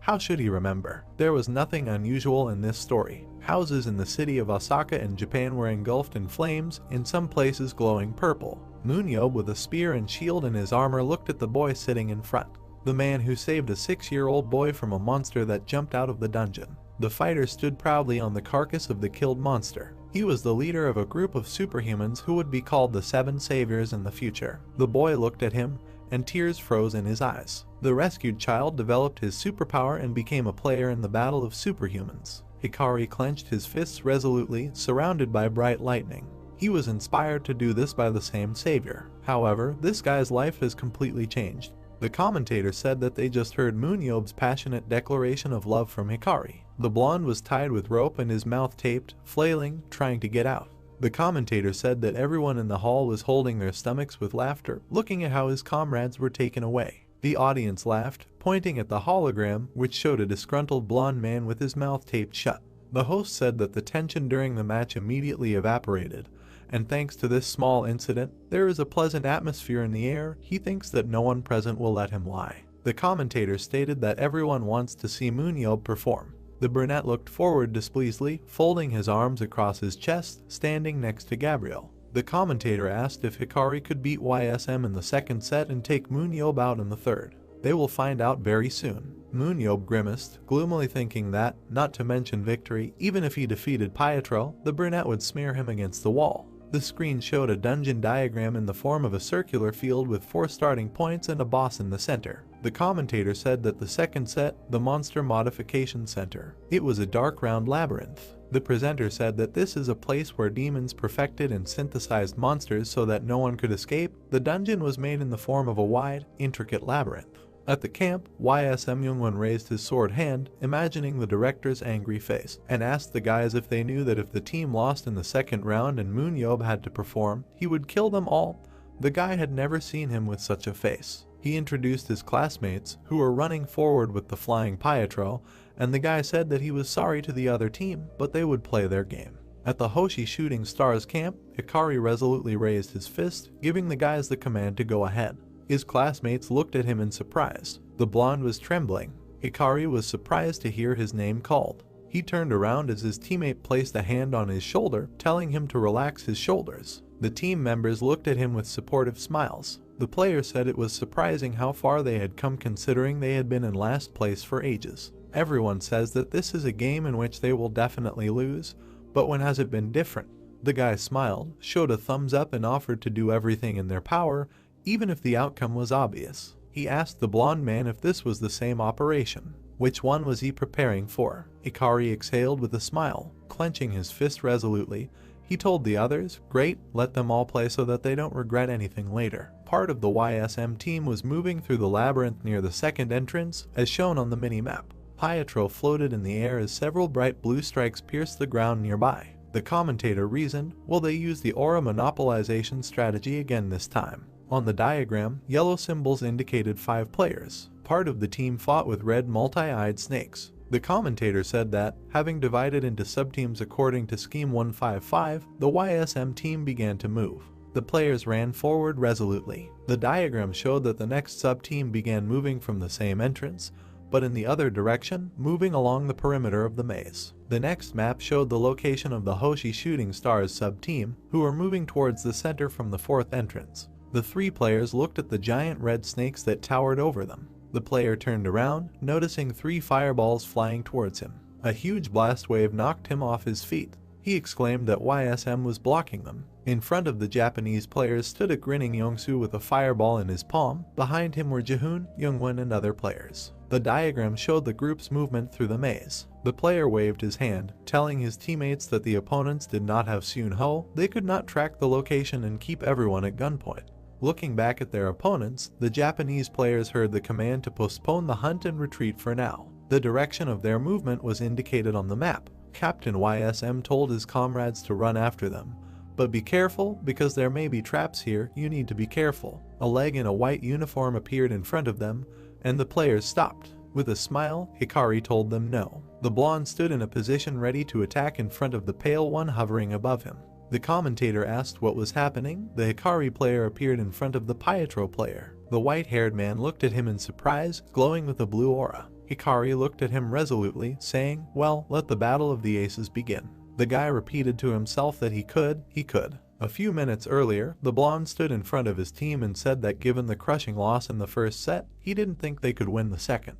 Hikari slammed his fist into his palm, declaring that they should at least take down Pietro, YSM's second in command. The guy thought it was a big risk. A player floated in front of the blonde, surrounded by aura seal symbols, and said that he was wondering if he had actually come alone. Pietro sent a blast of several bright blue aura beams straight at the Japanese player. The spirit strike call was used. Hikari standing in front of him was covered in blue lightning, hearing that this was just funny. Bright lightning cut the air. Pietro froze in surprise when he heard the words that he could not attack. Youngwon, pressing his fingers to his ear, said that it was a trap. Hikari also stood in front of him with a determined look. Pietro heard that the blonde was with them too. He flew up higher, and several dazzling blue flashes from the blows appeared under him. The system reported that he had one murder to his name. Pale hovered over the evaporating body of the defeated player and heard someone call out to him. He calmly replied that he knew it was a trap for the enemy support. The Mirage ability made it possible to imitate the appearance of a person who gave consent to this. After receiving a certain amount of damage, it dissipates. The Reflect ability creates a barrier that immediately reflects an enemy's attack. Pietro, with an impenetrable look, said that using bait, repelling an enemy attack, these abilities should be feared. One bomb flew at many others, and the player said that even if one attack is repelled, it is lost among dozens and hundreds of others, and that's it. The player's body dissipated into blue pixels. The blonde told them to watch as he decided to take care of it. Youngwon frowned, thinking that Pietro wasn't listening to him at all. Standing next to the other players, he said that it seemed to be settled with them, so they immediately engage in battle. There is a chance that the opponents are fake, but the probability is minimal. Let them not let their guard down. The Japanese team players stood behind a contentedly smiling Hikari, surrounded by lightning.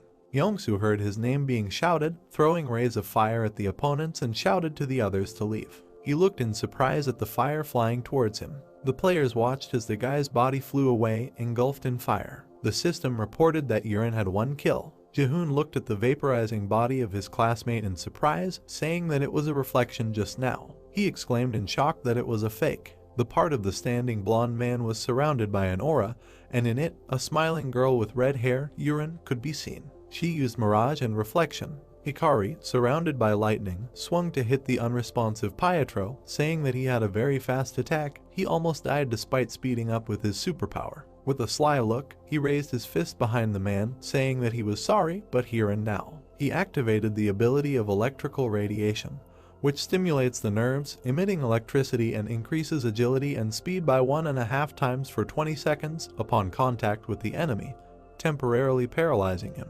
Hikari punched the man, knocking him back with a bright blue beam, shouting that he was real. Pietro lay on the ground, looking at the guy, and said that he, by using another member of the team, made everyone think that it was a mirage, strategy, surprise, self-sacrifice. It wasn't that bad. Pietro looked at him, saying that it was too weak. Pale used the spirit strike call and flew away, putting up a shield of aura in front of him, not allowing the guy to get closer. He said that the destructive power is not enough to kill him in one go. Even if his body is paralyzed, he can easily use superpowers. Hikari frowned at him, saying that he knows that's why there are 7 of them here. An aura strike pierced Hikari's body, but several more players with axes, bows, spears, and swords appeared behind Pietro. The system reported that Pietro had one kill. The white-haired man put up many round aura shields around himself, preventing his opponents from getting closer, and calmly looking at them, said what they were thinking, let them understand that there would be no normal outcome for them, even if they attacked with the whole team. He fell silent, looking in surprise at the shining ball that appeared in front of him, and thought, what kind of radiance is this? There were many round dents on the floor of the labyrinth. While visibility was limited due to the bombardment after the deflection, sparks fired at very low speed finally reached their target. Pietro looked in surprise at the shining blue ball and thought that he was paralyzed. This could not be avoided. He was surrounded by players who were stopped by round seals and thought that if he used the spirit blow in the opposite direction, he could dodge the radiance thanks to the recoil. But the ball approached the white-haired man's chest. Bright blue rays from the seals pierced his opponents. The system reported that Pietro had 7 kills. The ball shone dazzlingly as it reached its target. The system reported that Hikari had 1 kill. The Moro brothers, with tears in their eyes, held back the rushing towards Pietro MoonYeob. who angrily pointed his finger, cursing and asking why he allowed himself to be hit. It was necessary to sneak away from him and fight again. The white-haired man sat in the module, holding a helmet in his hands, and asked why he. The brunette asked in surprise, "What?" Looking at the guy questioningly, Pietro said that he killed 5 with 1 attack. Why did he have to avoid him? When the battle goes on for a long time, it becomes boring. MoonYeob looked at him furiously, remembering his words many times that if the player defeats Pietro, the guy will smash him against the wall. Commentators opened their mouths in surprise, asking what was going on there. In a very favorable situation, 9-1, YSM announces non-participation. Ikari looked forward in surprise as the screen above his head showed the score 1-1 due to YSM losing the second set. MoonYeob stood resolutely in the arena, talking into the microphone that it was easy, but they finally got to him. To be honest, it was funny. The Moro brothers beamed, palms clasped together, and Gabriel pinched the bridge of his nose with a frown. The commentator laughed, saying that in the first set Ikari came out with a microphone, and in the second set MoonYeob. The brunette confidently declared into the microphone that the verification of documents was successful. With an enraged look, burning with anger, he said that it was time to interview teacher MoonYeob. Let them be ready to feel the difference in their levels. The last game against Japan has begun. MoonYeob closes his team behind him, which puzzles them a little. There was only one thing left for him to say. He clenched his fist near his head and, looking at them with a predatory gaze, told them not to even dare to interfere. In front of them is a huge hall, at the end of which there is a double door. The hall is quite dark. The wall begins to crack. The hero broke the wall in front of him with his shield and thereby threw back the enemy team. After this, in just 3 minutes, the protagonist reached the Japanese camp. He began the battle with the entire enemy team at once. He has superhuman speed. He assumed a fighting stance and his eyes filled with white light. They surrounded him and were going to attack him at once. He swung his spear and tilted his head forward a little. He demonstrated the real. Immediately after, he swung his spear, slashing in front of him while smiling. He approached each of them with lightning speed and inflicted mortal wounds. About to impale the latter, he soared into the air above him with a smile, and the blonde fell on the pier. It showed real carnage. Everyone heard the notification that the director had committed 10 murders. At the same moment, he smiled widely and his eyes glowed white. He raised the spear behind his head and asked him if this was the ending he wanted. He began to spin the spear in his hand. He threw it with maximum precision right at the guy's chest and pierced him. The notice announced that he had committed 11 murders. But then the laughter of the last survivor was heard and he said that this was not so. He smiled slyly and said that he really didn't know that he could fight him and said that this ending was somewhere beyond his imagination. A notification sounded that the third set was over. The referee blew his whistle and raised both hands up. The scoreboard showed that YSN received 2 points and Hoshi's received 1. The announcer said that the protagonist's team won the World Cup qualifying match. After the match, the survivor approached the hero and took his jacket off his shoulders. He asked MoonYeob to sign. His eyes burned furiously and he was beside himself with happiness. Enmic was slightly shocked by what was happening and signed his t-shirt. The blonde said that he did not expect that they would be able to win, and nevertheless, he was glad that he played in the third set. He also said that it was a great honor for the guy to fight against him. To which he told him that he was right and asked him to stand still, otherwise his hand might slip. He, in turn, smiled and blushed a little. He tilted his head slightly down and said that he would believe. The hero is at a loss, and the practical survivor began to cry, clenched his fists and said that he hoped that he would go all this way to the very end. At that time, the protagonist finished painting. He wrote his name and wrote wishes for him to be happy. He told him that everything was ready, and he answered with consent. After that, the qualifying matches went by quickly. The squad with Sania and MoonYeob was able to win against the Lion's Head team from Singapore. They won with containment tactics against the Bolshevik team from Uzbekistan. Using stealth, they defeated Chile's Santiago Drill. Using Yongsu as a ranged weapon, they were able to defeat Godrio of Brazil. Next, the director single-handedly killed the entire Valensky Giant team from Spain. In all matches, the score was 2-0 in favor of YSM. They won without a doubt over these 5 teams. MoonYeob looked straight ahead, running his finger over his cheek and thinking about something. They qualified for the final with a total of 18 points. They entered the planning room. They all sat down at a large table in front of the board, near which Gabriel stood. He turned on the board and an inscription appeared on it that said 30 days. He said that they had 1 month left before the start of the main matches. The commander looked at the coach, and Jinsu began to whisper with Sania and told her in a whisper that they were now really in the World Championship and said that this was wonderful. She told him that he was right. The director raised his hand looking at him and said that he was interested in something. The man with glasses asked him what exactly. He asked him why he should take a month off before the final matches. He showed a schedule with matches and, without lowering the remote control, said that this is all because the World Cup is a tournament that is held during breaks in the leagues of each country. In short, they simply follow this structure. Someone present exhaled heavily. They imagined how two people spar, and then someone pays the other. The coach continued and said that, moreover, the strategy used in the qualifying round could be improved for the final matches, and the weaknesses of the teams could be strengthened by attracting players from other teams in the transfer market. He put his hands behind his back and said that all this provides the best conditions for the teams that reach the finals. MoonYeob realized what he said and mentioned that it would not be possible to blame everything on the fact that the strategy was revealed. It immediately dawned on him. He opened his eyes wider and opened his mouth slightly. He asked if they could treat their guys like dogs for another month. The team behind was in complete despair and decline, and he immediately broke into a smile and beamed and said that it was gorgeous. And the guys thought that they shouldn't do something like this. They thought that he was crazy and that he was a devilish creature. They wondered what he was even saying, and someone prayed to God inside themselves for salvation. But then they heard a voice behind them and paid attention, and someone in a dying voice said that he didn't care. Soon-ho was sitting in a chair.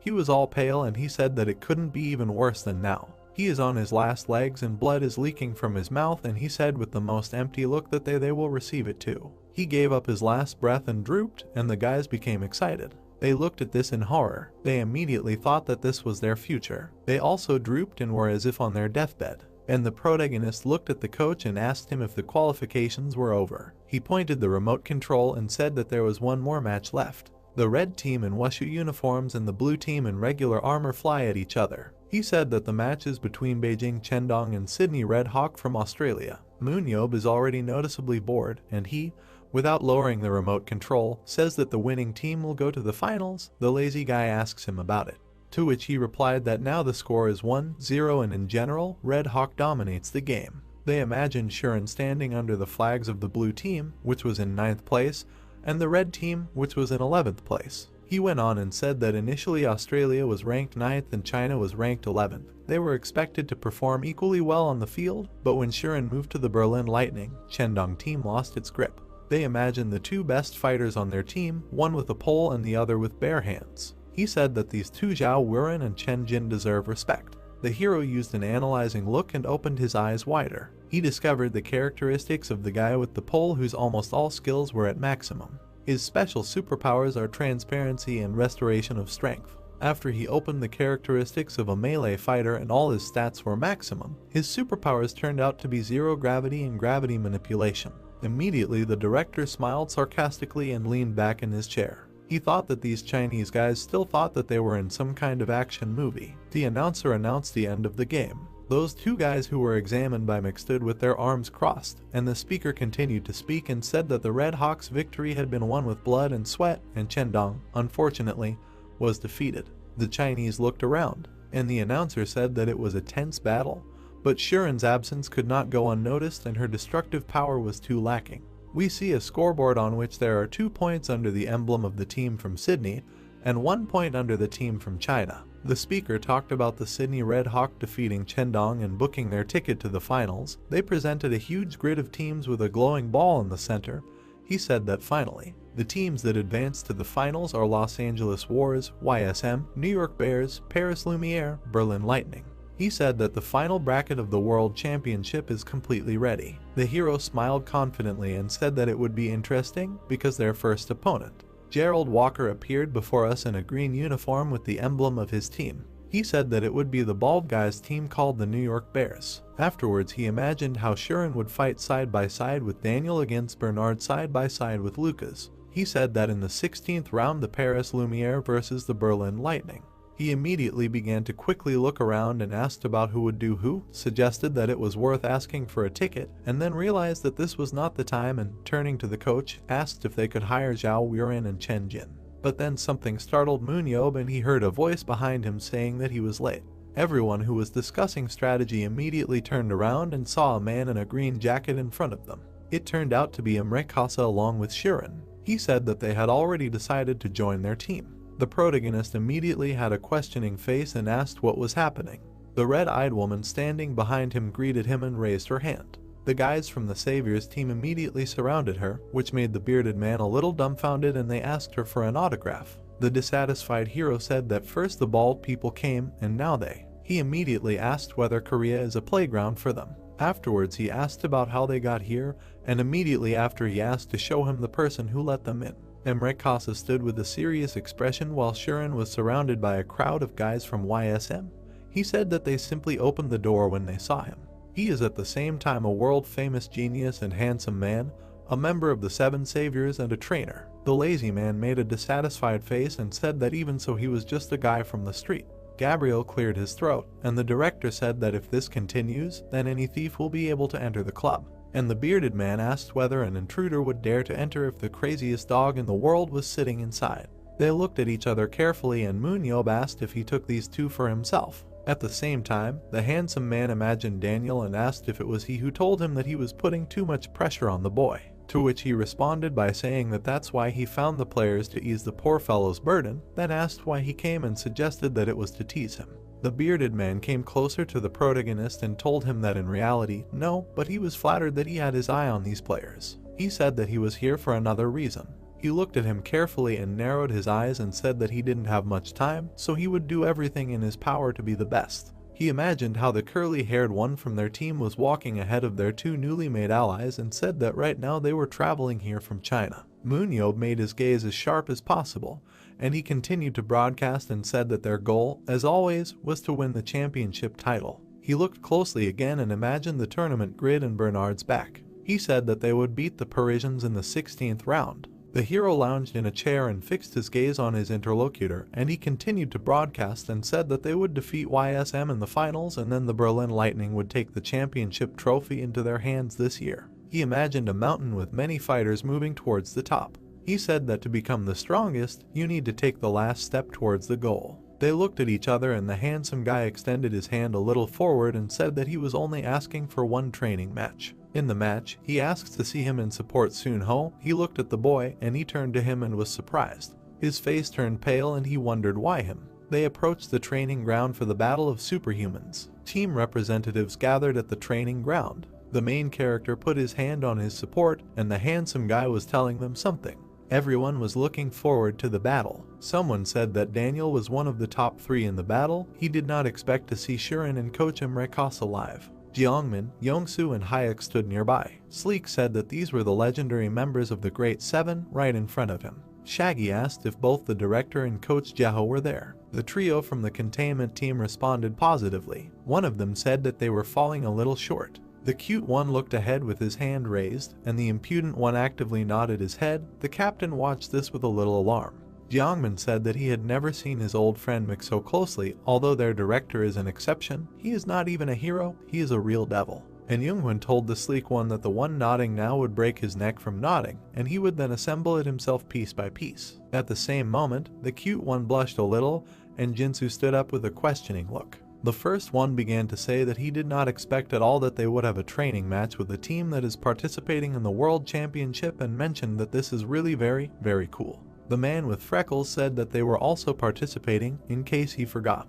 But in response he only remained significantly silent. But then someone mentioned that this is a 4-on-4 training session, and Soon-ho and the director will definitely go. The protagonist began to walk in the other direction from Emrekasa and waved his hand at them, walking away along with the trainer in support. And the one who mentioned wondered who else would get the chance. The coach stood behind the hero, who, without letting go of the frightened Soon-ho, turned around. Gabriel asked why he accepted such an unexpected offer. The protagonist smiled smugly and told him to turn on his brain, and asked whether it would be beneficial for dummies like them to compete with the cool ones in advance. He imagined what the banner with their battle in the league looks like. He also mentioned that, judging by the bracket, they can only meet the Berlin Lightning in the finals. He smiled slyly, looking over his shoulder, and said that while they were hobbling there, many of the team's tricks would be revealed, and, in general, the more experience they gained, the better for them, and not for the Germans. The coach looked at him calmly and said that he agreed, but the plan was to keep Soonho's progress a secret until the finals. But the lazy guy immediately looked calmly and told him to relax, because it's good if the guy can fight with his main opponents. The savior pressed his ward closer and said that he had not yet participated in a real battle since he increased his stats, so this is even better,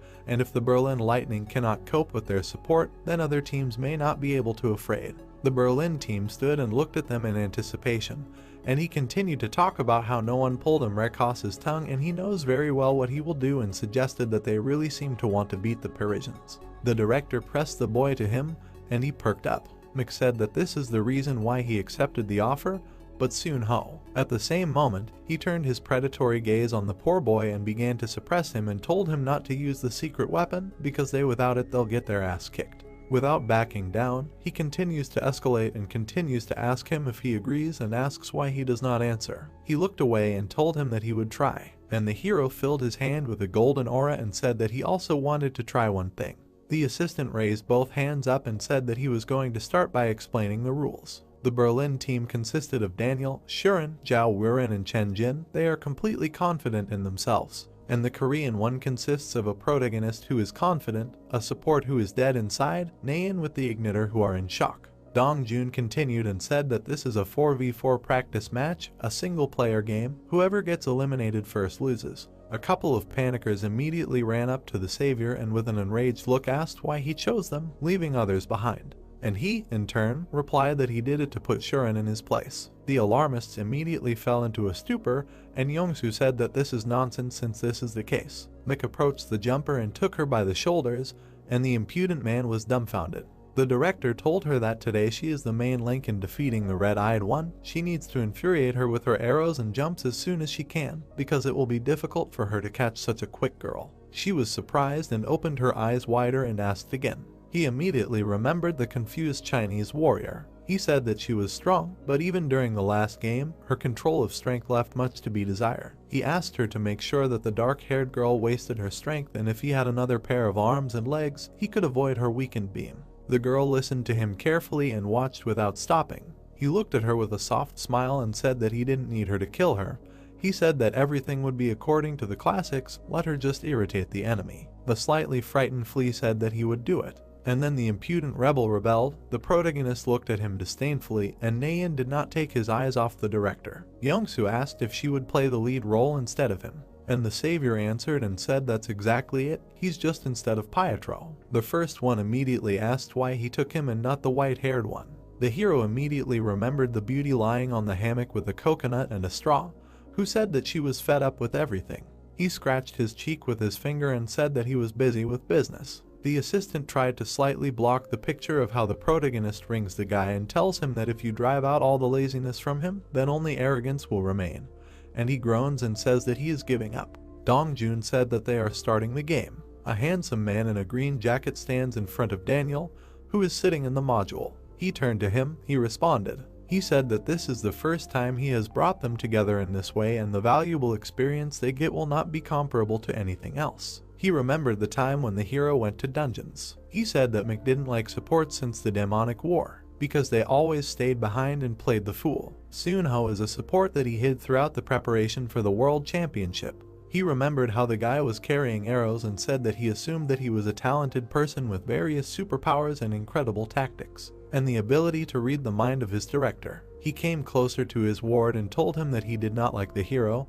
He never got along with him, but he said the right things. He looked at him seriously and told him to take a closer look at how he raised his support and how he developed himself. Daniel looked confidently and nodded, and he continued to broadcast and said that his task was to remember everything that he could not teach him, and he replied that he would do it. Rekos stood up to his full height and remembered this boy when he was very young. He remembers him as a child. He is the one who can do anything to be strong. He told him to take the key to defeating the Parisians from MC. It turned out to be a dungeon called the Underground Lighthouse, a lot of towers around a large central one with bridges. An abyss was visible under the lighthouses. This is a dungeon in which you need to go through several towers to get to the main one. It is focused on team battles and is used for training or immediately before competitions. This is a very small dungeon with no bosses, but some minor monsters. The Berlin Lightning, which started from the northwestern end, is already in full swing fighting the monsters. The YSM team is in a desert area. The support is warming up. He fixed his serious gaze in front of him and said that he was coming. He accelerated along the tops of small towers and climbed to the top. The panickers looked up, and the jumper noticed his high speed. The telepath slipped behind the monsters and reached the door. Afterwards she added and said that it was not very fast, but immediately after she doubted it and said that she did not believe in it, but he really accelerated so much. He, in turn, caught on the wall and climbed up. His hand grabbed the ledge. He found himself at the very top of the central tower. He began to collect an aura. An aura began to envelop him and he closed his eyes. He suddenly opened his eyes and they turned white. Observers watch his actions. They noticed that he literally flew to the very top. Youngman turned to the coach and said that he was not the slowest by nature and asked what kind of movements they were. Gabriel looked at him, and he continued and said that he did not warn about any strategy. But then the man with glasses raised his head and said that he did not see the need for this. The telepath is on his knee, and the silhouette of MoonYeob appears behind him. The coach said that his brain is now connecting with the director's consciousness. The girl and the firebrand are at a loss. The voice of Seon-ho sounded, telling the jumper to move clockwise while the director was hunting. This was a secret route leading to the enemy team, and as soon as she noticed the enemy, she needed to hide and wait for further instructions. And he impudently said that the protagonist was next to him and told him to use explosive spheres only for monsters, and Mick would do the rest. But you need to leave one sphere so that it is available at any time. He continued talking for a very long time. From the observation center, the others watched them, and Gabriel turned around and said that, apparently, the training was a living hell. The protagonist and the impudent man complement each other well in hunting monsters. Daniel, Zhao Wuren, Chen Jin quickly run forward. Shirin is running somewhere. Curly thinks sharply and says that even without taking into account the telepath, YSM has 3 more players. But despite the fact that there are much stronger players such as Sanya and Pietro, he began to broadcast his speech to the dark-haired one, and she, in turn, listened carefully. He told her that he chose Naeun and Yongsu, and the reason for this lies in her. He asked her to do what she promised. While he was saying these words, something with a violet aura flashed by. In front of these 3, something was driven into the ground and this created cracks on the floor. He wanted to say something, but he was interrupted. The trio immediately became wary and said that they were going to cling to the lazy man. It turned out that a spear had arrived, and in turn the protagonist was standing on the roof with another spear. He stood there with the lighter and talked about finding them and asked if they were playing while discussing strategy. A flash of light appeared behind the trio. An order was received from the telepath for the jumper, in which she was urged to act now. She pulled 2 arrows into her bow at once and charged them with aura. But Zhao Wuren, who turned sharply, deftly parried all the arrows flying at them from behind. The girl opened her eyes much wider and thought that she could not believe that all the arrows had been reflected. MoonYeob was a little surprised and heard himself addressed. The telepath conveyed that Shirin was not here. At this time, she was quickly heading somewhere and thought that most likely the hero was thinking that she was following him using her location. She made a sharp jerk from the ground upward. She moved to the top of the tower and in the air, being above the telepath, began charging 2 spheres from the aura and said that he was a fool. The boy noticed her approach and was about to raise his head. And then at the top of the tower there was a powerful blow with an aura from the dark-haired woman. The savior runs forward with the igniter and says that the red-eyed one will immediately use her ability to catch the support. And he looked at him with incomprehension and asked if that was why they sent him alone. But the hero continued talking smugly and said that he had done a good job, pretending that Seon-ho was an important player for them. But leaving him alone, they brainwashed the Chinese warrior so that she could separate from the team. The protagonist, almost crying with pleasure, said that he was ready to do anything just to flick her on the nose. But Yongsu didn't quite understand and asked him again if he wanted to leave her and the guy alone. The savior smiled broadly and said that he was absolutely right, because he trained him that way. He said that while he was distracting Shirin, he and Naeun would quickly catch her. Then the red-eyed girl saw the result and was stunned. The guy stood completely intact and said that she scared him. She immediately grabbed her eye and began to see completely differently. She holds her eyes and seeing this, she is disoriented. She asks about what happened to her vision, but the telepath apologized to her and used visual telepathy. He smiled broadly with some kind of mark on his eye and said that it might be difficult for him to hit. She collected 4 more spheres and, removing her hand, thought about what it was. She began to worry and thought that before launching the suppression beam, she suddenly saw something unknown, so she could not aim. And the guy still looked at her through the mark through the skill. The director threw his spear over his shoulder and turned to the alarmists and told them to help the telepath. But then the jumper with a questioning look said that she had heard the sounds of the extinguishing ray. She asked if he was still alive. and then the ignitor told her to listen and said that he had not been killed. MoonYeob approached them and, pointing his finger at them, asked them if they were messing around, and immediately after he ordered them to run and catch the dark-haired one. About 2 months ago, the hero put his hand, saturated with aura, to the telepath's shoulder and asked him if he would be his ace in the hole. And when the guy received from him the title of supporter of the savior, together they walked up the stairs to the closed room, and the protagonist said that from now on they would closely work on his hardening, and called him his supporter, and he just had a question about what kind of hardening. Then he began to miss matches, devoting all his time to training. The hero called him along, they entered the building and there were 2 old battle modules there. Seunho mentioned this. He immediately exhaled while the protagonist stood behind him. He thought that the director had everything planned. He thought that this would be a special training session in the game and he shouldn't have worried at all. But that raw tribulation lived a spear, and the guy turned around from the sound. MoonYeob said that the spear is an excellent weapon in battle. He, in turn, looked at him with a questioning look and was afraid. The elder began to smile even more actively and said that it was understandable. A spear flashed near the head of his charge and he somehow managed to dodge. He immediately fell to the floor and asked what it was, and he answered and said that superhumans do not risk their lives during battles. He put his hand forward and said that when he reaches his age, he will understand that battle has always been a place where everyone fought to the death, thanks to which he returned 17 years later alive. He ran his finger near his throat and said that superhumans are cultivated in life-threatening battles. He continued to sit on his knees on the floor and asked him if he was joking. It was obvious that the people's hero would be forgiven even if he committed murder. The protagonist gave him a predatory look and asked him if it was like a joke. He, in turn, thought that he simply had a crazy look and was really serious. And the hero took out a spear and told him not to worry, even if he moves a little faster than a turtle, he will teach him to avoid attacks. He took out his phone and set the timer for 10 minutes and told him that 10 minutes was enough and told him that he was going to play hide and seek. Just as the madman was about to tell the conditions, Seunho immediately began to run away from him with very loud screams and good speed. He ran as fast as he could. At the same time, MoonYeob was chasing him and throwing spears. He shouted that his death had come. The savior held folding spears between his fingers and looked at him, prepared. He told him that today would give him the opportunity to retreat and asked him how he thought it would be better to protect him from trees or stones. The guy was hiding in the woods. His agility was 49 and his skills were 51. Even when he was sleeping, he was being chased. But then his agility and skills increased by 5 and 4 units. He ran from him again and again. He climbed the rocks. His agility and skills grew again.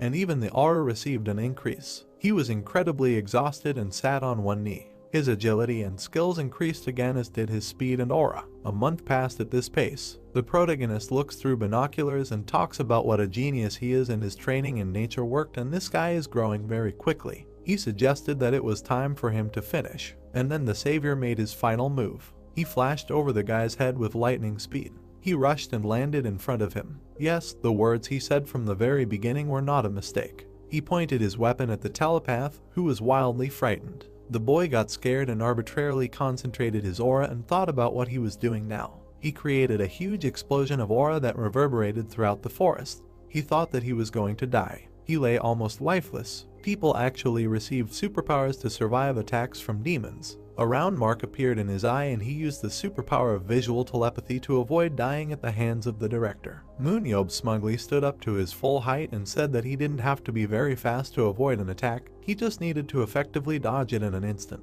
The practically lifeless body of his student lies on the ground, and he continues to talk and says that the most important thing is to acquire a secret weapon.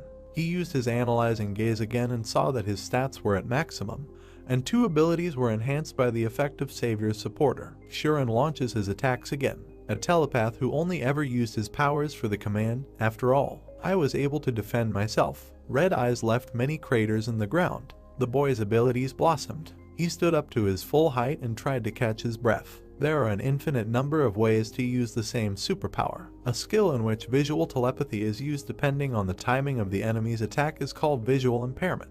The dark-haired girl again gathers the energy to strike and gets angry. She says it's annoying, but then she hears something and opens her eyes wide. A voice sounded calling the telepath by name. There were panickers in front of her. She surrounded herself with an aura and looked in their direction. They are going to attack her. And Seunho smiled and encouraged him to fight back. The protagonist stands in a fighting stance and tries to catch his breath. He covered himself with his shield, and in front of him stood 3 Germans. He thinks that he is in a great position, 3 against 1, and he also thought about how focused they are. The Chinese stood in fighting stances, and the curly man stood behind them.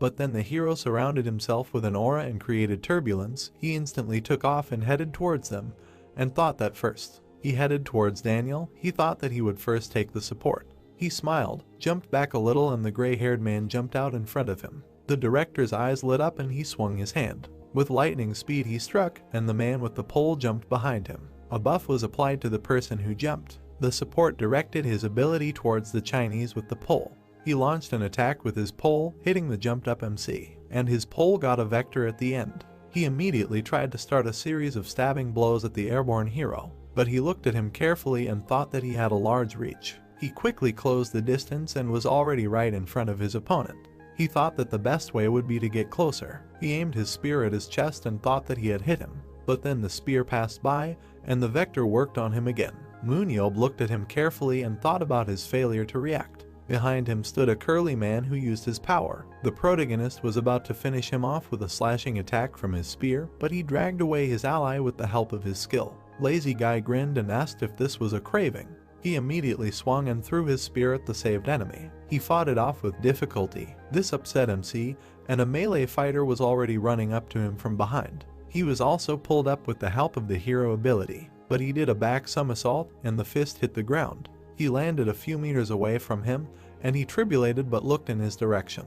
Nick thought that these two are average guys. It's not difficult to deal with them, but the moment the curly one intervenes, it becomes difficult. He has marks of his 2 powers displayed on his hands, and the hero thinks that this support was added to the top 3 not for his pretty eyes, push and pull force both to move at his pace. But then he began to feed his hand with aura and prepared to attack. He thought about what if he tried to target him specifically. He begins to swing his spear. He throws him, but the curly one accelerates greatly and avoids his attacks using the sprint ability. He immediately thought that he was accelerating like crazy, but then he noticed that his opponent had suddenly braked. Daniel spread his arms out to the sides and used his pull ability, pulling his teammates up. They approached him with great speed. He then crossed his arms and used his super strength to pull back and launch his teammates into attacking MoonYeob.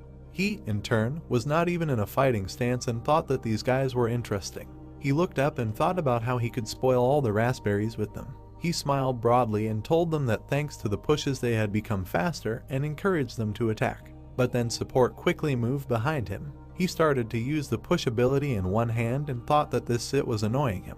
He tore the shield out of his hands by moving his hand to the side, and behind the Chinese were already about to attack. This stunned the protagonist and he was a little dumbfounded, and the Chinese spearman was about to cut him down, and the melee fighter was about to hit him. And then something woke up inside him. He lowered his head down. A blue streak passed through his eye and he raised his purple eye upward. Blue liquid began to drip from it, and his opponents immediately thought about how he blocked it. After that, MoonYeob made a sharp thrust in front of himself and pierced Zhao Wuren's chest. Curly was dumbfounded and stunned. He thought that he had gotten rid of the shield, and the remaining Chinese became wary. The hero threw the player he killed along with his spear, and they asked him how he did it. He smiled widely and began to wipe the blue liquid from his eye and said that people always develop only when their affairs are bad.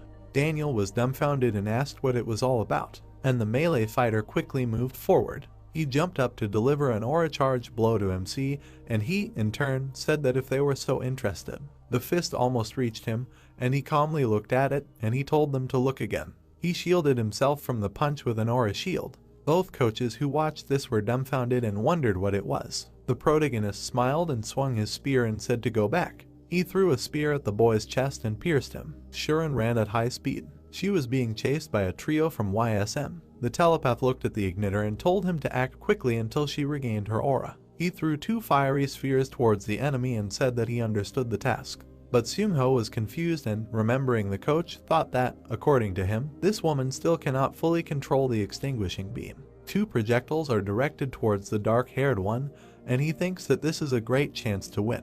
But the enemy used a dampening beam and broke the spheres and then directed it towards the jumper. And the Chinese warrior tries to maneuver and thinks that she again wasted the beam. She paused and thought that if she could control it, she could use it more often, but it was too dangerous. She looked in their direction and remembered her meeting with MoonYeob. She thought about what she said back then, that next time things would be different. She remembered standing in front of a rock in which she had made many holes. She thought about how she had to train until she lost her pulse to keep her promise. She exhaled and thought about how she took every step with great care and now accepts that people are small creatures. She began to accumulate aura and thought that it was time for her to show the result. The archer loaded 2 arrows with aura. She released them. Shirin suddenly approached her, alarming her. The dark-haired woman charged the sphere and told her to get out of her way now. Soon Ho is alert and is going to use visual telepathy. Red Eyes turned pale again and missed, and Nayan looked at it, exclaimed and thought that this was unimaginable power. The Chinese warrior lowered her head a little lower and asked if they thought she would get tired. And at the same moment she thought that the attack power of the telepath and the jumper was approaching 0. She thought that there was only one target to hit. A huge hole appeared inside Yongsu's body. He was stunned, and the attacker said that she was not aiming at them. The 2 from the containment group, seeing the losing igniter fall, became wary, and the guy said that he used visual telepathy. They continued to look at the disintegrating body, and Shirin told him that he was a fool. She crossed her arms with the red orbs and the same blue mark appeared on her eye. She said that it doesn't matter how accurately you aim, if you use a maximum power suppression beam, it destroys everything in its path. She launched another huge beam with a red aura. She burned Nayan and she fell to the ground with an arrow in her hand. The hero clenched his fist in front of him, smiled and said that they had arrived, because only the support remained. Daniel became wary and said that he had never heard that he had such a skill. He looked at his hand and said that this was clear, because it was his first time using it. The protagonist spun this aura shield in his hand. He was asked whether he could stop Shirin's extinguishing beam, and he said that he himself did not know. He asked if it was interesting.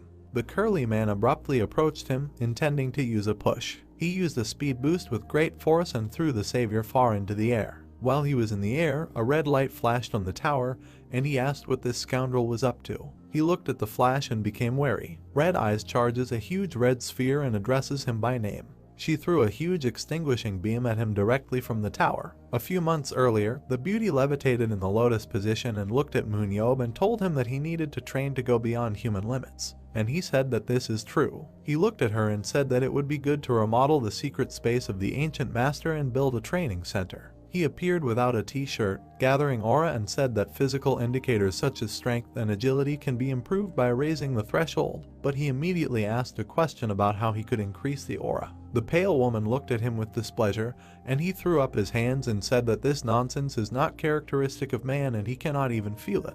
She asked sarcastically whether she should also sit down and bake a bada and asked him what he was talking about, because he had already gone beyond the limits of human capabilities. He squinted his face and asked her what she meant, and the beautiful demoness said that the aura-absorbing device in the training hall was installed for a reason. She imagined him sitting under a huge cube above the abyss of the aura and told him that if he continued to concentrate on the accumulation of his aura, he would master complete unconscious control, because he already controls his aura without noticing it.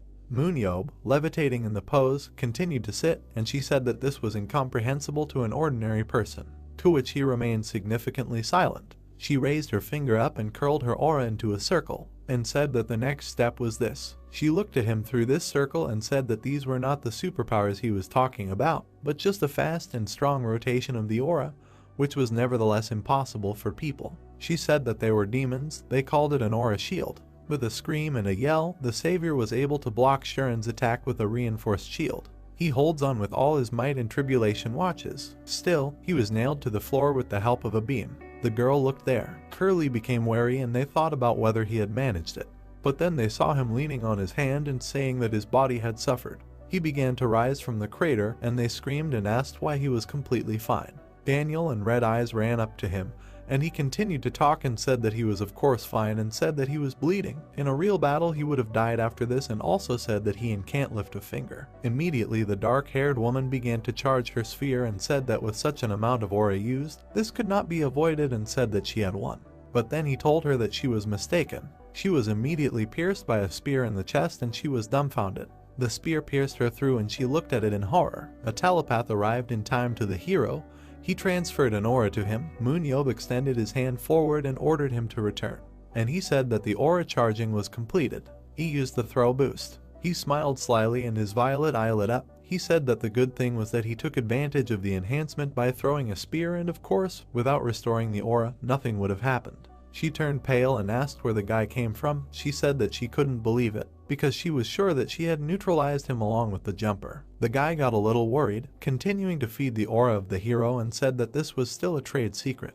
The director got angry and looked at him, and he threw his hand behind his head and smiled. The savior told him that he asked him to use only telepathy, and he said that if he had let him die, he would have been angry. He said that he was to blame and admitted it. The almost disappeared Shirin Tribulation was looking at them, and he said that he did not think that she, with her weak mentality, would learn to fully control the extinguishing beam in such a short period of time. A notification about the eliminated dark-haired girl sounded. I remembered the training of a telepath. He sat under a tree and heard the hero calling him. Even after using the visual impairment, his training continued and the desire to hide from the savior became a passion.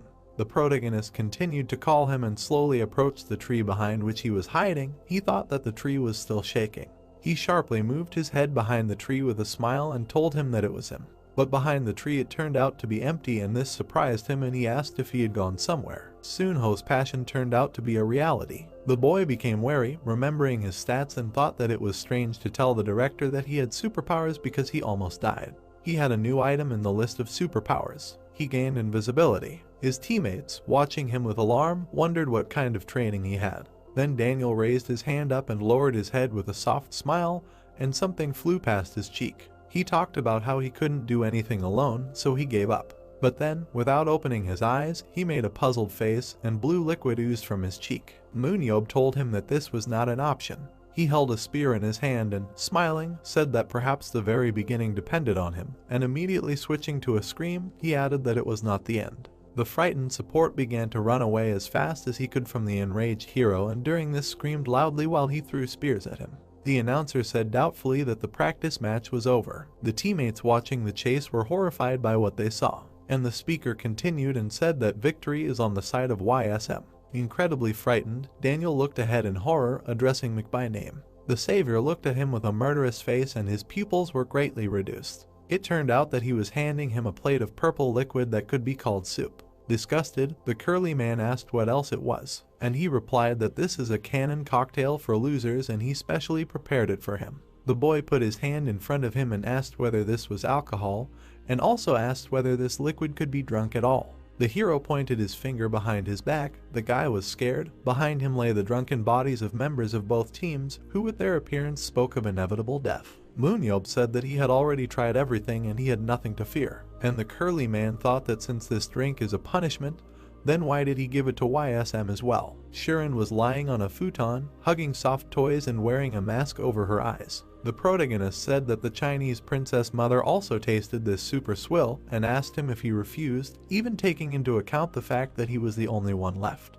The guy turned pale at the sight of the plate and the smiling lazy man and said that it's not like he wouldn't. But he immediately asked him why he had such a long tongue. They handed him a plate of swill and he felt incredible disgust. And the hero continued to talk and asked if he thought he could get away with it and warned him with a laugh that it would end badly. And he remained significantly silent. He abruptly began to drink this mixture and the protagonist began to laugh furiously and film him on his phone. And he just said loudly that whatever happens will happen. He finished the purple liquid and fell to the floor dead, exhaling. While he is lying on the floor, the lazy man begins to pour vodka into a bowl and says that he talked too much and added that every Superman should drink this. A handsome man in a green jacket approached him with Gabriel and the bearded man asked him if he still preferred strong drinks. Having emptied the bottle, the hero turned to them and asked why they were hiding and only now decided to come out. He held a glass of champagne and looked at him, and the coach standing next to him caught the flying spirit of one of the team members. The handsome man said that no matter how well he knew about alcohol, he couldn't be forced to drink this terrible swill.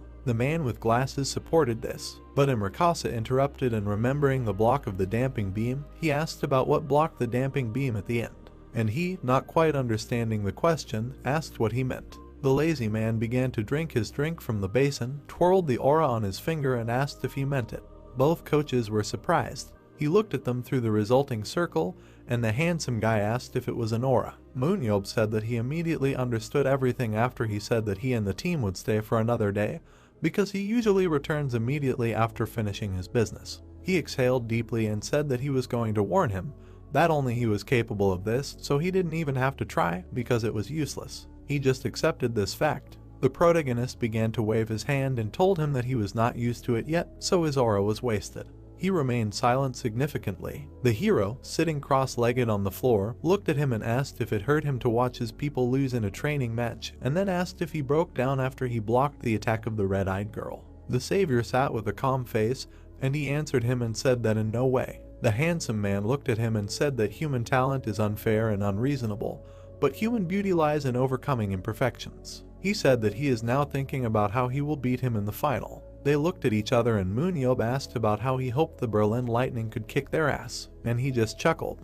He remembered the old days when he was still an archer from the 7, and he said that you need to think about victory, even when you are in despair. The hero held his shield over him and told him that this must be done even if the chance of losing is high. The bearded man looked down at him and asked him if these were his words. He smiled sarcastically. They clinked their glasses with liquids and said that this was how it should be. The next day, the protagonist, Shirin and Imrikasa stood on the stairs. The lazy man said goodbye and said that they still wouldn't go far from him.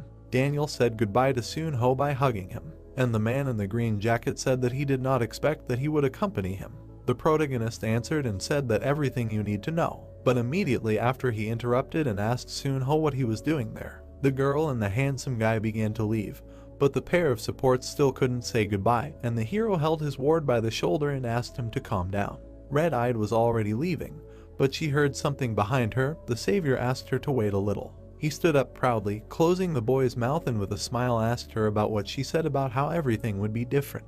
She turned to look at him tenderly, and he praised her and told her that she did a good job with the beam. She became embarrassed and slightly shrank and said that they would definitely reach the finals after defeating the Parisians. She crossed her arms and turned away as MoonYeob looked at her. She said that if he wasn't there, he should get ready because she would kill him. He immediately told her that he was immortal, which means he would not die. She said what she wanted to say. She was very embarrassed, put her hand to her mouth and said that she was waiting anyway. She winked at him softly and, placing her hand on her chest, she said that she would have something to say after she dealt with him. The YSM building stands in the sunshine after the end of the turmoil with the Berlin team. At the training ground, they began serious preparation. The horn was switched to operating mode. They were preparing for the World Cup final. MoonYeob changed into a red uniform, picked up a bullhorn and, imagining the head of the New York Bears, said that this team would be their first opponent. They were from the American East League, which included Gerald. The amplifier vibrated and he said that the most important thing they needed to know was that they were fans of a game in which all players dominated in team combat, and shortened by saying that they emphasized physical strength. He imagined them in the form of a flying mechanical head with armor and lasers from the bottom. He suggested calling them a moving fortress. He said that the main players in the battle with the Bears would be Gary, Paul, and Sanya. The named players looked at him carefully and waited, but then he continued and said that it would also be Youngwon. He was dumbfounded when he heard his name and looked up, and the hero continued and said that these 4 would be there. But the captain pointed to himself and looked at him, and he raised the megaphone to his mouth to speak into it. The man with the folder asked if we were talking about him. The protagonist said that he wanted to buy a player on the transfer market, but decided that they could handle it themselves. The man with the scar on his eyebrow looked at the other named players with concern, and the savior continued talking and said that the role of the 4 of them was to communicate with the big American guys, and the captain immediately thought that he was on the same team with these great players. The men listened carefully to the lazy man. He said that Sanya and the man with the folder will be ready, and it all starts with Gary and Paul. The latter looked at the savior and asked what they would need to do. In the individual training represented by the hero, there can be no failure. Moreover, these 2 came. They looked carefully ahead. They came to the weak KB1 league just for this moment. In other words, this is not just an opportunity for growth, but a guarantee of development. They imagined MoonYeob on top of a cliff and they understood that training would not be easy. They were ready for anything. But then the protagonist snapped his fingers and said that he ordered the Octopus brothers to deliver them by air. 2 steel cases were left in front of them. The men were surprised. They asked if it was a gun case. He pointed his finger at them and said that they were absolutely right. And he said that their new weapon was there. Violet was terribly surprised, and the dark-skinned man opened his mouth and eyes. The personal cards of both men appeared before the eyes of the lazy man. Gary was 34 years old and had been on the team for 2 years. And Paul is 18 years old. He is in the Berlin Lightning Reserve. YSM rented him for 1 year. He continues to look at the information tablet and thinks about what unites the 2 of them, and continues the thought that this is a weapon that does not correspond to their positions. He imagined the young one with his equipment, He thought that it was a classic tank and he lightened its hull and armament to become a universal tank that suited the market conditions and lost its uniqueness. He immediately pictured Gary in uniform and thought that he was a natural range DD, and he was active as a short-range dealer because his team was full of long rangers and his potential was not realized. They took out their new weapons. The dark-skinned man asked if his shield was too big, and the second one said that his bow was larger than he was tall and said that it was difficult to draw. The elder turned to Mick and asked him if it was normal to change the weapon of a person that he had used all his life simply because of his desires, and he answered him that he was quite himself. He pointed his finger at him and told him that he would thank him later and asked him if he had heard him, but he remained significantly silent. The director, still standing on the scaffolding, said that considering that everyone had received weapons, there was only 1 month left and now they were waiting for his special training. The captain raised his hand and asked about what kind of training awaited them, and he answered and said that everything was elementary. He smiled gently, closing his eyes, and said that they would fight against him. He changed his face and took on the appearance of a maniac and added that this would happen for a month. And the mercenary thought that he had chosen the wrong team for the transfer. Somewhere in the abyss of an abandoned world, Tribulation curls into a ball and emits a dim light. One of his snakes fixed his gaze somewhere, and he thinks about since when he began to exist in the world. The monster sat on the head of his snakes and wondered why this world has only survival and death. Aura oozed from under his helmet, and he continued his thought and wondered from what moment. Under the ball of snakes lay many corpses of monsters, and the ball towered over the wasteland. And he continued his thought and realized that he is the only king of the wasteland and the one who rules over death. He rested his hand on his knee and thought that here he learned what loneliness is. He stood up and said that now it was over, and next to him, raw tribulation appeared in space, and he said that next to him, at last, intelligent beings like him would appear. He looked in front of him, smiled broadly, and said that behind this wall were those who would become his people. Behind him were huge cocoons that contained something strange. He called it his children, and he said that by the time they woke up the door would open. When the star of the seventh king rises, someone's bare feet in a white robe slowly walk along the corridor. Then the black moon will appear. Someone stood in the middle of the huge hall and approached the huge gates. They will walk on an angry land. This place is called the Tomb of the Forgotten King. Someone's pale hand reaches out to an object surrounded by an aura. The door of the hall began to open, and behind it was a figure. The demon with white hair and a mark under his eye was dumbfounded. He fell to his knees, spread his arms, and screamed. He bowed his head, closed his eyes, and said that finally. He burst into tears and repeated his phrase again with a smile. He stood in front of a huge column tied with chains, and he said that he still found it. The chains that held this structure were covered with a white aura, and he said that this was one of the 7 pillars standing in their way. He extended his hand and said that the time had come. He used his power and his eyes turned black. He said that it was time to get a little closer. He squeezed his hand and the structure shattered into pieces. He said that now there are 6 of them left. The selected YSM members lay exhausted on the floor as their director stood over them and asked them why they were fooling around. He asked them if they were going to get up. The captain began to crawl up to the hero and told him that they had been without normal food for 26 hours. He folded his spear and Tribulation looked at him, and he shed a stingy tear. The protagonist said that if they were superhuman, they should know what it's like to fight for days on end, not sleep, not go to the toilet, and not chew some pathetic piece of beef jerky, and he added by saying that they are just brats and not superhumans. And the crawling one immediately wondered why his mother gave birth to him as a Superman. They were all almost crying and laying on the floor. The thought came to them that they were jealous of Seonho, who had already finished training one-on-one with this monster. But then their melancholy was abruptly interrupted, and he asked them if they were jealous of the telepath. He pointed his finger at them and smiled and told them not to worry. He didn't plan to let them go even when their training was over. At this time the guy is eating chips and laughing.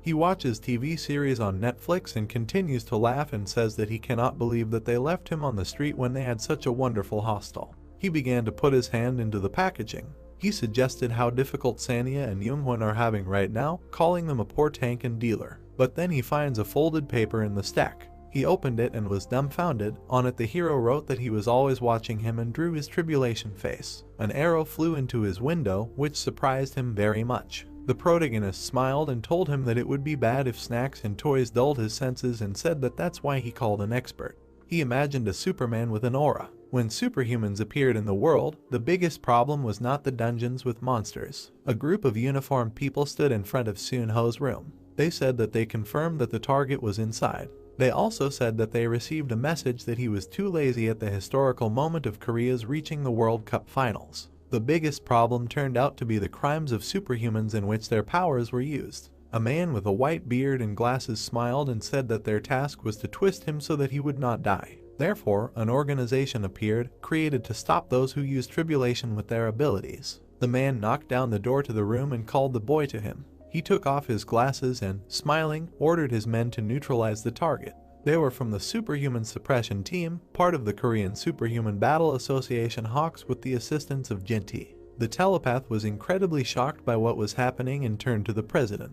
There was a question about where Sunho had gone. Specially invited coach Eric appeared in front of us with his arms crossed. Specially invited coach Timur running around the stadium. Specially invited coach Jaho adjusting his glasses. The hero said that thanks to his connections, he gathered those who would carry out the hellish training.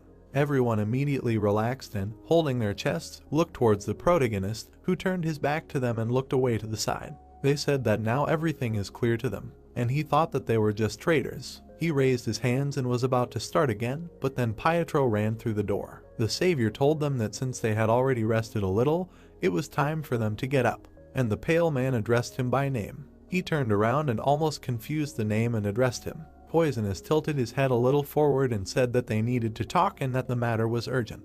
This alerted the director and he looked at him carefully. Some of the guys suggested that they were done for today. Everyone had already started celebrating and took victory poses. But when MoonYeob left the hall, he put his hand on the shoulder of the reincarnated master and said that now there would be a change of players, and now they would not be against him, but against Pietro. The guys who had already put on their caps, took out firecrackers and straws, instantly lost all their joy and immediately asked in horror what it meant. The hero threw on his jacket and walked out of the center, while behind him someone flew out of the roof screaming. He approached the car, near which stood 2 bodyguards and the queen. He asked her if she was waiting for him, to which she answered in the negative. She looked at him softly and said that anyway, in this body she could only move at night, and asked him if they could talk. They went into the director's office. The voice of the protagonist was heard asking if they had opened the door. He lounged in a chair, and she answered him and said that this had not happened yet. The senior priests had found the seal. He noticed that they were capable of something. He looked at her, and the beautiful woman said that the fallen master had completely hidden his traces after the last bout, so it was quite difficult to track him down, and immediately after she added and said that this was the reason why she came to him in a hurry. She was worried, took her hand and said that there was something that he needed to check in person.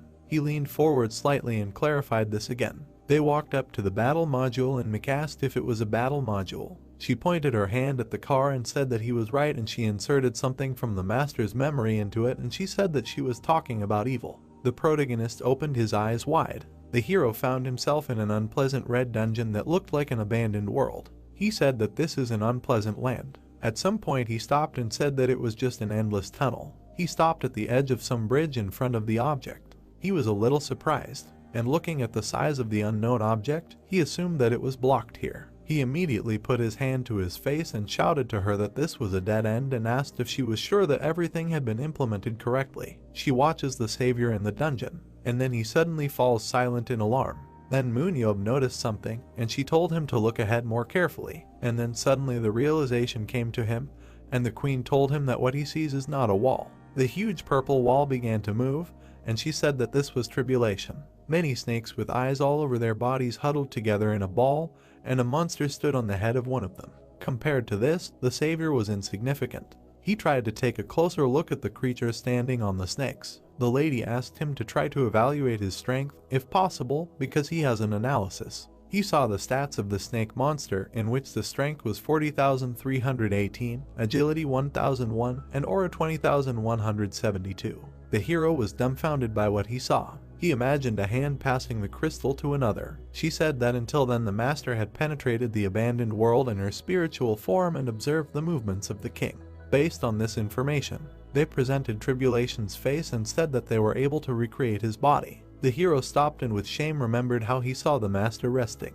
He thought that while he thought she was idle all day, she was busy with business. The huge body shot up sharply. She said that his intelligence and way of thinking were not reproducible, but his strength was real. In one movement, the creature destroyed the entire bridge. The protagonist stood up from his chair, breathing heavily. He looked at the beautiful lady and she said that the fallen master He He rose slightly from his chair. She interrupted and said that they would somehow find him. The savior became wary and she asked him to prepare for the monster. She looked as wary and excited as possible. She asked him to increase his strength in order to somehow resist the king.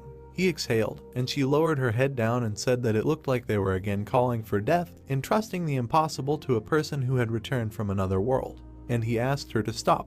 He smiled brazenly and said that he was called the savior if she forgot, and naturally no one but him could cope with this task. The demon bowed before the hero and took a pose of mortal submission and said that he had heard a lot of bad things about his dear man and master. He remained in the same position, and the protagonist, sitting on a stool, looked at him. Behind them was a huge cube. He asked him if he had brutally killed his fellow tribesmen. The demon clasped his hands together and said that he was the queen's devoted assistant and his name was Hain. He raised his head, a thin Italian mustache on his face. The savior looked at him with an analyzing gaze and saw that almost all of his stats were at maximum, except for willpower. He also had 2 superpowers, threat detection and strawman detection. MoonYeob looked at him with uncertainty and mentioned that they told him that they would send a professional who would teach him how to handle aura, but in the end they sent some weakling. The demon shook his head and said that a person who speaks to his face about the low level of his interlocutor's abilities is really strong. And he, in response, angrily asked whether he was right and asked whether he would run to complain to the queen. The dark man raised his legs up in a bow and said that this was not the point. She sent him to her because he must master the basics, so the knowledge that he has is enough. The surprised hero said that there was no arguing with this and then asked him if his back was tired. The demon is dripping with sweat. The protagonist asks him where they will start, and he replied that they would now begin to study their language. But he immediately calmed down and asked with irritation about his intentions. Next, he imagined the demon giving a thumbs up and Pietro staggering from side to side. The modern point of view is this: if you, as a human, start learning the language of demons, you will go crazy. He imagined the king being embodied in virtual reality. The hero sits in the hall with his students and sits with his arms crossed while the others lie on the floor, exhausted. The image of the creature had haunted him for the past month. He began to wipe his face with a towel. After training with superhumans, he sat down in the module and diligently tried to find a way to attack the king. Many people will have a question within themselves about why he teaches others if he does not know how to attack the king, and also the question of why he didn't find a solution much earlier. The problem was that he had no intention of fighting. He imagined the monster and how it curled its snakes, and they pierced the director's body, for the king was too strong. MoonYeob breathed his last in virtuality. A few swipes of his tail and he had no choice but to turn into ashes and fly away into the real world. Embittered, he got up from his chair and asked what was happening. He said that the attacks were very simple, but one touch was enough to fly out. The savior was deprived of the opportunity to use immortality. He grabbed his head and loudly asked why immortality was not starting. He started banging on the car with his fist and asking if it was broken. But the queen answered him and said that this was not the case at all. She anxiously remembered the snake's body, which was covered in aura. She talked about how the body is always protected, and said that he is so strong that he was hit by a storm from the aura even before the tail touched him, and immortality makes him immune only to physical attacks. MoonYeob looked at her aggressively, and she lowered her head and apologized. He asked her about what her ancestors did, even if the emperor did not like it, and she apologized for it, but he exhaled deeply. He collected his thoughts, took the helmet, and with a serious face said that he would die from contact with the aura before he slammed his tail on it. He put it on his head and said that he now has an ancient aura. The lizard's tail flaps again. He placed an aura shield in front of himself and said that he needed to block with the same aura. He can barely hold off the attack and grunts. The snake's tail almost split the shield. The shield split and he flew many meters away. He hit the wall and immediately spat out a large amount of blood. He remained lying on the ground, and the ball of snake stopped for a while. He began to move a little and said that finally, he stood up to his full height and said that he survived after one blow. He looked at him softly and wanted to say something, but the tails immediately flew at him again and he shouted that the snake was very bad. He stood up again and looked at his hand with an aura. She thought that he had thwarted an attack that he had been unable to resist before. He said that the correct answer is an aura and he definitely needs it. She stopped releasing the aura and looked at the queen, and she cheerfully said that he could easily learn to master it. He asked about whether it would be like demons. He remembered how the Pale One showed him an aura ring, and the queen told him that he already knew the basics of aura control and said that they would send him a teacher who could teach him. Here we are back to the present. Against the background of a levitating cube stands the protagonist and a bowing demon. He asks him how long he is going to lie there, and he replied that he suddenly made such an angry exclamation so that he reflexively. He giggles in horror and says that the longer he stands in front of a strong man, the more his head bows down. He won't even be able to kneel in front of him. His back bends 90 degrees in front of the queen. But he sees this for the first time. MoonYeob leaned over and told him to stop and sit down as comfortably as possible, and he replied that he would also like to do this, but it's instinct. Then the hero pierced his hand with his spear. He immediately jumped to the side twice and began to lie on the ground holding his hand and swearing. The protagonist put his hands on his side and stood over him, and he asked what it was, crying and holding his hand. He looked at him angrily and asked if he thought that he wanted to learn something from someone who behaved like this, and said that if he did not stand up straight, he would tell them to send anyone else. He leaned towards him with the look of a maniac, thereby frightening him to the point of losing his pulse, and said that, of course, he would not be able to return. And he said that he was not only strong, but also evil. He clasped his hands together again and said that he would try to tame his instincts. He looked at him with a little displeasure and asked him whether he would educate him. He answered with a smile that in the beginning you need to learn to talk with the help of an aura. And then waves formed near the hero's head and he opened his eyes wide, and he said that the first stage is a phonetic language. The savior grabbed his head and said that something was flying straight into his head. Hayne calmed down and with a smile began to deliver a speech that he was honestly sad to see how someone with such enormous power speaks out loud as if he is something. What we created. The lazy man grabbed his teacher by the collar and looked at him angrily, and he said that it was not civilized to speak using a voice. But in response, he only asked about what he was mumbling, and he said that everything is not like that, of course. The savior let him go and spread his hands and asked if he would go crazy while he was studying. And he, sitting on the floor, answered and said that he would really go crazy if, for example, without understanding the basics of the aura, he tried to understand something more. The demon raised his finger up and created a mana shield and said that he had heard that he had already mastered basic aura control, so nothing bad would happen. And he said what he understood and asked to continue. He agreed and said that, as he knows, they communicate using an aura. Imagine two people communicating. One speaks words and collects text from letters, and the other perceives. In the case of an aura, he conveys the entire sentence. The sycophant said that if he learned this, he would be able to communicate much faster than with his voice. The hero raised his hand to his chin and said that this was really a necessary thing, and he responded calmly by saying that he was completely right.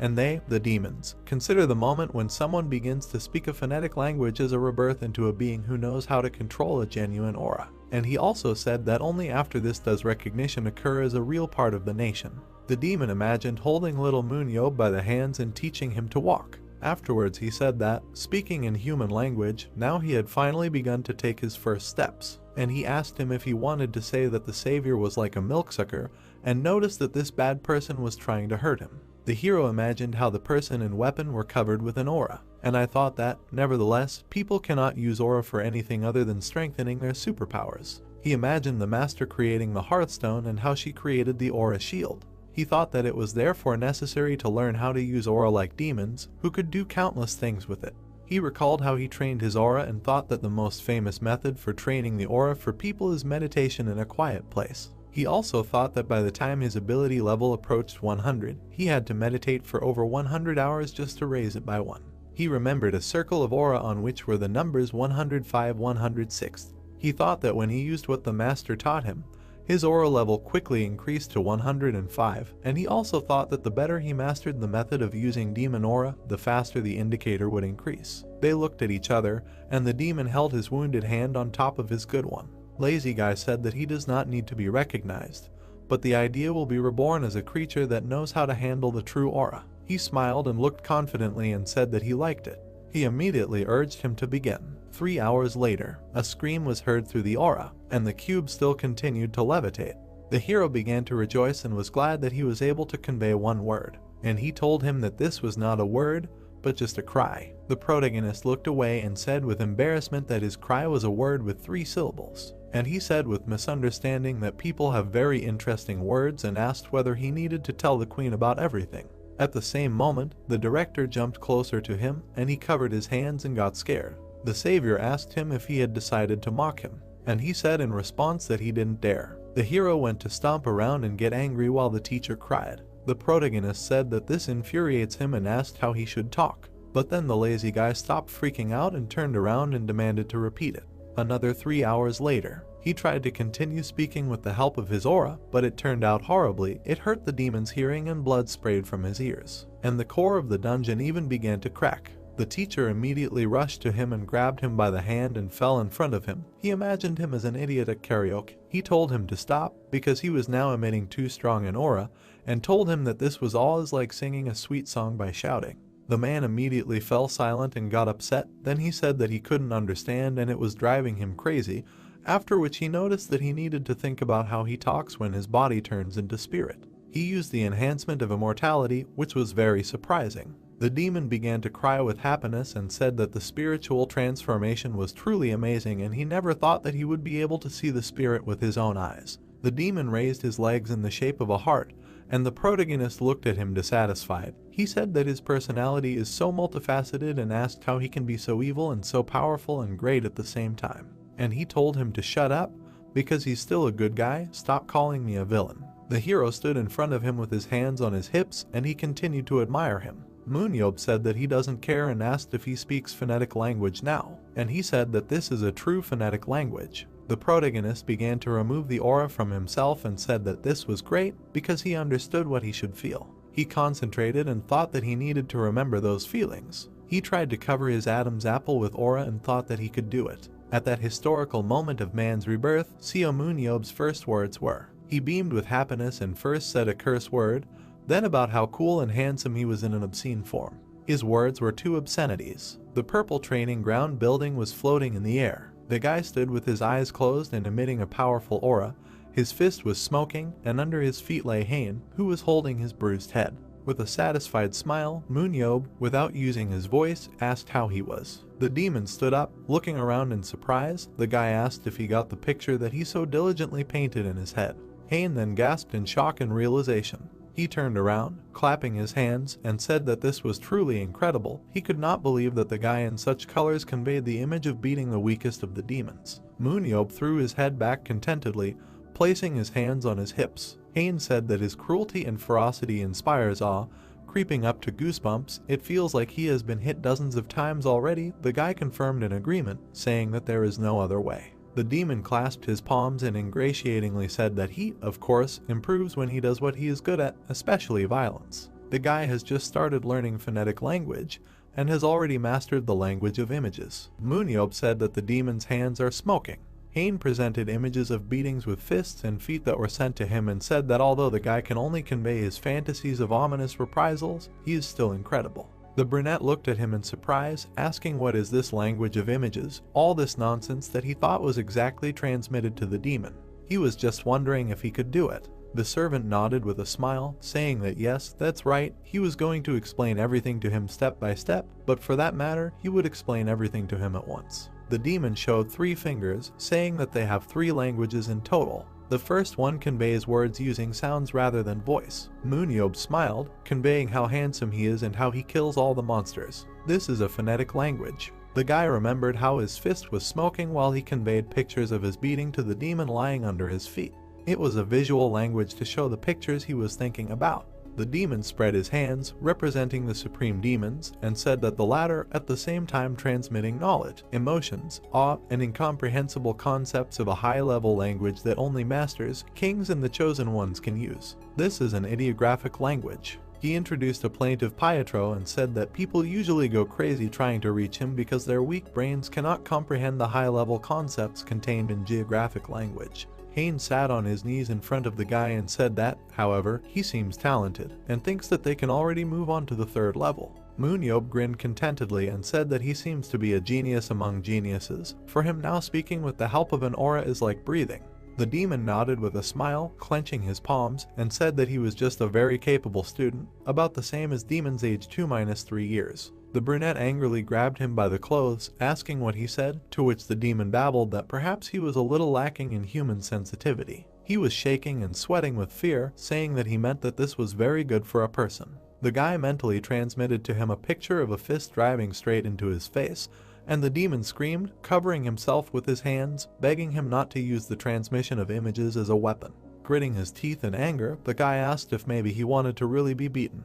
The demon began to babble, begging him to be careful. Unlike the image, even one hit would kill him. Hain clasped his hands, smiling at the guy holding his clothes, and said that since progress was going faster than expected, they would try to master the ideographic language he mentioned earlier. The brunette replied that he speaks well when they hold him by the throat. Releasing the demon, who immediately turned away, the guy said that so be it, they will try, but can he, a servant, talk about such things? The guy was surprised to hear that one day the queen told him that they could no longer allow the world to be destroyed. MoonYeob imagined many hands reaching out to his head from all sides and heard many voices asking him to take care of the world, calling him a savior and asking him to protect him. He thought in amazement that it was as if someone else's thoughts had become his own. Hain, without turning around, said that this was a transfer of a way of thinking. Rising to his feet, the demon announced that this was the last stage of the demon language, the exchange of souls. Turning to the guy, he finished that this is ideographic language. The guy looked at him silently. The system reported that each of his stats increased by 1,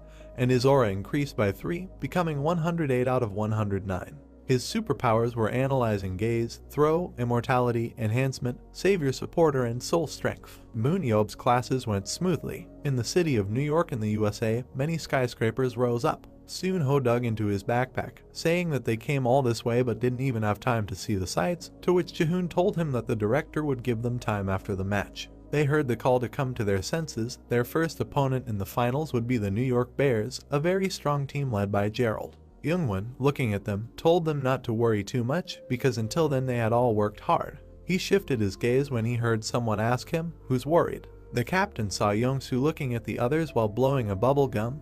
The rest of the players were standing in the locker room doing their preparations, but overall none of them seemed worried. Gabriel entered the locker room and called the director, then sighed, saying that he had already finished preparing.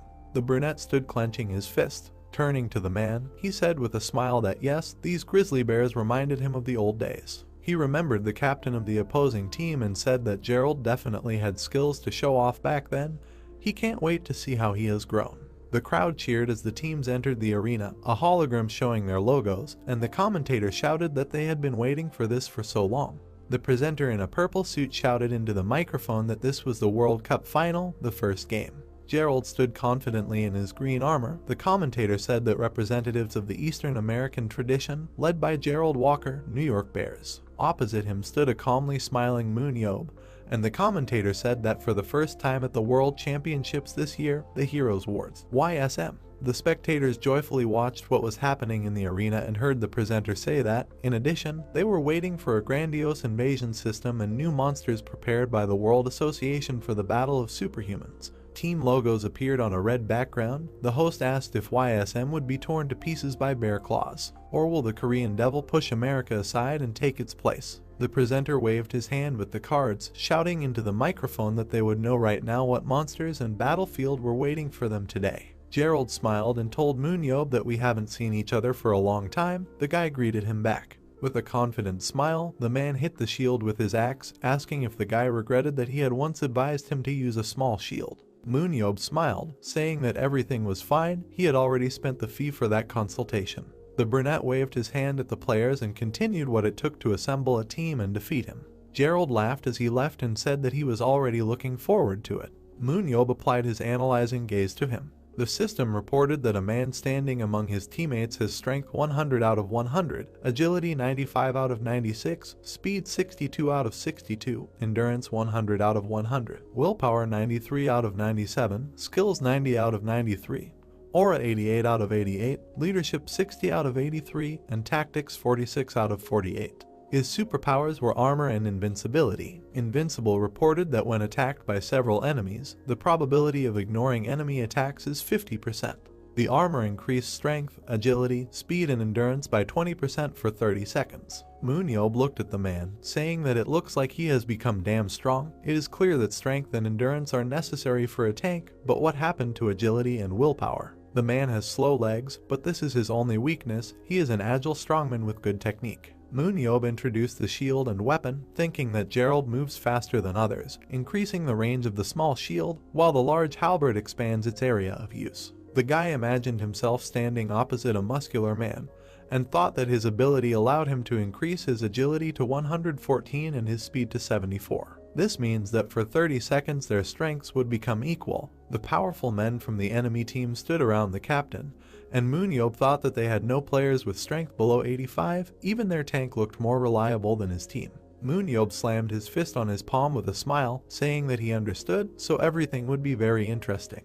The gray walls of a building in the dungeon appeared. The host said that the dungeon of the first set, a great demon cemetery. The YSM players looked forward in surprise. Gerald also looked gloomily. The presenter said that no, something was wrong. A flying monster with a big yellow eye appeared in the red sky, hovering among the high-rise buildings. The host said it was an invasion of New York. Residents raised their heads and looked at the monster soaring in the sky. The commentator said that the monster was flying across the city sky and then noticed and asked, "Are there civilians there?" No, they recreated ordinary people in the game. From the red funnel emerged many diamond-shaped monsters with tentacles and a round green eye. The host said that small monsters are attacking civilians in battle. Residents fell, impaled by the monster's sharp edges and tentacles. The commentator said it was a terrible scene. What was the World Superhuman Battle Association thinking? Seunho and Youngsu looked forward in surprise. The blonde asked, "What is this?" "This is definitely not a dungeon." Residents of the city, pierced by monsters, themselves turned into red monsters with terrible green blisters. The players discussed this, asking if they needed to fight people. Someone told them to get together because people are not real. But can they do this ethically? MoonYeob looked ahead, thinking that recently the invasion was being used in a new way. That's how it is. He stood resolutely, imagining the grinning face of the monster, and thought that yes, the point is that this is not a dungeon. The host, with a trembling voice, announced the first set begins now. The infected people grinned as they stood opposite the players. A huge, vile monster hovered above the cloud-covered city. There was a cry that they were done with the hunt. New York Bears players stood next to the blue bodies of defeated infected people. The player thought it was strange. Gerald glanced sideways at the floating monster and thought that he had not heard of such monsters during that war.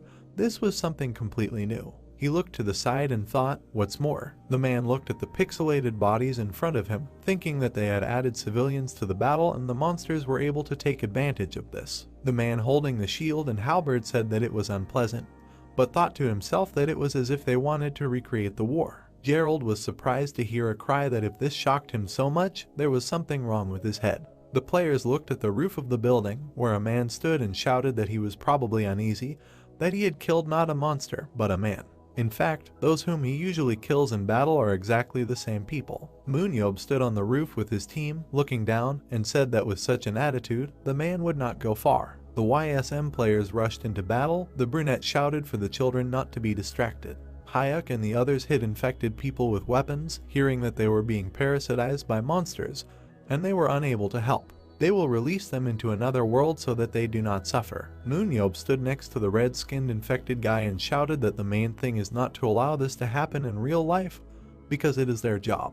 The brunette looked forward confidently, declaring that it was a luxury to feel dissatisfied, without hesitating to take up arms and prepare for battle. The hero grabbed the calm Pietro, who was looking at this, by the collar of his shirt, shouting that this is what a Superman should feel under any circumstances. The guy threw Pietro forward with force, using an enhanced version of the superpower throw, which can adjust the distance and speed of throwing an object in his hands, and the thrown object can be returned back. MoonYeob laughed maliciously, and the players looked at him in amazement, wondering what he was doing. The flying Pietro tickled displeasantly and thought that the guy had annoyed him. The white-haired man grouped himself, creating round seals around himself, and said that there was no denying that the move was spectacular. Pietro was rapidly approaching. Many blue flashes appeared around from powerful attacks. The commentator shouted in admiration about Pietro's incredible offensive performance. A direct hit on the US team. MoonYeob stood with his spear slung over his shoulder and said that he would be disappointed if it ended like this. Pietro came back to him on the roof and told him that he shouldn't worry about it. Smoke was clearing below. A huge image of a shield glowing with a yellow aura appeared. Gerald stood confidently, and in front of him sat a blonde player whose fists glowed with a yellow aura. He used the light shield ability, which creates a shield of light, collecting the aura of trusted people within a radius of 3 meters from the caster. The more people and auras, the stronger it is. MoonYeob looked at this and made a surprised sound. Gerald, standing between the players shielding him, said that YSM's strength does not lie in physical superiority. They use unusual strategies that are different from those used by others. Looking ahead resolutely, the man said that the time had come for them to reveal what they had prepared. The brunette jumped from the roof, saying, "Great." He quickly flew from the roof of a high-rise building, saying that this is how they play differently than others do. With his eyes burning with determination, MoonYeob shouted that he would see how much he had grown. Without looking at his classmate standing behind him with a shield, the US team captain ordered him to throw. The guy's hand, surrounded by an aura, touched the man's back. He used haste, an ability that accelerates a selected target in one direction for a few seconds. Gerald quickly rushed forward from the players. MoonYeob flew towards him with a shield in his hand. The commentator said that the hunt had just ended, and they were already watching a clash between the aces of the two teams. Gerald smiled contentedly. Their weapons collided. The players flew to the sides, and a bright purple-blue glow appeared between them. The New York Bears tank winced as it flew backwards. He grinned displeasingly, remembering the guy holding out his hand to him, and thought that MoonYeob had become much stronger since their last meeting. The man was surrounded by a purple aura as he peered into the darkness ahead and thought that was right. With a satisfied and sinister smile, the man thought that this is how the strongest should be. MoonYeob quickly approached him from above, saying that he was trying to compensate for his slow pace, which was commendable. The guy's eyes glowed. He raised his hand with a spear. Throwing the spear forcefully at the enemy, the guy said that despite this, he did not accelerate much. Gerald chuckled, saying that he never dreamed of defeating him alone. The New York Bears ran toward him, the captain saying he recognized it was impossible. The blue beam from the blow was repelled by a yellow aura shield that appeared from his partner. Gerald said that he recognized that the guy was the most powerful Superman on the planet. The control ability increases speed from 1 to 7 for all creatures that the caster considers friendly. The man shouted that the New York Bears would beat him, and then shouted to the others to go ahead. The Americans rushed to attack, screaming. MoonYeob calmly caught the spear and said what he was saying. YSM players appeared around him, and the brunette continued that he also took with him a team that could defeat the man. Youngsu threw fireballs, Naeun shot from a bow, Sanya clutched a weapon in her hands, rapid blue blows crashed against the enemy's large yellow shield. The commentator said that immediately after the clash between MoonYeob and Gerald, a team battle begins. The man clenched his teeth, forcefully holding back the attack with his shield. MoonYeob smiled wickedly as he held his spear, with several more collapsible spears attached to the belt on his leg. There were blue marks and flashes of attacks everywhere. The brunette with a shield and spear confidently ran forward. Two opponents with shields appeared above him, raising their weapons to strike. MoonYeob frowned and swore. The men attacked, but he managed to jump away, dodging the blow. The New York Bears used a fundamental method to hunt MoonYeob. The brunette pierced the man with a spear. The spear flew back, leaving a hole in the body. Two tanks aimed at the guy, obstructing him in front and behind. The wound was healing, surrounded by a green glow. MoonYeob frowned at this, thinking that here was the opportunity for recovery. He needed to attack and put an end to this. The brunette screamed as he dodged multiple arrows and ranged attacks. Range dealers held him back from afar. This is the most standard strategy and could be quickly destroyed. MoonYeob applied an analyzing gaze, dissatisfied with the idea that they were working too well together. The long-haired man shot aura from his fingers. It was Yuri McCoy. His strength was 85 out of 85, agility 95 out of 95, speed 94 out of 94, endurance 67 out of 68, willpower 77 out of 77, skills 86 out of 89. Aura 87 out of 90, leadership 53 out of 60, tactics 80 out of 82. Super strength random shooting that fires aura bullets from your fingertips and reload that allows you to have an aura recovery rate higher than others. Alexander Maxim looked resolutely, hiding behind his shield. His strength is 86 out of 87, agility 90 out of 90, speed 91 out of 91, endurance 99 out of 99. Willpower 93 out of 94, skills 82 out of 84, aura 77 out of 78, leadership 43 out of 44, tactics 80 out of 82, super strength hard skin, which allows you to repel an enemy's non-lethal attack with a probability of 55%, and an aura cover that protects the body by creating armor from the aura. County held a shield and sword in his hand, looking at the guy. His strength is 96 out of 96, agility 88 out of 88, speed 86 out of 88, endurance 95 out of 96, willpower 87 out of 87, skills 86 out of 86, aura 69 out of 70, leadership 60 out of 83, tactics 46 out of 48, super strength self-healing, thanks to which wounds received during combat are restored by absorbing aura, and Devour, which absorbs aura from attacks inflicted on the enemy. They were all gathered specifically to go against MoonYeob. The brunette cursed, looking at them, and thought that these guys were definitely not faster than him, but they could still keep up with him. He swung his spear, displeased, thinking that they were annoying. The guy flew back, blocking the blow with his shield, and his spear flew off the enemy's shield. He thought that they were not retreating, but not attacking, as if they wanted to finish him off. MoonYeob gritted his teeth in displeasure, wondering what they were up to. Suddenly Gerald appeared from the side, furiously attacking with his halberd. MoonYeob looked at him and asked, "Is this what he was waiting for?" With a sly smile, the man replied that no. The blow hit Hayek, who was standing behind him and was not expecting him. Gerald resolutely clutched his weapon. The system reported that he had 1 murder to his name. MoonYeob thought in surprise that he didn't hit him, but Hayek. The guy looked questioningly at the man, who stated that all the teams that fought YSM before were mistaken. The brunette froze in surprise as his teammates standing behind were struck by opponents. The system reported that Alan and Khan each had 1 kill. Gerald, smiling contentedly, stated that those who support YSM are MoonYeob and Pietro. The white-haired man's blow was reflected by a yellow shield from the aura. The man continued that that's why everyone tried to take them out of the game first. MoonYeob lowered his spear as he listened to the man say that at least that's what they thought. Everyone thought that Gerald would oppose the leader, and they were mistaken. The captain of the American team stood in front of the men with shields and aura bullets and said that Pietro was blocked by a light shield and MoonYeob was separated from the team fight. With a triumphant smile, Gerald, covered in a green glow, said that in the meantime, the New York Bears would deal with the remaining players YSM, and he will make sure that MoonYeob cannot escape. Roy sat on the couch with his hands folded in front of his face and wondered if the redhead was the only one whose actions he had calculated. Opening his green eyes, the man realized that MoonYeob did not trust his teammates, so he acted alone. His army was completely different. They were gigantic warships that moved as one whole vessel. At this time, Gerald and his retinue were preparing for battle. The man bared his teeth, saying that he and his team would win. MoonYeob pursed his lips and looked seriously at his opponent. He stood alone against the Roy squad who were preparing to attack. In a matter of seconds, Gerald ordered everyone to attack the enemy. 3 soldiers flew at the guy from above with loud screams. MoonYeob gathered his strength and repelled the enemy attack. Gerald, who was running ahead, suddenly acquired a fearful look in his gaze. The commander of the opposing team decided to use magic against the team in front. Suddenly MoonYeob shouted, turning to his team and telling them to take action. Hearing the commander's command, the fighters began to disperse throughout the area, preparing for the attack. But the man caught up with one of the participants and the guy realized that it was too late to drag the team with him. Their opposing team's commander used the protective dome, scoring 2 kills. Smiling, the captain turned to MoonYeob, saying that perhaps the guy did not expect such an outcome. The guy, struck by Gerald's attack, fell. MoonYeob realized that if the players of a weak team become isolated from each other, the result for them will be death. The enemy team flew forward, catching up with their next victim.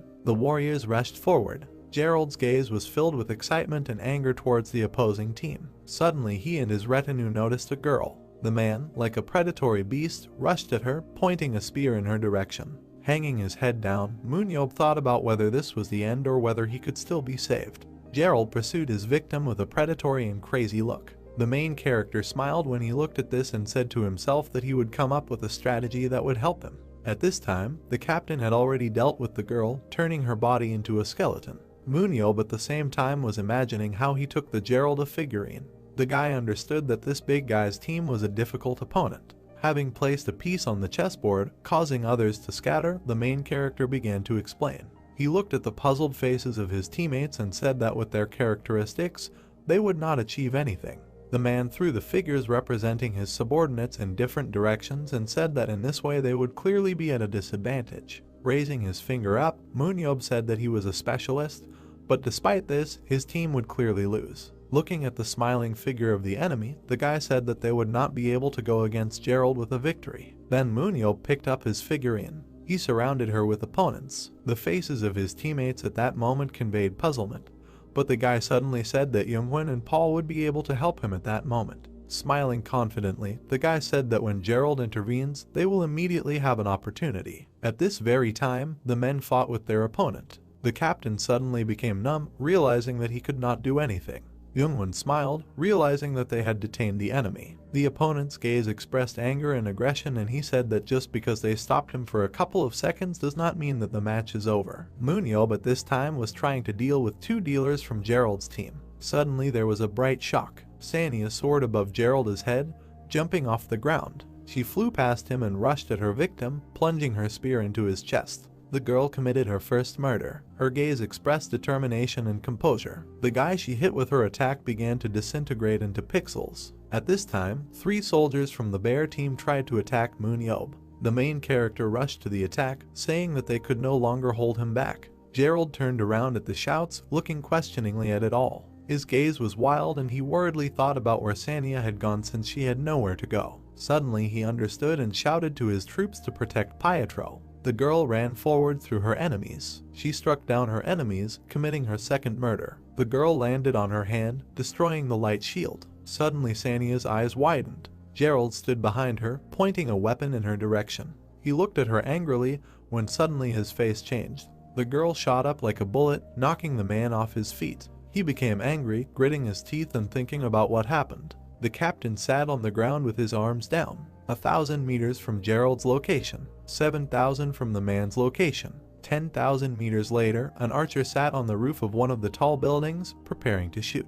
A second later he fired. At the same time, Sanya took a spear and pointed it towards the standing man. Sweat was dripping from the girl's cheeks and she was thinking about how it all happened. She pierced the enemy team commander with her gaze. Gerald stood up, leaning on his spear. At this time, Pietro appeared, having committed 3 kills, who praised the girl for doing a good job. At this time, many people came running to watch the match, not understanding why YSM was in the minority. The moment when Youngwon and Paul repelled Gerald's attack became the most memorable because at that time the light shield was taken out of play. The man looked at the whole situation with his mouth open. I understand from what moment everything went wrong. MoonYeob, at this time other fighters tried to attack, but he managed to repel the attack. His gaze was full of anger and aggression. The man left behind Gerald 2 people whom he killed. Smiling that he had made 3 kills, the man realized that the opposite team had lost. Left alone with the enemy, MoonYeob decided to take advantage of the moment. At the same second, he struck the enemy with a blow. Smiling, the guy committed the last 4th murder. MoonYeob and his team were happy that they were able to defeat the New York Bears, which surprised them. Suddenly one of the guys smiled and said that until that moment the captain of the Bears was the only contender for this victory. At the same second, a hand clenched into a fist appeared above the guy's head. MoonYeob hit his teammate on the head, reproaching him for opening his mouth. The man's fist was burning with severe pain, but he, not paying attention to it, told the team not to let down their vigilance any further. Immediately Nayan looked at the guy with interest, realizing that their team could not lose. MoonYeob took Pietro by the shoulder and said that Gerald was only afraid of him and Pietro, so he lost. Suddenly, Youngwon, with a confused expression, asked the man if anything would change in the second set, but the main character replied that the loss of the opposing team was not accidental. Gerald made a mistake, thanks to which he was able to test his armor on the guys. With his hands folded at his sides, MoonYeob said that when a man uses this armor, he becomes the same level as him, so in the second set the players will be the target, not Pietro and MoonYeob. Youngwon listened with a confused look to the man's question about whether there were those present here who could lay him down on his shoulder blades. The field for the second match was ready and the teams were preparing. Second set, Invasion, New York. Gerald looked at the murdered man and decided to treat everything without sympathy. His gaze was filled with despair and anger. One day someone told him that one word from MoonYeob would be enough for Gerald to exchange his large shield for a smaller one. Munchina struggled desperately, remembering the words about whether he had pride, since he so easily listened to other people's opinions. His face distorted in surprise and he concluded that he had no pride. Raising his weapon, the man shouted that he would do anything to become stronger. Gerald was ready to rise above his capabilities without looking back. A red fire of rage appeared in his eyes and he decided that this time he would throw all his strength into the hunt. Standing in front of New York, the man spread his arms and shouted that he would sacrifice himself for their victory. A serious-minded MoonYeob held a weapon on his shoulders and talked about keeping his team on guard. Suddenly Nayan and her teammate discovered 3 bears 400 meters away from them, who were hunting separately. Hearing the news that the bears were hunting separately, MoonYeob tensed and puzzledly suggested that there was a catch. Nayan, with her mouth slightly open, listened to the commander's order that they should go to another zone and they headed off when suddenly a man appeared behind them. Suddenly, MoonYeob and Youngwon's eyes widened when they heard the sign of 2 kills beeping. The guys looked back questioningly and were wary when Gerald's voice was heard, and then they were surprised because of the failed reconnaissance. The man's face was crazy and he realized that he was able to surprise his rivals. The opponents looked at the man irritably, not understanding why he was able to come to them alone. At that same second, he spread his arms in different directions, announcing that he had another surprise for them. Team MoonYeob tensed as they picked up their spear and shield. Suddenly a wave was heard and the main character ordered everyone to move back. MoonYeob clenched his teeth in anger and looked at the man blankly. Gerald smiled with all his teeth, calling MoonYeob to him. At that same second the guy jumped up from a strong blow. The bear captain covered his face with his hand from the strong light. The main character staggered, but maintaining his balance, he landed on his knees, preparing to attack. Youngwon walked through the ruins, listening to MoonYeob asking them about their integrity. The man sat on the ground, puzzled, realizing that his team had been separated from him. Suddenly his thoughts were interrupted by the appearance of fighters behind him. He didn't notice it right away. MoonYeob repelled the attack of the soldiers who appeared. Gritting his teeth with anger, the main character assumed that the soldiers were chasing him through the rubble. The guy's gaze reflected determination and he understood why the bears separated, because they would not have been able to catch him if he had walked around all the time. While fighting the opposing team, MoonYeob thought about why the soldiers were not allowing him passage. The man's eyes sparkled, because he wanted to quickly deal with them and join his team. He became angry when he saw the fourth soldier behind him. MoonYeob's screams attracted his teammates and they rushed towards him like a bullet. The man was out of breath, knowing that he needed to finish before the rest of the bears arrived. Suddenly an angry Gerald stood in the way of his teammates. At this time, Pietro noticed Gerald and asked him if he really decided to destroy their team alone. The guy used magic to block the man's passage. An angry Gerald replied that he was not alone. There was a guy behind the man, and after that the light shield was created. At that same second, the city was illuminated by a bright light. Taking up arms, Gerald and his retinue said that first of all Pietro would have to defeat them. Youngwon squirmed and asked if there were really 3 of them and that was all. This question angered the man and he mumbled that no, after which soldiers flew over Youngwon company from above. The bear captain decided to use armor and acceleration to defeat his enemies. His gaze grew wilder every second, after which he used control. Not deciding to wait for the right moment, Gerald soared into the sky, holding a shield in his hands. He flew towards his opponent, hitting him with his blow. Smiling that he had committed one murder, the man watched his victim disappear. His entire team was under a protective dome. Using acceleration, Gerald again rushed towards a new victim. Opponents stood in front of him, preparing to attack, but this did not stop the man. Sanya, Youngwon and Paul gathered their strength, determined to prevent the enemy from breaking through. The captain immediately made 3 kills, hitting his opponents and flying on. He pointed his gun at Sanya with a serious look. The girl, without fear, stood against him, but understood that she could not defeat him. Having cut it with his sword, the man committed the 4th murder. Sighing and looking into the distance, the captain realized that the 30 seconds during which he had killed 4 had come to an end. Standing with a weapon against the remaining enemies, the man noted that all the annoying midges had died. Youngwon clenched his teeth and looked at his opponent, and he, in turn, attacked Pietro, realizing that he remained his only serious rival. Confidence flashed in Gerald's eyes and he smiled, realizing that this was the end. Suddenly Pietro came up, saying that such battles were a good way to kill his time. In front of him, Gerald stood in a protective dome of light, preparing to attack, but Pietro knew that the aura of his allies was absorbed in the dome. All opponents stood with a serious look. Pietro's look was crazy and he decided that he had to respond to the enemy's light shield. The guy used his attack. After the master's death in the final dungeon, Pietro became the first to be resurrected as an undead by the Elder Reapers. But during his lifetime his connection with the original light was severed. He was in female form after the incident. After all, powerful and noble spirits no longer answered the call. But after a while, part of the master was restored thanks to the Emperor's subordinates. But even this was not enough for the blow of the spirit to regain its former strength. But from now on there were no more spirits. They would not dare to doubt his will. Suddenly Pietro opened his eyes, which shone with a purple light. He immediately turned into an ancient master. There were wings behind his back, but when Gerald saw this, he shouted that their light shield could not be destroyed and everyone knew it. Transforming into a female undead, he said that perhaps this is so, but there is one thing. Pietro sent a huge stream of magic towards the light shield, adding that it would be a great test for him. But the dome remained unharmed, having felt the force of the guy's blow. The captain, jubilant and joyful, told his teammates to rush forward. Without further ado, the team members rushed forward to attack. Pietro tried to do at least something, but he realized that he was unable to overcome the limitations of the human body. Having gained more strength, he directed all the energy towards the dome and it cracked. Fragments of the light shield flew in different directions from the impact. But at that same second, Gerald struck the guy and committed the 5th kill. He stood smiling, saying that it was useless. But suddenly mucus began to drip from his cheek. Vanishing Pietro scored 4 kills in a second. On the floor lay the disappearing corpses of those killed, and Gerald looked at it. But the man was suddenly taken aback when he noticed that the light shield had been destroyed. He hung his head, not believing what had happened. Their mobile fortress also sparkled with bright fire. But deciding not to stand still, the Mudchina shouted for the fighters to rush to the attack. MoonYeob at this time was trying to cope with his rivals, who were flying towards him like flies. Suddenly the guy hissed. The scoreboard showed 3-0 in favor of the opponents. Although the guy managed to drive the man into a corner, he did not win. Gerald decided to use his tactic by hugging his opponent. The main character could not get out of the man's tenacious and strong hands. In today's battlefields, teams are usually divided into sub-teams of 2 to 4 people for reconnaissance and hunting.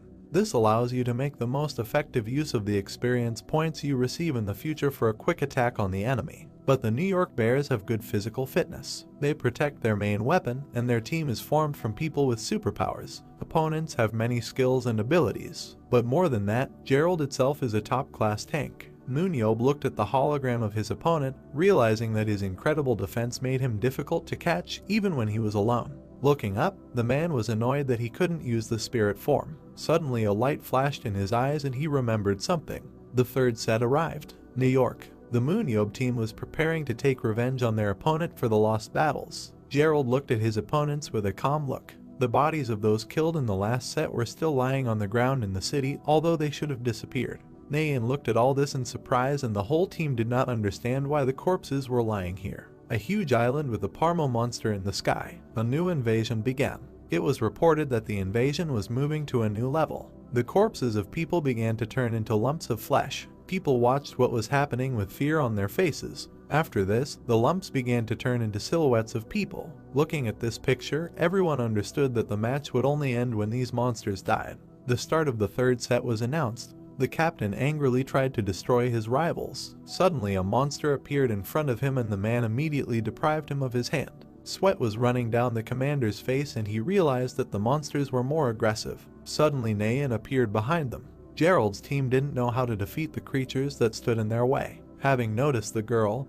the team decided to leave, saying that it was better to engage in battle when Pietro's whereabouts were known. Grinding his teeth with anger, Gerald thought that the weak point of the lightsaber was that they used the power of several people. The guys, led by the commander, ran away. They knew that Pietro was capable of breaking down their defenses. Right after the set started, MoonYeob and his team discussed how the opposing team would act. Pietro, with a cold face, said that he would not be able to attack from afar since accuracy decreases at a long distance. MoonYeob twirled his finger at his temple, saying that it was better to hide Pietro's location until the end, and he, in turn, would try to destroy the Shield of Light. Nayan exclaimed in surprise. After looking at everyone, MoonYeob ordered to protect Pietro at all costs. Taking the sword, one of the teammates drew a circle in the air with it, which meant agreement to protect the man. At the same time, Gerald and his retinue appeared in front of the main character, asking if he could defeat them alone. The captain squirmed with anger and noted that it would be difficult for the guy to withstand them. Smiling, MoonYeob suddenly announced that he had a brilliant idea. At that very second, the guy decided to speed up. He rushed as fast as he could at the commander of the opposing team. His eyes shone with a bright, piercing light. The blow that the main character dealt the man was decisive for him. MoonYeob has 1 kill. Gerald looked questioningly at his body, not understanding what was happening. The main character hit one opponent who was standing behind him.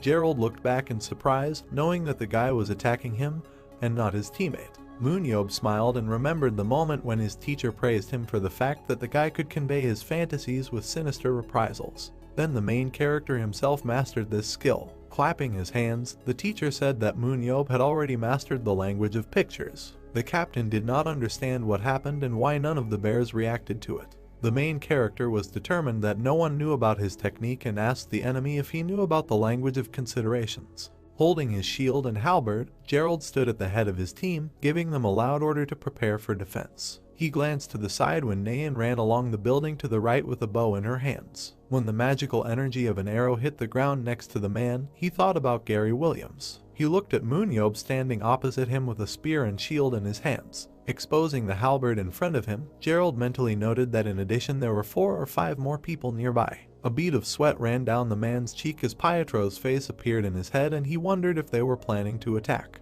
He thought that because of this white-haired guy he could not move at his usual pace. Suddenly the spear flew out of MoonYeob's hand. The enemy, gritting his teeth, put his shield forward, blocking the blow. The brunette, swinging his weapon, attacked the man. Gerald thought that judging by his smell, he moved his shield down when he realized that the Superman was aiming for his left leg. The brunette tried to break through the defense, aiming at exactly the place that the player was thinking about while he was thinking about what he could stop him. He clenched his teeth tightly when the tip of a spear suddenly hit him in the shoulder. MoonYeob jumped back and touched his hands to the floor. He muttered in disappointment that he was still far from ideal. While Gerald, gritting his teeth, held onto his wounded shoulder, the guy threw his weapon over his shoulder and noted with a smile that, alas, he was still unable to get to a vital place. The Bears player tried to block the stream of blows that fell on him. The man tried to hit the brunette in response, but all the blows missed. When MoonYeob started hitting his teammates, he thought that all the dawn attacks were useless and the hits were landing in completely different places.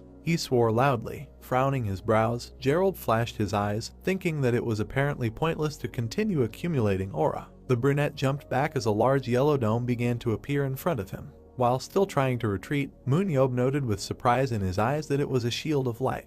The Bears player tensed when his teammate said via communication that they had already arrived at the place. A powerful stream of energy began to develop in the brunette's hair when the opposing captain loudly gave a command. The guy stepped forward, finding himself in the yellow light. He was surprised to find himself inside the shield of light, so he took a stance. Standing in front of 5 opponents, he thought that they were using a shield to catch him. Watching their actions, he smirked before asking what they were doing, noting that they might be attacked by Pietro. The man with the tattoo on his forehead furrowed his eyebrows and said to stop fooling them. He said they had a deliberate strategy to hide his location.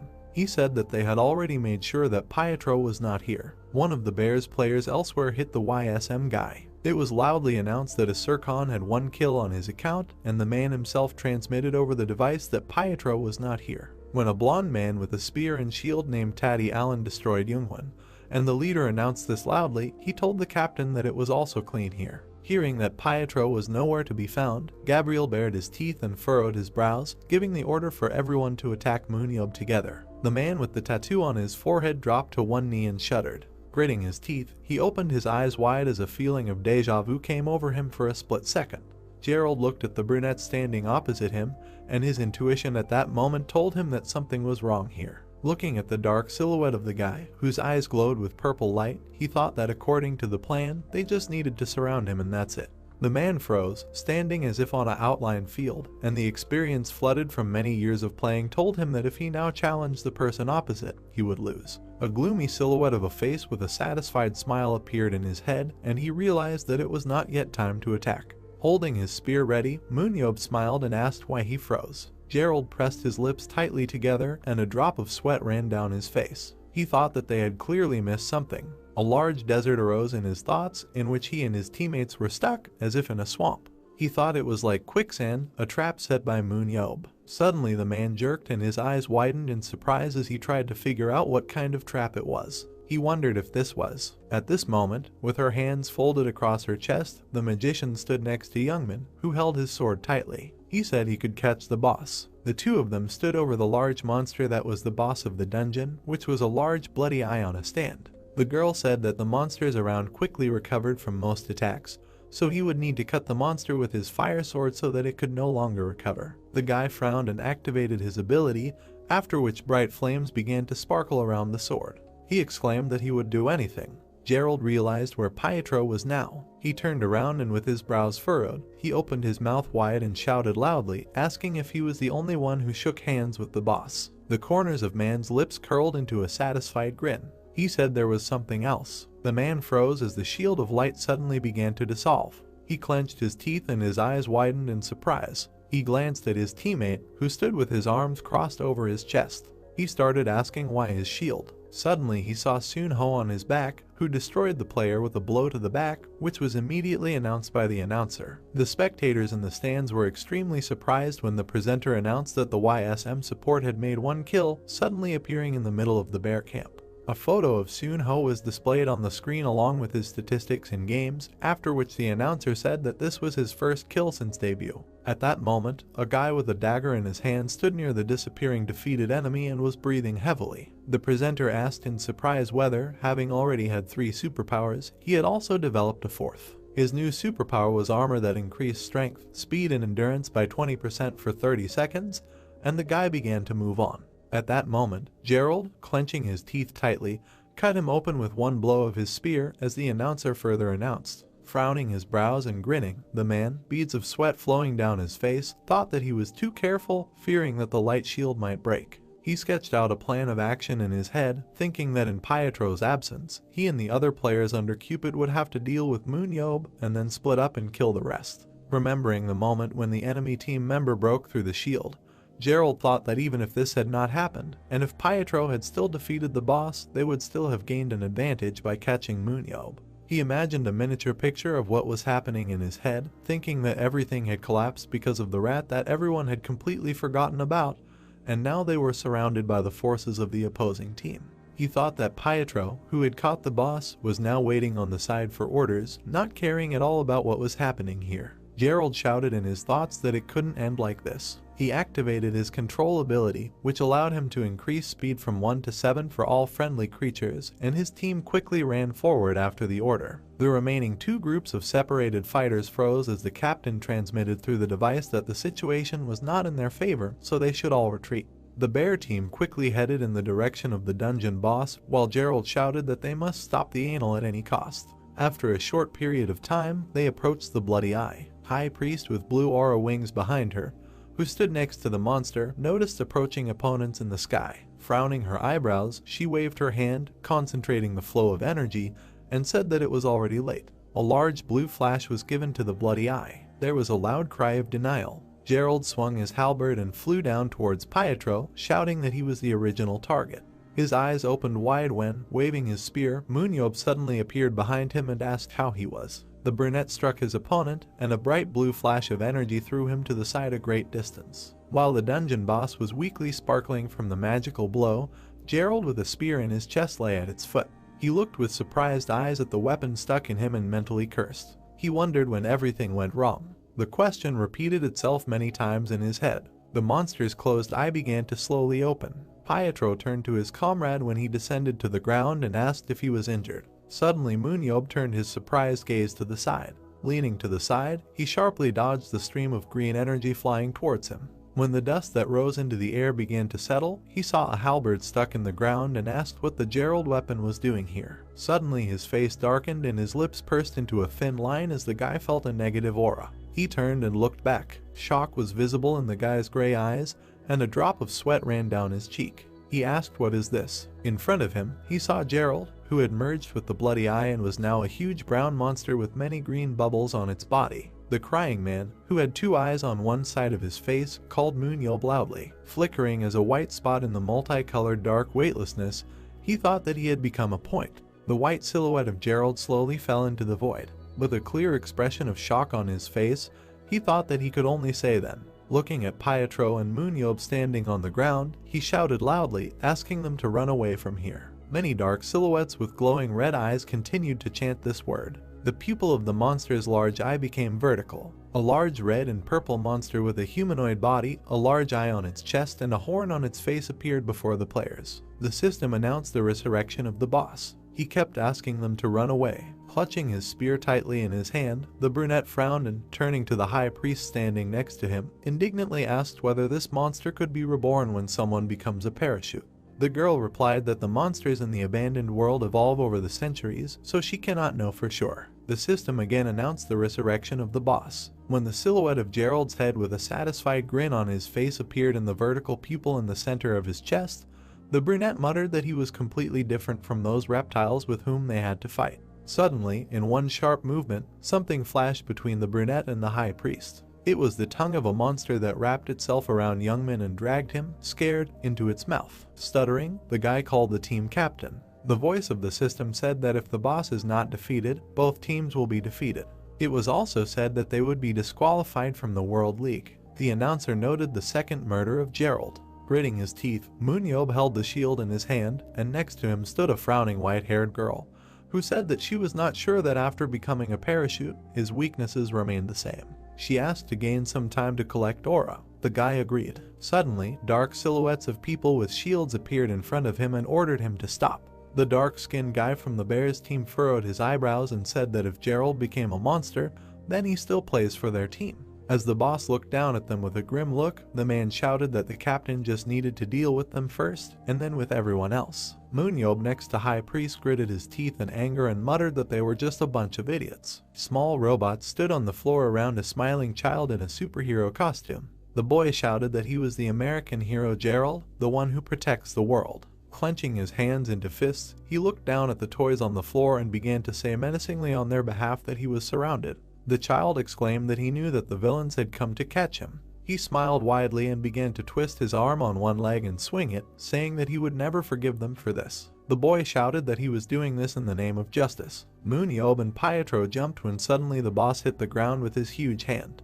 The bodies of 2 players from the Bears team sparkled with blue light and began to fall into pieces. The announcer announced that Gerald already had 4 kills, 2 of which he committed against the players of his team.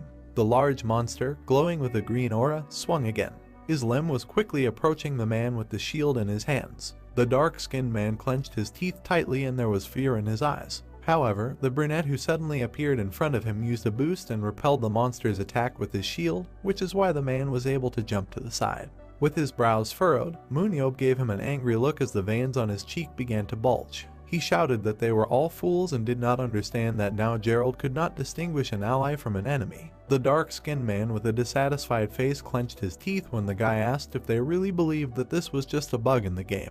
He shouted that he was now insane and was unable to recognize his teammate. Looking at the boss with a horn on his face and one shining eye, the brunette continued to scream indignantly, asking if maybe they decided that the former commander would kill them, and then everything would end. MoonYeob, with fury in his eyes and frowning eyebrows, opened his mouth wide, asking those fools who turned their backs on the enemy in the midst of battle to show themselves and told them to stop hiding their heads in the sand.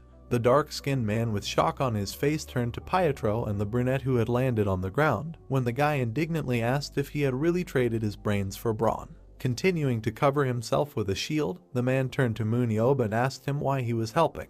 Curling his lips, the Superman exhaled noisily and said that in such a situation it is easier to die than to go into details. But when 3 players from the Bears team suddenly appeared behind him, he invited them to join forces. On the other side, the 3 remaining players on his team landed behind him. Straightening his back, the guy lowered his spear and suggested that their battle be postponed for a while. Looking at the boss walking between the high-rise buildings, he noted that first they must deal with him. He cast a suspicious glance at Jahoon who appeared next to him, who adjusted his fingers and glasses and said that he had something that he would like to try in battle. MoonYeob replied that they had no choice. 5 members from the Bears side and 5 players from the YSM side took positions together when it became clear that they would have to become allies for a while. When the boss extended one hand forward and began to swing the other to strike, the announcer asked in surprise what was happening here. He said that when the monster and Gerald became one, the 2 teams united and began a joint hunt. When the monster suddenly struck the people with its limb,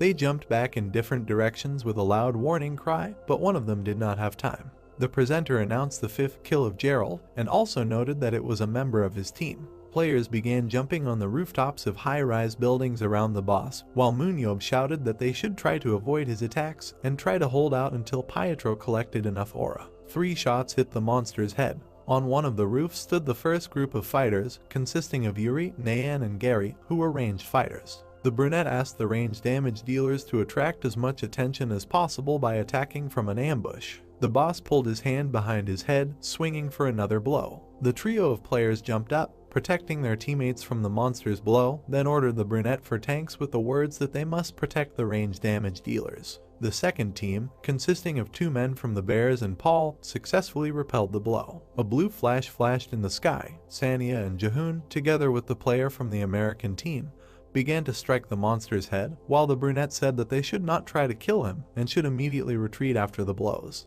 The guy studied all the characteristics of the boss Bloody Eye and Gerald Walker with an analytical look. With a sparkling violet eye and frowning eyebrows, he turned back and covered that after the merger the monster had become stronger, but slower, and then ordered no one to strain himself, but not to shirk either. A dark-skinned man with MoonYeob fled with Pietro acting as his bodyguard. The brunette turned his head to white-haired and asked how much time he still had left. He replied that about 5 minutes. The guy looked at the bosses back in the distance among the high-rise buildings, around whom a blue aura sparkled from the blows. He clarified the time, noting that they would barely be able to hold it for that long. He noted that although they united in a hurry, they have good teamwork. Suddenly the brunette perked up and his eyes widened in surprise as he said that if it lasted.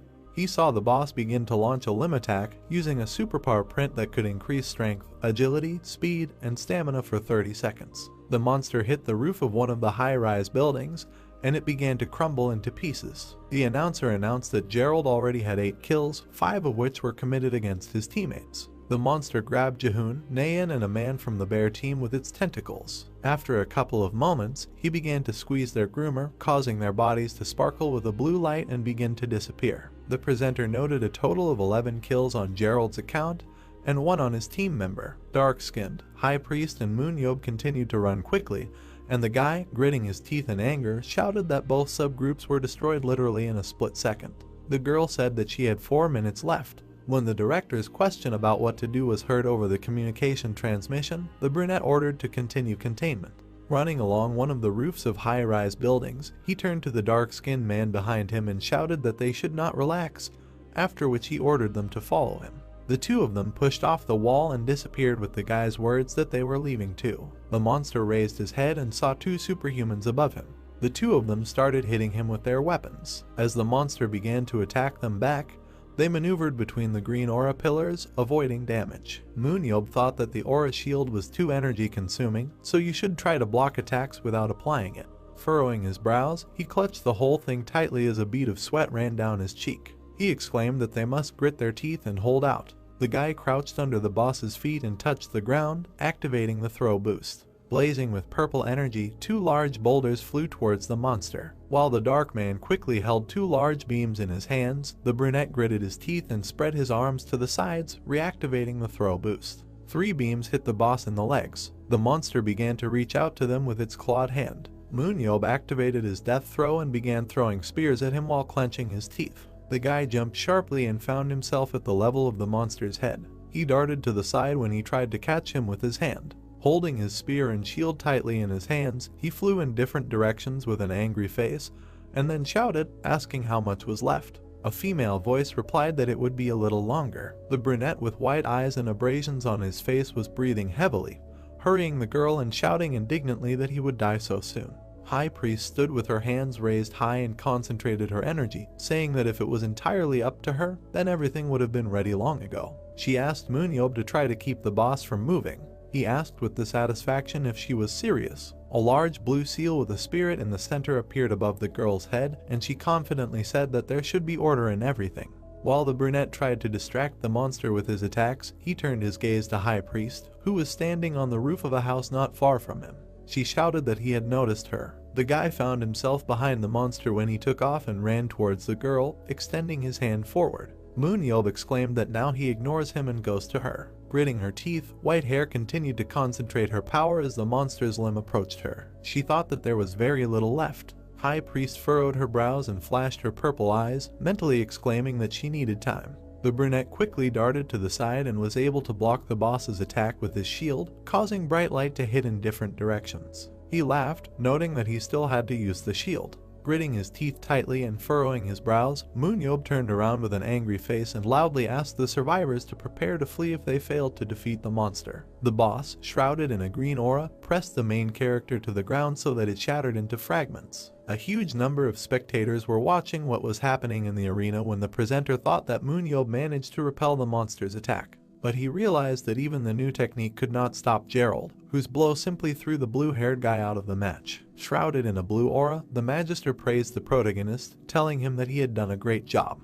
The man suggested that both teams would eventually be disqualified. The entire dungeon was covered in a bright blue light as the monster began to disappear from the field. The girl standing behind was able to attack the boss, making a through hole in him. The gray-haired master, with a sly grin on her face, frowned. She confidently said that she was able to finish off the monster in one attack. In the city, the sun began to set below the horizon. The winners of the World Championship match, as well as those who advanced to the 1/16 finals, were announced at the arena. This is exactly how the match against the New York Bears ended. Standing behind, Naeun, with her arms outstretched, jumped with happiness as Pietro looked at those around her in bewilderment. The presenter loudly announced that the YSM team had won. What was happening pleased not only the club players. A video with the main moments of this battle has appeared on the network. A huge number of people were excited that the Korean team reached the 1/16 finals of the World Cup for the first time. Commentators began to animatedly discuss the fact that each player was able to perform well in this battle. MoonYeob knows that in addition to positive reviews of usually popular players, their unknown players have been able to make themselves known.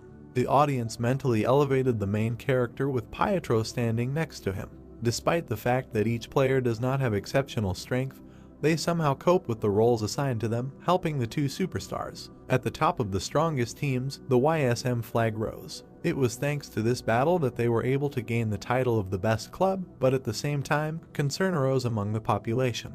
Commentators under the video with the main moments believe that the main character acted dishonestly, turning Gerald into a monster. It is because of this that a huge amount of negative public opinion appeared. Some unknown users started supporting the YSM team because he liked the new battle mod. All the negativity that poured out on the guys was quickly suppressed by the joy of reaching the 1/16 finals. In the next game, YSM were scheduled to play Dubai Blaze. It was the victory of the MoonYeob club that ended the matches of the 1/32 finals of the World Championship. As a result, the table for round 16 was compiled. The journalist pointed the camera at the disgruntled protagonist, with Seunho standing next to him. He asked MoonYeob if he could give him an interview. The blue-haired guy, holding his player by the shoulder, invited him to give an interview. Seunho didn't expect the director to do this. Looking back at the player, the main character seriously announced that he needed to deal with something. The blue-haired guy heard medical workers behind him carrying Gerald on a stretcher. One man told his partner, given the player's condition, that he needed to be careful with him as he might have seizures. 3 medical workers rushed past MoonYeob, carrying a wounded man. Gerald, who had a bandage on his face, began asking someone to run away. Hearing this, the main character looked back at the player in confusion. In the room where the upset queen stood, MoonYeob sharply opened the door with one hand. He, looking intently at the girl, told her that they needed to talk. Meanwhile, Seunho awkwardly began scratching his head when the reporter reminded him that in the last game, he demonstrated his 4th superpower with an amazing performance. After which he admitted that he planned to ask the player about this in more detail. A crowd of people gathered behind the embarrassed guy as Seunho told the journalist that he had recently learned to use this hidden ability thanks to the help of the director. Hearing this, the unknown people were surprised that this player considered it a help, because MoonYeob tried to kill the guy to reveal his new talent.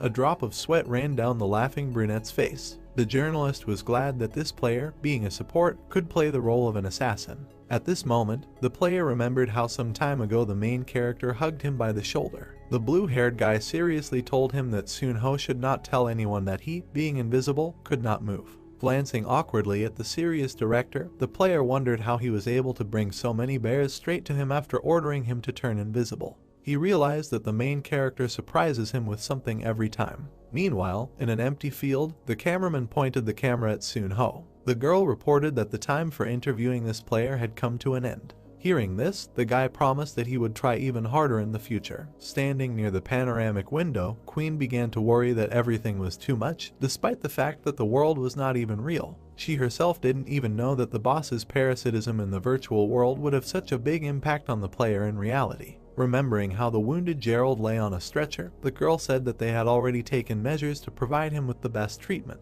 However, Queen cannot guarantee that the player will be able to fully recover. A drop of sweat ran down the worried brunette's face as she admitted that she had gone to extreme measures due to the fact that the door to another world could open at any moment.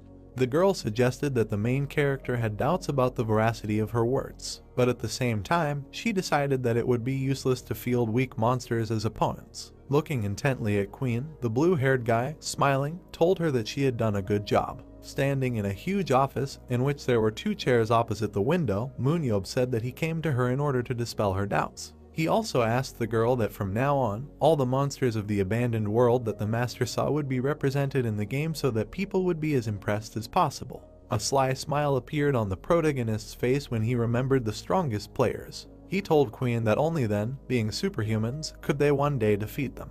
Remembering fallen high priest, dressed in a red cloak, the main character asked the girl what she had learned about him. Hearing this, Queen informed him that they were never able to find him due to the fact that he hid his power. The upset girl lowered her head when the main character realized that he would have to strain the 5th point. The brunette wanted to tell him something after the investigation was over, but decided not to put it off. Remembering the broken wall, a drop of sweat ran down Queen's worried face. She told the guy that not long ago someone destroyed several royal tombs of previous kings. That's why they had to investigate, as they noticed that the aura traces left behind were somewhat different from fallen high priests. Looking at the girl in confusion, MoonYeob bowed his head. He asked her what she was getting at by saying this. Hearing this, Queen promised to tell the guy everything after something became clearer. The smiling brunette raised her head when she remembered what else she wanted to tell the main character. The girl's cheeks turned red as she closed her eyes and congratulated the blue-haired guy on his victory in the A6 finals. Leaving the room, MoonYeob turned to Queen. He admitted to her that they might not have won. Meanwhile, the joyful players, raising their hands, ran out of the building. They rejoiced loudly that they were now free. Enthusiastic children walked around the city at night, shouting. Someone approached them, asking them if they were happy. Seeing the director standing in front of them, the guys trembled with fear. Seunho loudly told him that they were just about to go to practice. Hearing this, the main character, calling them assholes, asked them to stop deceiving him. Standing in front of the illuminated building, MoonYeob folded his hands in displeasure. He told the guys that they were free only until tomorrow. The flushed players opened their mouths in surprise when the main character told them that until then they could have fun. There were a huge number of banners hanging on high-rise buildings in the city. The guys decided that today they would have fun as if it was the last time. Standing next to the Statue of Liberty, enthusiastic players raised their hands in the air, after which they decided to dine on an incredibly delicious steak, at the sight of which the guy began to drool. Naeun really laughed at how surprised Seunho was when strangers approached him and asked for his autograph. The sky was covered with a picturesque landscape. Youngwon walked up to the bed where the tired guys were sprawled out. Sitting Paul wanted them to spend every day like this. The smiling coach turned his head towards the players. He reminded them that their team, which had previously finished last in the 2nd division, eventually defeated the New York Bears themselves. The coach remembered how exhausted students were lying on the floor. He is glad that these painful trainings were not in vain. Youngwon admitted to the guys that he simply died them. Hearing this, the brunette told him that this was the inevitable fate of the tank. A smiling Jeongmin clenched his fists tightly, believing that they had done a great job anyway. He noted the work of the coach and Paul, who together were able to block Gerald's attack. Remembering how the enraged rival attacked them, the blonde man's face changed sharply, after which the guy confirmed Jeongmin's words. Youngwon bowed his head and exhaled heavily. He suggested that the guys return to training because they no longer have time for entertainment. The surprised blonde, dressed in a black, body-hugging t-shirt, opened the iron door. Standing near the entrance, he saw that the prepared guys had already arrived at the training hall. Having given the tickets to Gabriel, the main character looked at the players with displeasure. The coach asked him if he was right. Hearing this, MoonYeob called the guys assholes for showing up all at once. Smiling slyly, Jaehoon adjusted his glasses as the concerned blonde asked them how long ago they came to the training room. Even though they had just arrived, Naeun informed Youngwon that he was the last one. Remembering what he had gone through during all this time, the blonde's face changed. Closing his eyes, the guy bowed his head and was glad that, despite everything, he did not give up. And he is also glad that he remained in this team. Jaehoon touched his face with his finger, while the red-haired girl standing next to him began to smile when the blonde admitted that he was touched. Hearing this, the brunette laughed. The main character remembered the player's empty locker room when he noticed Youngwon's words. MoonYeob told the guys that when he saw the guys at training at the moment when they were legally allowed to have fun, he was touched to the core. An ominous aura appeared around the blue-haired guy as he promised to work the guys half to death. After which he said that he would definitely do this not because he had to give as much as $200 for their wishes. Hearing this, the drooping guys looked at the director and also realized that they were finished. The next day a bus pulled up to the skyscraper. Hanging his head, Gabriel glanced at his watch. He said that everyone should have arrived by now. Meanwhile, exhausted players began to barely approach the building, trembling all over. Seeing Youngwon, already blue with fatigue, the trainer assumed that it was a zombie. The blonde asked Gabriel why he called them so early. The drooping guys turned to the main character standing behind them when he announced that he would explain everything to them.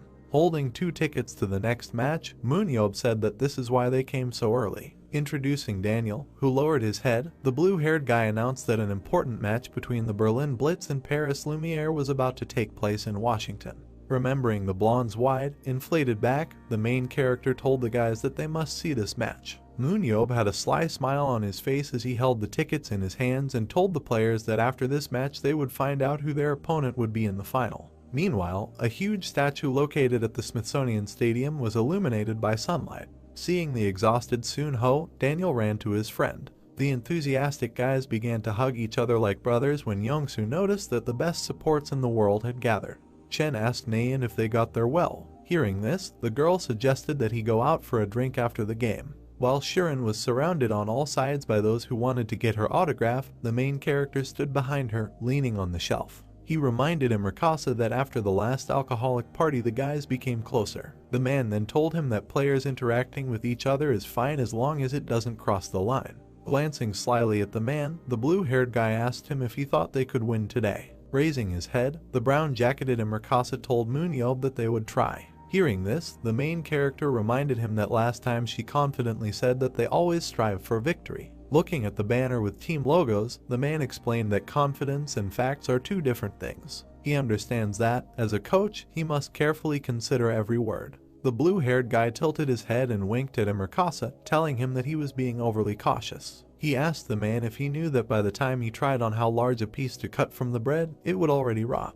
The main character looked back at Mikasa in confusion. Looking at the smiling blue-eyed player, the coach said that their trip to Korean was not in vain. Meanwhile, the presenter recalled that this had already been said once. A hologram with the team scores appeared on the field as the man loudly announced that he was starting the preliminary final, War of Thrones. After which he said that this is the very personification of the traditions of the battle. After reminding the audience of all the awards the team had received and that they were number 2 in the world, the host called the Berlin Blitz into the arena. The man said that today their opponents would undoubtedly be the strongest club on earth. Being 9-time winners of the World Championship, the players confidently entered the field when the host called the Paris Lumiere team. Sitting next to the main character in the auditorium, Naeun asked him if he had said hello to Haeun. Hearing this, MoonYeob said that he, believing that she needed to think about the battle, did not even try to do so. The red-haired girl looked into the distance with widened eyes when she remembered that she saw the main character walking towards her. The blue-haired guy told her that if he had come to her, she would not be so serious now. Haeun, standing in the arena, looked closely at the surprised MoonYeob. Bernard, clenching his fists, looked at his partner. The brunette turned around and nodded when the blonde asked him if she planned to say hello to MoonYeob after her victory. Looking at the top players dressed in silver suits, Haeun wanted her uncle to look at her as a member of Paris Lumiere now standing on the field. The girl, pressing her hands to her heart, lowered her head. She realizes that she is standing next to incredible superhumans whose talent MoonYeob has recognized. Raising her head sharply, a bright yellow aura appeared around the brunette as she mentally declared to her uncle that she was no longer a child. She decided that she would greet the main character later. Seated in the capsule, the girl put on a helmet. Haeun is confident that she will win. Among the fog, huge mountains were visible, above which a bloody sky rose. It was announced at the arena that the location of the first round was the large demonic canyon. But at the same moment the location changed completely. Now a huge dome of cobwebs made by monsters appeared. The man announced that the area had changed to Washington, where new creatures had appeared. Huge purple spiders with poisonous green eyes created a huge dome-shaped web in the sky. The presenter said that these previously unknown monsters filled Washington. A strong blue aura could be seen in a checkerboard pattern on the web. New monsters began to emerge from the web, completely covered in aura. Seeing this, the presenter suggested that the web was not so simple. Terrifying monsters with huge claws and a red crystal shining on their foreheads jumped menacingly onto the ground. The man loudly told the teams that new monsters had appeared. The creature with bright red eyes opened its mouth wide. In the arena, the host announced that in this match the players will encounter 2 types of monsters that have not existed before. The enraged creatures ran towards the guys with such speed that they broke the ground in their path. The man, reporting that the monsters rushed to attack, said that they destroy everything that gets in their way. The start of the match was announced in the arena. Moving first, the brunette armed himself with a sword and loudly announced that she was in position. The players began to run up to the new monsters that were rushing towards them. Several players stood in the foreground, defending themselves with shields. The other guys said loudly that they were attacking. The brunette's muscles tensed as he, holding the sword in his hand, ran past the protecting guys. Approaching the monster, the red-haired guy jumped up and used an intangible sword that could move at his will for 3 minutes. The brunette standing next to him used the flow and sharp wind, thanks to which a short energy sword flew out, soaring to a height of up to 2 meters. The monsters screamed throughout the dungeon as the 3 players attacked them from all sides. Standing next to the open mouth of the creature, the red-haired guy loudly announced that they had very good defense. A strong blue aura appeared around one player. He, calling out to Jack, took advantage of the phase inversion, thanks to which he was able to switch places between himself and his allies. The frowning player was completely absorbed by the aura. His companions, protected by shields, did not take their eyes off the monster. A bright purple ring appeared around Jack when his partner jumped on him and loudly announced the change. The brunette used an energy wave that increases the strength of allies by 20% within a radius of 20 meters. It also reduced the strength of enemies by 10% within a radius of 20 meters. Meanwhile, the power of each enraged Bile's balls decreased by 23 units. In the arena, the presenter announced that the monsters had weakened thanks to Jack's superpowers. The defending players approached the monsters and attacked them. The man noted that this player joined his team at the right time. The main character, using an analytical eye, noticed that the strength of each guy had passed the maximum value. MoonYeob's eye glowed purple when the host said the name Paul. He was surprised that this player, having low strength indicators, was a tank. Protecting himself from the monster with a shield, the man used the ability, thanks to which he accumulates the damage received, increasing his strength and endurance to 120 units. The frowning bearded brunette looked angrily at Bile's balls. The main character noticed that his strength, thanks to the effects, increased almost 2 times. The blue-haired guy realized that this player, receiving blows, became stronger. A powerful bright blue aura appeared behind the guys hiding behind the shields. A blonde man ran up to them, completely enveloped in an aura. Seeing this, the presenter announced that the strongest player was appearing from behind the guys. Meanwhile, the dungeon was completely illuminated with a bright blue light when the man said that Nathan, who is a Parisian flower, had come to their aid. The entire dungeon was enveloped in a bright blue light as the blonde cut the Bile's balls. At that moment, MoonYeob noticed that this guy has superpower, thanks to which he can create a double. Above the player was a dome made of cobwebs, along which spiders descended. Seeing this, the double shouted his name. A loop created by the blue aura appeared in the sky. Nathan jumped away from the monsters as he smashed their bodies into pieces. He slid across the ground so that a fog of dust rose throughout the entire dungeon. Looking at the city filled with fog, the blonde furrowed his eyebrows. He wondered what happened to the guys on his team. As the dome completely disappeared, the blonde squatted down and thought about how this happened. He began to run quickly until the ground was completely crushed into fragments. With a tattered suit over his shoulder, the guy smiled worriedly. Someone asked Nathan how he was doing. Daniel stood on the roof of the building waving with a brunette. While the girl standing behind clenched her fists tightly, the guy reminded the blonde that they had not met on the playing field for a long time. All players in the dungeon look around worriedly. The presenter reported that the players were suddenly scattered throughout the field. A drop of sweat ran down Nathan's serious face. Watching everything through a huge window, the girl realized who the monsters of this invasion were. Under the web dome stood huge purple spatial spiders and angry Bile's balls. As the monsters surrounded the 2 players, Queen realized that the dimensional spiders could create teleporters using their webs in order to disperse their prey and hunt them individually.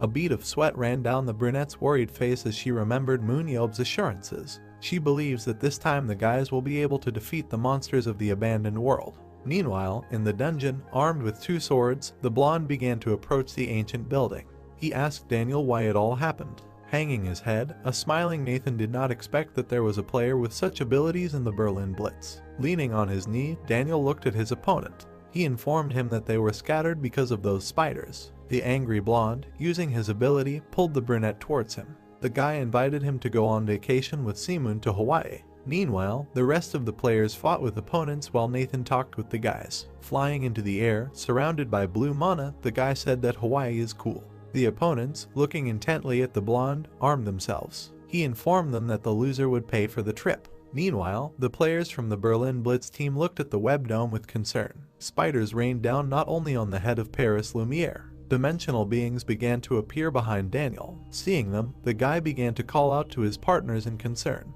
Portals appeared in the sky in the web, surrounded by a bright blue aura. The player noticed that the rest of the guys suddenly disappeared, but there were no death notifications. That's why he assumed the monsters did it. Daniel's eyes glowed bright blue as he looked around and realized that creatures could move outside of space. After which, not understanding what to do, he thought about the current situation for his team. Meanwhile, the rest of the players contacted the concerned player, saying that they were in a safe place. At that moment, Daniel realized that spiders are capable of arbitrarily moving in space, taking advantage of the traction, thanks to which the target was pulled to a distance of 8 meters. The player assumed that this situation happened not only to their team, after which the guy used the ability, thanks to which the target moves away to a distance of 2.5 meters. After imagining the whole team coming together, Daniel decided that they needed to redistribute themselves in order for the new combination to be suitable for team battles. The worried player's outstretched hand glowed green. He spoke loudly about how these spiders have the ability to move their targets to a random location.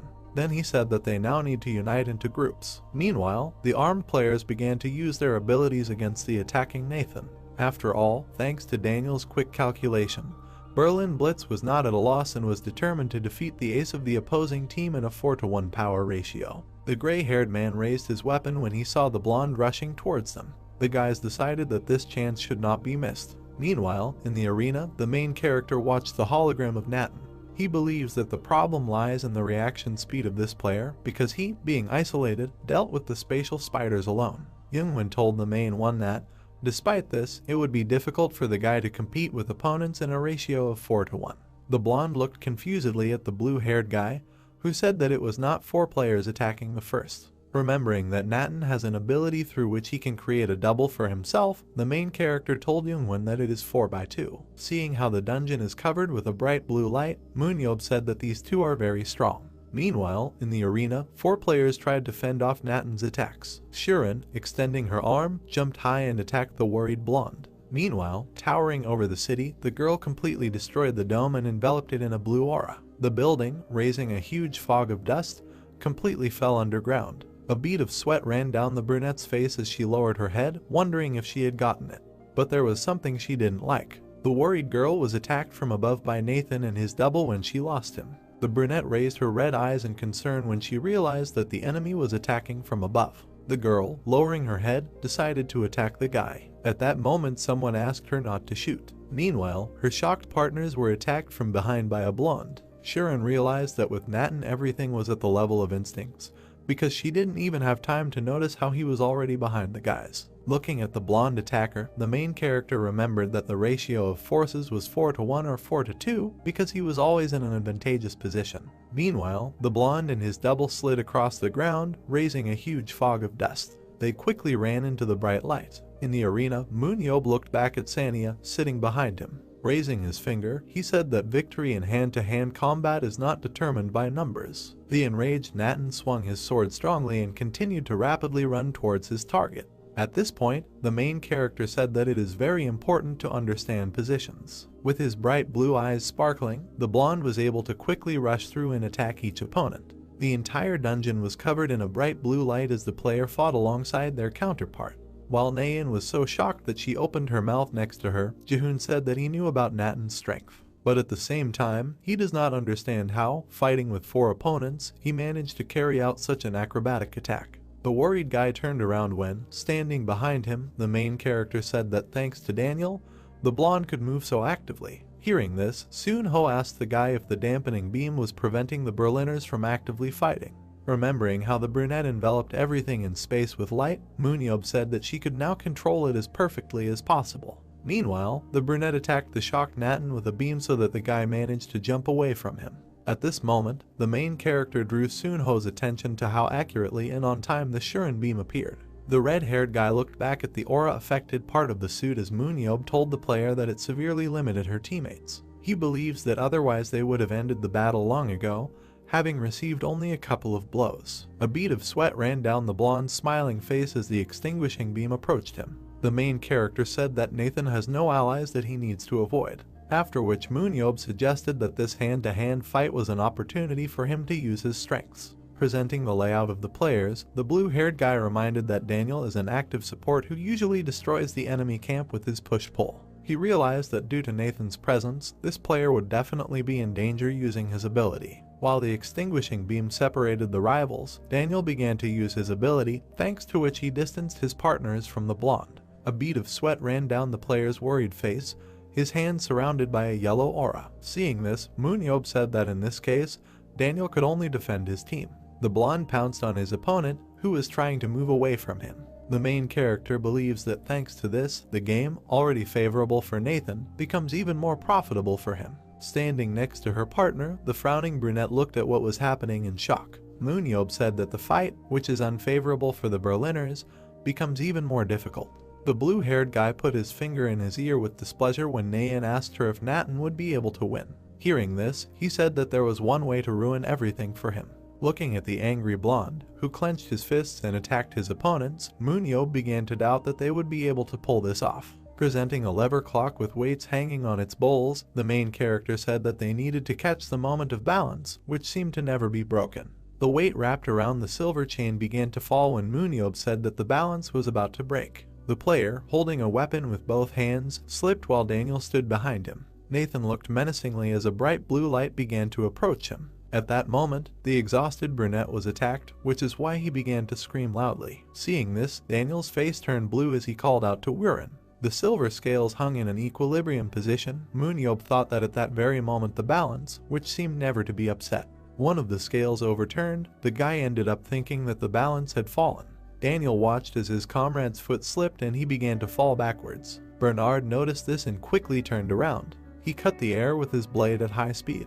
The guy cut Wirin's torso. Daniel watched this in shock and mentally shouted out his comrade's name. The guy flew away after being hit in the chest with a dagger. Bernard ran towards him. Daniel gritted his teeth, heading towards the Frenchman at high speed, and thought that if the balance was disrupted, then everything would come to an end. The guy slid next to his fallen ally, sending a kick at his opponent, his shoes engulfed in a blue aura. The young man activated his repulsion, sending one of the nearby boulders towards Bernard. Suddenly Chen Jin appeared behind the Frenchman. He clenched his teeth, preparing his hand to strike. The next moment, the guy with terrifying force smashed the body of the double into pieces. Daniel looked at what was happening with difficulty, thinking that they were able to get rid of the double. The tip of the aura went to his eye while he was thinking that they were 3 against 1 again, and the advantage had returned to them. The young man barely dodged the blonde's blade, which cut through the air and the ground. MoonYeob looked at what was happening in surprise, wondering if the guy had overcome his weaknesses. He activated his analyzing gaze, looking at the stern Bernard, and saw that all of his characteristics, except for leadership and tactics, had reached their maximum. The man thought that the Frenchman, who initially did not want his double to disappear. The blonde's eyes shone with a bright light. Daniel looked back in fear at Bernard, who rushed towards Shirin at high speed. The man finished his thought by saying that he was now using the copy as bait to ruin the enemy's plan. Chen Jin rushed after him, raising his hand back to strike, shouting that he would not allow this to happen. The blonde quickly looked at him. The next second, he cut Chen Jin's chest with 2 blows. The commentator said that Bernard did it literally in a second. The Frenchman looked confidently in front of him while the announcer announced the kill to him, and said that despite the loss of his double, he destroyed Chen Jin and Wirin. The guy turned his gaze to the side, looking behind himself, while the commentator was talking about how there were no more close-range dealers left in Berlin Blitz who could compete with him. Shirin, with a nervous expression on her face, stretched her arms out in front of her, charging up an attack, while the announcer said that if this pressure continues, the Frenchman struck with his blade, but Daniel, using traction and sprint, pulled the girl out from under the blow, but he himself was wounded in the shoulder. The girl looked at him in surprise, shouting his name. Bernard looked back in surprise. Early on the guy's shoulder, the aura ate him. Suddenly, the boy looked into the Frenchman's face with a grin. The blonde looked back, shocked to notice that part of his leg had been cut off. The Frenchman looked up in surprise. The Berlin Blitz player's spear was shrouded in an aura. Wirin could hardly stand up. There was a deep wound on his chest. Daniel shouted his name. The next second, Bernard made a jerk, cutting the guy's torso into 2 parts. The blonde looked back with a slight smile.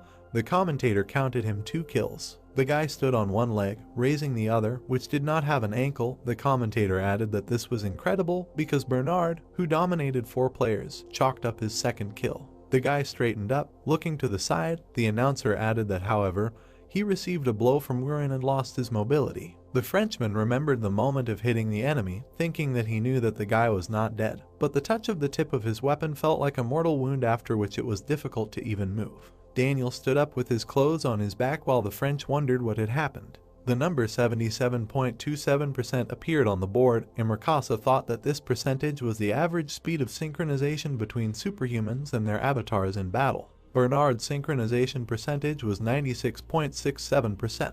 Sharon's percentage was 88.97%, Warren's was 87.55%, and Chen Jin's was 88.22%. For reference, MoonYeob's percentage was 97.02%. However, Daniel has the highest synchronization speed recorded so far. It is 97.89%.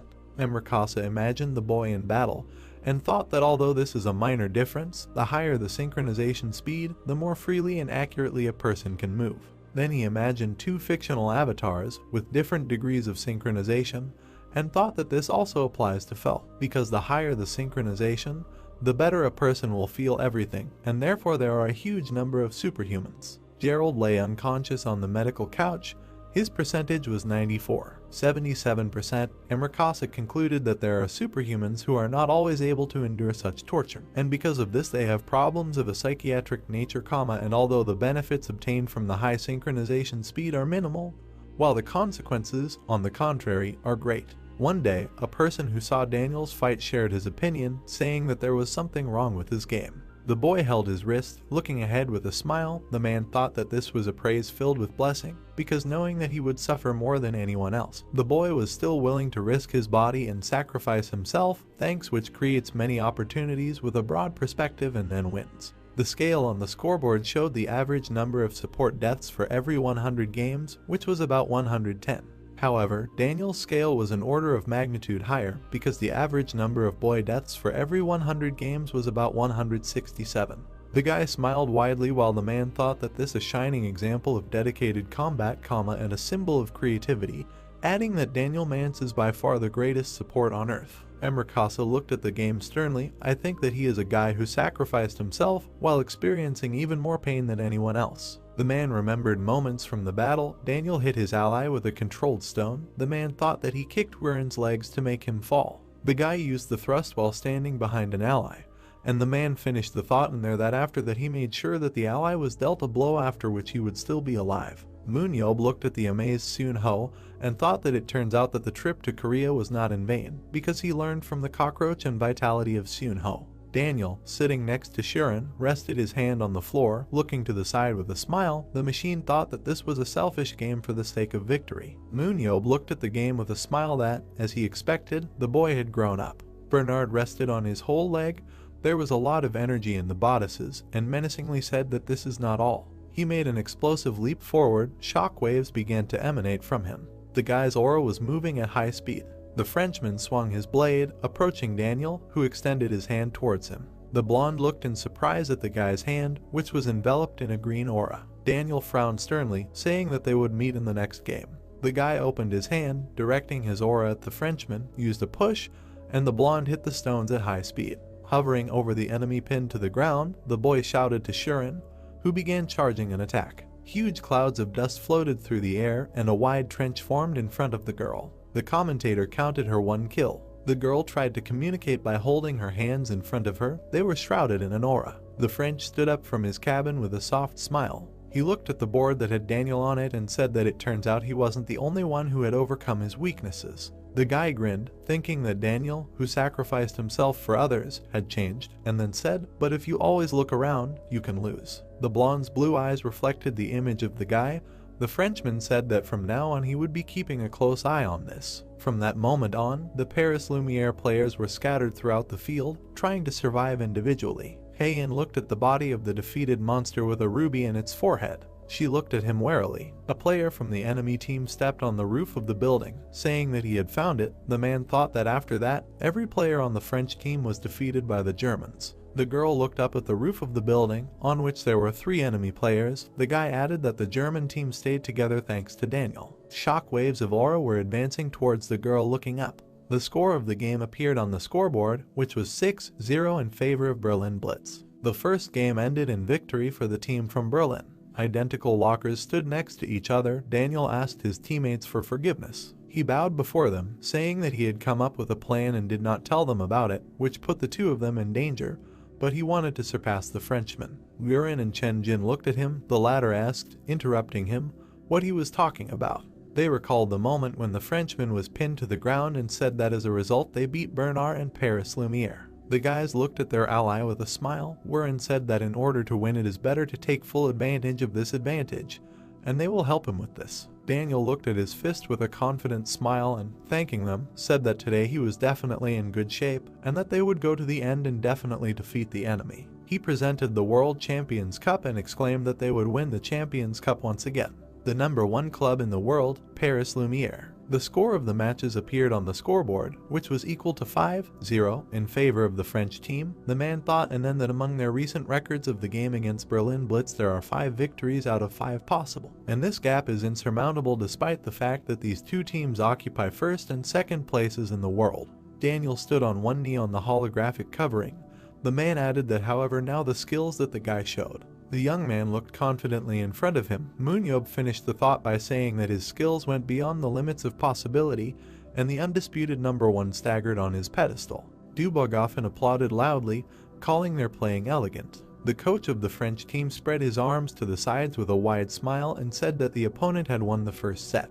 Bernard looked at him with a soft smile as he said that they had a great fight too. Heian looked at him with a calm expression on his face. The ally behind her crossed his arms over his chest, while the coach said that the opponent simply did a little better. Period. The man seemed to frown, and with a smile said that the battle was just beginning and the player would not regret something stupid losing. He clapped his hands and said it was time for them to get down to business. The man introduced the monsters from the first round and said that they needed to talk about how to win the second match. Dubois looked at the girl, who raised her hand and addressed him.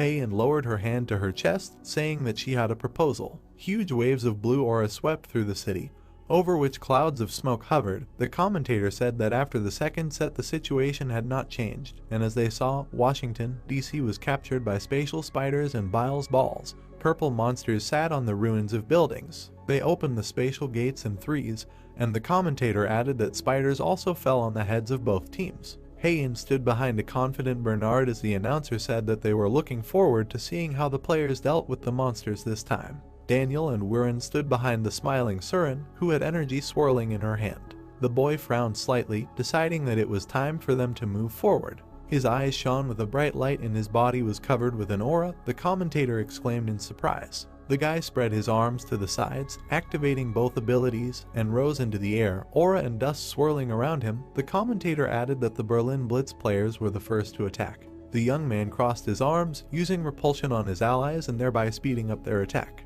One by one, the players cut the arachnid monsters into pieces. The guy changed the color of the aura using traction and said with a smile that that's not all. Using his ability, he lifted the girl into the air, who charged an aura charge in her hand. He frowned with a smile, telling her to get it over with. The girl shot an aura beam in front of her with terrifying force, smashing hordes of monsters to pieces. Bernard and his ally ran across the roofs of buildings while the commentator said that, as they expected, the Berlin team is doing just fine. But, unlike them, the spider hunting teams, 2 Paris Lumiere aces break away from the main team and begin to move. The blonde looked to the side to see that it was noisy there. They both covered their heads with an aura. Bernard made a dash towards several monsters, inviting his ally to go his own way. The guy jumped off the ground. Spinning in the air, they destroyed the monsters one by one, while the commentator admiringly said that Bernard and Chichai are destroying spatial spiders together. If they continue like this, the monsters will not be able to separate them. The man added that this is exactly what they expected from a team ranked #1 in the world. Pieces of monsters fell to the ground behind the players of the French team. The blonde turned his gaze to the side, hearing on the radio that the other group was already in place. Spiders with open portals hung above him. At the moment he said with a smile that it was time for them to start.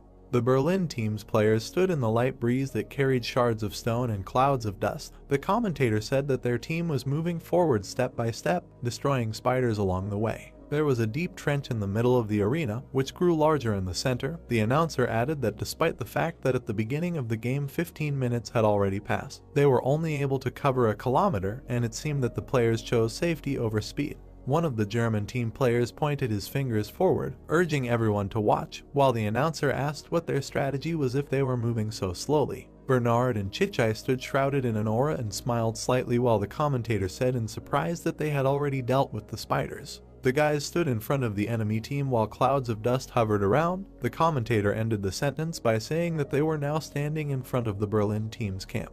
Daniel frowned nervously. The commentator said that now all 11 players in Germany are together and that this is real recklessness, after which he asked if the French wanted to fight everyone at once. The guy was thinking about the number of participants to contain in the time. Suddenly, enemy players ended up next to him, pointing their blades at him. The guy finished his thought by saying that, it seems to him, they decided to make themselves bait. Looking sternly in front of him, he said that although he did not know why they decided to do this, he smiled confidently, saying that, however, it seemed to him that they would have a big catch. The next second, the girl fired a powerful beam again. The French rose into the air, a trench formed under them, and all the buildings behind were destroyed. Suddenly, Wuren and Chen Jin appeared behind them. The blonde turned back in surprise as the tip of the spear came at him, and thought about how they ended up behind. He remembered how the guys stood behind Daniel and thought that he didn't have time for this. Chichai hit the blonde with his shield, throwing him several meters away, and told him to get away from the blow. Daniel frowned at what was happening and thought that in order to be well prepared, they had to slow down their movement speed. The spiders that created the gates of movement were lying on the ground with their limbs torn off. The guy thought that everything was so as not to kill the spatial spiders, but to create with their help an area with movement through the portals. The French tank watched as enemy players approached him. The guy said that they were caught in their web. Chichai nervously looked ahead. Daniel added that this is the end. The man's chest was pierced by Dean Mave. The announcer counted him 1 kill. Bernard landed and raised his head to the enemy. Daniel said on the radio that they should not rush, because even if Bernard was left alone, he was still not an easy opponent. The guy rose to his feet, standing in front of the entire enemy team. The radio said that no matter how successful their strategy seemed, Paris Lumiere sent Chichai and Bernard knowing that something unexpected would happen, and everything could not be that simple. Chen Jin and Wuren stood in front of the guy who said that even though it was late, they should ease the siege and take them prisoner. The Frenchman raised his head up, thinking that the guy was still smart, but he had already figured it out, so it was time to start. The blonde's body was engulfed by a purple aura that hit the ground. The next moment he found himself behind the enemy support, maniacally looking at his back. Daniel turned back in surprise. The tank and the Berlin team managed to protect it from the Frenchman's attack. The young man rose into the air, pointing his hand at the Frenchman, and used repulsion, shouting for him to go that way. The young man pushed the Frenchman towards the allied tank. The blonde used his double ability, splitting into 2 before hitting his opponent. The Frenchman and his copy jumped into opposite portals. They appeared in the air above the support while he was thinking that they had appeared from a spatial passage. The French blades cut through the air. The allied tank again protected the young man from several enemy blows. The blonde man quickly moved across the battlefield. The guy thought that Bernard was a vile fraudster. The commentator exclaimed that the Frenchman started the game at his signature speed. The blonde was throwing the biggest punches for the count as the announcer talked about him attacking as if to say he wasn't going to lose. Bernard, together with his copy, unleashed a flurry of blows on the Berlin team. The commentator said that these were powerful blows, as if carrying revenge for the suffering of his ally. But Berlin Blitz still failed to break through the defense. Daniel looked around while the Frenchman was flying at him from above. The guy thought that his actions were not aimed at murder. He raised his hand to strike, while the guy was thinking that, naturally, he was not able to defeat 11 people alone. The guy imagined a flock of sheep being chased by a dog, and thought that his real goal was like that of a shepherd dog. A whirlwind of purple aura swirled around the Berlin team. The guy ended his thought by saying that his goal was to bring everyone together so that they would not run away. The blonde looked into his eyes, smiling slightly, while the guy wondered why he needed this, and thought about the fact that the Parisian team did not have such a strong ranged player as Shuren. The Berlin team's tank pushed the Frenchman back, shouting that if they fell for his trick, he would definitely defeat them. Daniel wondered what he was trying to achieve by becoming bait. Seon-ho watched the holographic image of the Frenchman, saying that he was capable of such things, that his ally was already dead, and that only 2 people were now blocking the entire Berlin team. The blonde copy of him ran at high speed towards the enemy team. The guy continued to reason that if he made even the slightest mistake, he would immediately be killed by a damping beam or attacked by other players. MoonYeob sat behind his charges, hands crossed, as they discussed whether such a thing was possible, and that if someone provided an explanation, Seon-ho would definitely improve his skills. The man looked at the guys, asking if they also needed to chew everything. He grabbed the frightened guys by the heads, saying that he hoped that they understood that the Frenchman was not showing off his skills now, but was playing the role of bait, to which the young men responded in the affirmative. Suddenly, they turned around in shock at the director. "Thank you," which means that he is bait. The man was disappointed and said that these ignoramuses didn't even suspect anything. Nayin looked at her boss in surprise, asking if it would not be more logical to put someone less important in this role since they form the core of the Paris team. The Frenchman stood opposite the enemy team, holding daggers in front of him. MoonYeob replied that this is not so, because the only one who can bring all the players together is these two. The blonde looked menacingly at his opponents, being completely enveloped in an aura. The man added that usually everyone thinks that if you kill Bernard, then there will be a chance of victory.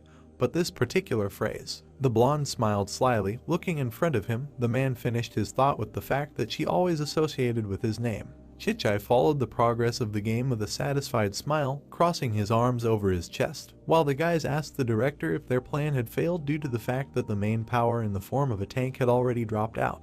The man leaned towards them irritably, asking if they had slept through the entire round. With a calm expression on his face, he pointed his finger forward, saying that now they would understand everything, because the last reason why the Frenchman had to become bait.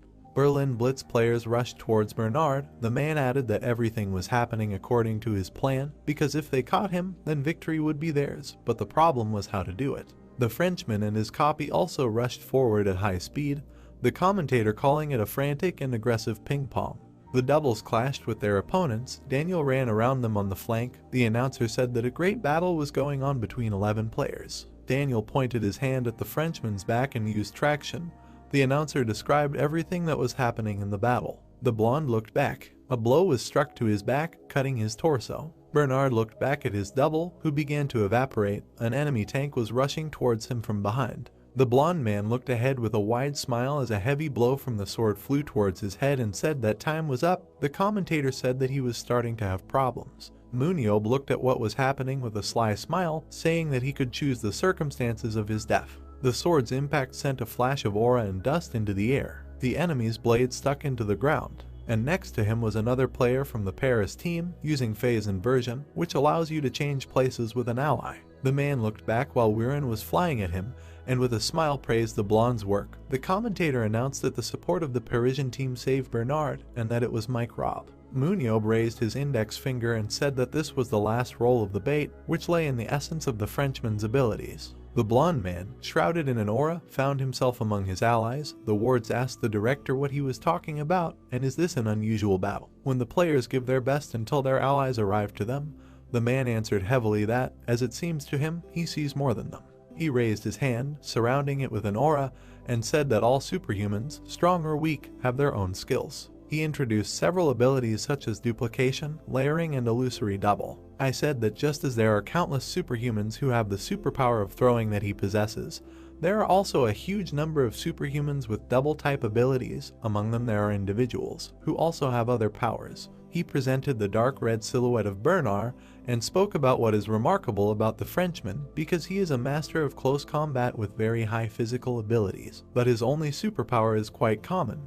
After which he asked the question if they have the feeling that they are the best player in the world when looking at this guy's stats. Seunho surprisingly agreed with his words, saying that if you look at the top three, both Daniel and Roy have a lot of abilities. The guy presented the image of a Frenchman and his double ability, after which he added that, in addition, he has a weak point, because with the death of a clone, the aura is also lost.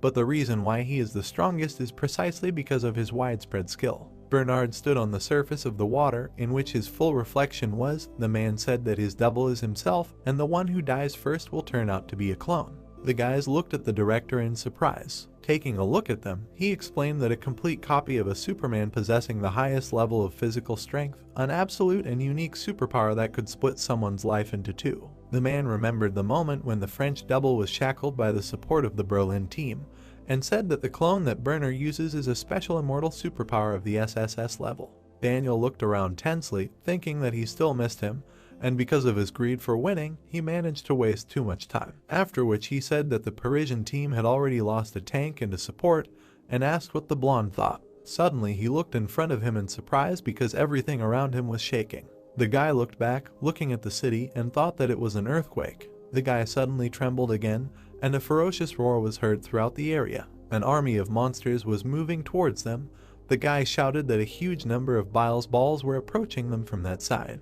He gritted his teeth, looking back at his ally, and thought that this was mobbing and that they were not just stalling for time, and then asked Chen Jin to deal with them, thinking that if this was the Paris team's plan, then it was definitely not worth the sacrifices of support and tank. Chen Jin jumped up using zero gravity and began charging void energy in his hand, after which he put his hand in front of him. The black hole hit the ground, distorting it. The monsters in the area rose into the air while the guy kept the projectile pointed at the ground. Daniel and Sharon stood under the monsters hanging in the air and looked around in surprise. Suddenly the guy noticed something again.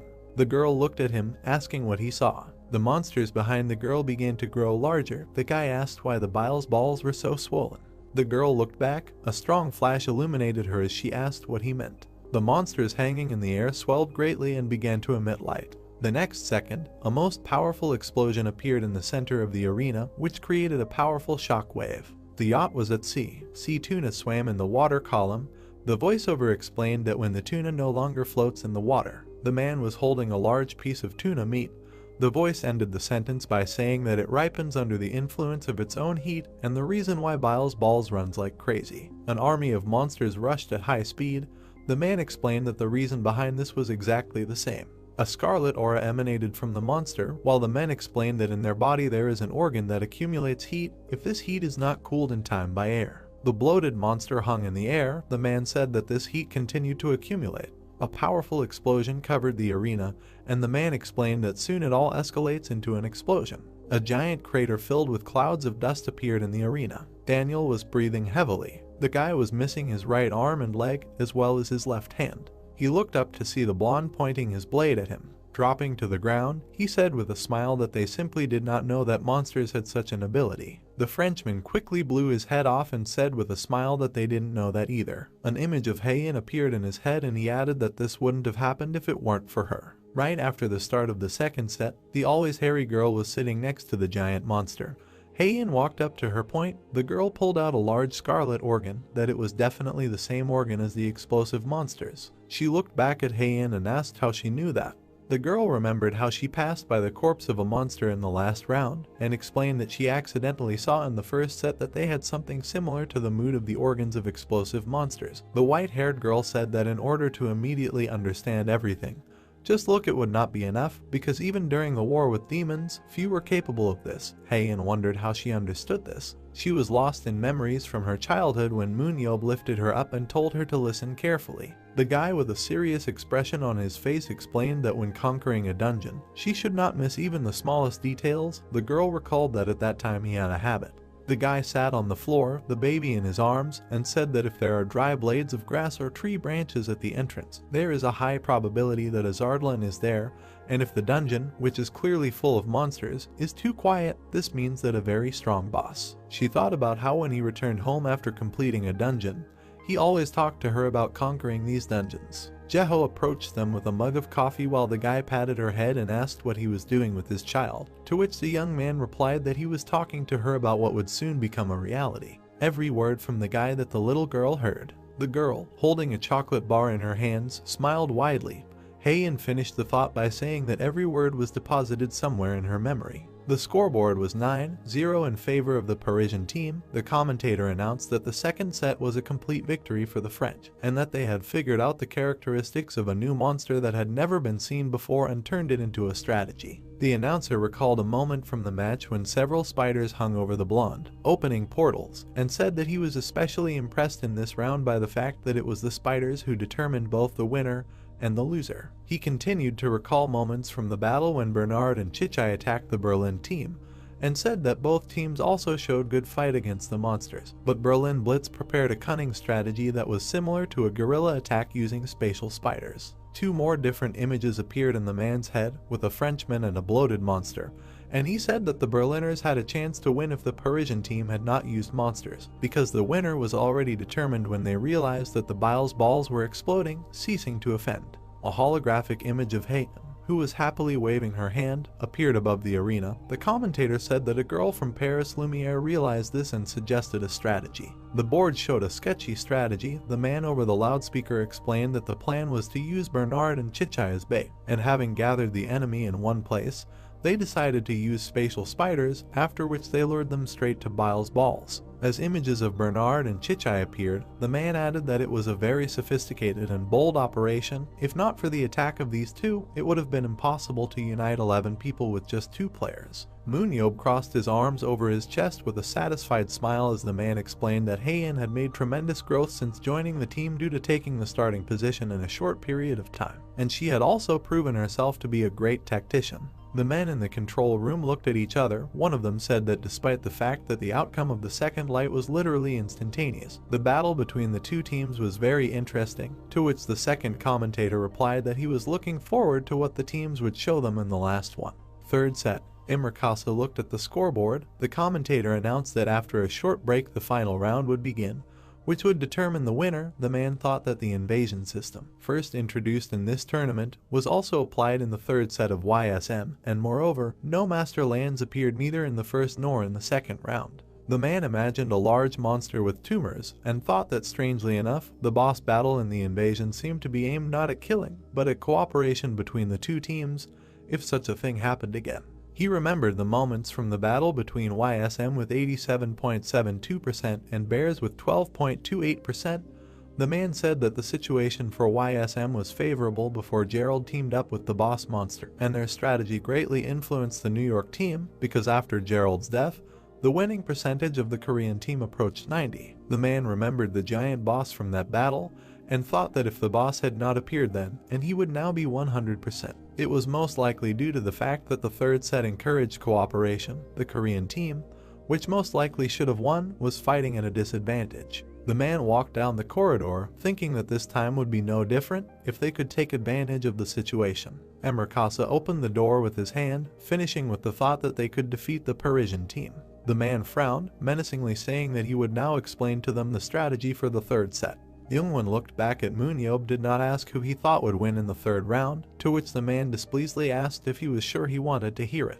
The guy covered his ears in surprise, telling you not to talk, because if he says something, it will definitely happen before he can see it. The man said that in that case he will ask them what they think, who will win. Seunho looked at him that he thought Berlin Blitz would win. The man asked why he thought so. The guy introduced the players to the Berlin team against the backdrop of the game score, and said that firstly, the score between the teams was 5-0. But that was before Chen Jin, Wuren and Shuren joined them. The appearance with the arrival of these three was the potential of support has grown significantly. He then recalled the moments from the battle, and said that this is why the Berlin team had the advantage in the first set. Since they could act limited depending on the circumstances, it was a stable team fight led by Bernard and one or two more players who led the score. He then remembered how the French fought and said that in the second set Paris Lumiere seemed to be stronger thanks to the Blondes' play. However, he thinks Berlin Blitz could have won this light if they knew the information about the exploding monsters. The guy schematically introduced the three players, saying that Paris Lumiere lost 2 players, Chichai and Rob, and the Blondes' double was exhausted before the main team battle began.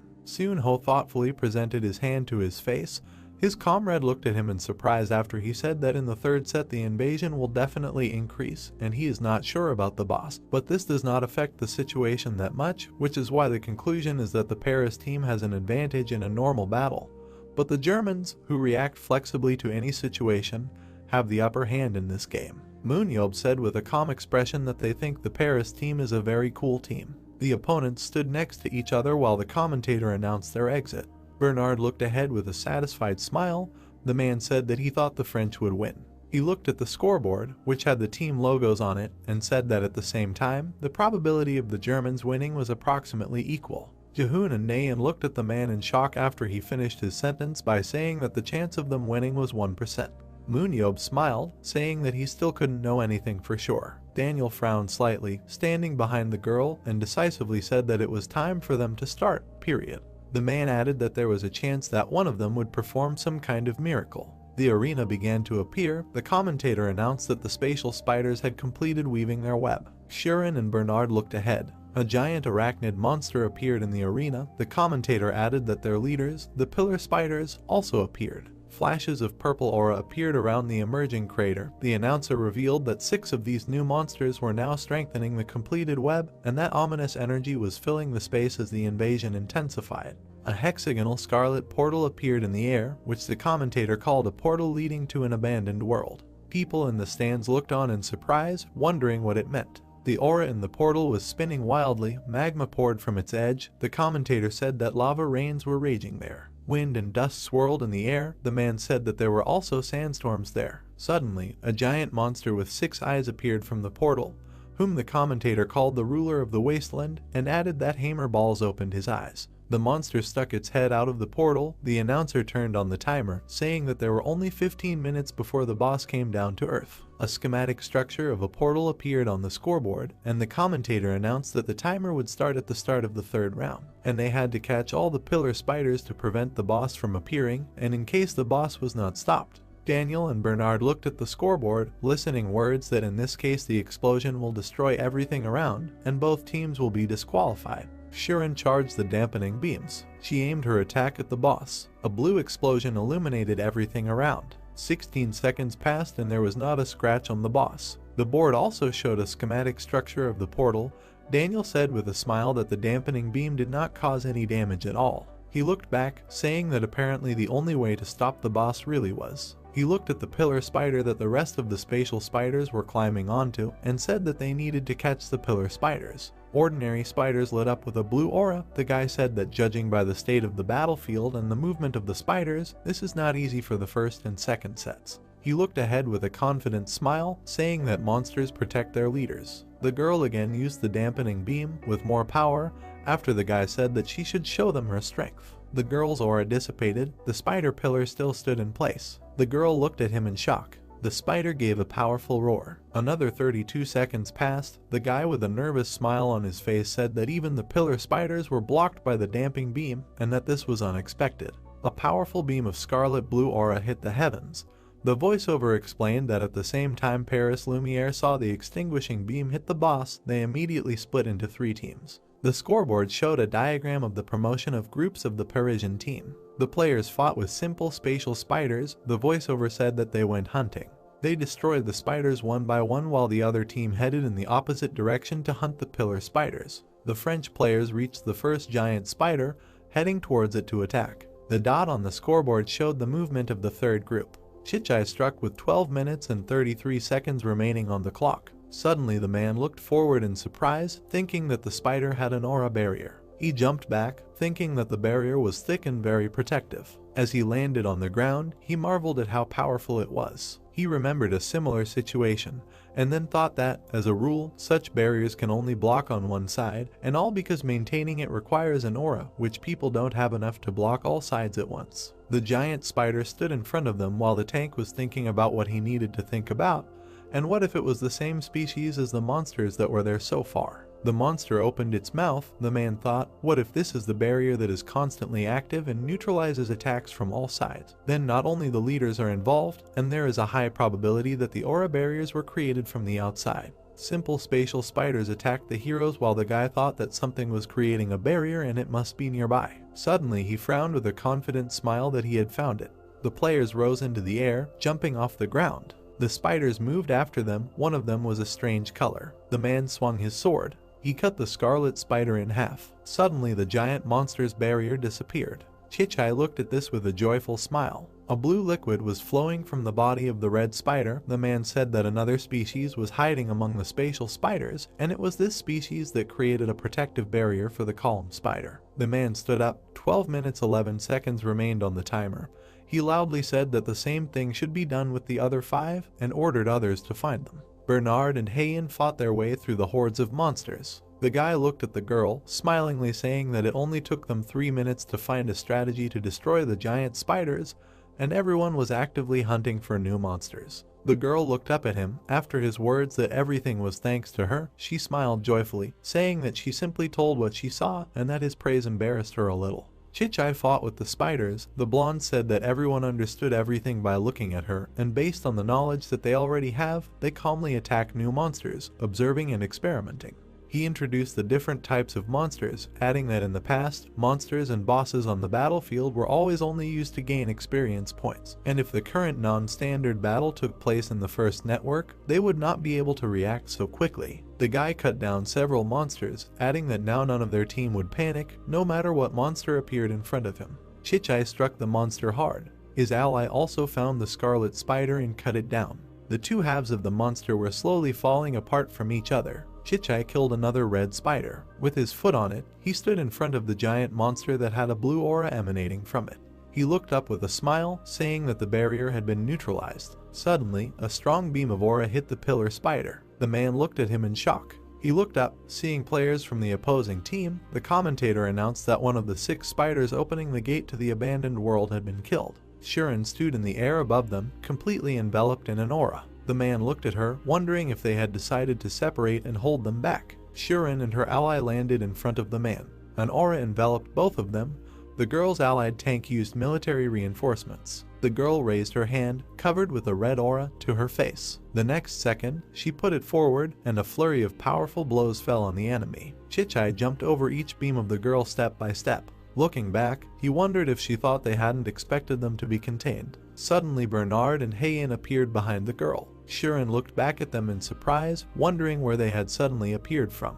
Daniel used his ability, saying that the French would not succeed. He appeared in front of the enemy, who dealt a powerful blow. With a satisfied smile, he said that they were not the only ones who had prepared. The blonde looked at him in shock, thinking that even he was participating in the containment. The guy pushed both opponents away from the girl who was charging a new attack. The next second, the beam hit the players of the Paris team, who were behind Heian and Bernard. The commentator counted her 2 kills. The girl clenched her fist with a satisfied smile. Daniel slammed his hand into the ground, saying that it was very difficult. The blonde looked at him with a nervous grin, realizing that this was not holding back. Chen Jin and Wuren landed next to Daniel, after which the Frenchman thought that this was an imposition of a team fight.